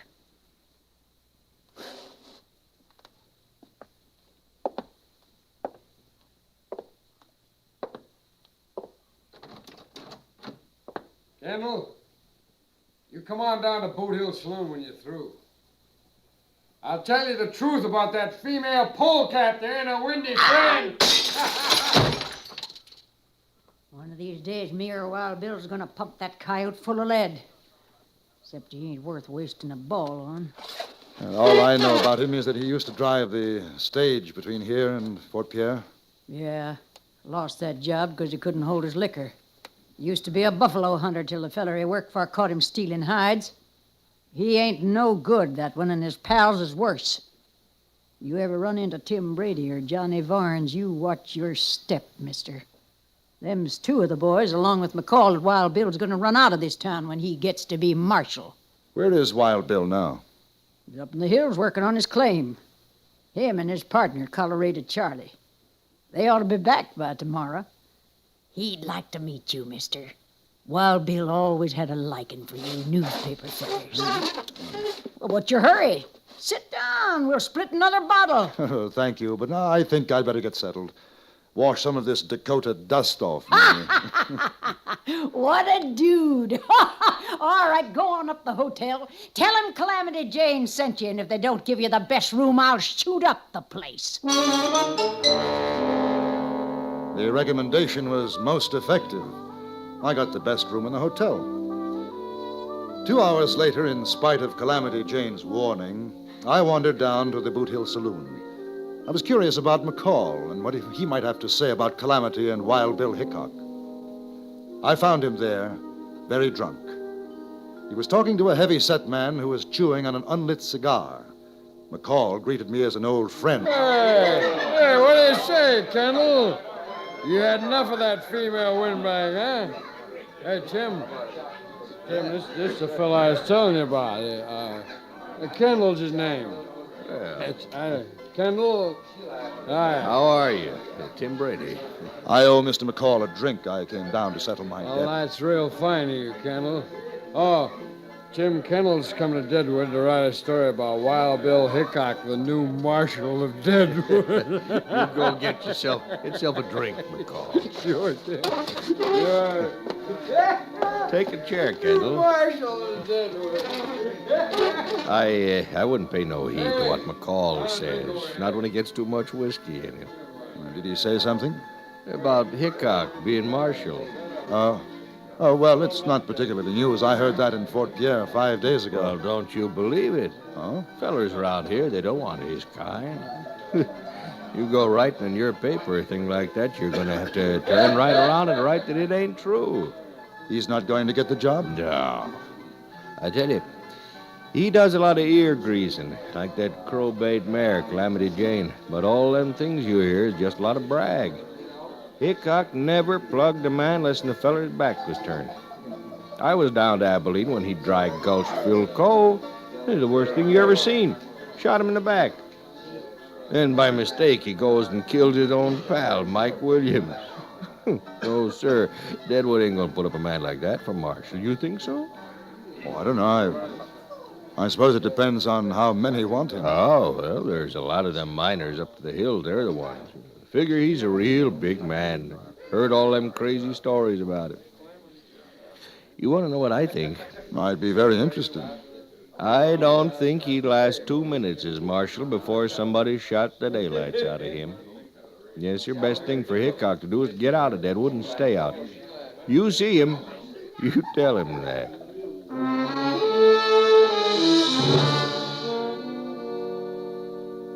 The next night, Calamity Jane introduced me to Wild Bill Hickok. He looked older, more tired than I'd imagined him. As we sat in his room, I noticed that he blinked his eyes, rubbed them, and seemed quite nervous, constantly glanced toward the door. Calamity had gone out to buy some food. Me and Colorado Charlie had a rough week up in the hills. Feels kind of good to get back. You ever done any mining, Kendall? No. Well, have you ever had the idea to get somebody else to do the work for you? Well, what do you think of Deadwood? Oh, I haven't been here very long. Ain't much like London, I'll bet. No, it isn't. Well, do a little cleaning up like I did in Hayes City and Abilene. We'll have a right nice little town. When do you expect to begin as marshal? Any day now, the boys are getting things moving. I saw a man yesterday, Tim Brady. Brady? And he asked me to give you a message. Huh? The best thing for Hickok to do is to get out of Deadwood and stay out. Well, that's what he said, huh? Yes. You know why? They're afraid of me. They know what's going to happen after I get sworn in. I run them out, and if they don't run, we have a showdown. Brady and his pal Varnes ain't got stomach for that. I gather they're the somewhat unsavory element in Deadwood. Is that so? Mister, you ain't just milking pigeons. Why, them miners up in the hills would be dead ducks for Brady and his gang if it weren't for me. This is the worst mining camp in the territory. Ain't been no law here since it started, and Brady don't want none. That's how come the miners want me for marshal. Protection. Well, I'm surprised he hasn't tried to get rid of you before this. That jayhawker knows what had happened to him in a shoot-up. He ain't likely to try nothing. A fellow like that gets somebody else to do his dirty work. Oh, it's only me, Belle. Put away the gun. I told you, Charlie, you ought to knock. Keep forgetting. This is J.B. Kendall. He's going to write a story about me for an English paper. Yeah, I run into Calamity down to Carl's place, and she told me. Nice to meet you, Kendall. And you, sir. My old pal, Charlie Utter. Colorado Charlie's good enough. Kendall's been talking to Brady. Oh, that's so. Rest your saddle, Bill. You make me tired standing. Brady said I ought to get out of town. Oh, he'd like that fine. Yeah. He'd like that. Well, I guess I'll go and wash up before Calamity gets back. You staying around, Charlie? Yeah, I thought maybe we'd go down to Carl's later and play some cards. All right. I'll be right back. Sure.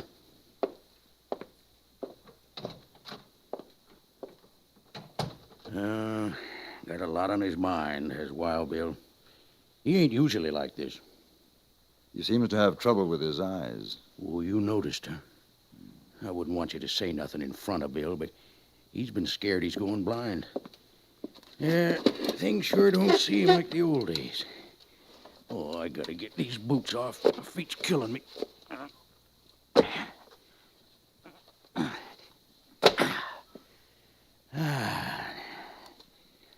How old is he? Wild Bill? Let me see. 39. Of course, to hear him talk, you'd think he's closer to 60. I sure do fret over him sometimes. Always talking about dying, this and that. Ain't like the old days. He sure was a rip snorter. Oh, well, maybe when he gets to be marshal again, everything will be like it always was. Calamity Jane came in with the food, and behind her, Bill Hickok. It was a strange supper. Both Colorado Charlie and Calamity kept up a stream of conversation, anecdotes singing the praise of Hickok's past accomplishments, but the atmosphere was strained. The man with the long hair didn't say very much. Afterwards, Charlie Utter invited me to accompany them to the saloon. I noticed that Hickok was reluctant. Possibly he had a feeling, a warning of what was to come. It was 8 o'clock when we arrived at Carl Mann's saloon and sat down at the card table. Charlie, change seats with me. I ain't sitting with my back to the door. Wild Bill, you're getting worse than an old woman. Well, maybe so, but that's the way it is. I like to see what's coming in. Well, here. Yeah, take my place if you like. No, sir. All he wants is a catbird seat. That's how come he's always winning. You ain't moving, Bill. You got the right idea, Charlie. Wild Bill, you got your seat, and that's the way it's gonna be. Carl! Bring us a bottle of whiskey and a deck of cards. Marshal Hickok's gonna be the big loser tonight. After a few minutes, we were joined by a miner, and the 5 of us played. It was a friendly game, and we could see Hickok beginning to relax. He was a good player and held more than his share of winning hands. But while the game went on, there was something happening down the street in the Boot Hill Saloon. We didn't know it then, but after it was too late, we heard what had taken place. 3 men sat in a back room, one of them drinking heavily. This was Jack McCall. The other 2 were Tim Brady and Johnny Varnes, the leaders of the Toughs in Deadwood. Well, I'm telling you, Jack, you'll be a big man. Why, they'll look at you when you walk down the street. They'll say, there goes Jack McCall. He killed Wild Bill Hickok. You hear what Johnny says? Yeah, I hear. Give me another drink, Jack. Well, sure. He's in Carl's place right now. You could get him easy. Oh, might not be so easy. Well, you ain't afraid, are you, Jack? Oh, I ain't afraid. No. No, I ain't afraid, but it just won't be so easy. Of course, we could get somebody else to do it. We just figured, Tim and me, we figured you was the man No, for the look, job. I ain't saying I won't you know do what it. we could do, Johnny? What? We could maybe get that newspaper feller, Kendall, to write something about Jack in his paper. Hmm? How'd you like to see that, boy, in an English paper? Jack McCall shoots down Wild Bill Hickok. Yeah, you could go on the stage all over with that. Sure. Yeah. He's right down the street, Jack. I Hey, seen him good. myself. You know what? He's sitting with his back to the door. Now, you listen. Just listen. How come if you was there, you didn't plug him yourself? Yeah, it ain't no use, Johnny. He don't understand. All right. No, Forget it, wait a Jack. minute. Go I'm on, not just. get out I'm of just it. asking. That's all. Now, just tell me how come. Because Calamity Jane and Colorado Charlie is with him. If they saw me, they'd know something was wrong. But not you, Jack. They wouldn't figure you drawing on Hickok. Yeah. That makes sense. That's all I wanted to know was why. All right. What do you say, Jack? Sure. Why not? Give Sure. him a gun, Johnny. And don't you miss, boy. You hear?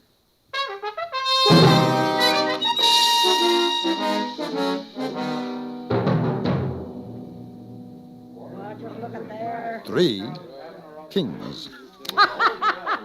He's beat you, Wild Bill. I mean, son of a gun if he hasn't. I had you pegged for no more than 2 pair. Yeah, Kendall ain't the best player I've seen, but he's sure a lucky one. Deal him out, Calamity. All right.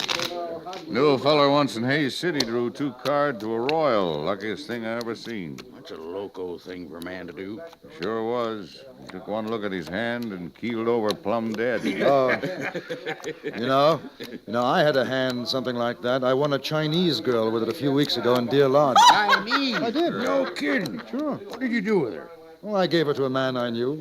He married her. Open for $1. Wait. Yes, I'm staying. Stay? Me too. I ain't proud. There. Cards? 3. Kendall? 2, please. Give me 1. Now, there's a man's gonna drop dead if he pulls it right. How's about you, Charlie? 2. Dealer takes 3. Honest woman. That's one thing I ain't nor never hope to be. Your bet, Wild Bill.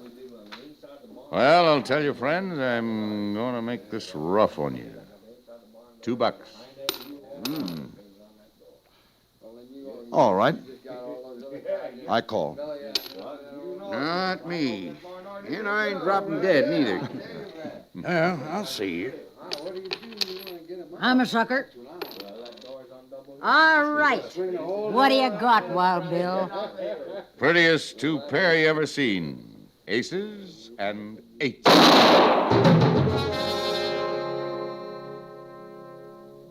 Wild Bill Hickok slumped forward on the table.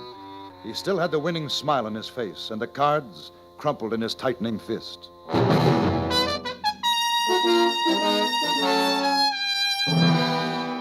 It was Calamity Jane who found Jack McCall. He was hiding in a butcher shop nearby. Colorado Charlie and I dragged him away before she had a chance to use the meat cleaver she was holding. We found 6 cartridges in McCall's gun. The only one to fire was the first, the one that killed Hickok. The other 5 were defective. Before I left Deadwood, McCall was tried for murder, but Brady and Varnes must have chosen the jury themselves, because the final verdict was not guilty.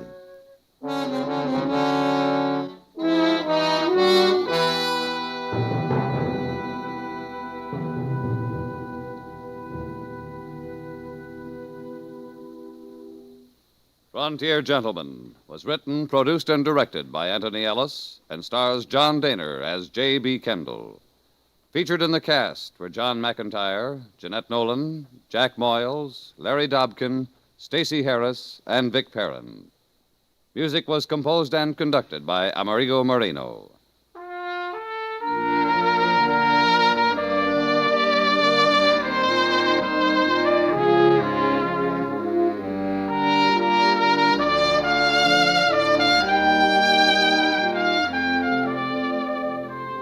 Join us again next week for another report from the Frontier Gentleman. James Matthews speaking. This is the CBS Radio Network.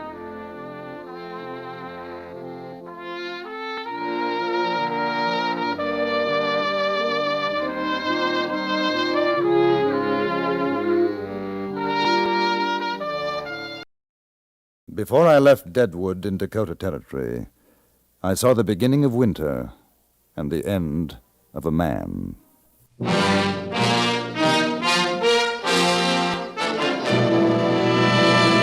Frontier Gentleman.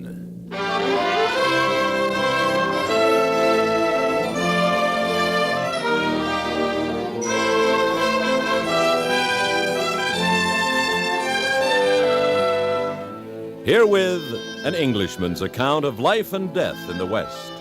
As a reporter for the London Times, he writes his colorful and unusual stories. But as a man with a gun, he lives and becomes a part of the violent years in the new territories. Now, starring John Dehner, this is the story of J.B. Kendall, Frontier Gentleman.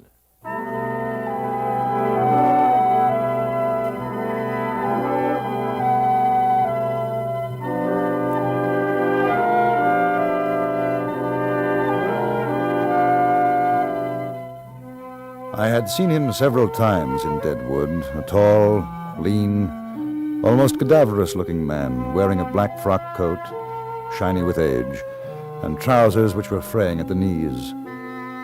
He would walk through the streets, lips moving in soundless words, seemingly oblivious of the turmoil and bustle surrounding him. It was a few days before my departure from Deadwood that I met him, and then, under rather unusual circumstances. I had gone to the gunsmith, Mr. Josiah Mellett, who was repairing some defect in my gun. Good morning, Mr. Kendall. Good morning, Mr. Mellett. Is my gun ready? Yes, sir. It was the pawl spring was mostly the trouble. I replaced the mainspring, too. She was a mite on the weak side. I smoothed the action down some like you asked. Want to see how she feels?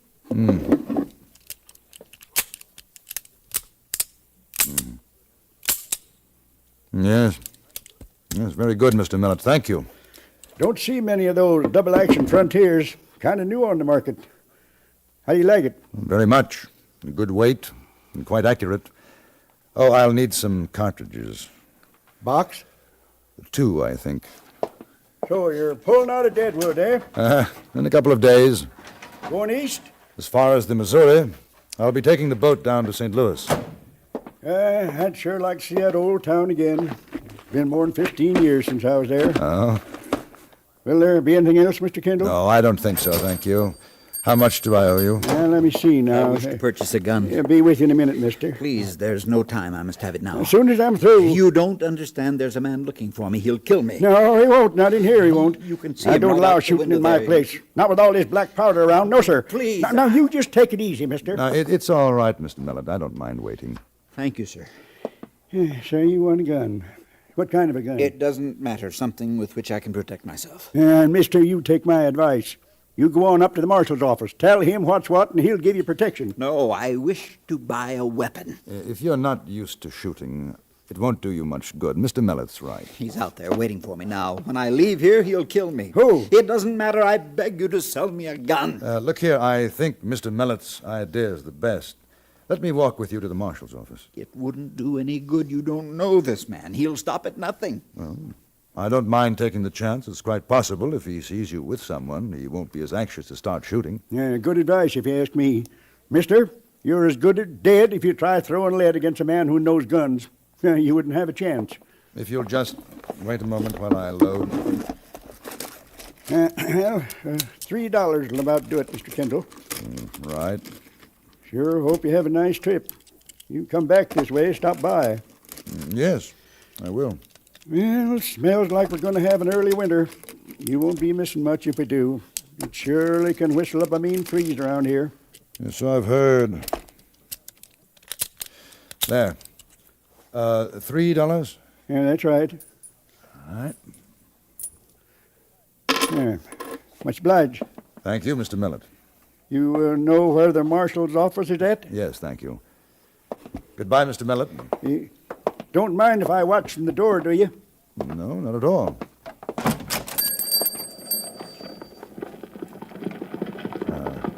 Do you see him? Yes. Across the street. Ah, yes. So long. Thanks again, Mr. Mellett. Do you mind my asking why he wants to kill you? It's a thing that happened some years ago, a private matter. Oh, I'm sorry, Mr. Yorby. Thomas Yorby. I'm Yorby. Very grateful to you, Mr. Kendall, isn't it? Yes. The marshal can't help me. Nobody can. Sooner or later he'll do it. He'll find me, kill me. He swore he would. Slow down, Mr. Yorby. He's crossing over. Now listen to me. If he starts shooting, lie down.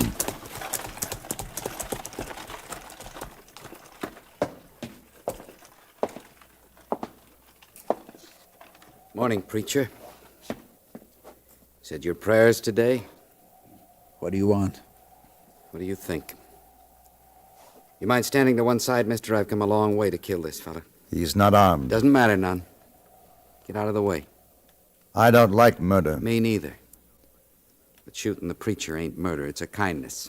I hate to meddle in a private affair, but Mr. Yorby asked for protection. I feel bound to see him safely to the marshal's office.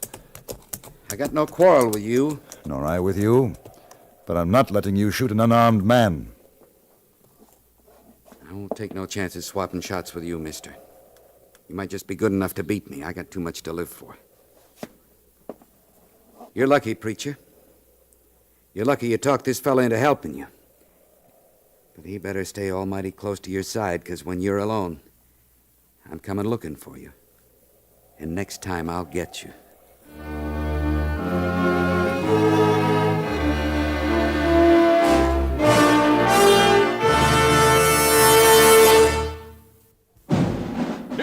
From Chrysler Corporation. The cars that can do in 59, that can do what they look like they can do. They're the cars of the forward look.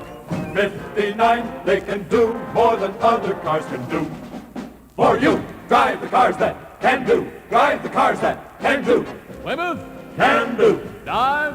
Can do. DeSoto. Can do. Chrysler. Can do. Imperial. Can do. The cars that can do in 59, that can do what they look like they can do. They're the cars of the forward look. 59, they can do more than other cars can do. For you. See the new Plymouth and the new Dodge at your dealers now. See the new DeSoto, Chrysler, and Imperial Friday, October 24th. The cars that can do. For you.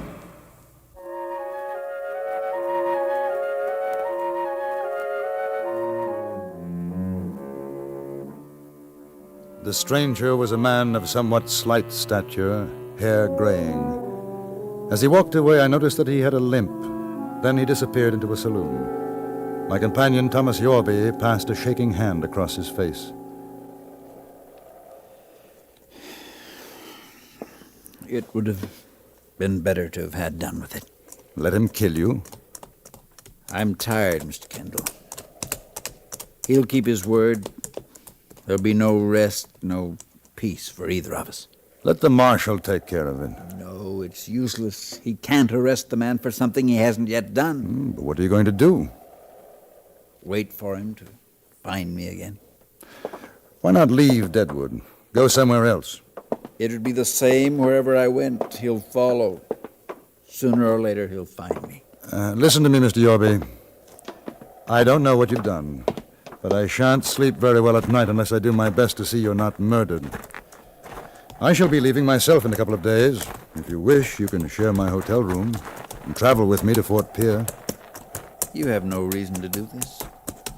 For all you know, he may have every right to want to kill me. That's possible. But in the meantime, we better get you off the street before he changes his mind and shoots us both in the back.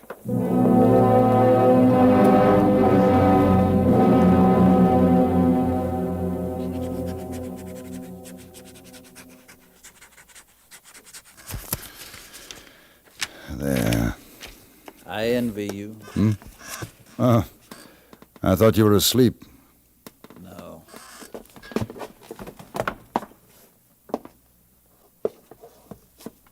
Mr. Yorby, there's one thing I should like to know. That man called you preacher. Are you a minister? I was. Ah. His name is Boyd Greer. I married his sister. She died in Hayes City. He blamed me for it. That was 5 years ago. You say you were a minister? After the death of my wife, I could no longer preach the gospel. When she was lost to me, I lost faith. I cared about nothing. Why does Greer blame you? He was against my taking her to Hayes. It was a rough town. I wanted to preach there. She insisted upon going with me. There was trouble, a shooting. She died. And he blamed you for that? After her death, I left Hayes, wandering, finding enough work to keep myself alive. But wherever I went, always the knowledge that he was looking for me. Now he's found me. And there's nothing else? Yes. It's the thing that keeps me from sleeping in the night. The knowledge that the shooting could have been prevented. How did she die? Years ago, there was a young man who had come out of the war knowing only how to kill. He joined other young men who had the same emptiness of purpose. They drifted to Arizona Territory and on north into Kansas. The young man was called the Torigo Kid. He knew how to use a gun. The others followed him. Then one day he heard an old man, a preacher. He heard the words, and he knew that his life was meaningless. He threw away the gun. He swore never to use it again. He studied with that old man, and he learned about good. He became a preacher and met a woman who loved him. You were the Torigo Kid. In Hayes City, I was with my wife preaching in a saloon. She had a sweet voice, sang the hymns.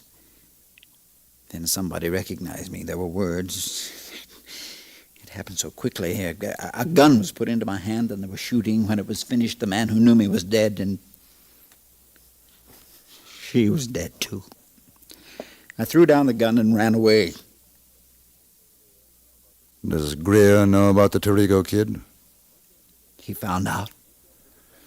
When you came to the gunsmith shop to buy a gun, you were going to kill him?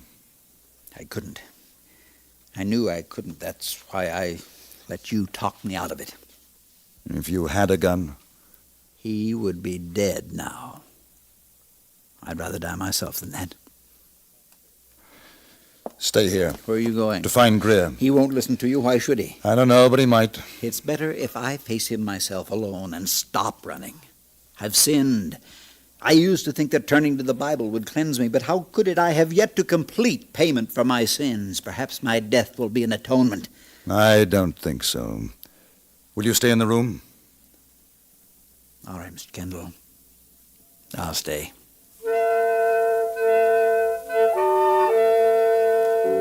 I left the hotel and walked back to Main Street, to where I'd seen Greer go into the saloon.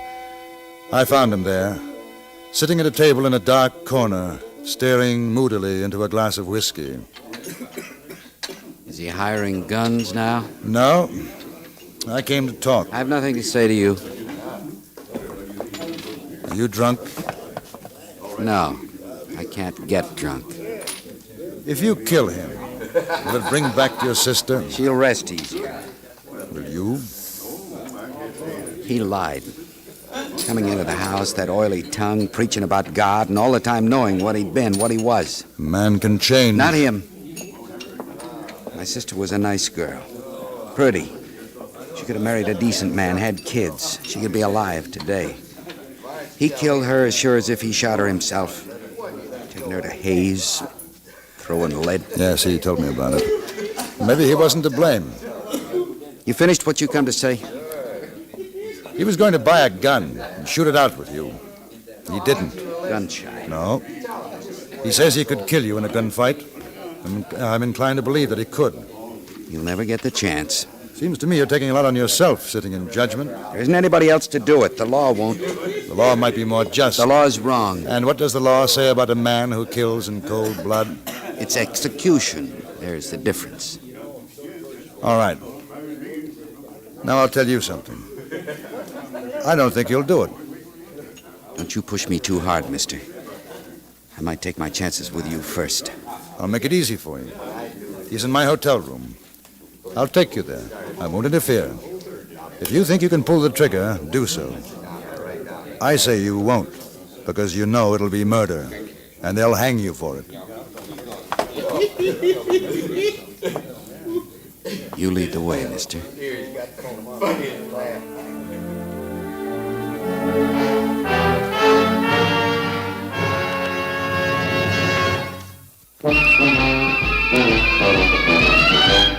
Of all leading filter cigarettes, Kent filters best, Kent filters best.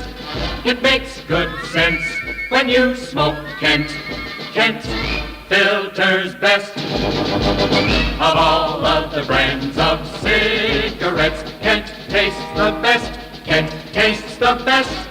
A richer taste than all the rest, Kent filters best.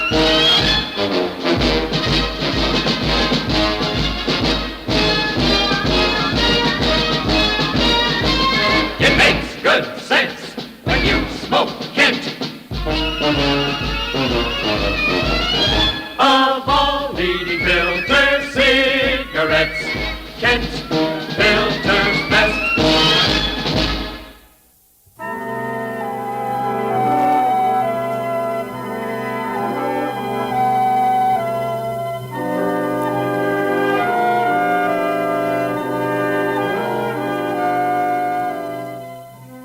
The sky was overcast as we walked up the main street of Deadwood to the hotel.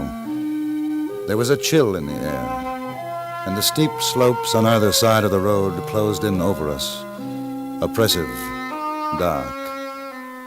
After talking to Greer, seeing him, I had reasoned that in my presence he would not kill his brother-in-law, even if given the chance.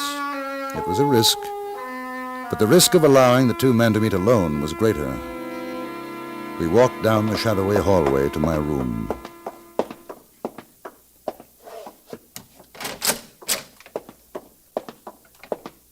Where is he? Well, I left him here. You make a move for your gun, mister, and I'll kill you. You and the preacher, mighty fancy play you're making. It was no trick. I thought he'd be here. Maybe he stepped out, huh? Then he'll come in and plug me in the back? All right. We'll just wait. When he shows his face in that door, I'm going to blow it off for him. We waited 10 minutes, 20, an hour. There was no sound. Through the window, I could see a few flakes of snow drifting down through the trees. It was cold in the room. Then I heard steps outside in the hallway. Greer heard them, too. Motioned to me for silence.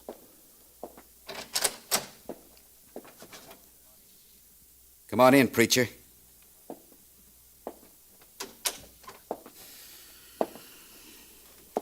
Funny thing. I've been sitting here kind of savoring the time when you'd come through that door and I'd put a bullet in your head. Now you're here, I want to watch your face. I want to hear you howl before I do it. Your pal. He figured to get me in here so you and him could finish me off, huh? Shoot. Get it over with. No hurry. No hurry at all. Where you been? I went down to the stage station. But I knew I could never run far enough. So I came back. Where you want it, preacher? If it'll give you pleasure, shoot me where it'll hurt, so you can hear me scream. It hurt when she was killed. Why shouldn't it hurt you? Don't talk anymore. Do it and let me go in peace. There won't be any peace for you. Not even when you're dead. You can't have any power over that, boy. You shut that dirty mouth of yours, you hear? I'm not afraid now. I know the wrongs I've done. I know it was my fault she died, so go on. Shoot! Shoot! Shut up! You hear me? I won't listen to that stinking greasy lip of yours like preaching to me, you hear? Just know this one thing, Boyd. I could have killed you if I'd wanted to carry a gun. I didn't. I don't have to listen anymore. Now shoot or get out. Next one I don't miss. I've had enough of this. You get back where you belong, Put away mister. the gun or I'm going to take it from you. I'm telling Put it away. All this time. Wasted time. I've wanted to kill him. Couldn't think of nothing else. Listen to me, Boyd. I'll never be able to forget. I loved her. Because of me, she's dead. I think I'm sorry you didn't shoot me. then I wouldn't have to remember.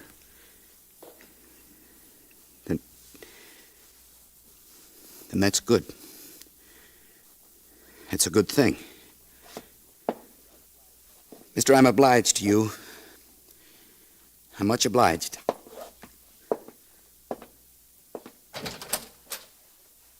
I ain't looking for you no more, preacher. You walk alone now. And you remember my sister. You remember what you done to her.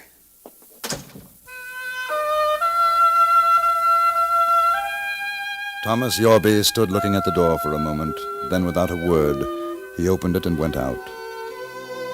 I watched from my window and saw the tall figure with head bent go out into the cold street, threadbare, shiny coat. He walked away and was lost in a swirl of snowflakes.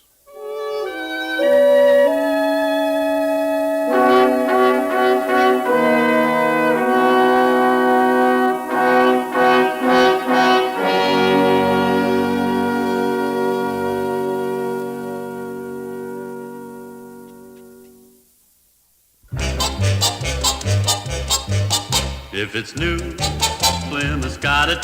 Got it. The 59 Plymouth's got it if it's new. If it's new, if it's new. The 59 Plymouth is at your Plymouth dealers now. It's new, it's wonderful, and it's here. New styling to make your heart sing. Plymouth for 59 has that fine car look. New Fury models at new lower prices. New swivel seats, swing you in when you enter, swing you out when you leave. New push-button heater, world's simplest temperature control. New Golden Commando V8, biggest engine in the low-price field. New Miramatic mirror, new automatic headlight dimmer, new sport deck, new everything.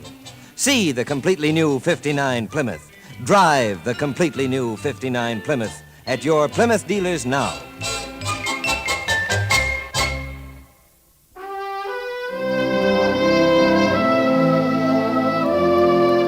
Frontier Gentleman was written, produced, and directed by Anthony Ellis and stars John Dehner as J.B. Kendall. Featured in the cast were Waldo Epperson, Richard Perkins, and Ray Woods. Join us again next week for another report from the Frontier Gentleman. Bud Sewell speaking.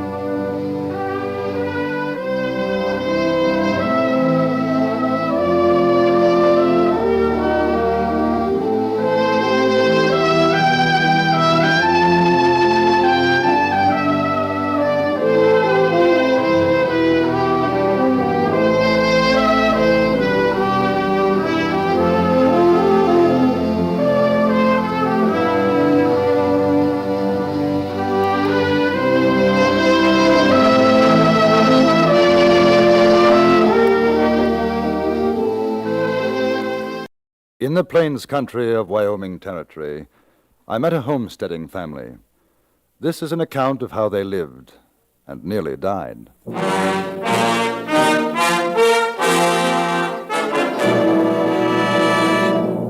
Frontier Gentleman.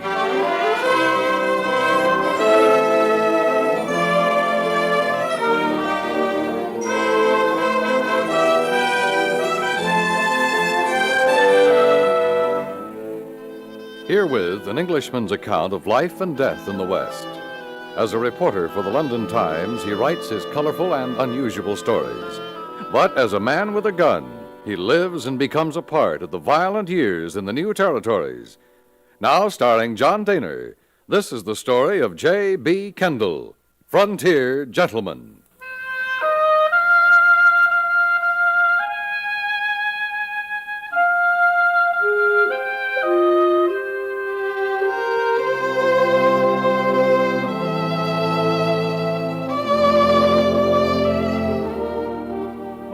I came across the shack in the mid-afternoon. It seemed to spring out of a slight depression in the unchanging flatness of plains, this isolated cabin with its miniature corral. And startling against the sun-browned earth, a tiny patch of green lawn.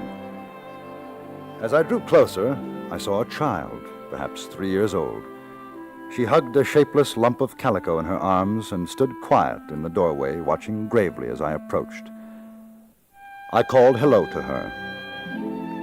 Her eyes remained on me, wide, gray-blue. The only reaction to my voice, a tightening of her hands about the faceless doll. I saw the window, a flap of canvas serving for glass, rough-hewn logs, ill-fitting, the chinks filled with baked earth. At the side of the cabin, a few yards away, was a well with its rope and an iron bucket. I looked back to the child, but she was no longer there. Instead, a tall, flaxen-haired woman stood in the doorway, a Winchester held in her hands. Jingle your spurs, mister. Go on. I'm sorry. I didn't mean to frighten you. I wondered if I could have some water. For the horses' well, I'd be willing to pay. You alone? Yes? We're not used to strangers riding this way. Where are you headed? Laramie. Oh, that's a long ride. I know. Your horse looks tired. You'd better water him. Oh, thank you. I got nothing for the horse to drink out of. You'll have to use your hat. It's all right. Ooh. Ooh.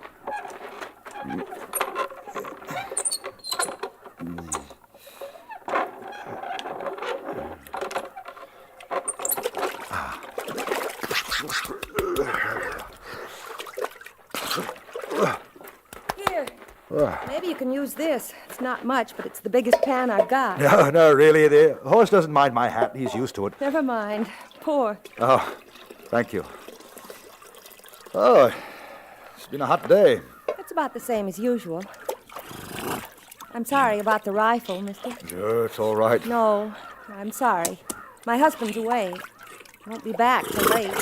It's just the baby and me. I understand. I guess it's easy to forget hospitality out here. I'm sorry that water's some brackish.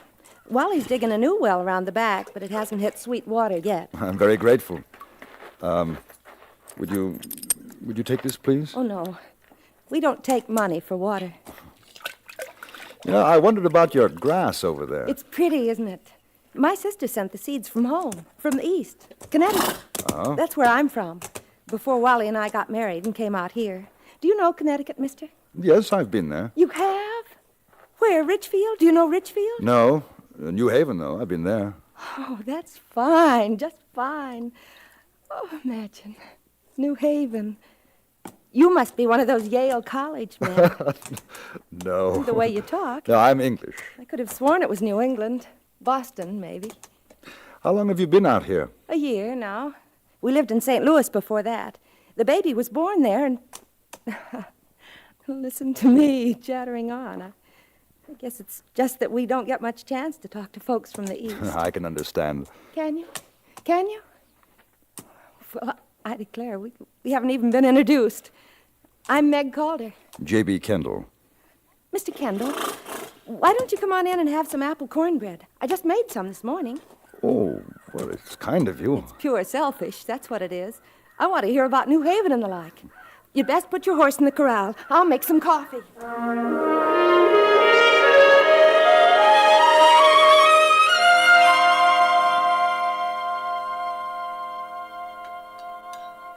Of course, it isn't like using fresh apples, real apples, but I guess we're lucky to even get dried ones out here. Really. Good, Mrs. Calder. Will you have some more coffee? Please. Annie's taken quite a fancy to you. She usually hides when strangers are about. She takes after you. Her eyes, hair. Do you think so? Annie. Anne Meredith, after my great aunt. Anne Meredith Honeycutt in Ridgefield. Ah. She's a little shy, Mr. Kendall. You see, she can't talk. Oh, well, she'll be... I mean, she never will. She was born with an affliction. But she can hear, and she understands some. She knows her name, and Mama and Dada. Don't you, baby? Come on, sit on Mama's lap. What brought you out here, Mrs. Calder? The land. We're homesteading. Wally knows a lot about farming. He figures when we get enough water, we'll raise wheat and grain. Barley, maybe. He says we've got to raise it to feed cattle. There'll be money in that. It must be hard work digging wells. Oh, it is. That one that's drying up, it's only 40 feet. The other one behind's down 50. Wally thinks maybe another 20 feet will get him water. He's gone to the Allen boys to borrow another spade. You mean he's digging it alone? Oh, yes.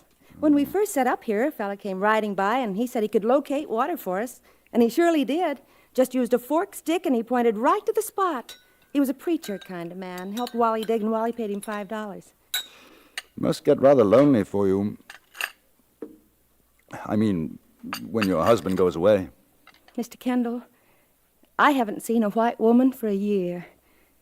I don't think there's one for 100 miles around. Mrs. Manning used to live north, 30 miles from here, but she and her family, all but Ed Manning, they got killed by Indians just before we came here.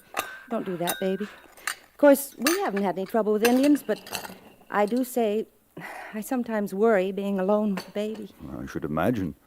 I hope you don't mind. Mind? Me talking on like a jaybird. Oh, I don't mind at all, no. Annie, where are you going? Annie? Oh, that child, I declare. It's Wally! Wally!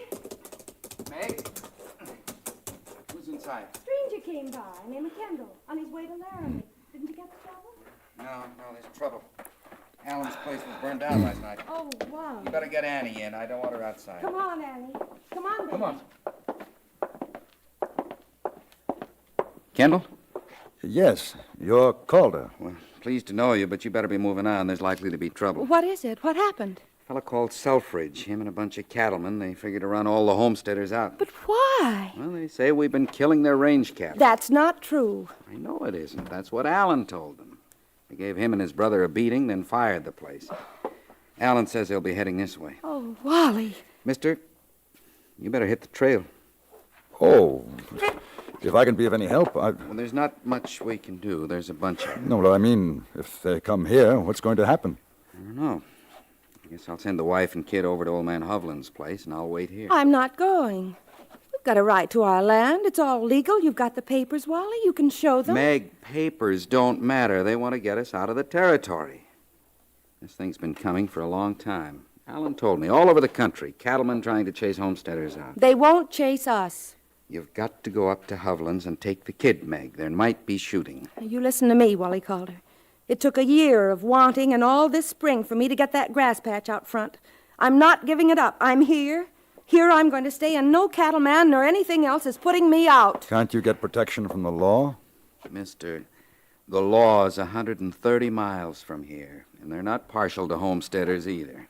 Well, in that case, it might be just as well if I stay here, just in case you need another gun. Well, I'm obliged to you, Kendall, but if this Selfridge and his pals are looking for someone, it isn't going to be any healthier for you than for us. I'll take the chance with you, at least overnight. Not much of a place to bed down. Meg can fix you up with a blanket. Well, sure I can. I've got a quilt, too. Not that you'll be needing it in this weather, Mr. Kendall. I'd best see to feeding the horse. Meg, you break out that hunting piece. There's shells back of the bureau top drawer. All right, Wally. I'll give you a hand, Mr. Calder. Name's Wally. And I'd be much obliged.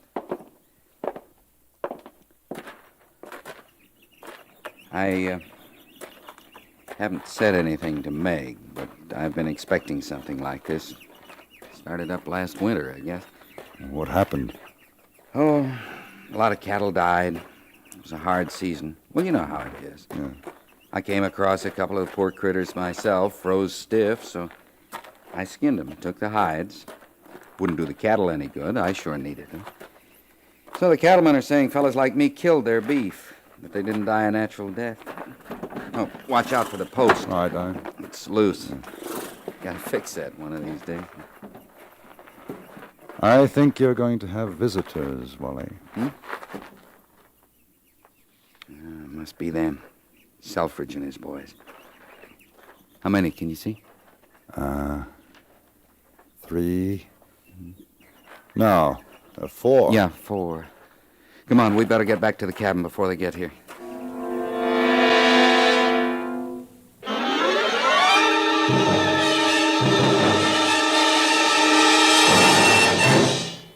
In a moment, we return to Frontier Gentlemen.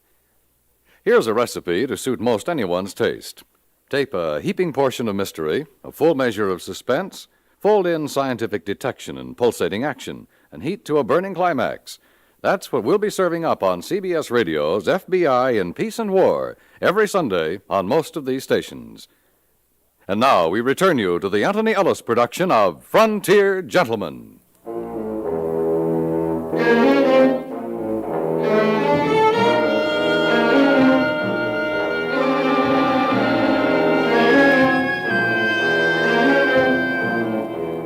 Meg Calder was waiting for us in the doorway when we reached the cabin. I noticed an ancient hunting rifle, as well as the Winchester, leaning against the wall. The child, Anne, was huddled in a corner, still clasping the calico doll in her arms. We watched the riders as they approached across the plain, and their gallop slowed to a canter, a walk, and then they stopped a few feet from the little grass patch. One of the horses began to nibble at the green shoots. Mister, get that horse of yours off my grass. I called her. I ain't gonna make a lot of talk. You got a kid inside. You got 1 hour to get her and your missus packed and out of here. You got it all wrong. We're staying. You get off my land. Homesteaders ain't wanted around here. Alan's already told me about that. You think you're going to burn down my place? You got another think coming. Now, me and the boys, we don't want no shooting. You don't get that horse of yours off my grass, there's going to be shooting right now. Meg, come back. Back him up now. Go on. I'm not telling you again. Put up your gun, man. We ain't got no quarrel with women. No quarrel. What do you call it then? To trying to throw us off of what's rightly ours? Oh, man, she sure is a live dictionary, ain't she? Oh, come on, Jack. They ain't going peaceable. Let's get started. I wouldn't. Who are you? A friend of the Calders. Another sodbuster, huh? Well, you better make a 9 in your tail, pard. We don't want your kind around here. Now, I ain't got no personal quarrel with you, Calder, but this here country is for cattle. Fellers like you ain't gonna come in here killing our stock. I never did. Oh, come on, Selfridge. I don't want to stop around here all day wrangling with this home sucker. Let's start burning. You take it easy, Flag. We're gonna give him an hour, like I said. I have an idea it's going to be the longest hour you ever waited, my friend. I ain't your friend, mister. I don't want no mavericker like you for a friend. 1 hour, Calder, then we're coming back. Yeah. 1 hour! They don't seem to think you mean what you say. That's the trouble. Nobody puts up a fight against them. Well, they'll learn something from me. My great-grandfather, Silas Honeycutt, stood off a whole regiment of redcoats with Putnam. No offense to you, Mr. Kendall. You being English and all. No offense. What do you think, Kendall? What are our chances? Wally Calder, you're not going Now, to... wait a minute, Meg. We've got to think about the kid. Not going to be much use if she's got no ma and pa to care for her. Those fellas mean business. We put up a fight, they'll be killing, maybe on our side. I'm not afraid, but there are other places to start up again. Wally, if you want to go, you go. I'm not stopping you. Me and Annie's staying. You do what you want.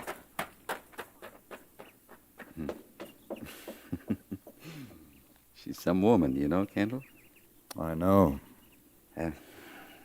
I asked, what do you think? Well, I can't answer, Wally. It's up to you. Yeah.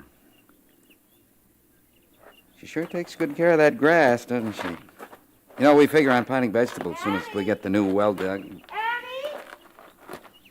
Wally, did you see the baby come out? Oh, no, she was inside. Well, she's gone. I can't find her. Annie? Honey? Annie? Annie? Annie? She isn't here, Wally. Did you look behind the stove? She likes to hide behind I it. looked. Well, perhaps she went out while we were all outside. Maybe she got frightened. Annie! Annie, baby! Kendall, you go around the other side, will you? Look in the corral. She likes the horse. Maybe she's there. Annie! Annie! For the next 15 minutes, we searched. I could see Selfridge and his men about a quarter of a mile away, watching us.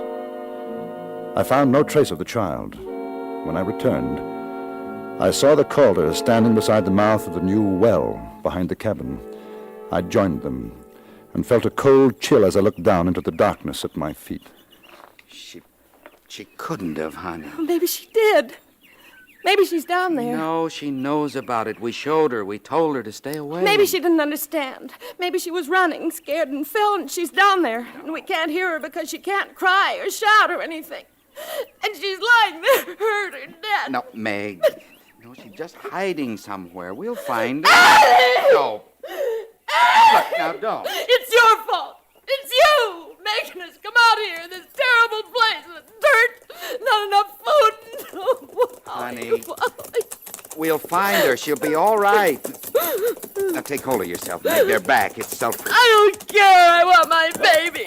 Wally, you've got to find her.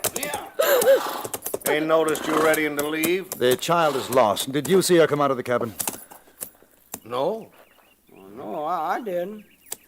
Quint, you see her? Nope. Well, I guess maybe I did while we was talking. Where'd she go? Round here at the back. Wally! You think she fell in the well? Well, we don't know. How deep is it? About 50 feet. Not there's deep. You called to her down there? Well, it wouldn't do any good. She can hear, but she can't talk. That's a longish fall. I wouldn't figure her to be alive. Shut no. your fool mouth, Well, Flag, that's will true. you? Called her, 50 you feet. sure she's down there? No, but she isn't anyplace else. Now, what's it like down there? Rock? No, mostly soft You know, dirt. she could be all right, little kid like that. They can take a fall pretty good, you know. Now, that ain't much support, that soft dirt. Like snatch would get a cave I was in. aiming to fix that, but... Well, maybe she's not even in there. Get a rope, Wally. Somebody's got to go down to find out. Not me, no, sir. I heard about black damp in them wells. Oh, no, sir. Flag, I ain't ready to nobody's sack asking my you. sack. Hush up now. Well, I ain't going down there. Haven't got a proper windlass. Just been tying the other end of the post there. Good. She holds good. Now, you fellas pay it out. Sure. I'm going down. Right. Wally, Hard blossom. you be careful. Get behind me, Yeah, Flag. yeah. Get behind him. Flag? How tightly now. Okay, I got you. Let it Stay go. out slow. You got the flag? Yeah. Go ahead. Easy now, Doug. Easy. Slowly. Slowly. There's a lot of loose dirt falling. Stand clear the edge. Slowly now. Wally, shout out when you're on the bottom. Annie. Watch out. You got your hand caught in that hedge. Yeah. Yeah, all right now. Yeah, go ahead. He's down. All right, now slack off, Will. Wally? Is she all right? Wally? I don't know. Bring her up, Wally. Tie the rope under your arms. Hold her. We'll pull you up. Yeah. All right. Give me some slack. Some slack. Wait. Now. Let us know when you're ready. Lord, please, please. Oh, Lord, deliver us, I pray. Oh, now, Mrs. Lord. Now, she's gonna be all right. Now, you see she's gonna be just fine. Sure taking his sweet time. You ready? Wally, are you ready? What's the matter with him? Calder, you want us to pull up? It's gone slack again. It's a black damp's got him. That's what it is. You keel over. Wally, can you hear me? I'm going down after them. Be ready to pull up fast when I give the word. I went down into the well as quickly as I dared, my feet unavoidably scuffing the walls of the shaft, sending showers of dirt to the bottom. As the circle of light diminished over my head, I became aware of a stale heaviness in the air, which became more pronounced with every foot of the descent. Then I was at the bottom, and I could dimly make out the form of the child, and huddled beside her, Wally. As I made a hurried loop of the rope under my arms, I began to feel light-headed. It was an effort to pick up the child, to hold her. Take me up! Up! Then, as the ascent began and the air became fresher, I felt my senses returning, and with them the realization that the little girl's heart was still beating. Is she all right? Annie. She's alive. She's alive. Take her. All right. Now you come on out. I'll go down for Calder. No time. Send me down. Hurry. You'll have to bring us up together. I knew now what was meant by black damp. Some form of gas which gathered in the bottom of the well. This time I breathed as sparingly as possible. At the bottom, I put Wally Calder over my shoulder and then began the never-ending journey to the surface. The light above me became dimmer and dimmer. I felt Wally falling, slipping off my shoulder, my grip on the rope weakening.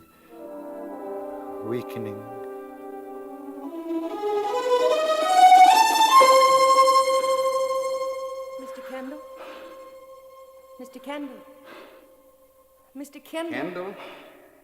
Oh, there. That's better. How did I... They pulled us out, Kendall. Huh? I don't remember. They said you had a grip on me like to twist my neck off. Oh, I'd like to thank them. I already did. They didn't feel like waiting. Oh? No, they just kind of stood around a couple of minutes, then figured they'd better get back to the ranch before night. How's the little girl? Some bruises, but that's all. Oh. She's asleep now. Meg and me, we just wish there was something we could do. If you want, you can share our place with us till you find a likely site for yourself. I'll help you build, Kendall. I'll give you a year's work for what you've done for us. Oh, well, thank you. But I suppose I'm what you'd call a wandering man. I'll stay the night if I may. Then in the morning I'll go on to Laramie. And after Laramie? I don't know, Mrs. Calder. I don't really know.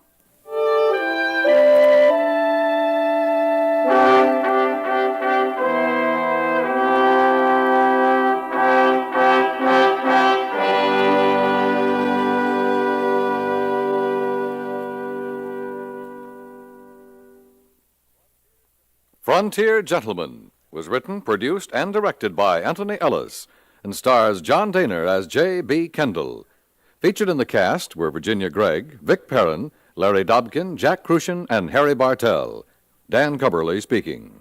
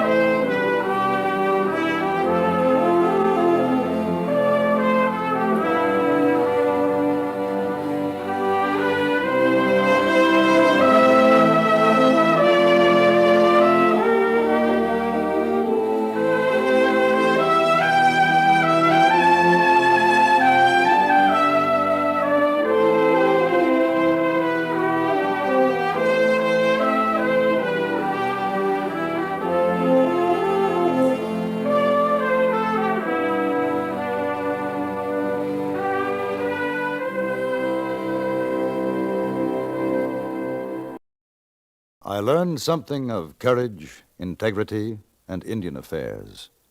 This in Deadwood, Dakota Territory.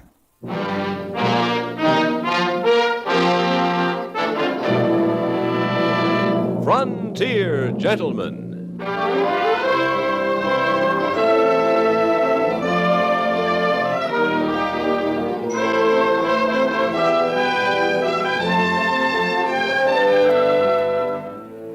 Herewith an Englishman's account of life and death in the West. As a reporter for the London Times, he writes his colorful and unusual stories. But as a man with a gun, he lives and becomes a part of the violent years in the new territories. In just a moment, we will bring you this latest report from the Frontier Gentleman. Stars twinkle in the eyes of Mitch Miller every Sunday night over CBS Radio. Every Sunday, a galaxy of the brightest stars in the entertainment firmament shine when they visit Mitch and tell their intimate stories of their lives, their offbeat humorous anecdotes, and the truth about careers which rival fiction. Authors, artists, singers, and musicians You really reach the stars when you join Mitch Miller, Sundays, over most of these stations. Don't miss CBS Radio's Mitch Miller Show tonight.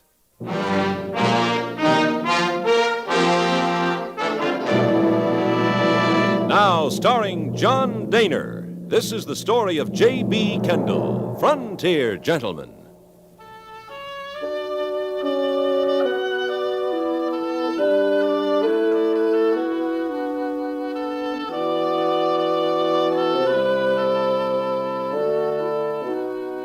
A few weeks ago in Deadwood, I had attended the trial of a Sioux policeman named Crow Dog. He had killed a great chief, Spotted Tail, and refused to offer any defense for his crime. The man was convicted and sentenced to hang. When I returned from Cheyenne following the horse race, I found a message at my hotel asking me to call at my earliest convenience on Mr. Harry Clum, whom I remembered to be Crow Dog's attorney. I went immediately to his office. Mr. Kendall? Yes. I recall seeing you at the trial. Won't you sit down? Thank you. I understand you're to be congratulated. Oh, you mean winning the race? Well, I was lucky. You made quite a name for yourself between here and Cheyenne. I had good advice and a good horse. Oh, modesty. I shall refrain from embarrassing you further. Now, let me speak of the subject at hand. You're a newspaper correspondent, are you not, Mr. Kendall? As I understand, writing for the London Times. Yes.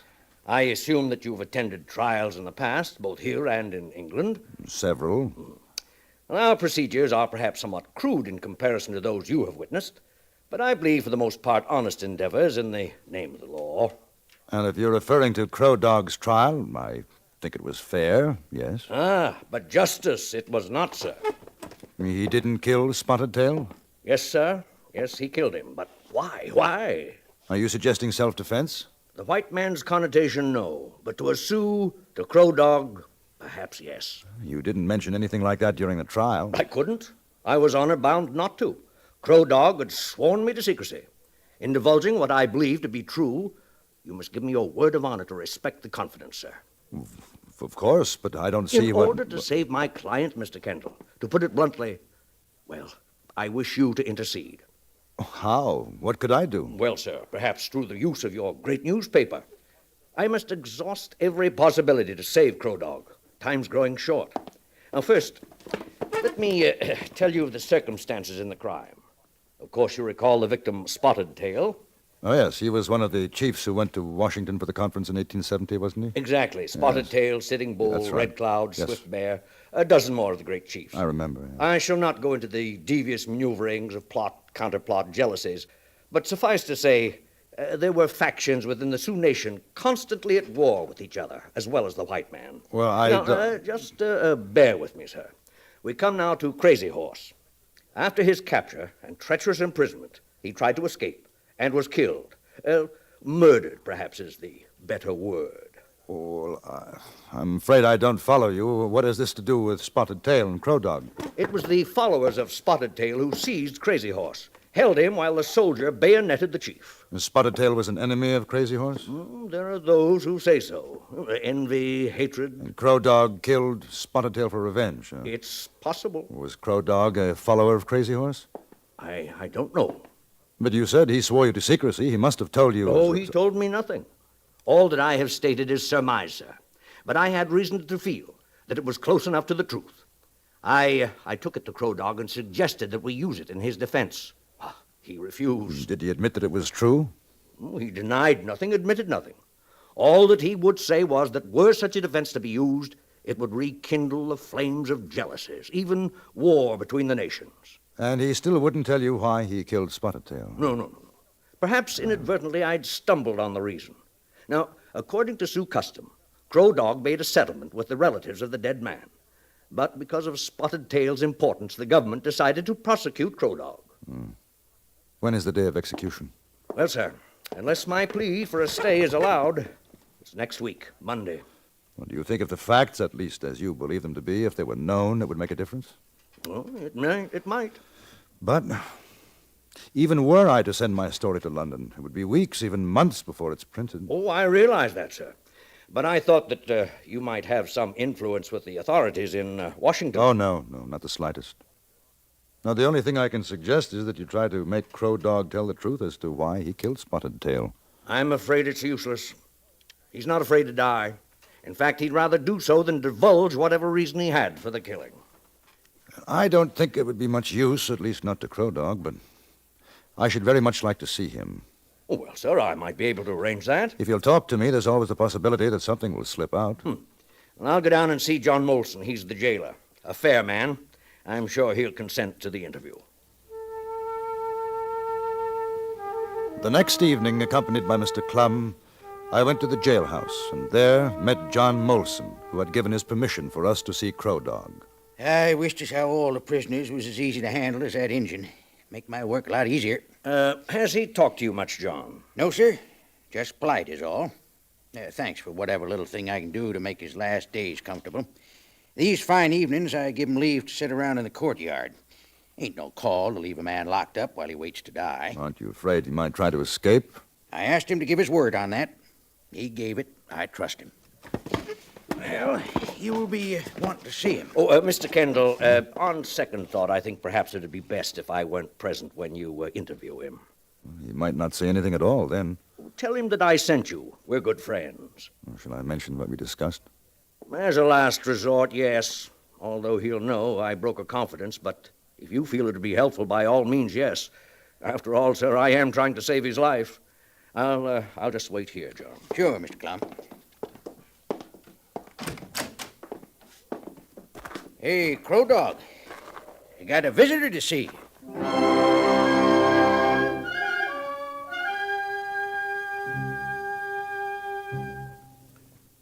Do you ever say, I have a good memory for faces, but names?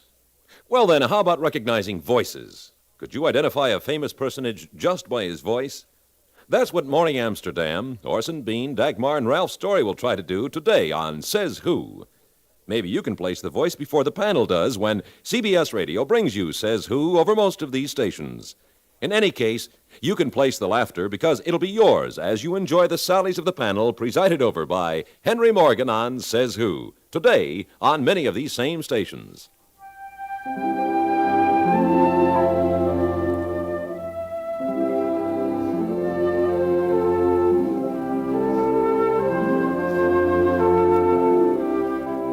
Crow Dog was a man of indeterminate age.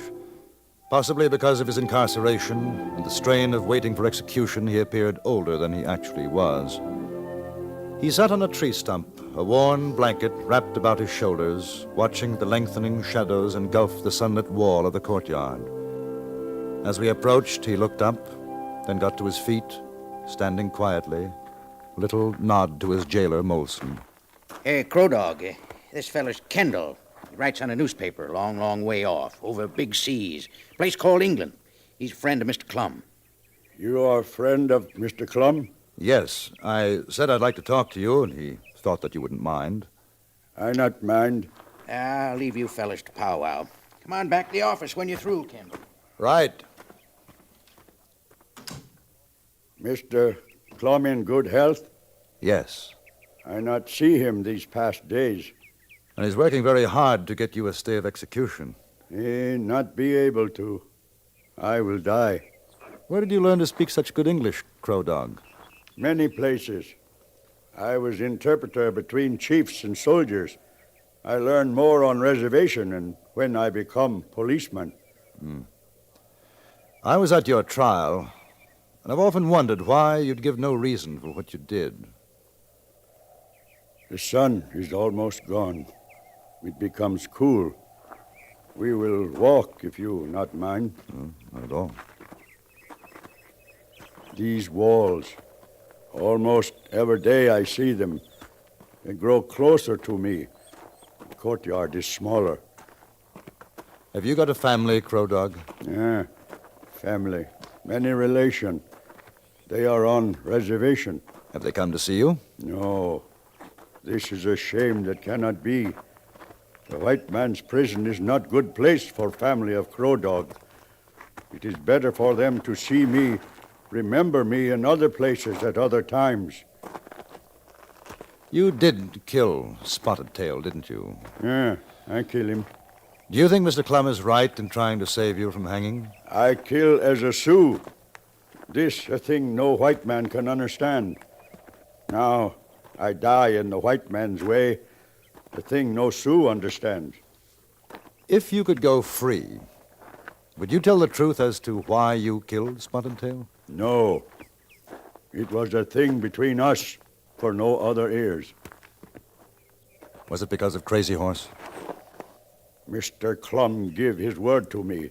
He has broken it. He wants to save you. He thought I might be able to help. He has told no one else. When he gave his word, I trusted him as I would trust few white men. You can still trust him.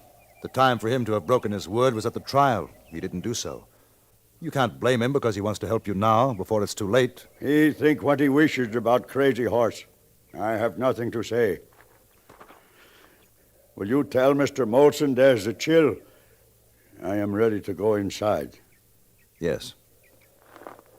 I wish I could do something to help you, Crow Dog. There is no need. I thank you. Goodbye.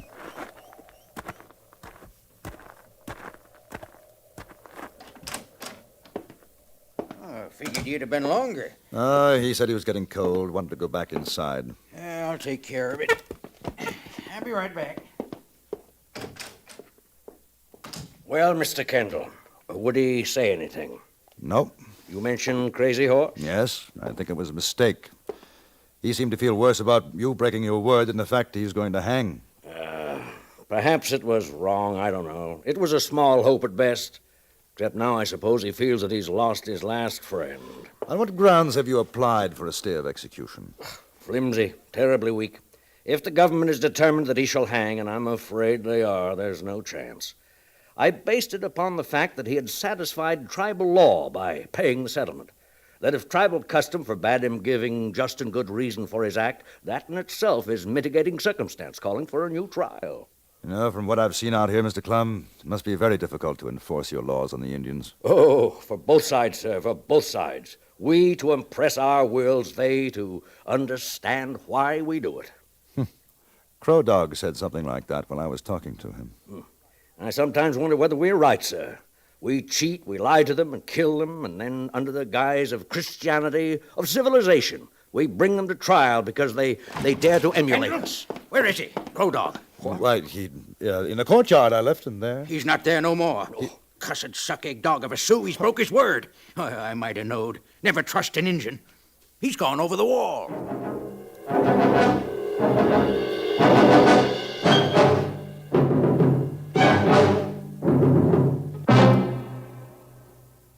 7 nights a week is The World Tonight, summarizing the state of the world and peace around it. Lighting up the day's top features, frequently pinpointing the humor and the human interest underlying the day's top news. The World Tonight is the perfect way to finish your day fully informed. Listen tonight on CBS Radio for The World Tonight, coming your way on most of these same stations.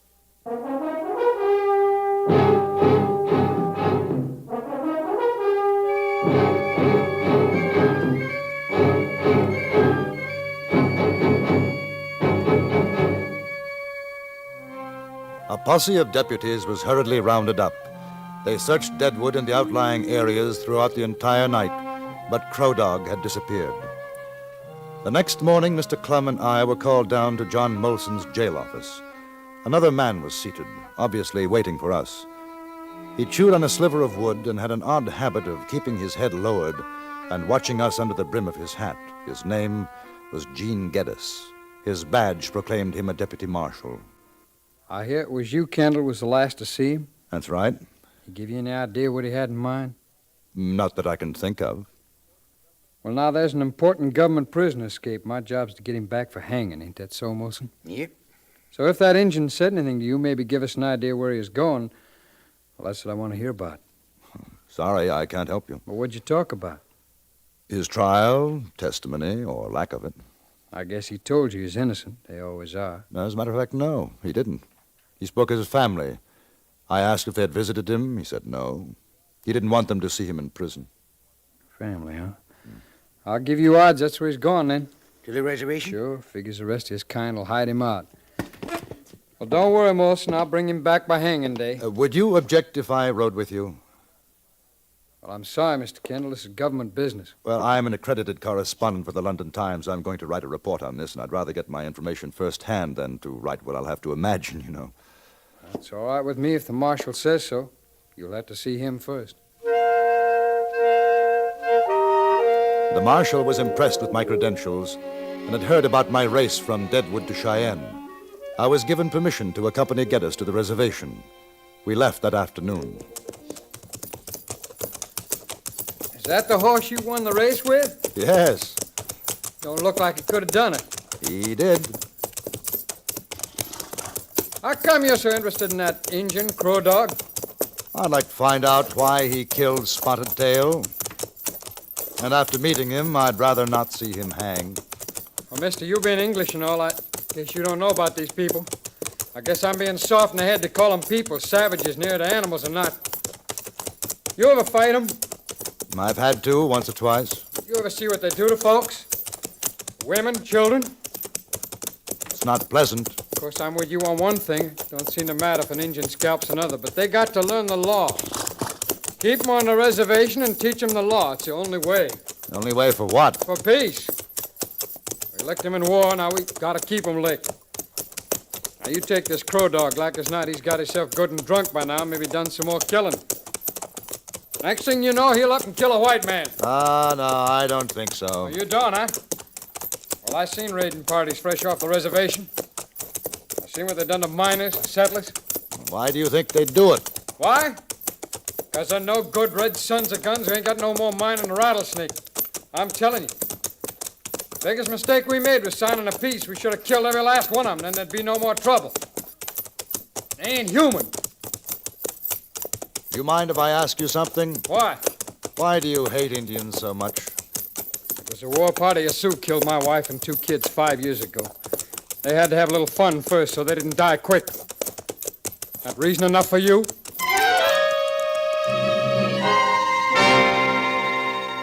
His face livid, Geddes spurred his horse forward and rode on in front of me. That night we camped. We didn't say much to each other. There wasn't anything to say. He was a man dedicated to the extermination of Indians. He'd already told me his reasons. I had no inclination to argue with him.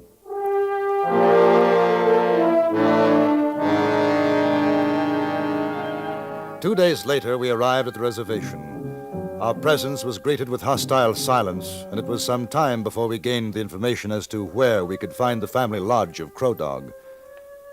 When we reached it, there was not a soul in sight. They knew we was coming. We was 10 miles off. How much you want to bet one of them's got Crow Dog hiding out? I wouldn't want to bet. Let's have a look inside his lodge first. That's a waste of time. But you better keep your gun handy. They ain't beyond taking a scalp when there's a chance. Mr. Kendall. Crow Dog. And it's good to see you On again. your feet, Injun. Put away gun, white man. I am unarmed. That's good. Come on. No. I'm taking you back for hanging, Injun. That's the law. It's a law that if you try and stop me, I'll put a bullet right between your eyes. I've come back here to say goodbye to family and relations. When that is finished, I return to Deadwood and the hanging. You're going now. White man, you are on reservation. There are many Indians here.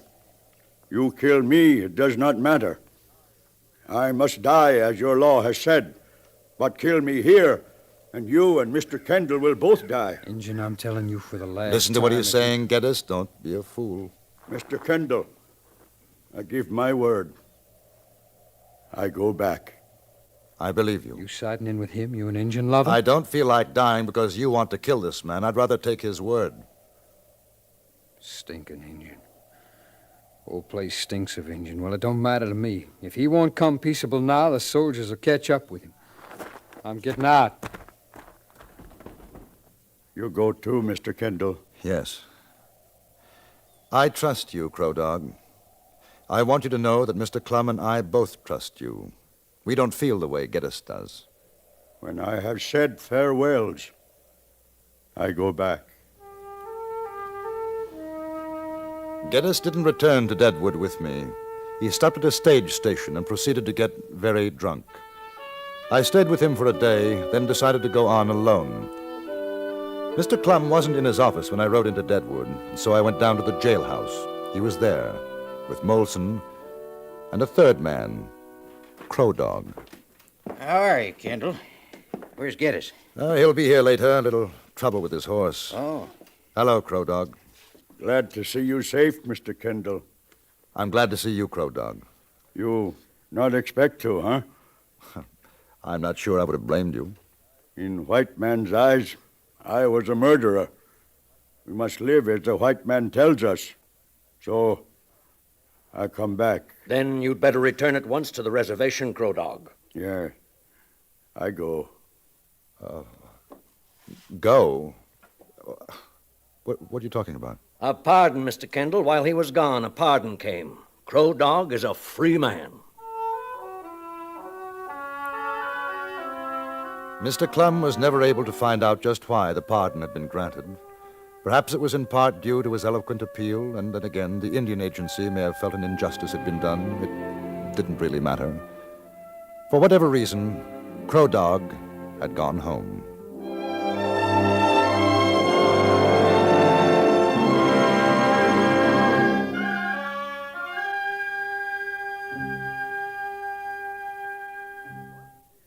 Frontier Gentleman was written, produced, and directed by Anthony Ellis and stars John Dehner as J.B. Kendall. Featured in the cast were Ralph Moody, Joseph Kearns, Stacey Harris, and Jack Moyles.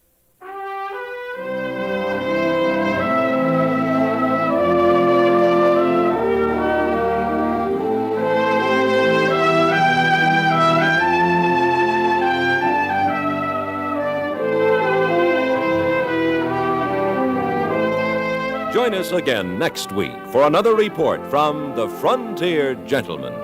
Bud Sewell speaking.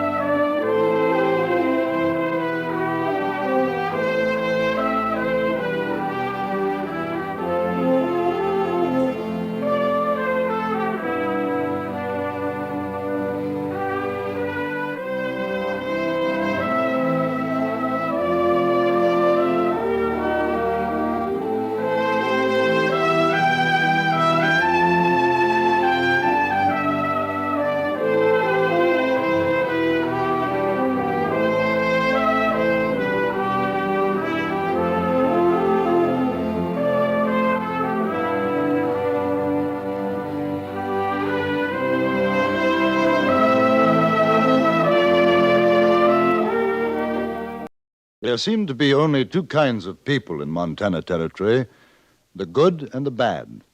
Sometimes it's hard to tell which is which.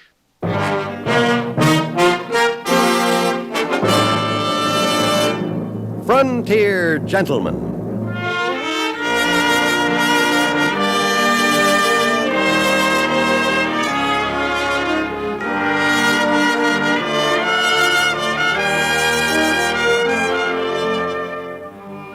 Herewith an Englishman's account of life and death in the West.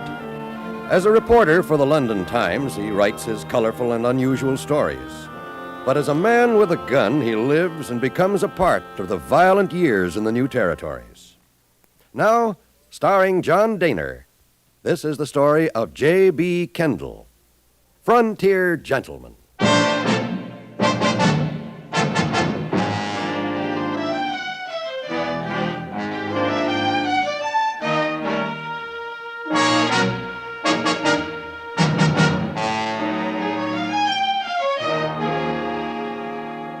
I was on my way back to Fort Benton on the Missouri River when I reached Helena. There, I was lucky enough to receive an offer of transportation in a wagon. So I sold my horse, and we set out on the Mullen Road. My companion, or bullwhacker as he called himself, was a leathery, stringy chap who might have been 50 or 70. It was hard to tell. His name was George Scales, and he seemed more than happy to have someone to talk to. Yes, sir. I was one of the first out to the California gold rush. Went out with my father in 49. How old did you figure I am, boy? Well, 58. 58. Wouldn't think it, would you? Well, Well, 58. Never had a sick day in my life. Been married 3 times, buried 2. The third got took by Apaches down in Arizona territory. I pitied the poor son of a gun Indian that hooked up with her. Boy, she was the meanest piece of calico you ever set eyes on. It was a lucky day for me. Are you married? No, You take my advice, boy. What'd you say your name was? Kendall. Kendall. You ain't kin to the Brown County, Texas Kendalls, are you? No. Well, come to think of it, their name wasn't Kendall, it was Pridgeon. Now, how come you figure I misremembered that? What was we talking about? Well, I'm not quite sure. Now, you take my father. 86 years old 2 weeks back. I'm taking him home to bury him. Oh, I'm sorry. Oh, anything for sorrow. All got to go up Salt River sometime. Old Buzzard's been out in California better than 30 years. That ain't no place for a man to sack his saddle, so last trip out I said, Pa, I got to take you back to Kentucky, because when you bite the dust, it ain't fit to do it in this here place. That's what I said. I see. Well, we got us a place in Kentucky. Figure he ought to rest comfortable there. Oh, did he die on the way from California? If he did, it's since you got on back in Helena. No, the old buzzard ain't dead yet. He's asleep in the wagon. Oh. Eats and sleeps. Ain't much else to do, I guess. Old buzzard, deaf as a post. When he wakes up, you just say hello, smile at him, and he'll think that's just fine, just fine. Oh, you want a chaw? No, thank you. You don't talk much, do you? No, I suppose not. What's your business? I'm a newspaper correspondent. Writer? Yes. Newspaper feller, huh? Yes, that's right. Oh. Had me a run-in with one of your kind back in 62, maybe 63. I was a mule skinner with Major McCleve down in Apache country. You ever been down there? No. Mean, purely mean country. Ain't fitting for nothing. Hey, Johnny. Hey, the old buzzard woke up. Everything's fine, Pa. I'm hungry. Oh, you ain't never nothing but, Pa. Got a way to go yet, Pa. Hey, this here's Mr. Kendall. He got on in Helena. How do you do, Mr. Scales? Don't matter what you say, just talk good and loud. Yeah. I understand you're going back to Kentucky. What is he saying? There's no telling. You go on back to sleep, you old buzzard. I'll tell you when it's time to eat. He's gonna do it. Guess he didn't like you. Oh? Pa meets a stranger, he'll talk your ear off. Talkingest man I ever seen. If he don't take to you, he does what I tell him. Like as not, he'll keep his mouth shut now till you get off in Benton. I'm sorry. Oh, no cause, mister. Man can't help what he is. I just hope you ain't like that sheep-killing dog of a newspaper feller I was telling you about. I sure did sharpen my hoe on him. Well, whatever he did, I assure you, I'll be very careful not to make the same mistake. Newspaper fellers. At midday, we stopped for our meal. Scales, Senior, and Junior kept up an extraordinary conversation, during which time I was completely ignored. The pair reminded me a little of Dickensian characters, a certain gentleman and his aged parent. After his food, the aged parent clambered back into the wagon and presumably went back to sleep as we continued on our way. An offering of tobacco mellowed Scales somewhat, and I felt that possibly I might be forgiven for my sin by association. It was late that afternoon when we saw the 3 riders. They were halted by the side of the road. If when you know how to use that gun of yours, Kendall, you better be ready to reach. You think they're outlaws? Man's bone seasoned. He don't take chances, not in these parts. Looks as though one of them is hurt. Well, that's a fact, and, well, I'll be a whey-belly stump sucker. A woman. One's a woman. Look at that. If that don't beat all. Whoa! Whoa there! Whoa! Hey! Hey, you got trouble? Haven't got any medicines, have you? No, got some whiskey. It's my husband. He's hurt kind of Oh, bad. it ain't nothing, I tell you, Dora. Just let me rest a while, we'll get on. You ain't gonna make it, Bill. Shut up. Mister, I'll buy your whiskey. That'll fix me. No such thing. It isn't whiskey you need. Either of you gents know about doctrine? No, ma'am. Well, I know a little, not much. Let him take a look, Bill. Jack, here, come on. Give him a hand down. You know, Kendall, I got a feeling I know that feller. I seen him, but I ain't sure where. Why don't you bring the whiskey out, Mr. Scales? He looks as if he can use it. All right. Here, get your jacket off, Easy, Bill. woman. Now take it easy.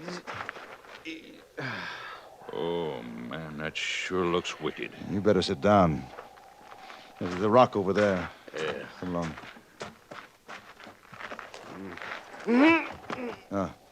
When did it happen? 3 days ago. Did you get the bullet out? No. I'm all right, I tell you. Just let me rest. You're not all right. That's gangrene, the shoulder and arm. There's a doctor in Helena. It won't take you more than 3 hours to get there. We ain't going to Helena, mister. We're going to Fort Benton. But that's over 100 miles. You've already got a fever. If I were you, I'd... You ain't me. Oh, Bill, he's right. Now, please, let's go back. No. I think I could remove the bullet, but that won't help. You ain't no doctor. Hey, pour some of this panther juice in your gizzard. Cure everything from the rattles to... No, ain't gonna cure that. Give me the bottle. Take a good big slug, Bill. Hey, don't I know him someplace? Not likely to, mister. I ain't never forgot a face. I swear I seen his. Mind if I ask your name? I'm obliged for your whiskey. Now, we'll be moving on. Oh, Bill, what good is it going to be? You're sick. You can't ride all that way. I do like he says. Dora, Let's you go. heard what I said. Come on. Now. Oh, Bill! He'd fainted. We carried him to the wagon, put him inside. The aged parent woke up, smiled pleasantly at the newcomers, and watched with interest as the wife and the one called Jack did what they could to make the wounded man comfortable. I felt a tug at my sleeve. Scales drew me away from the wagon. I know him, I remember. I know who he is. I'll never forget a man's face. Only difference now, he ain't got that mustache he used to wear. The Powder River Kid, Bill Logan, that's who. Oh, ain't you got no savvy? The Powder River Kid. He's wanted in more territories than even the James boys. Well, I've seen the posters. There's $2,000 reward for him, dead or alive. Well, what do you say? Make pretty good sharings, huh? Muy dinero, 1,000 for you, 1,000 for me. Of course, his wife and his friend might have something to say about that. Then we shoot him. Sure, shoot him now, and then we take the kid on into Benton and collect. I don't think he'll live that long, not without a doctor. Who's talking about alive? Posters say live or dead. Come to think of it, we would be better off if we shot him. Might save a sack full of trouble. I seen him draw once, down in Virginia City it was. He fanned 2 men down so quick he had his gun back in the holster before they hit the ground. Mister? Yes, coming. Hey, other feller's getting out of the wagon, too. We gonna kill him? No. He's still unconscious. Mister, you said you could take out the bullet. Maybe it'd do some good. There's too much poison. He's got one chance, and that's to take him back to Helena. This your wagon, Mr. Kendall? No, ma'am, it's mine, George Scales. Mr. Scales, I'll pay you $200 if you'll turn around. Take us back to Helena. Well, now, that's a mighty attractive offer. I don't know, Dory. Bill said... I don't care what he said. Right now he's dying. No, I ain't. Mister, my wife offers you $200 to take me back to Helena. You let me rest a while in your wagon till I'm fit to ride the other way. I'll make it $300. That's fair. Yes, sir, that's a fair deal. I'll do that. Make yourself to home. The old buzzard's my paw. If he talks at you too much, just beller good and loud. Go to sleep, you old buzzard. You ride in here with me, Dory. Jack, stay on your horse. Sure, Bill. Just take it easy. All right, boys, let's vamoose.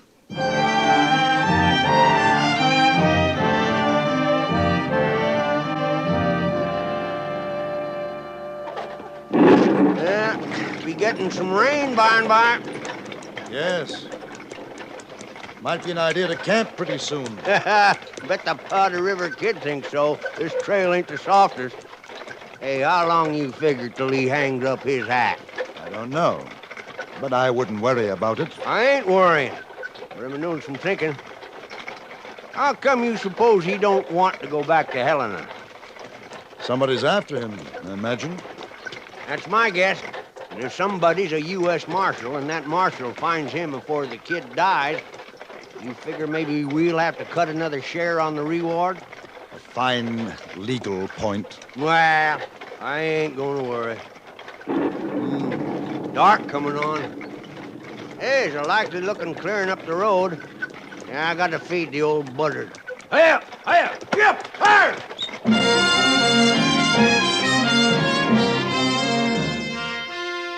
After the supper, I walked away from the camp to a rise overlooking the Missouri.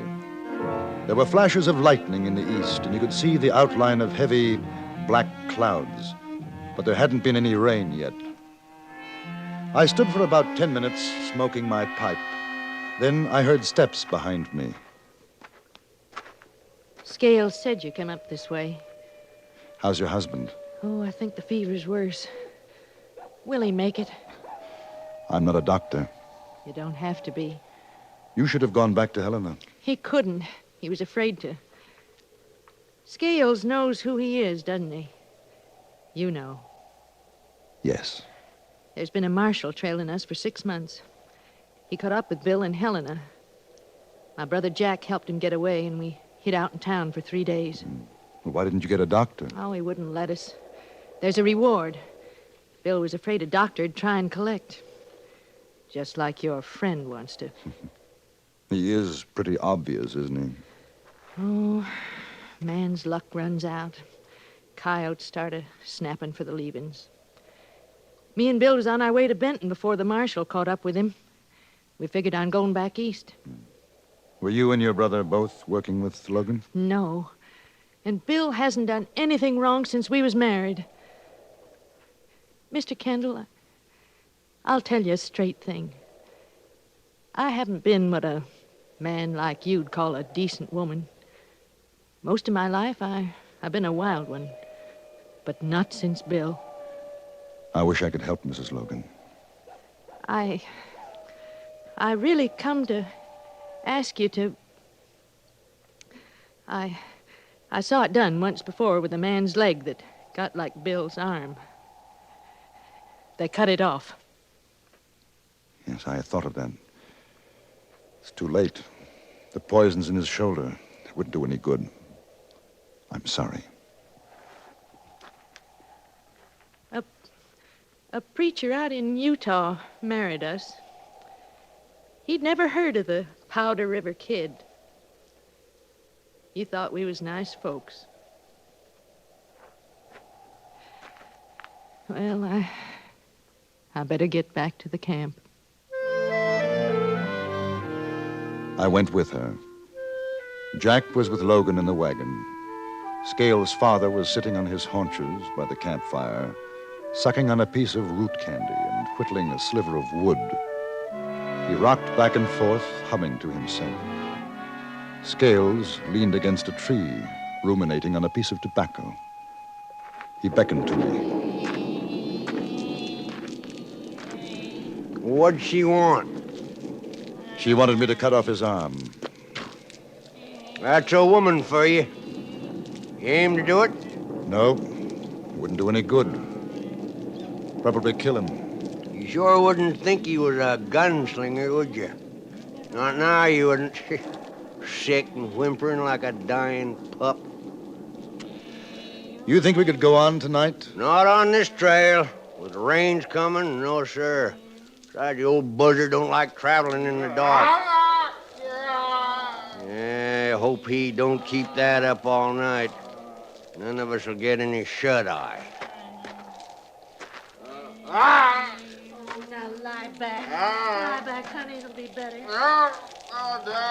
Anything I can do, Jack? Now, Bill, it's all No, he's sick to the head right now. Don't even know Dory. Honey, don't. Dory says you know about us. We figured so. Think you're all right, Kendall. My sister does too. But I want to tell you not to start thinking about that reward.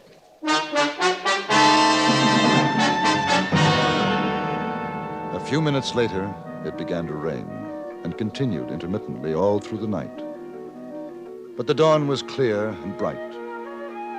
It took the combined efforts of oxen, horses, and men to take the wagon back onto the trail. The wheels had sunk nearly hub-deep in mud. But as the sun rose, we were on our way northward again. Bill Logan was no longer delirious, but in the grayness of his face, I knew that he didn't have long to live. It was during the early afternoon that his wife called out to me. Mr. Kendall, Yes? will you come back a minute? All right. Maybe he's dead, huh? Maybe. He wants to talk to you. Sorry, go on up with that bullwhacker. What I got to say is private. Make him stay quiet. Come on over closer, will you? Is the old man asleep? Yes. Now listen, I'm finished. I ain't a doctor, nothing gonna help me now. I feel it. Now, I never asked a favor. No man in my life. I'm asking one now. What is it? There's a reward for me. It ain't much, only $2,000, but it means something for Dory. I ain't gonna pay no reward for a man that's died natural like. Or if they do like us not, go to that Marshall fella for starting me off. I want you to fix it so Dory can get it. Well, how? You fill me full of lead. Shoot you? Yeah, shoot me. No. I trust you. You see, I trust you to give the money to Dory. Oh, you're out of your head. No, mister. I ain't last night, but not now. It's the best I can do for her. She's a good woman. Now let me give her something so she don't have to go back to what she was. I can't kill you. You got a right to. Look, I'm wanted, Kendall. I've done more killings than I can remember. It ain't a wrong thing for you to do. You could say I was trying to escape. No, I can't. If not draw on you. It doesn't make any difference. We both know you wouldn't shoot. I'm sorry.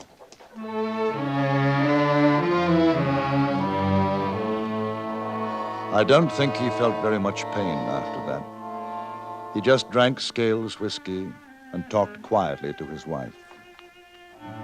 He died just before the sun went down. Well, I guess he's dead now. I think so. You figure she'll want to take him into Benton or bury him out here? I don't know. Sure does seem a shame and a sin to see that reward go up in smoke. Perhaps it doesn't have to. How do you mean? How come? I could ride back to Helena. Wouldn't take more than a few hours. What good did that do? Well, I'd take him back with me. Yeah? All you have to do is to see that they don't try to stop me. Listen, boy, for $1,000, nobody's going to stop you. The old buzzard's still spry enough to hold a gun. I just have to tell him who to point it at is all. Hey, how do I know you'll come back? Well, I imagine you'll just have to take my word for it. Ain't never trusted a newspaper feller yet, but I guess there ain't no choice. I give you my word of honor. I'll come back. All right.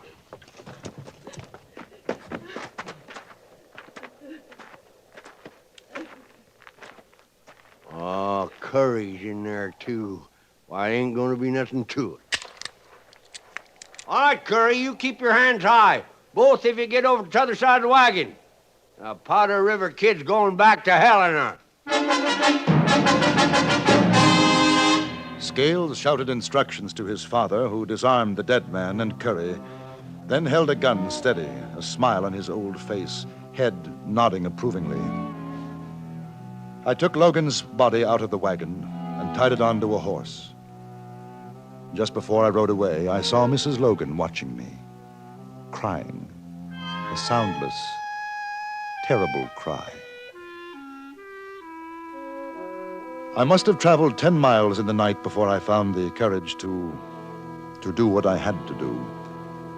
I led the horses off the road, tethered them and took down Logan's body. He looked peaceful.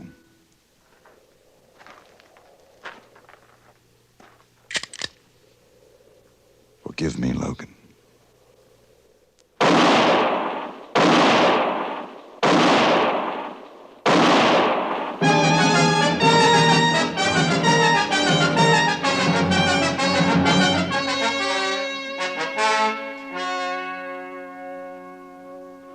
I delivered the body to the marshal in Helena and collected $2,000 reward for the capture and killing of Bill Logan, alias the Powder River Kid. Then I took the horses and rode back to where I'd left the wagon. Did you get it, boy? Did you get the money? I got it. One of these days, I'm going to catch up with you, mister. Get on your horse. You too, Mrs. Logan. Go on. One of these days.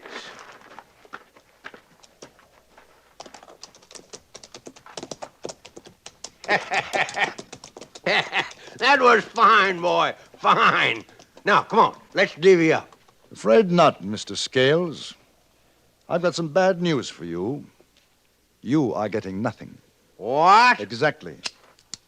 Drop your gun, or the old buzzard's going to lose his son. Oh. I might have known.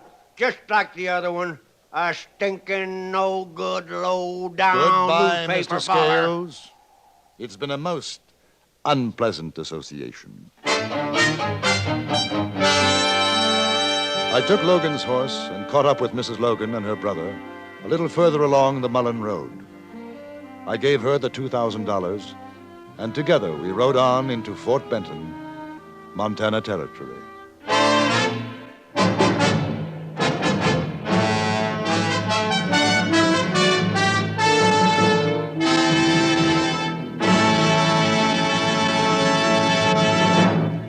Frontier Gentleman was written, produced, and directed by Anthony Ellis and stars John Dehner as J.B. Kendall. Featured in the cast were Joe Kearns, Paula Winslow, Larry Dobkin, Barney Phillips, and Robert Roudier.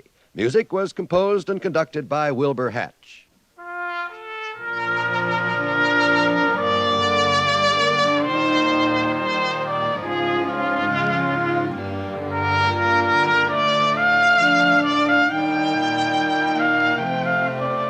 Join us again next week for another report from the Frontier Gentleman. John Wall speaking. This is the CBS Radio Network.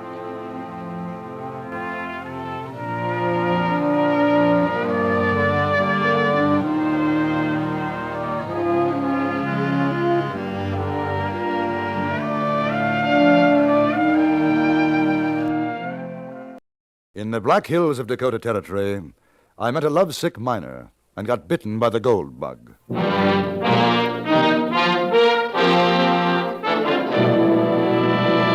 Frontier Gentleman.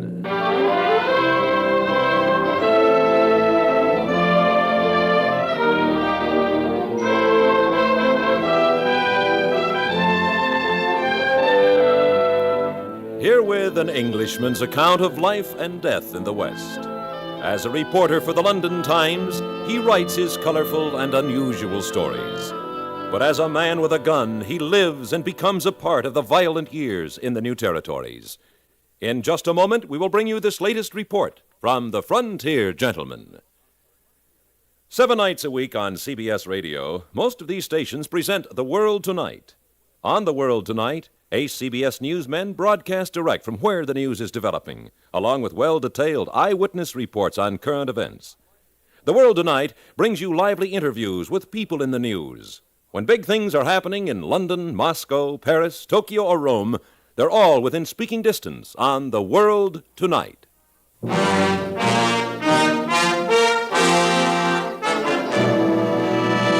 Now, starring John Dehner, this is the story of J.B. Kendall, Frontier Gentleman.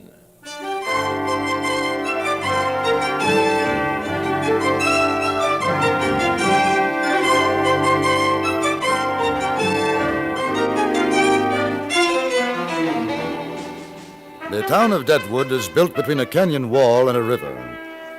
As with so many other products of a gold rush, it has attracted the best and the worst of humanity. The enticements being many and varied, from opium dens to gambling halls and saloons. Morning and night, the long main street fairly roars. The sound carries many a mile into the Black Hills, to be heard by some half-starved, grizzled prospector down on his luck. I had gone into those same hills in order to write my impressions of gold mining in this area. It was the evening of my second day when I wandered into the camp of two men. Their diggings were in a hillside a few yards from their fire. Evening, mister. Good evening. Any luck? No. Had you grub? Not yet. Well, shake yourself. Ain't no fancy fixings. Got us some dough meat and splatter dabs, if that'll do you. Well, it's very kind of you, but I don't want to. Heck, ain't no trouble. Rest your saddle, mister. Thank you. This here gut robber, he's Frank Twist. I'm Charlie Longball. J.B. Kendall. How do you Smart do? to know you. May I contribute to the meal? Sure. Oh, ain't got any sweetening, have you? Yes. Jam, sugar. Jam. Oh, jam. That'll go just fine on them splatter dabs. See, we run out of sugar 3 weeks back. The belly wash this old woman makes. I've been putting raisins in it to get some taste out of it. Now. Here. Oh, now that's mighty friendly, mister. Sure you can spare it. Oh, yes. Say, where you been prospecting, J.B.? I'll tell you the truth, I haven't. I'm a writer, just moving around, looking for something to write about. That's so. You hear that, Frank? Yeah, ain't that something? You ain't looking for gold at all? If I found some, I wouldn't mind in the least. No, I'm not particularly searching for it. I admire that. I surely do. What about you fellows? Ain't running more than $10 a ton right now. We figured to give it a couple of more days and then move on. Of course, 10 ain't bad, but there's fellas cleaning up better than 50 a ton hereabouts. Don't pay to waste time on hungry ore. You both miners?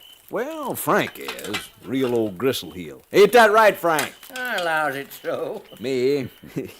I was a cowpuncher driving cows up to Cheyenne from Fort Worth. Heard about the gold, come on over. Well, I see that was a couple years back.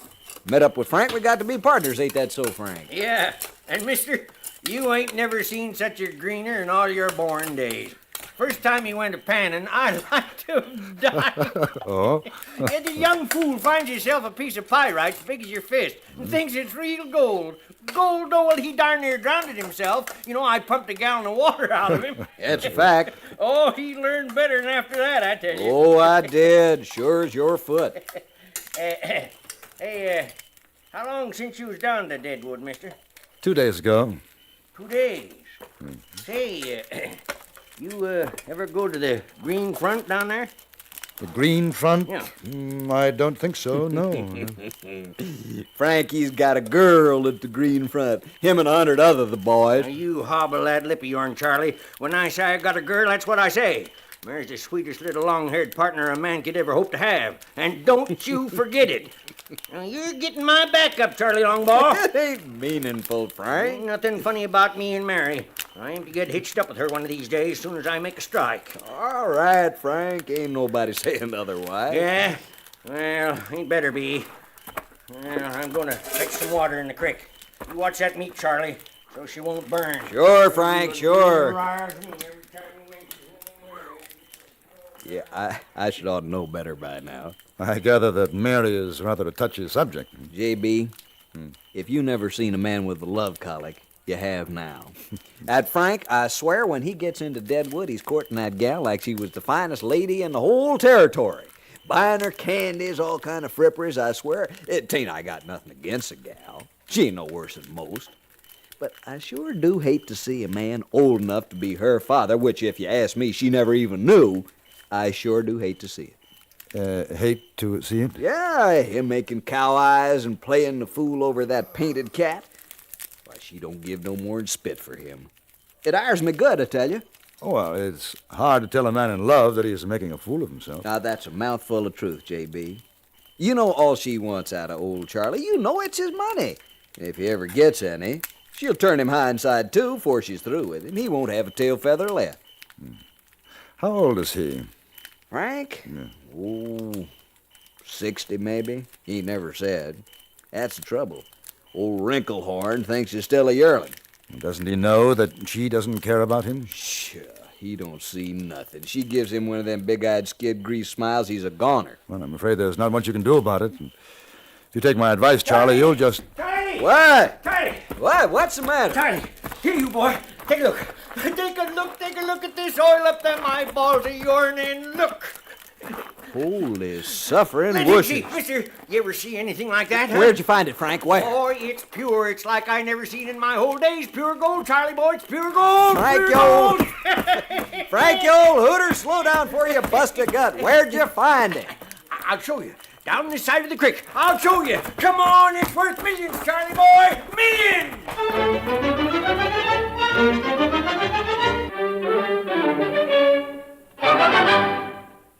Right now, your GMC dealer is inviting every truck owner and every truck buyer to make his own value test. Compare what you get with what you pay for when you buy any truck on the market. Then see if you don't agree, a GMC wins on value. That a truck-built GMC gives you more for your money. Here's a sample of a real bargain. Your GMC dealer is ready to offer you a brand new 1958 GMC truck for stop-and-go delivery work, complete with package delivery body, at a price that's less than you'd have paid for this same vehicle a year ago. And here's another bargain. Today's brand new pickup with 22 extra quality features at no extra cost, priced right down with the lowest. When it comes to trucks, remember GMC, the quality name in trucks, wins any price value showdown. See your GMC dealer now.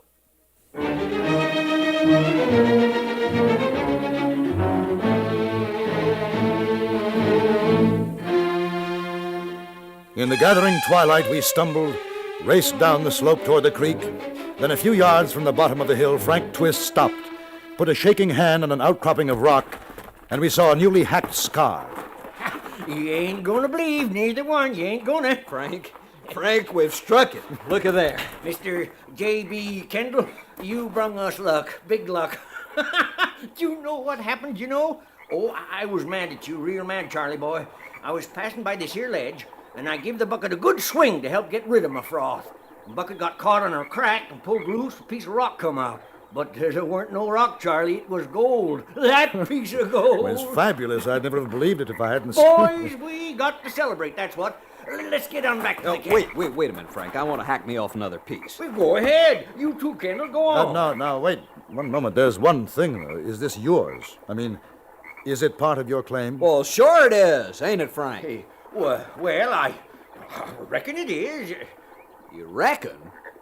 Well, we paced it off, Frank. Up the diggings. Don't it come down this far? I don't rightly remember, Charlie, but let's see now. 200 yards south, 300 north. That's on Packsaddle Jack's diggings. 44 east, 44 west.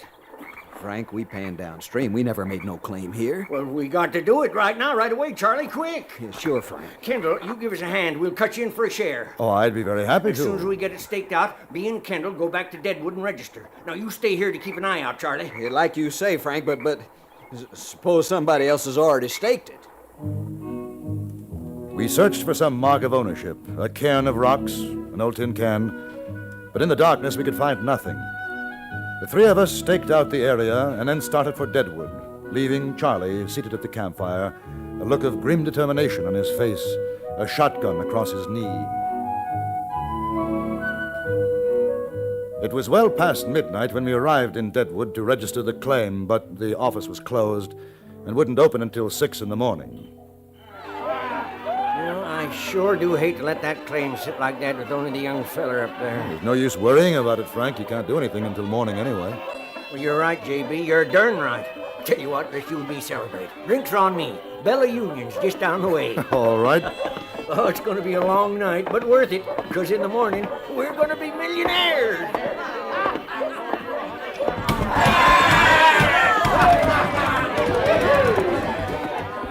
The Bella Union was probably the most disreputable, lowest den of iniquity in all of Deadwood. Its whiskey was foul, and the beer served, I've heard best described by cowpunchers when speaking of shallow pools of water in which cattle had been standing, green, stagnant. The whiskey being the lesser of the evils, I nursed mine along, which is more than I can say for Frank Twist. shot of that fine red disturbance, partner. I got to settle the dust in my belly. He had consumed 3/4 of a bottle and seemed none the worse for it. Woo! I got the world by the tail on a downhill drag. At about 3 o'clock, my companion turned a somewhat reddened eye on me, hiccoughed, put his arm on my shoulder, and said, You miserable-looking son of a gun. You're drunk. I'm sorry. What you need is a drink. I have one. Thank you. What I need is a drink. In your hand, Frank. Mary. What? Mary. Let's go see Sweet Mary down at the green front. Well, now, don't you think perhaps we'd better wait until the office opens? Remember, the claim? Oh, you gotta meet Mary. She and me and she. We're gonna do some rotten logging. Sweetest little gal in Deadwood. Marry her in the morning. Come on. We made our way down the street to the green front. The saloon was a good deal quieter than the Bella Union, but for an entirely different reason. Several ladies of assorted ages and varying degrees of decay were present, and with them, seated drinking at tables, their consorts. Frank Twist dragged me across the room. There she is. Mary! Mary! Oh, come on, Mary. Give us a kiss. Oi, Mary. you wicked man! Hey, mister, you take your slimy hands off on that sweet, pure girl. Come on, Frank. You don't want to Hey, there! It's Old Man Twist! Yeah. Are you talking to me, you raunchy old son of a gun? You heard? Mary, hold my drink. Sure, honey. Now, forgive the intrusion, but my friend is rather drunk. He doesn't mean... What do you mean I don't mean?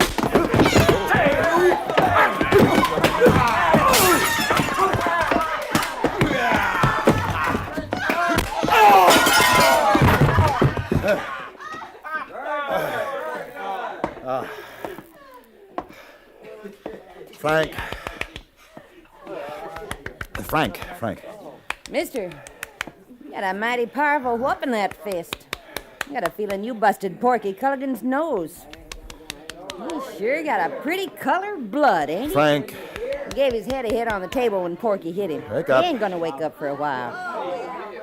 You sit down and have a drink with me, stranger. No, we don't want no trouble in here, mister. Oh, there ain't no trouble, Horace. You go and take care of the customers.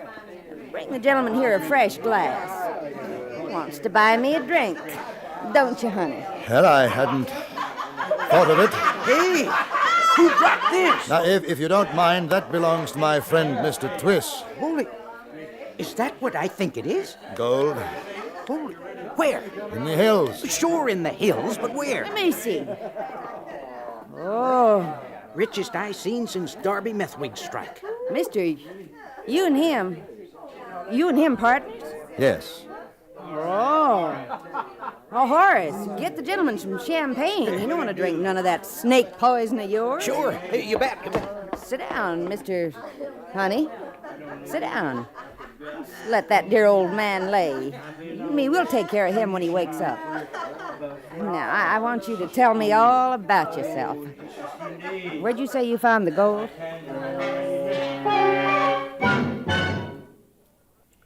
This fall, we're conducting one of the biggest talent searches in our history. We're trying to find the most gifted men available to run the country for us. We're looking for candidates who can guide us through the perilous days ahead with wisdom and candor. How do we find these talented men who will be our next congressmen, judges, governors, and mayors? Find out just what they believe in. After the eliminations in the primaries, we hold the finals of this great talent search in November. We are the judges, and our decision is final. But to vote, you must register first. Then, in the November elections, vote and pick a winner.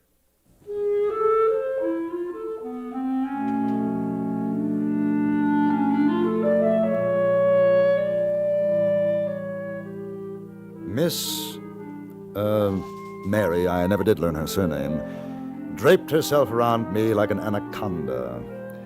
Every now and again, she patted my pocket to assure herself, I have no doubt, that the gold nugget was still there. There was nothing subtle about her. She came to the point with a minimum of preliminaries, and was, I think, quite surprised when I declined. You married or something? No? Well, don't you want a wife? Don't you want a flock of kids?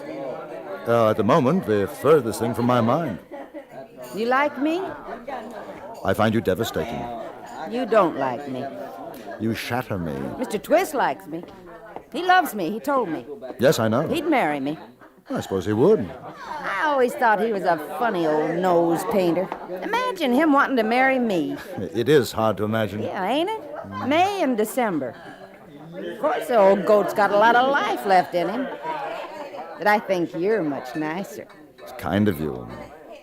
You don't like me. Have some more champagne. Thank you. How much you figure that strike of yours is worth? Well, according to Frank, millions. Would you like for me to sit in your lap? No, thank you. What's the matter? Don't you like women? On the contrary, I'm very fond of them. Oh, just me then, huh? I ain't your kind. Mary, why do you want to marry me? You got a gold mine, ain't you? Yes. Well? Simple as that? You got a better reason? I'd take care of you, woman things. You know, like your socks and all. Yeah, I guess maybe because I've been working in a place like this, I ain't the wife you'd be wanting. That it? If I were in love with you, Mary, it wouldn't matter where you worked. Yeah, I'd like to find a man like you. Settle down. Wouldn't even have to have $1 million. Just enough, you know. No, I think so. Oh, your erstwhile friend is coming too. Huh? The gentleman with the wounded nose. Porky, you better get out of here for... What's your name, sweetheart? Kendall. Before my fiancé, Mr. Kendall, lets some more air out of you. Say, how come you didn't tell me you had a fiancé? I don't have to tell a hill rat like you nothing. He ain't going to talk like that if my claim turns out rich. Rich? Culligan, you couldn't find enough pay dirt in your whole life to beat what Mr. Kendall's got right there in his pocket. Oh? Say, you hit it hard? I think so. Well, now, I ain't a man to hold no grudge, pard. Just you put her there.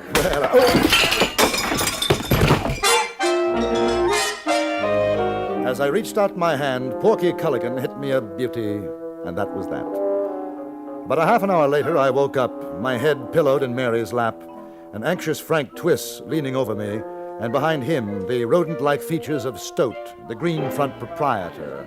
Kendall, you all right? Kendall? Oh. Oh, sweetheart, I thought you was dead. Mary. So did I. What call you got calling him sweetheart? I can call him anything I want. Culligan got your gold, mister. Took off out of here like he had a burr under his saddle. With the gold? Yeah. Stole a nugget right out of your pocket. I tried to stop him. No matter none, Kendall. There's plenty more where that come from. Oh, well... Maybe you better lie down for a while, honey, till you feel all right. You want to come to my room? No, he don't want to come to your room. I'll take care of him. Come on, J.B. We better be getting along. We got business. What about the champagne? You ain't paid for that yet. Oh, yes. $100. What are you, a road agent? That's the price. Pay up. Here. Ain't I gonna see you again, Kendall? It's doubtful, Mary. How about you, Frank? You coming back when you're done with your business? Well, I ain't so sure no more, Mary. Maybe you ain't exactly the kind of woman I'd want to be raising my kids. How come? I thought you was sweet on me. I was, but you're a fickle female woman, and I aim to do some better with my millions. Come on, let's go, Kendall. We left the forlorn miss of the green front and walked down the street to the land office. Frank Twist was remarkably sober. We had an hour to wait until 6, and then the office opened. The agent took our claim and began to go through his files. You know, I'm mighty glad I found out about that woman before it was too late, J.B. Oh? Yes, sir. I got you to thank for that. Why, sure. Only thing she was interested in was my money. Yes, I rather gathered that impression myself. A yowling and a screeching. Figured for a while you was dead. Right there with you ain't yet cold. She's asking me to marry her, and then You wake up and she starts calling you sweetheart. Well, we're both to be congratulated, Frank. I'm still alive. You're still single. Yeah. Say, sure is taking that feller some time to check that claim. All right, boys. Oh, everything fine, huh? Sure, but not for you, it ain't. No, not for us.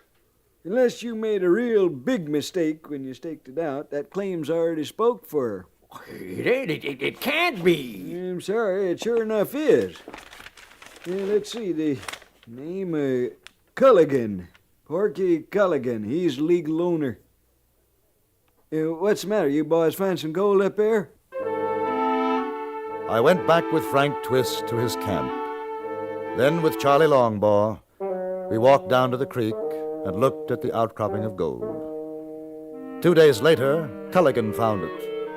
And the day after that, he married Mary of the Green Front.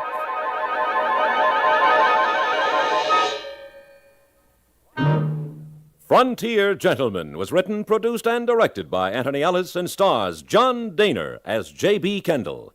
Featured in the cast were Joseph Kearns, Harry Bartell, Virginia Gregg, Jack Moyles, and Jack Crucian.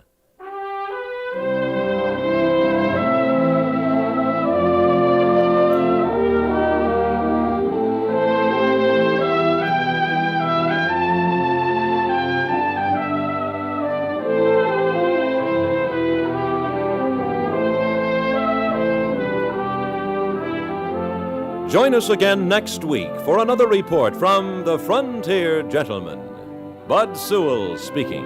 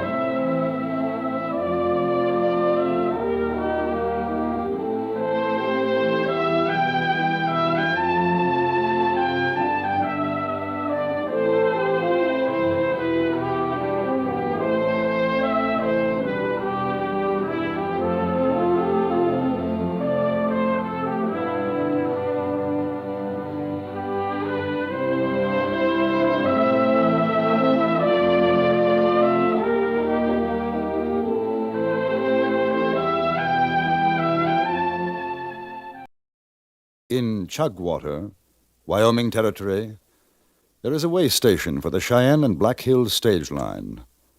Because of a rainstorm, I witnessed a tragedy there.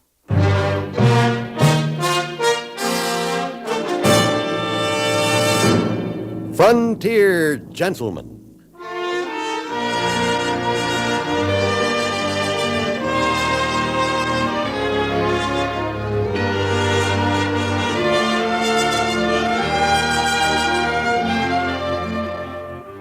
Herewith an Englishman's account of life and death in the West. As a reporter for the London Times, he writes his colorful and unusual stories. But as a man with a gun, he lives and becomes a part of the violent years in the new territories. Now, starring John Dehner, this is the story of J.B. Kendall, Frontier Gentleman.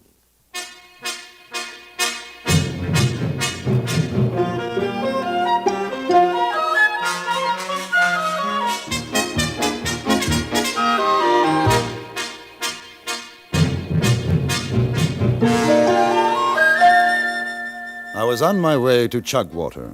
Jack Chase, editor of the Cheyenne Daily Press, had suggested that if I wanted an accurate picture of life in Wyoming Territory, Hyena Bob Saunders was the man to see. He ran the Cheyenne and Black Hills stage line station in Chugwater. In the coach with me were 3 other passengers. One, a gray-haired, quiet man who introduced himself as Boone Thompson. The others, Duncan Webster and his wife, Rose. Webster, a dark-faced, handsome chap of about 40, was unaccountably nervous. His wife, composed, in her middle 30s, a strong face, not unattractive. Our driver, Bill Cuttle, had expected us to arrive at our destination in the late afternoon, but a bad storm delayed us so that it was dark before we pulled into the Chugwater station.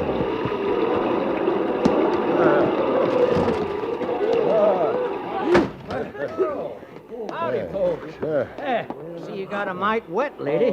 Warm yourself over to the fire. My name's Hyena Bob, folks. Now, you just all sit down, and I'll get hot coffee and victuals. Mr. Saunders? Oh, no, not Saunders, partner. Ain't nobody never called me Mr. Saunders except my wife. And the yeller grass has been waving over her nigh on these 15 years. Oh, the name's Hyena Bob. What can I do for you? Come on over while I set the coffee on. And I'm J.B. Kendall. Well, right proud to know you. Jack Chase mentioned your name. Chase? Yes. That little feller looks like a rooster stepping high in the mud. Newspaper feller Chase? Cheyenne Chase? Yes, that's the one. Why, I ain't seen him in 2 years or better. How is he? Oh, it's fine. Nice feller, that. You know, he done me a right smart favor once. You a friend of his'n? No, not a close friend, no, He but... still got that newspaper of his'n? Yes? Oh, here, you stir that, will you? I'll get the mug Yes, down. certainly. You, on your way up to Deadwood, mister? No. As a matter of fact, I came here to see you. Do you say? I'm writing a series of stories on the West for my paper in England. Do you say? Newspaper fella yourself, huh? Yes, Jack Chase thought you'd be the most likely person for me to talk to in Wyoming. Don't see what call he had to say that. Of course, I ain't saying I ain't got a story or two. Well, that's what I'm hoping. Hey, Cuddle, how goes it, huh? Hey, you old grizzle hill. You call up this blue whistler? I ain't seen so much rain since the big one in '74. You're going to see more before this one blows over. Southbound pulled out a couple hours back. Ruth Hockaday says you can't get through the gap anymore tonight. She's flooding all over. Well, I better get them animals fed then. Yeah. I'll see you later. Well, folks, we ain't got the most comfortable shakedown here, but it'll be better than bedding out tonight. Oh, you want to get the coffee? I'll spoon out the grub. Take her over to the table by the fire. Right. Well, I don't mind the rain. It's snow and cold. That's what I don't like. I come from the east. Of course, we get it cold back there, but not like this country. Kendall, the old man say how long we'll be here? Well, I got an idea it'll be the night at least. Well, I ain't staying the night. Well, now, don't get riled up, I ain't John. riled. I'm saying I ain't staying the night, that's all. Well, if you ain't, mister, you'll be enjoying mighty poor health outside. Listen, old man, I paid for my ticket. Seeing as how you come in on the stage, I figured. A little rain ain't gonna hurt. We figure on making Deadwood. Oh, it doesn't I haven't- matter, Doc. What do you mean it doesn't matter? To you? Maybe it doesn't matter to you. From what I understand, the trail is blocked anyway, Mr. Webster. Flooded. We'll have to wait. Not me. How about horses? You want to sell a couple of horses, old man? You call me old man again, Sonny, and I'm going to jump down your throat and gallop your insides out. The name's Hyena Bob. No, I don't want to sell no horses. There ain't no horses to sell. Who you think you... It'll only be until morning. Sure, it's not so bad. Now, you eat something, Dunk. You'll feel I better. don't want anything to eat. Now, leave me be, Rose.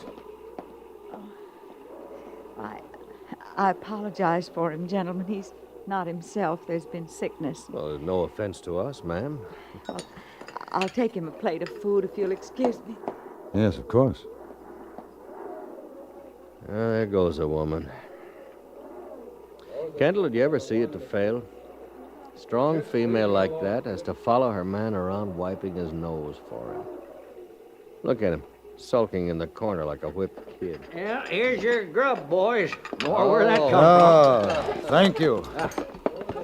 Well, that looks good. Tastes good. from. Stew's all, just stew. I tell you, just the smell of it makes me so hungry my belly thinks my throat's cut. Do you mind my asking how you make it? Well, I don't mind you asking, Kendall, but I'd mind my telling. It's a secret stew. My old woman made it for me, and her ma taught it to her. And I had to swear I'd never tell how they done it. And I ain't broke my word yet. It was wonderful. Wonderful. Hey, what's ailing him, the feller or the woman? Mr. Webster? Oh, I think he's just in a hurry to get to Deadwood, that's all. That's the trouble these days. Everybody in too much of an all-fired hurry. What kind of business you in, mister? Thompson, Boone Thompson's name. Farm machinery. Well, bust me to flinderjigs, a hay slayer. Yeah, yeah. Well, ain't no plow chasers in these parts, Oh, mister. there will be, Bob. I'm out here from the factory to get things started. What kind of machinery, Mr. Thompson? Oh, plows, harrows, seeders, binders, threshing machines, and only the best. Our factory's back in Illinois. Bob, it's all cattle out here in your territory, but there's too many. The range won't feed them. You'll have to grow fodder. You'll need my machinery to do it. That's against nature and can't be did. Bringing nesters in. Oh, I hope I ain't overspoke myself with you, Thompson, but them's my feelings. No, that's all right. You're not the first. Don't tell me nothing. I say what's right and what's wrong for me, and that's the way it is. All right, Uncle. Now go on. Just do like I tell you, will you? No man ever talked to me like that before I got through. His face looked like a dime's worth of dog meat, I'm telling you. Feel sorry for her. I really do, for a fact. She's coming over. And now I got to tell you about the time I hauled a load of pussycats from Cheyenne to Deadwood. Yes, sir, that was something like... can I get you some more grub, ma'am? No, thank you very much. I was wondering, would you happen to have any whiskey? Whiskey? I'd be happy to buy it from you. You see, my husband isn't feeling good, and I... Sure, well, sure, ma'am. I got a bottle somewhere. I'll bring it over. Thank you very much. That's all right. Oh, that woman sure is cluttered with trouble. Well, all right, you boys go on with your grub. I'll be right back. That don't seem right. Making his wife ask for liquor for him. I think a man would do his own asking. Well, there might be reasons. But none good, I'd say. Oh! Close that door! Ooh-wee. Oh, she's a fence lifter out there. Hey, Bob. Who's that, Cuddle? Yeah, that's who. How's about a dish of that hyena stew of yourn? Sure. Boy, that tapeworm of mine is sure a hollering for fodder. Anybody else want a tug of this? She's real coffin varnish. I never touched the stuff myself. Kendall, you Thompson? No, thank you very much. All right. Well, here you are, mister. Thanks so much. Oh, it don't cost. Take a friendly drink. I want the bottle. Ain't got enough for that, mister. Before this night's done and past, we all might need some. I'll give you $5. Well, you want to give me $5, I'm obliged, but I ain't giving you no bottle. You want a heist one, go ahead. All right, $10 in it. Ain't worth no more than $1, and you know it. Dunk, please. Now, Rose, shut up, you hear? Mister, I don't like much I see about you ever since you come in here, and I'm liking it a lot less as we go. I ain't asking your personal opinion, old man. I'm just trying to buy your whiskey. Oh, mister, your tongue is just a blossoming for the grave. Gentlemen, I think we'll all be the better for a drink. What you think don't matter, Kendall. Go sit down. Oh, come on, Mr. Webster. We don't want any trouble. Mr. Kendall's right, Duncan. Have a drink and you'll feel better. Give him one, please. She looked at us, her face agonized, pleading. It was Hyena Bob who poured the tin mug full of whiskey. And as Webster reached for it, I saw the black snout of a derringer protruding from under his sleeve.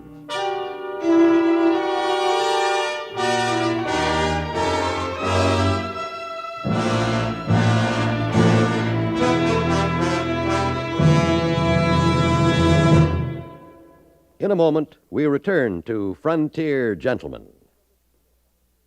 A search for a missing woman triggers the tense drama you'll hear on CBS Radio's Gunsmoke later today. For all out Western excitement, join us on most of these same stations today when Marshal Dillon helps a young man in search of his wife on the next thrilling episode of Gunsmoke.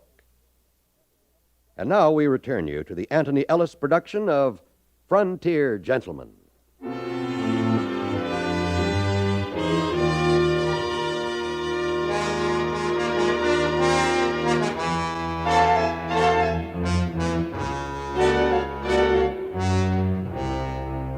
Duncan Webster drank his whiskey. I noticed his hand shaking as he put down the empty mug. Now his manner changed completely. He became quieter, apologetic. I'm sorry. Sorry the way I was. It's just... He ain't been feeling good. Yes, that's the truth of it. No counting how a man can feel. Times it comes over me myself when I get full of wrath and cabbage. Well, I'll go clean up them supper things. Oh, let me help you. Why, ma'am, I take that as a real kindness. All right, Doc? Why, sure. Sure, you go along, Rose. Sure has been a while since I had woman folk helping with the chores. Well, sit down. Sit down, Mr. Kendall. You want a drink? Short one. Ooh, fine. Well, I guess the old man won't mind if I join you.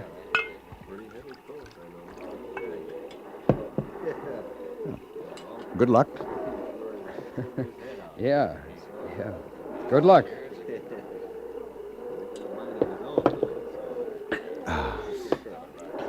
Oh, man, I sure do hate the sound of that howling wind. I know what you mean. Do you? Well, how about some cards? Thompson? Yeah? What's the driver's name, Mr. Cuddle. Oh, Cuddle.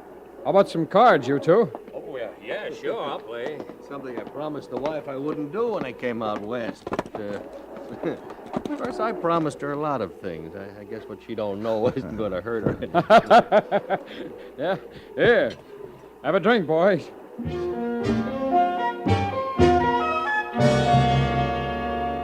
After a few minutes, Hyena Bob joined us, and we played for about 2 hours. Mrs. Webster sat by the fire, watching her husband with worried eyes. The bottle of whiskey disappeared, most of it down Webster's throat. Beyond a slight raising of his voice, though, it didn't seem to have much effect on him. I couldn't be sure whether Thompson and Cuttle had noticed the hidden derringer. If they did, they made no sign. It was Thompson who started to talk about the snow. You know, playing cards like this reminds me of when I was up in Montana a few months ago. Talk about cold. 40 below. It gets that way. I don't know how a man can live. Come on, let's play cards. Yeah, in a minute. Kendall, you ever been in that kind of cold? No. I don't think I'd want to either. Oh, no. Like if you take a deep breath, everything in your lungs is freezing. Really, I saw what it did to a man once. And I hope I never see it again. Any more whiskey? Well, I ain't no hog, mister, but I think you got enough of that thunder and lightning in you to last a spell. Hey, you talk about weather. Why, I seen cattle froze up against drift fences. Hundreds of them. Standing like statues. Cuddle? Weren't even 40 below. Cuddle, it's your deal, isn't it? Huh? Oh, yeah. Kendall, you ever been lost in the snow? No, I was. I haven't. I was. Only a few minutes, but I tell you, I was plenty scared. It was a blizzard, regular blizzard. Couldn't see your hand in Cuddle, front of your there's face. no call to shuffle And the you know, spots there's off. You no just deal 'em, huh? feeling as lonesome. I know. I was lost once in a fog. It's as though you're the last man in the world. What are you doing? There's no... You're playing cards. You're talking about snow and cold. Why don't you shut up? Who cares about freezing? Who cares about snow? I ain't hearing you. I ain't listening. Don't go out, Duncan! Now, what's he want to go out there and get himself soaked down for? I've got to go with him. No, Mrs. Webster, maybe he's better off alone. Sure, cool him off. It's that tarantula juice. Why, ma'am, you ought to been proud of him holding it the way he does. I seen a man take 2 drinks of that stuff, and he was reeling around like a blind pup trying to find out where his mama's at. Well, me for some shut-eye, I guess.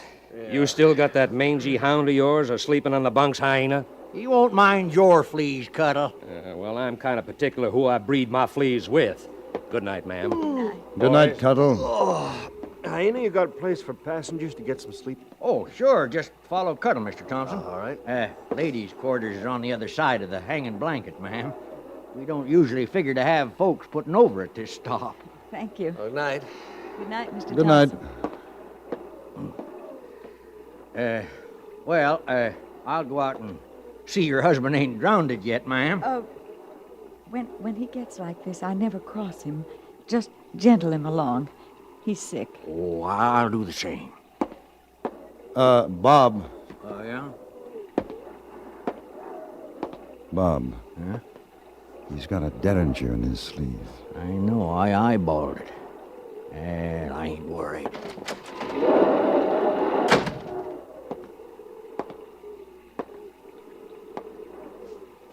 Maybe you'd better try and get some sleep, Mrs. Webster. We'll see your husband doesn't drink anymore. I sometimes think he's better off with the drink. You say he's sick? Oh, it ain't nothing for doctor's cure. He wasn't always like that, not a dark man when he was first married. It's a thing that happened to him once, and he won't talk about it. I guess maybe you can call it some kind of sickness. Is your home in the territory? Oh, it's been no one place for the past 3 years. Duncan's been a traveling man, one job after another. He don't hold 'em long. What does he do? Oh, a bit of everything. He's good at most all he tries his hand at, except mining. Now, that's one thing that he just...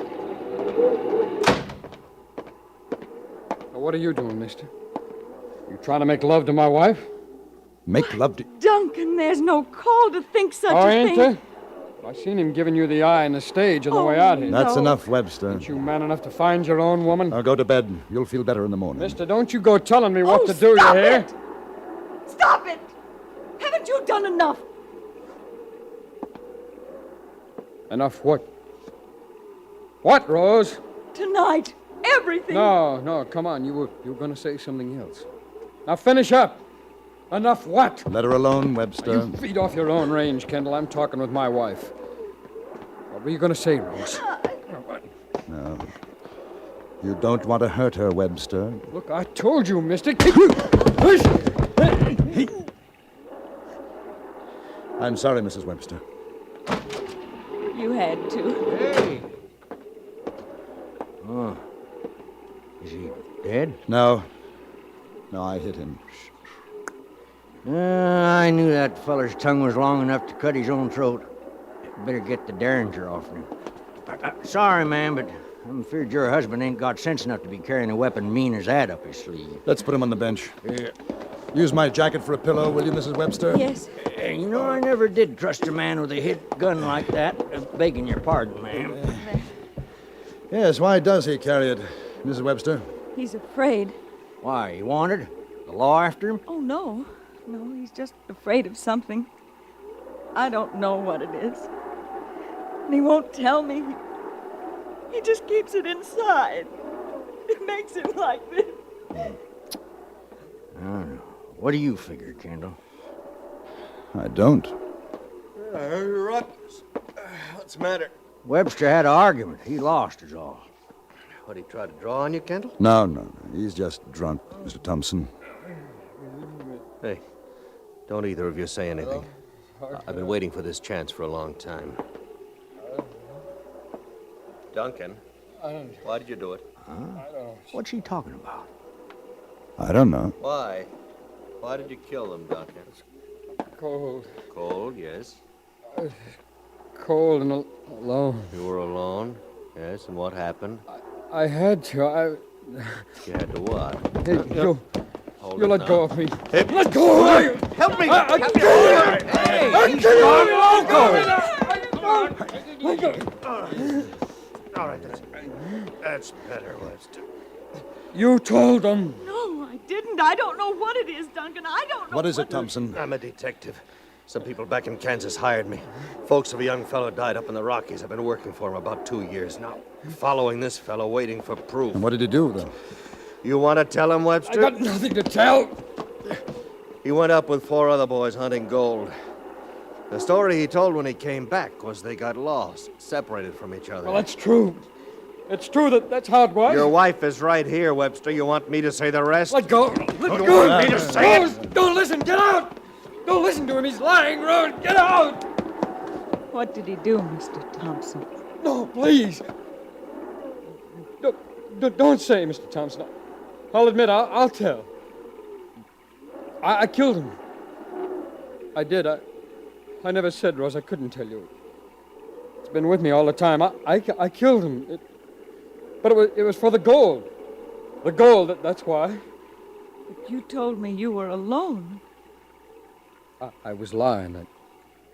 We got lost up there, wandering around, and by accident, we found the claim. I shot them to keep the claim for myself. What did you do with their bodies? I threw them in a ravine. That's the way it happened. That's the way, Thompson. Yeah. All right, Webster. That's the way it could have happened. Why didn't you tell me, Dunk? I couldn't tell you, Rose. I'm sorry. I'm sorry, Rosie. I just couldn't help it. We were lost. In the cold, I didn't know what I was doing, Rose. I dream every night. I dream it so bad I want to die. Maybe you'll be better off when you do, Webster.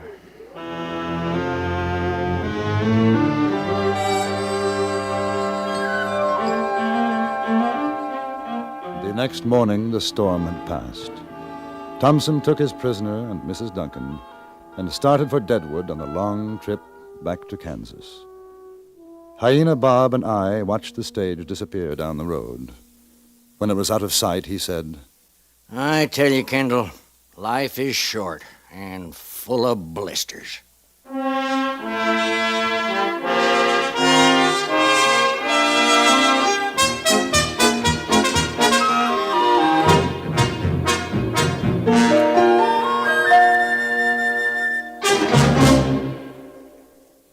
Frontier Gentleman was written, produced, and directed by Anthony Ellis and stars John Dehner as J.B. Kendall.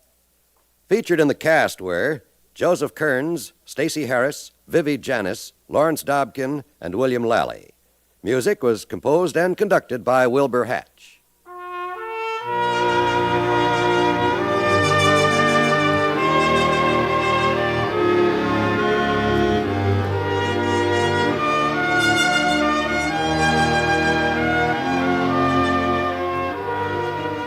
Join us again next week for another report from the Frontier Gentleman.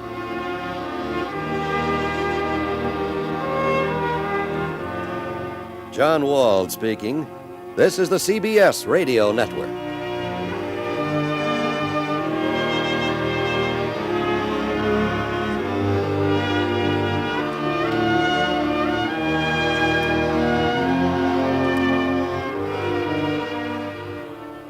There is a section of Kansas in which I shall never be welcome. This is the reason for it.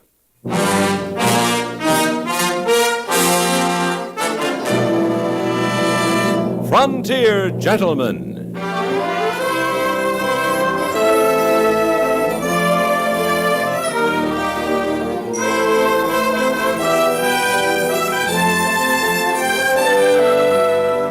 Herewith an Englishman's account of life and death in the West.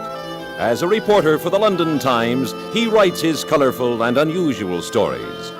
But as a man with a gun, he lives and becomes a part of the violent years in the New Territories. Now, starring John Dehner, this is the story of J.B. Kendall, Frontier Gentleman.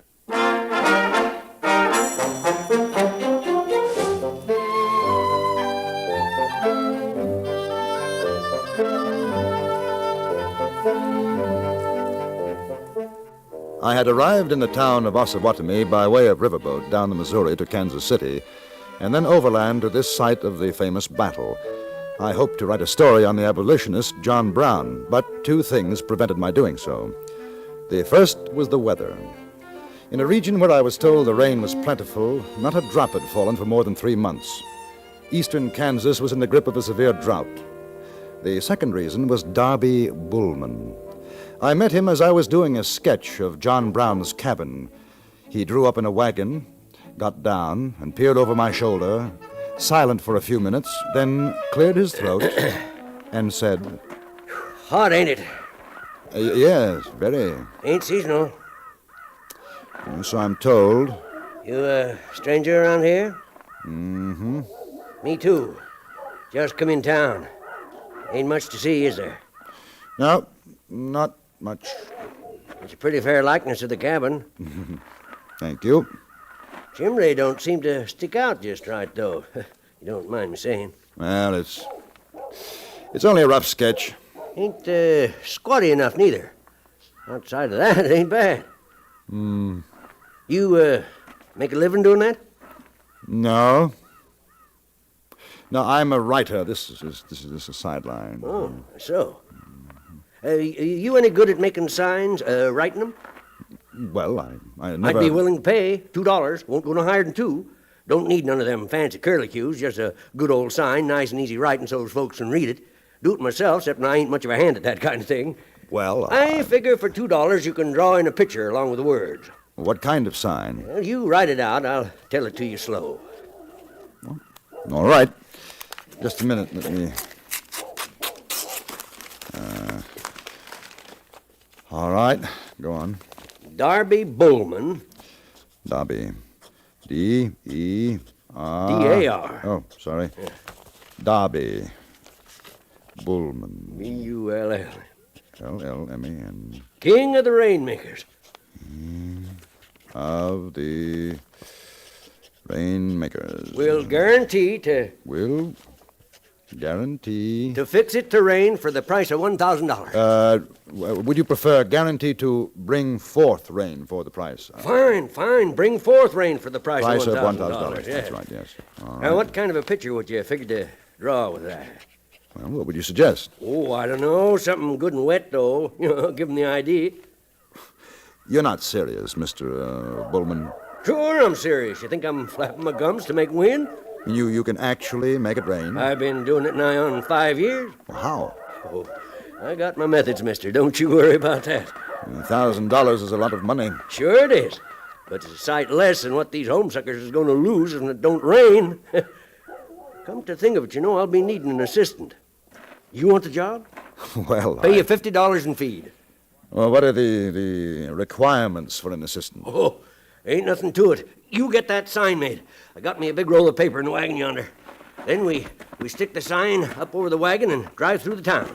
As soon as we get us a likely crowd gathered, I make the speech, and you wait to start the collection. A small point, but supposing they don't believe you. Ain't human nature not to believe me. Cows and crops is perishing for want of rain, ain't they? Yes. A fellow like me comes along and gives them rain. They'll believe me. Have you ever failed? No. Mister, what's your name anyhow, son? Kendall. Oh, Kendall. You see that fella coming this way herding them cows? Yes. Oh, wait, I'll show you what I mean. Get over there, you breech case of worm! Morning, stranger. Morning.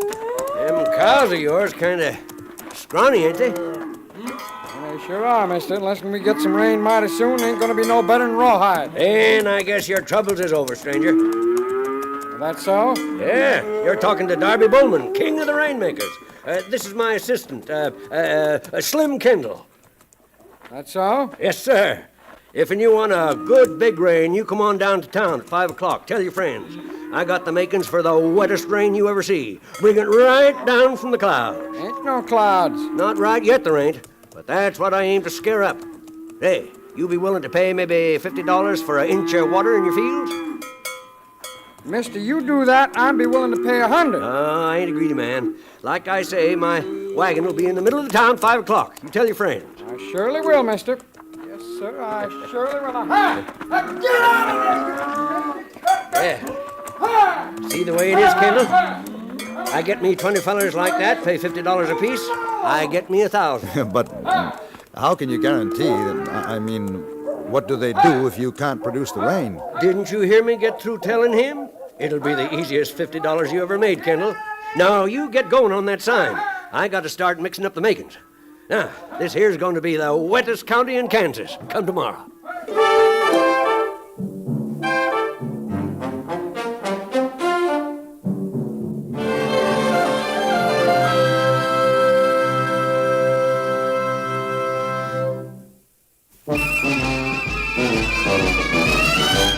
Of all leading filters, cigarettes, Kent filters best, Kent filters best. It makes good sense when you smoke Kent, Kent filters best. Of all of the brands of cigarettes, Kent tastes the best, Kent tastes the best. A richer taste than all the rest, Kent filters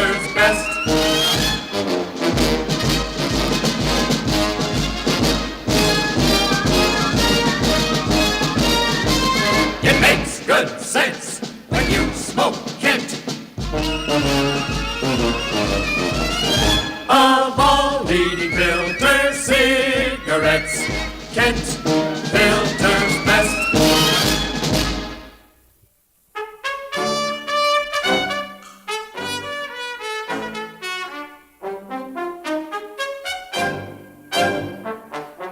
I was torn between curiosity and common sense.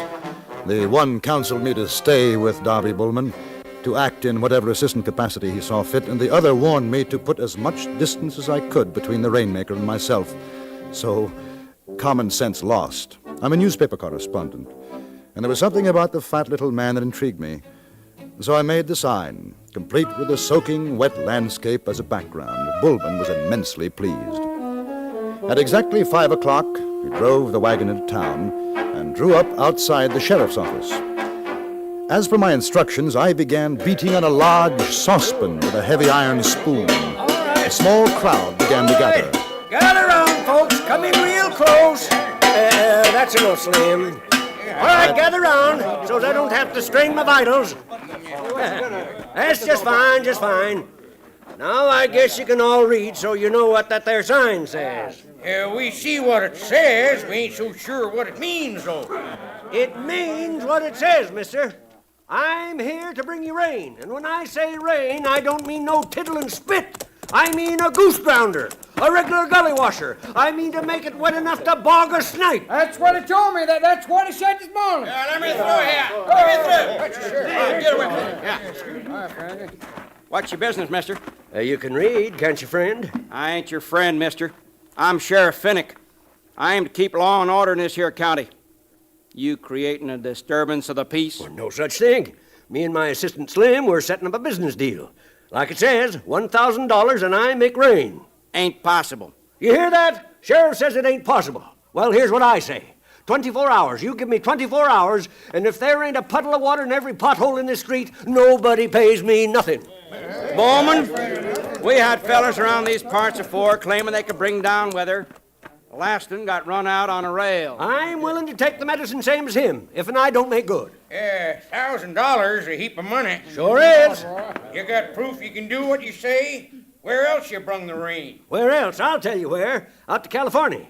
I wetted down the Sacramento Valley 2 years back so as you could take a boat from Marysville down to Sacramento and never touch dry land. Hey, I don't see no harm if it's a guarantee. But we gotta make it legal like. Suits me. Anything you say. Har, har. Go over and fetch Lawyer Woolsack. Tell him to come on over to the sheriff's office. We need some papers made.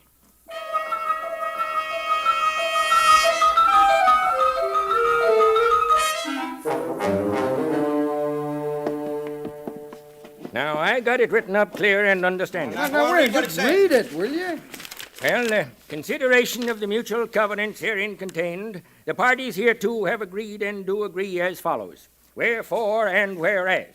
You can get over the wherefores and whereases, Collie. What do it say? In brief, a corporation in this town agrees to sell shares and to utilize such monies collected to pay Darby Bullman the sum of $1,000 upon delivery within 24 hours of 1 inch of natural waters. One half of the sum to be paid on signature of this document, and the other half to be paid when the task is completed. If rain is not forthcoming within the stipulated time, all money shall be returned by the party of the first part, etc., etc. Well, now that sounds mighty fine. What do you say, Slim? Clear and concise. Now, what ain't in the papers is what I'm telling you, Bowman. Now, if this here's some kind of gouging, you and your pal ain't gonna be in no condition to try it no more. You remember that. I ain't got time to worry about that, Sheriff. Let's sign them papers. I got a mess of work to do. Yeah. Sign right here.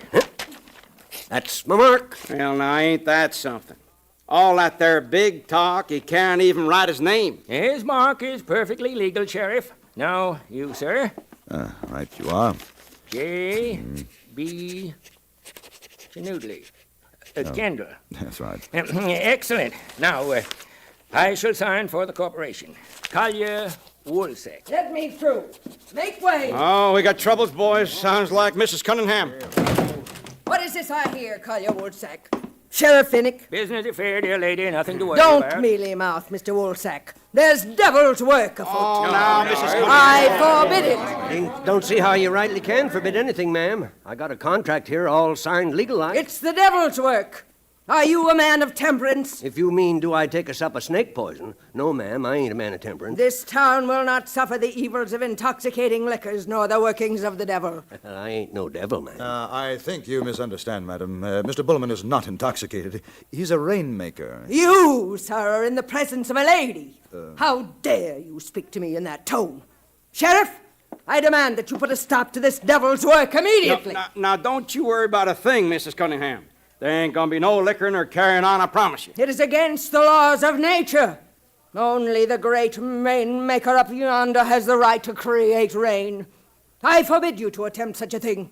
The women's crusaders will be called out to put a stop to it. I warn you, Sheriff. Now, there ain't no need of that, Mrs. Cunningham. I have nothing more to say. We have put the devil out of Osawatomie. He will not return in the guise of these two wicked men. Liquor and sin. Liquor and sin.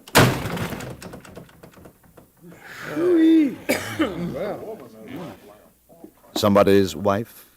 Not no more, Kendall. Buried, too. Talked him to death, some say. I ain't having no trouble with Mary Elizabeth Cunningham or them women's crusaders. No, sir. You boys better get out of town. We got a legal signed paper. Ain't that so, Slim? Definitely so. There's no backing out of it, Sheriff. Less than you want to pay the $1,000 by default. Just 24 hours is all I need, fellers. Maybe less. Then you'll have your reign, and that old female buzzard won't have nothing to say.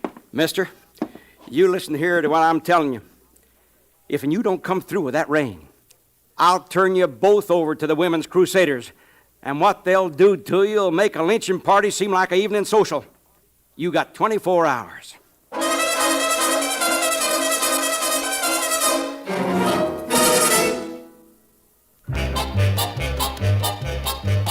If it's new, Plymouth's got it. Got it. The 59 Plymouth's got it if it's new. If it's new, if it's new. The 59 Plymouth is at your Plymouth dealers now. It's new, it's wonderful, and it's here. New styling to make your heart sing. Plymouth for 59 has that fine car look. New Fury models at new lower prices. New swivel seats, swing you in when you enter, swing you out when you leave. New push-button heater, world's simplest temperature control. New Golden Commando V8, biggest engine in the low-price field. New Miramatic mirror, new automatic headlight dimmer, new sport deck, new everything. See the completely new 59 Plymouth. Drive the completely new 59 Plymouth at your Plymouth dealers now.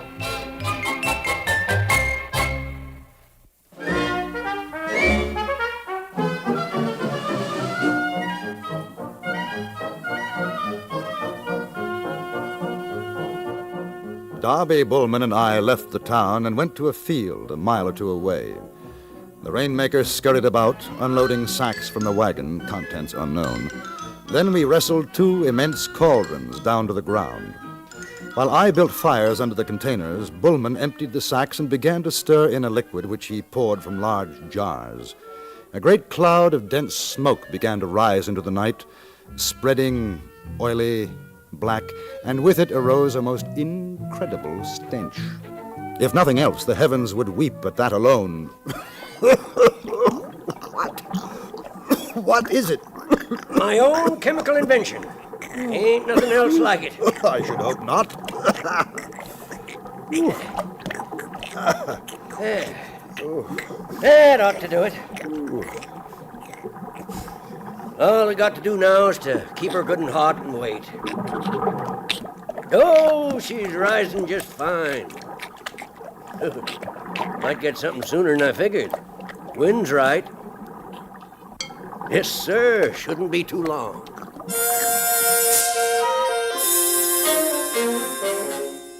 We spent the night in the field, alternately napping and tending the fire.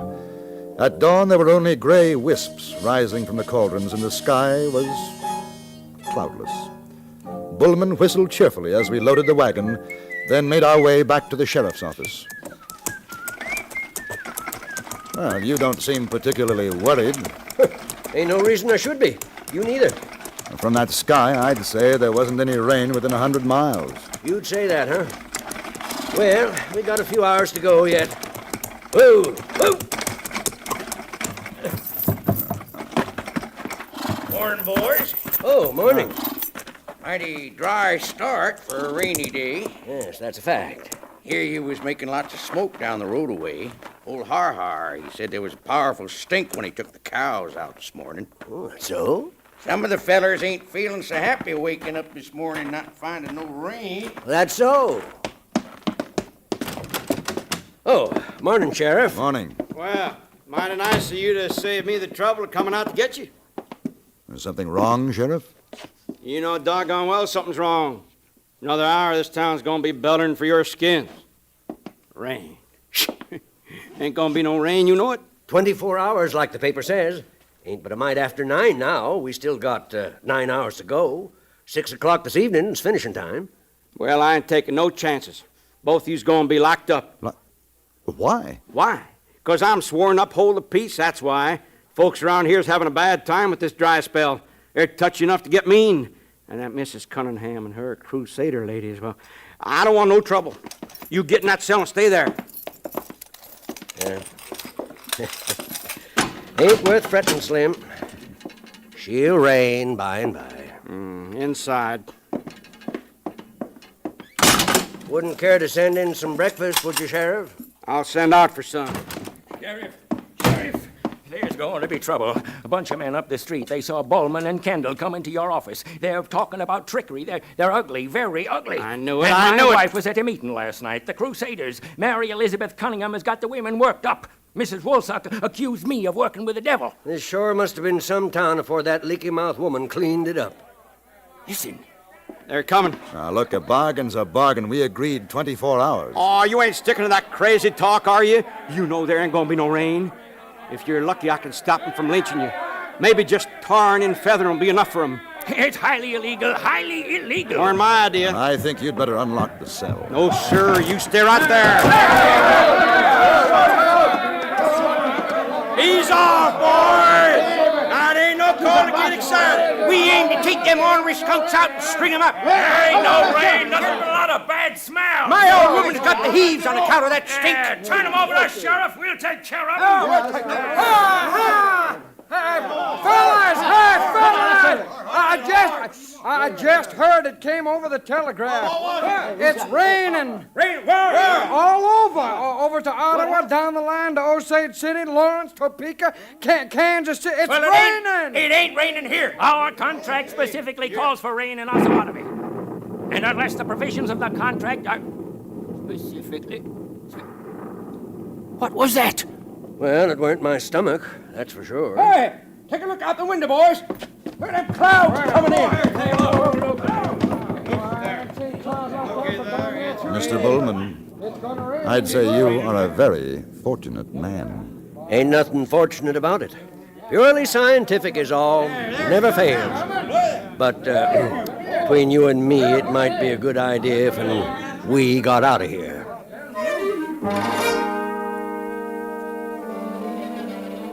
Darby Bullman received the remainder of his fee, and in a torrent of rain, we drove out of Osawatomie. We didn't escape the downpour until the next day, and were then some 50 miles south of the town. From what I've heard, the storm lasted for 3 days, and the damage caused by the flooding river will long be remembered, as will the name of Darby Bullman.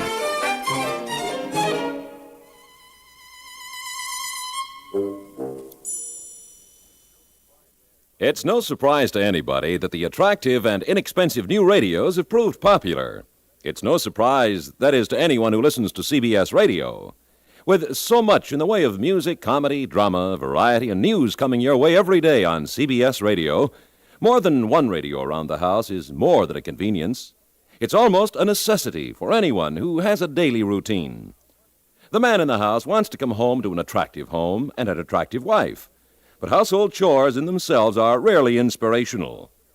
The smart homemaker is one who refuses to let her regular responsibilities get her down. She gets her work done every day, but she gets her entertainment in, too. she has a radio in the kitchen as well as the living room. Chances are she has a portable radio as well to follow her from one task to another around the house. She knows why the inexpensive new radios are so popular. And she knows the value of CBS radio, too.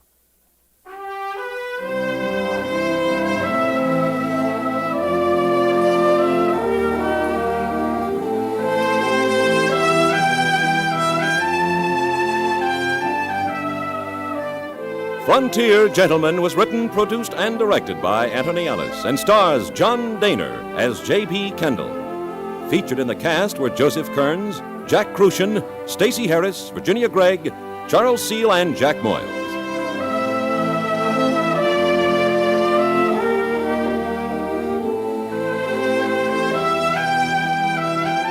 Join us again next week for another report from the Frontier Gentleman.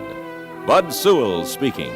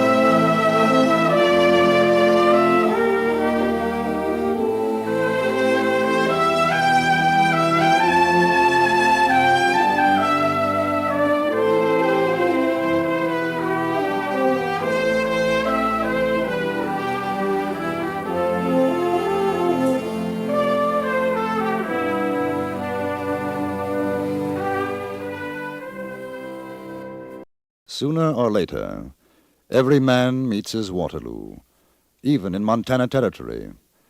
At the time Colonel Custer was meeting his, I very nearly met mine.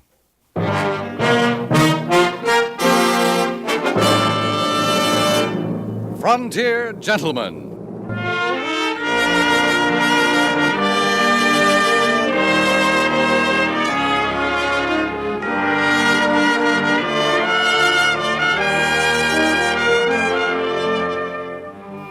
Herewith an Englishman's account of life and death in the West. As a reporter for the London Times, he writes his colorful and unusual stories.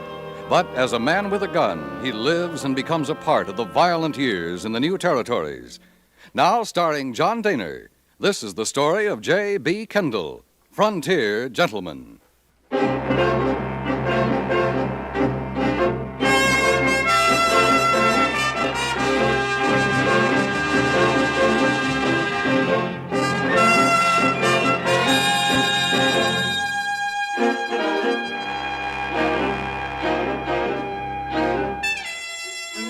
I had received permission to accompany a troop of soldiers and packers up the Yellowstone to the mouth of Rosebud Creek, and through the kindness of a Lieutenant Snow, in charge of the supply depot, I'd found quarters aboard the river steamer Far West. There was an air of expectancy about. A scout had brought news that the main concentration of the Sioux Army had been sighted somewhere between the Rosebud and the Bighorn. It was Lieutenant Snow who informed me. Well, they've sent Custer in the 7th, Mr. Kendall. We'll see an end to it now. He'll finish the Sioux. I wish I had known. I'd like to have gone with him. Well, maybe Custer will bring back Sitting Bull or Crazy Horse. You'll be able to have your interviews. I've about given up hope. Oh, don't worry. If they're still alive when the colonel's through with them, you'll get your chance. Glad to hear it. Oh, they should have let Custer attack the Sioux a long time ago. Well, now you'll see. He'll massacre them. Lieutenant. Oh, how are you, Mr. Kendall? Well, thank you, Captain. Lieutenant, just got word there are civilians up at Castle Butte. I haven't got anybody else for the job, so you'll have to do it. Bring them in, Captain? Yes. We haven't had any reports of enemy movement in that area, but watch yourself. I can't spare you more than 4 men and a Crow scout. Now, if you do run into hostiles, turn back. Don't engage them. That's an order, Snow. Yes, sir. And the civilians? Well, that's their lookout. They were ordered in a month ago. If you can get them out safely, good. If not, don't risk the lives of your men. There's been enough heroics around here. I won't risk the lives of the men, sir. Very sensible. See that you don't. Now, you'll leave immediately, and the location is here. You better cross west of Porcupine Creek and then head north. Captain Thomas, I wonder, if Lieutenant Snow has no objection, may I go with him? Well, I don't suppose there's any reason why you shouldn't. Snow? Fine with me, sir. I thought you'd want to be here, Mr. Kendall, when the conquering hero returns. Make an interesting story for your London Times. I beg your pardon? Oh, we'll be back in time, Mr. Kendall. Captain Thomas is referring to Colonel Custer. Oh. The young lieutenant and I don't see eye to eye about the colonel. No, we don't, sir. Well, it's a matter of opinion. I won't bore you with mine, Mr. Kendall. Snow, you'll issue a horse and a rifle to Mr. Kendall and see that he signs for them. Yes, sir. Good luck. There are times when it's hard to remember rank. The trouble with him is he's not West Point. He resents anybody else who is. Well, you've just had a good look at professional jealousy, Kendall. Odd. I wouldn't have thought that of the captain. Oh, pretty obvious, isn't it? Come along, we'd better get going. You see, the captain thinks it was a mistake to send Custer after the Sioux. Oh, why? Well, our military genius is of the opinion that Custer's a bad soldier. Out for personal gain, that he's too impetuous, that it'll make a mess of things. Of course, there's also the incidental point that Thomas is a captain, 2 years older than Custer, who's a colonel. And that's where I say the trouble is. When I was in the army in India, I had an officer who affected me that way. He was a colonel, too. Dreadful old blunderbuss. I was positive I knew more than he did. Well, did you? Well, as a matter of fact, I did. He ordered us to attack a Sikh stronghold. There must have been 2,000 tribesmen, and we had about 400 lancers. I suggested it might be a mistake, and he nearly died of apoplexy. I somehow wish he had. Only 30 of us got out of that mess alive.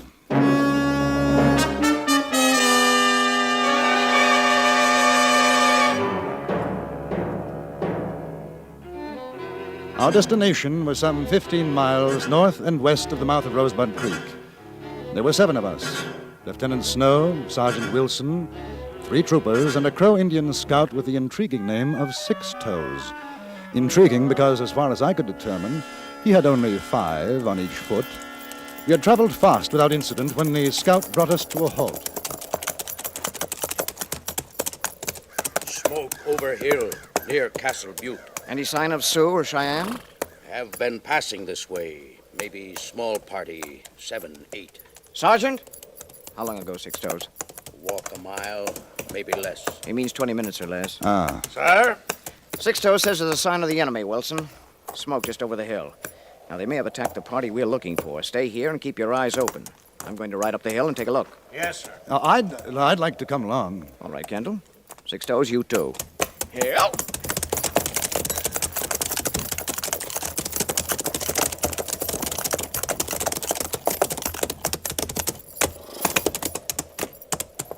There. Smoke. Can't see what it's coming from. Trees are in the way. Well, if it's a raiding party, we might still get them. See that canyon to the left? We could ride through there.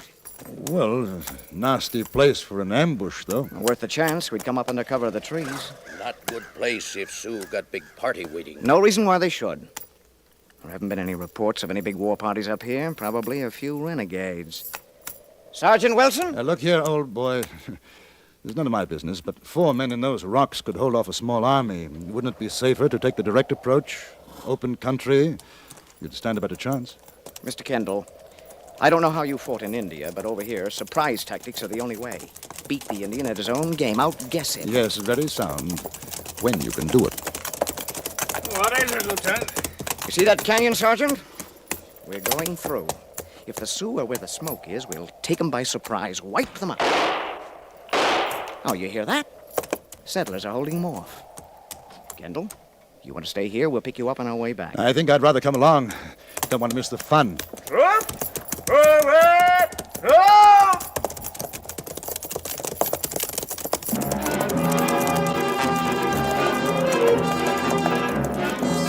We rode down the hill toward the narrow canyon. Lieutenant Snow sitting erect in his saddle, eyes sparkling with excitement. a smile on his lips. I had seen such a look before in young subalterns going into their first battle, unafraid, not knowing. Up together!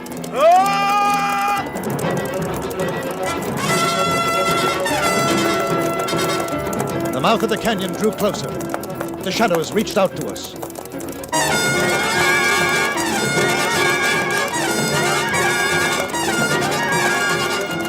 Then we were in it, the walls looming on either side.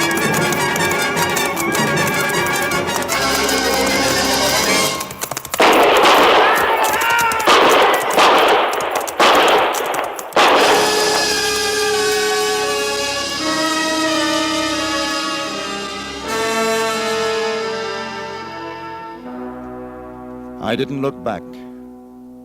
I knew from the sound of that first volley what had happened. And when I emerged from the canyon, there was only one other man a short distance behind me. It was the Crow Indian scout. Go around the trees! Don't go through!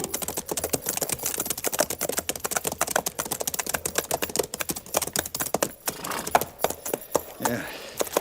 Now take a look. See if anyone's alive in there. I'll try the smaller cabin.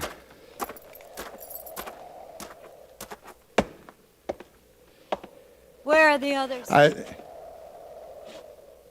We didn't expect to find anyone alive. I saw you on the hill. Fired the shots. I was afraid you'd go away. We'd better go inside. All burned in other cabin. He's an Indian. He's not coming in. Six Toes is a Crow scout for the army, a friend. I heard shooting in the canyon. Did the soldiers kill them? I'm afraid not. We were the only ones to escape. They saw you. That's why they left. Now they'll come back. How many were there? 7, to begin with. We killed 2. Well, it's not so bad. We should be able to defend us quite nicely, I think.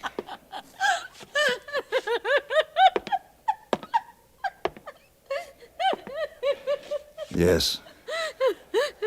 I'm sorry. Six Toes. I'm going out to the horses to get the rest of the ammunition and our canteens. Cover me from the window.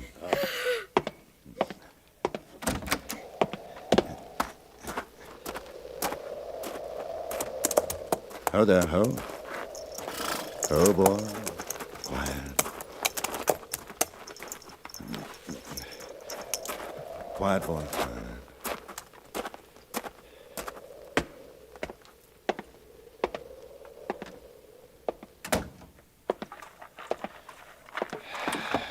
There. I'm sorry. That was a very foolish thing to do. I'm all right now. Good. I've got a gun and ammunition. I know how to shoot. Couldn't be better. Six Toes, keep watch where you are. The lady and I'll take this side. My name is Amelia Mitchell. How do you do? I'm J.B. Kendall. Did you see a little boy out there? In the other cabin? No, but perhaps he... He was in there. With my brother and the other men. They were putting up a stockade when the Indians started to shoot. I was in here getting some nails. I saw what happened through the window. It was so quick. Then there was the fire. And the cries. I hope he died before the fire. Your boy? My son. 10 years old. It's not right, is it? No, it's not right. You, tall man. Yes? Indians coming, Cheyenne. See them through trees. Where? Wait, you see.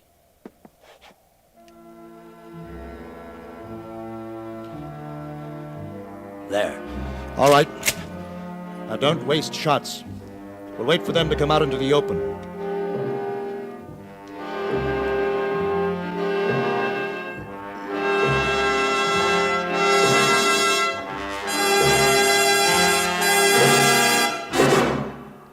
In a moment, we return to Frontier Gentlemen. Do you have questions on satellites, Davis Cup teams, a new medical technique, Answer Please with Walter Cronkite is your answer. Hear him every weekday evening on most of these stations. And send your questions to Answer Please, CBS Radio, New York 22, New York. That's Answer Please, CBS Radio, New York 22, New York. And now we return you to Anthony Ellis' production of Frontier Gentlemen.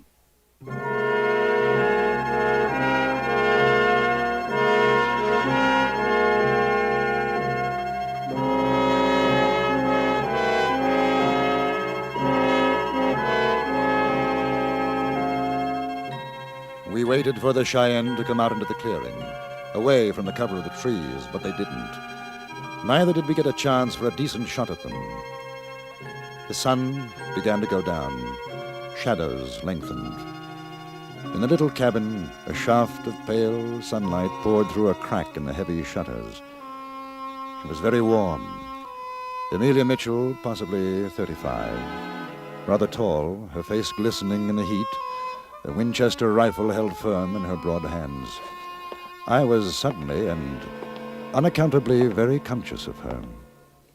They must be waiting for nightfall. Possibly. Anything on your side, Six Toes? Nothing moves. You're English, aren't you? Yes. Where did you go to school, Oxford? As a matter of fact, it was Cambridge. Oh. You disappointed? No. I thought it would be Oxford. If my boy had lived, I would have liked him to go to Oxford or Harvard. One of those fine colleges. Strange talking about him now. As though he'd been gone a long time. I suppose I never did have him, really. Not really. Was your husband in the other cabin? No. I've never been married. I came out here with my brother. He thought it would be best for us, my boy and me. Best to make a new life. Oh, well, You don't have to be embarrassed now that the boy is gone. I'm glad to talk about it. I was a school teacher. After the war, I met a man. He was a returning hero. It was lonely. I never saw him again after that one time. You could have married. No. A decent man wouldn't have wanted that. Well, for me, there was somebody in England. I suppose not quite the same thing, but she married somebody else. I think I felt very much the same way as you did. It was a mistake. It's funny, you and me, you and I, talking like this. What were you doing here? My brother and the others were in partnership, mining. We thought we might have found a rich vein. Well, when this is over, you'll be very rich. Do the things, see what you've always wanted to, go to Europe, England.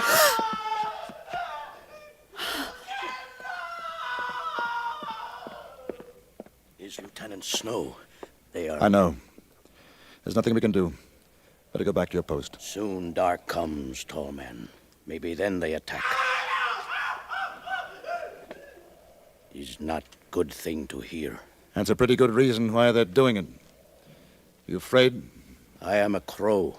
I'm not afraid of noise. I know what Cheyennes do. Of this I am afraid. We'll try a diversion. Might bring them out. And no more than 3 rounds each. Fire between the trees. Perhaps one of us will be lucky enough to hit poor old Snow.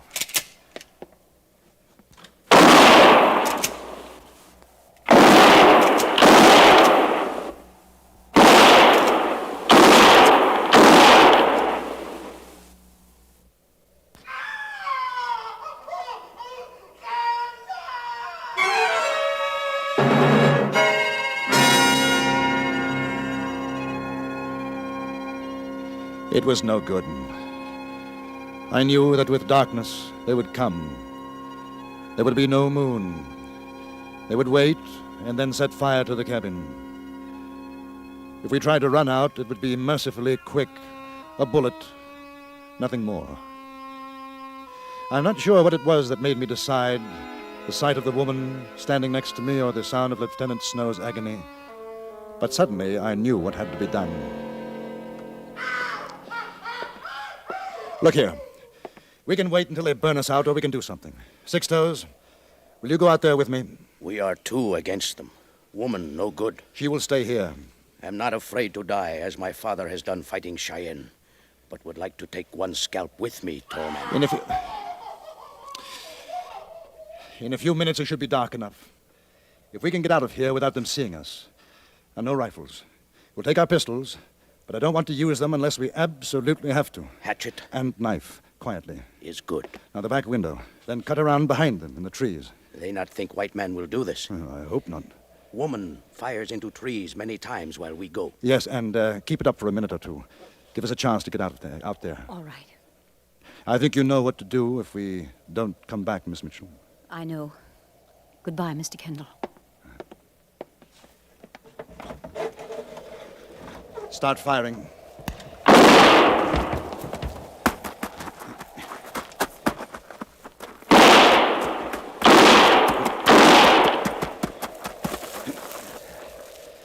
Wait.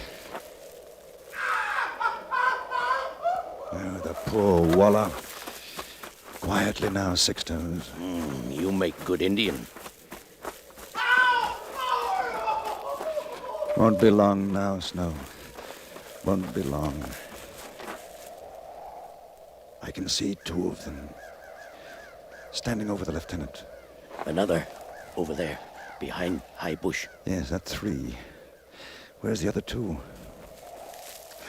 All right, stay here. I'll get the chappie at the bush. You bring back scalp. And the civilized devil, of course not.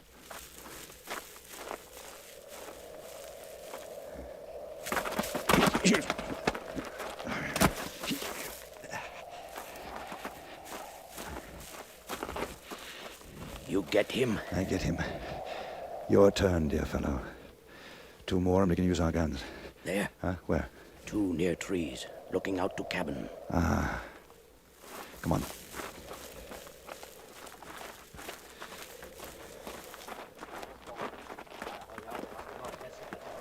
We'll never get across the clearing without them seeing us.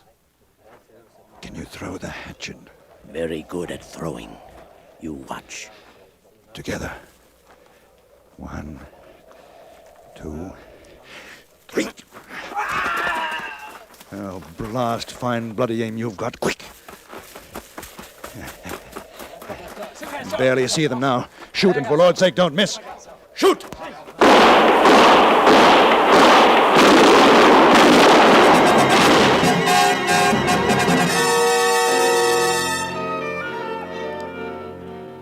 Six Toes got 3 scalps that night. We carried Lieutenant Snow back to the cabin. That he was still alive was a miracle. It would have perhaps been better had he been dead. Amelia Mitchell did what she could for him, but he died in the early morning.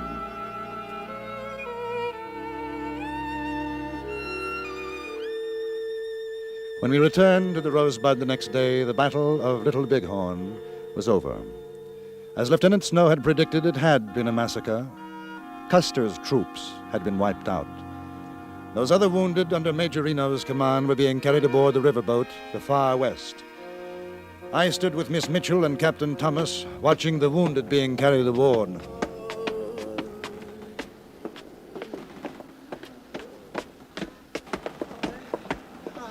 Where will they take them, Captain Thomas? Downriver to the hospital. Doesn't seem possible. 2 of my best friends were with Custer. Porter, Sturgis, both gone. I'm sorry. It was a mistake. A terrible mistake. Yes. I imagine it was. You and Miss Mitchell will go with the wounded? Miss Mitchell will. I'll see you on board. You're not going. No, I don't think so. I see. And you? I'll be able to help at the hospital. Then sooner or later there'll be a school out here. I'll teach again.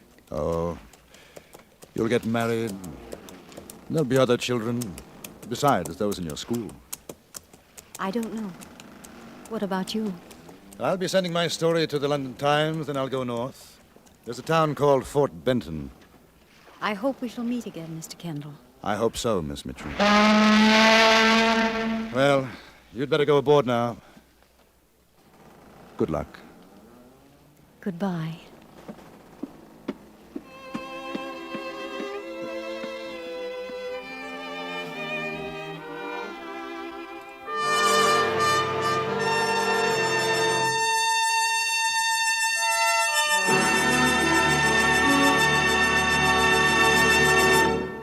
Frontier Gentleman was written, produced, and directed by Anthony Ellis and stars John Dehner as J.B. Kendall. Featured in the cast were Jeanette Nolan, Clark Gordon, Lawrence Dobkin, and Jack Moyles. Music was composed and conducted by Wilbur Hatch.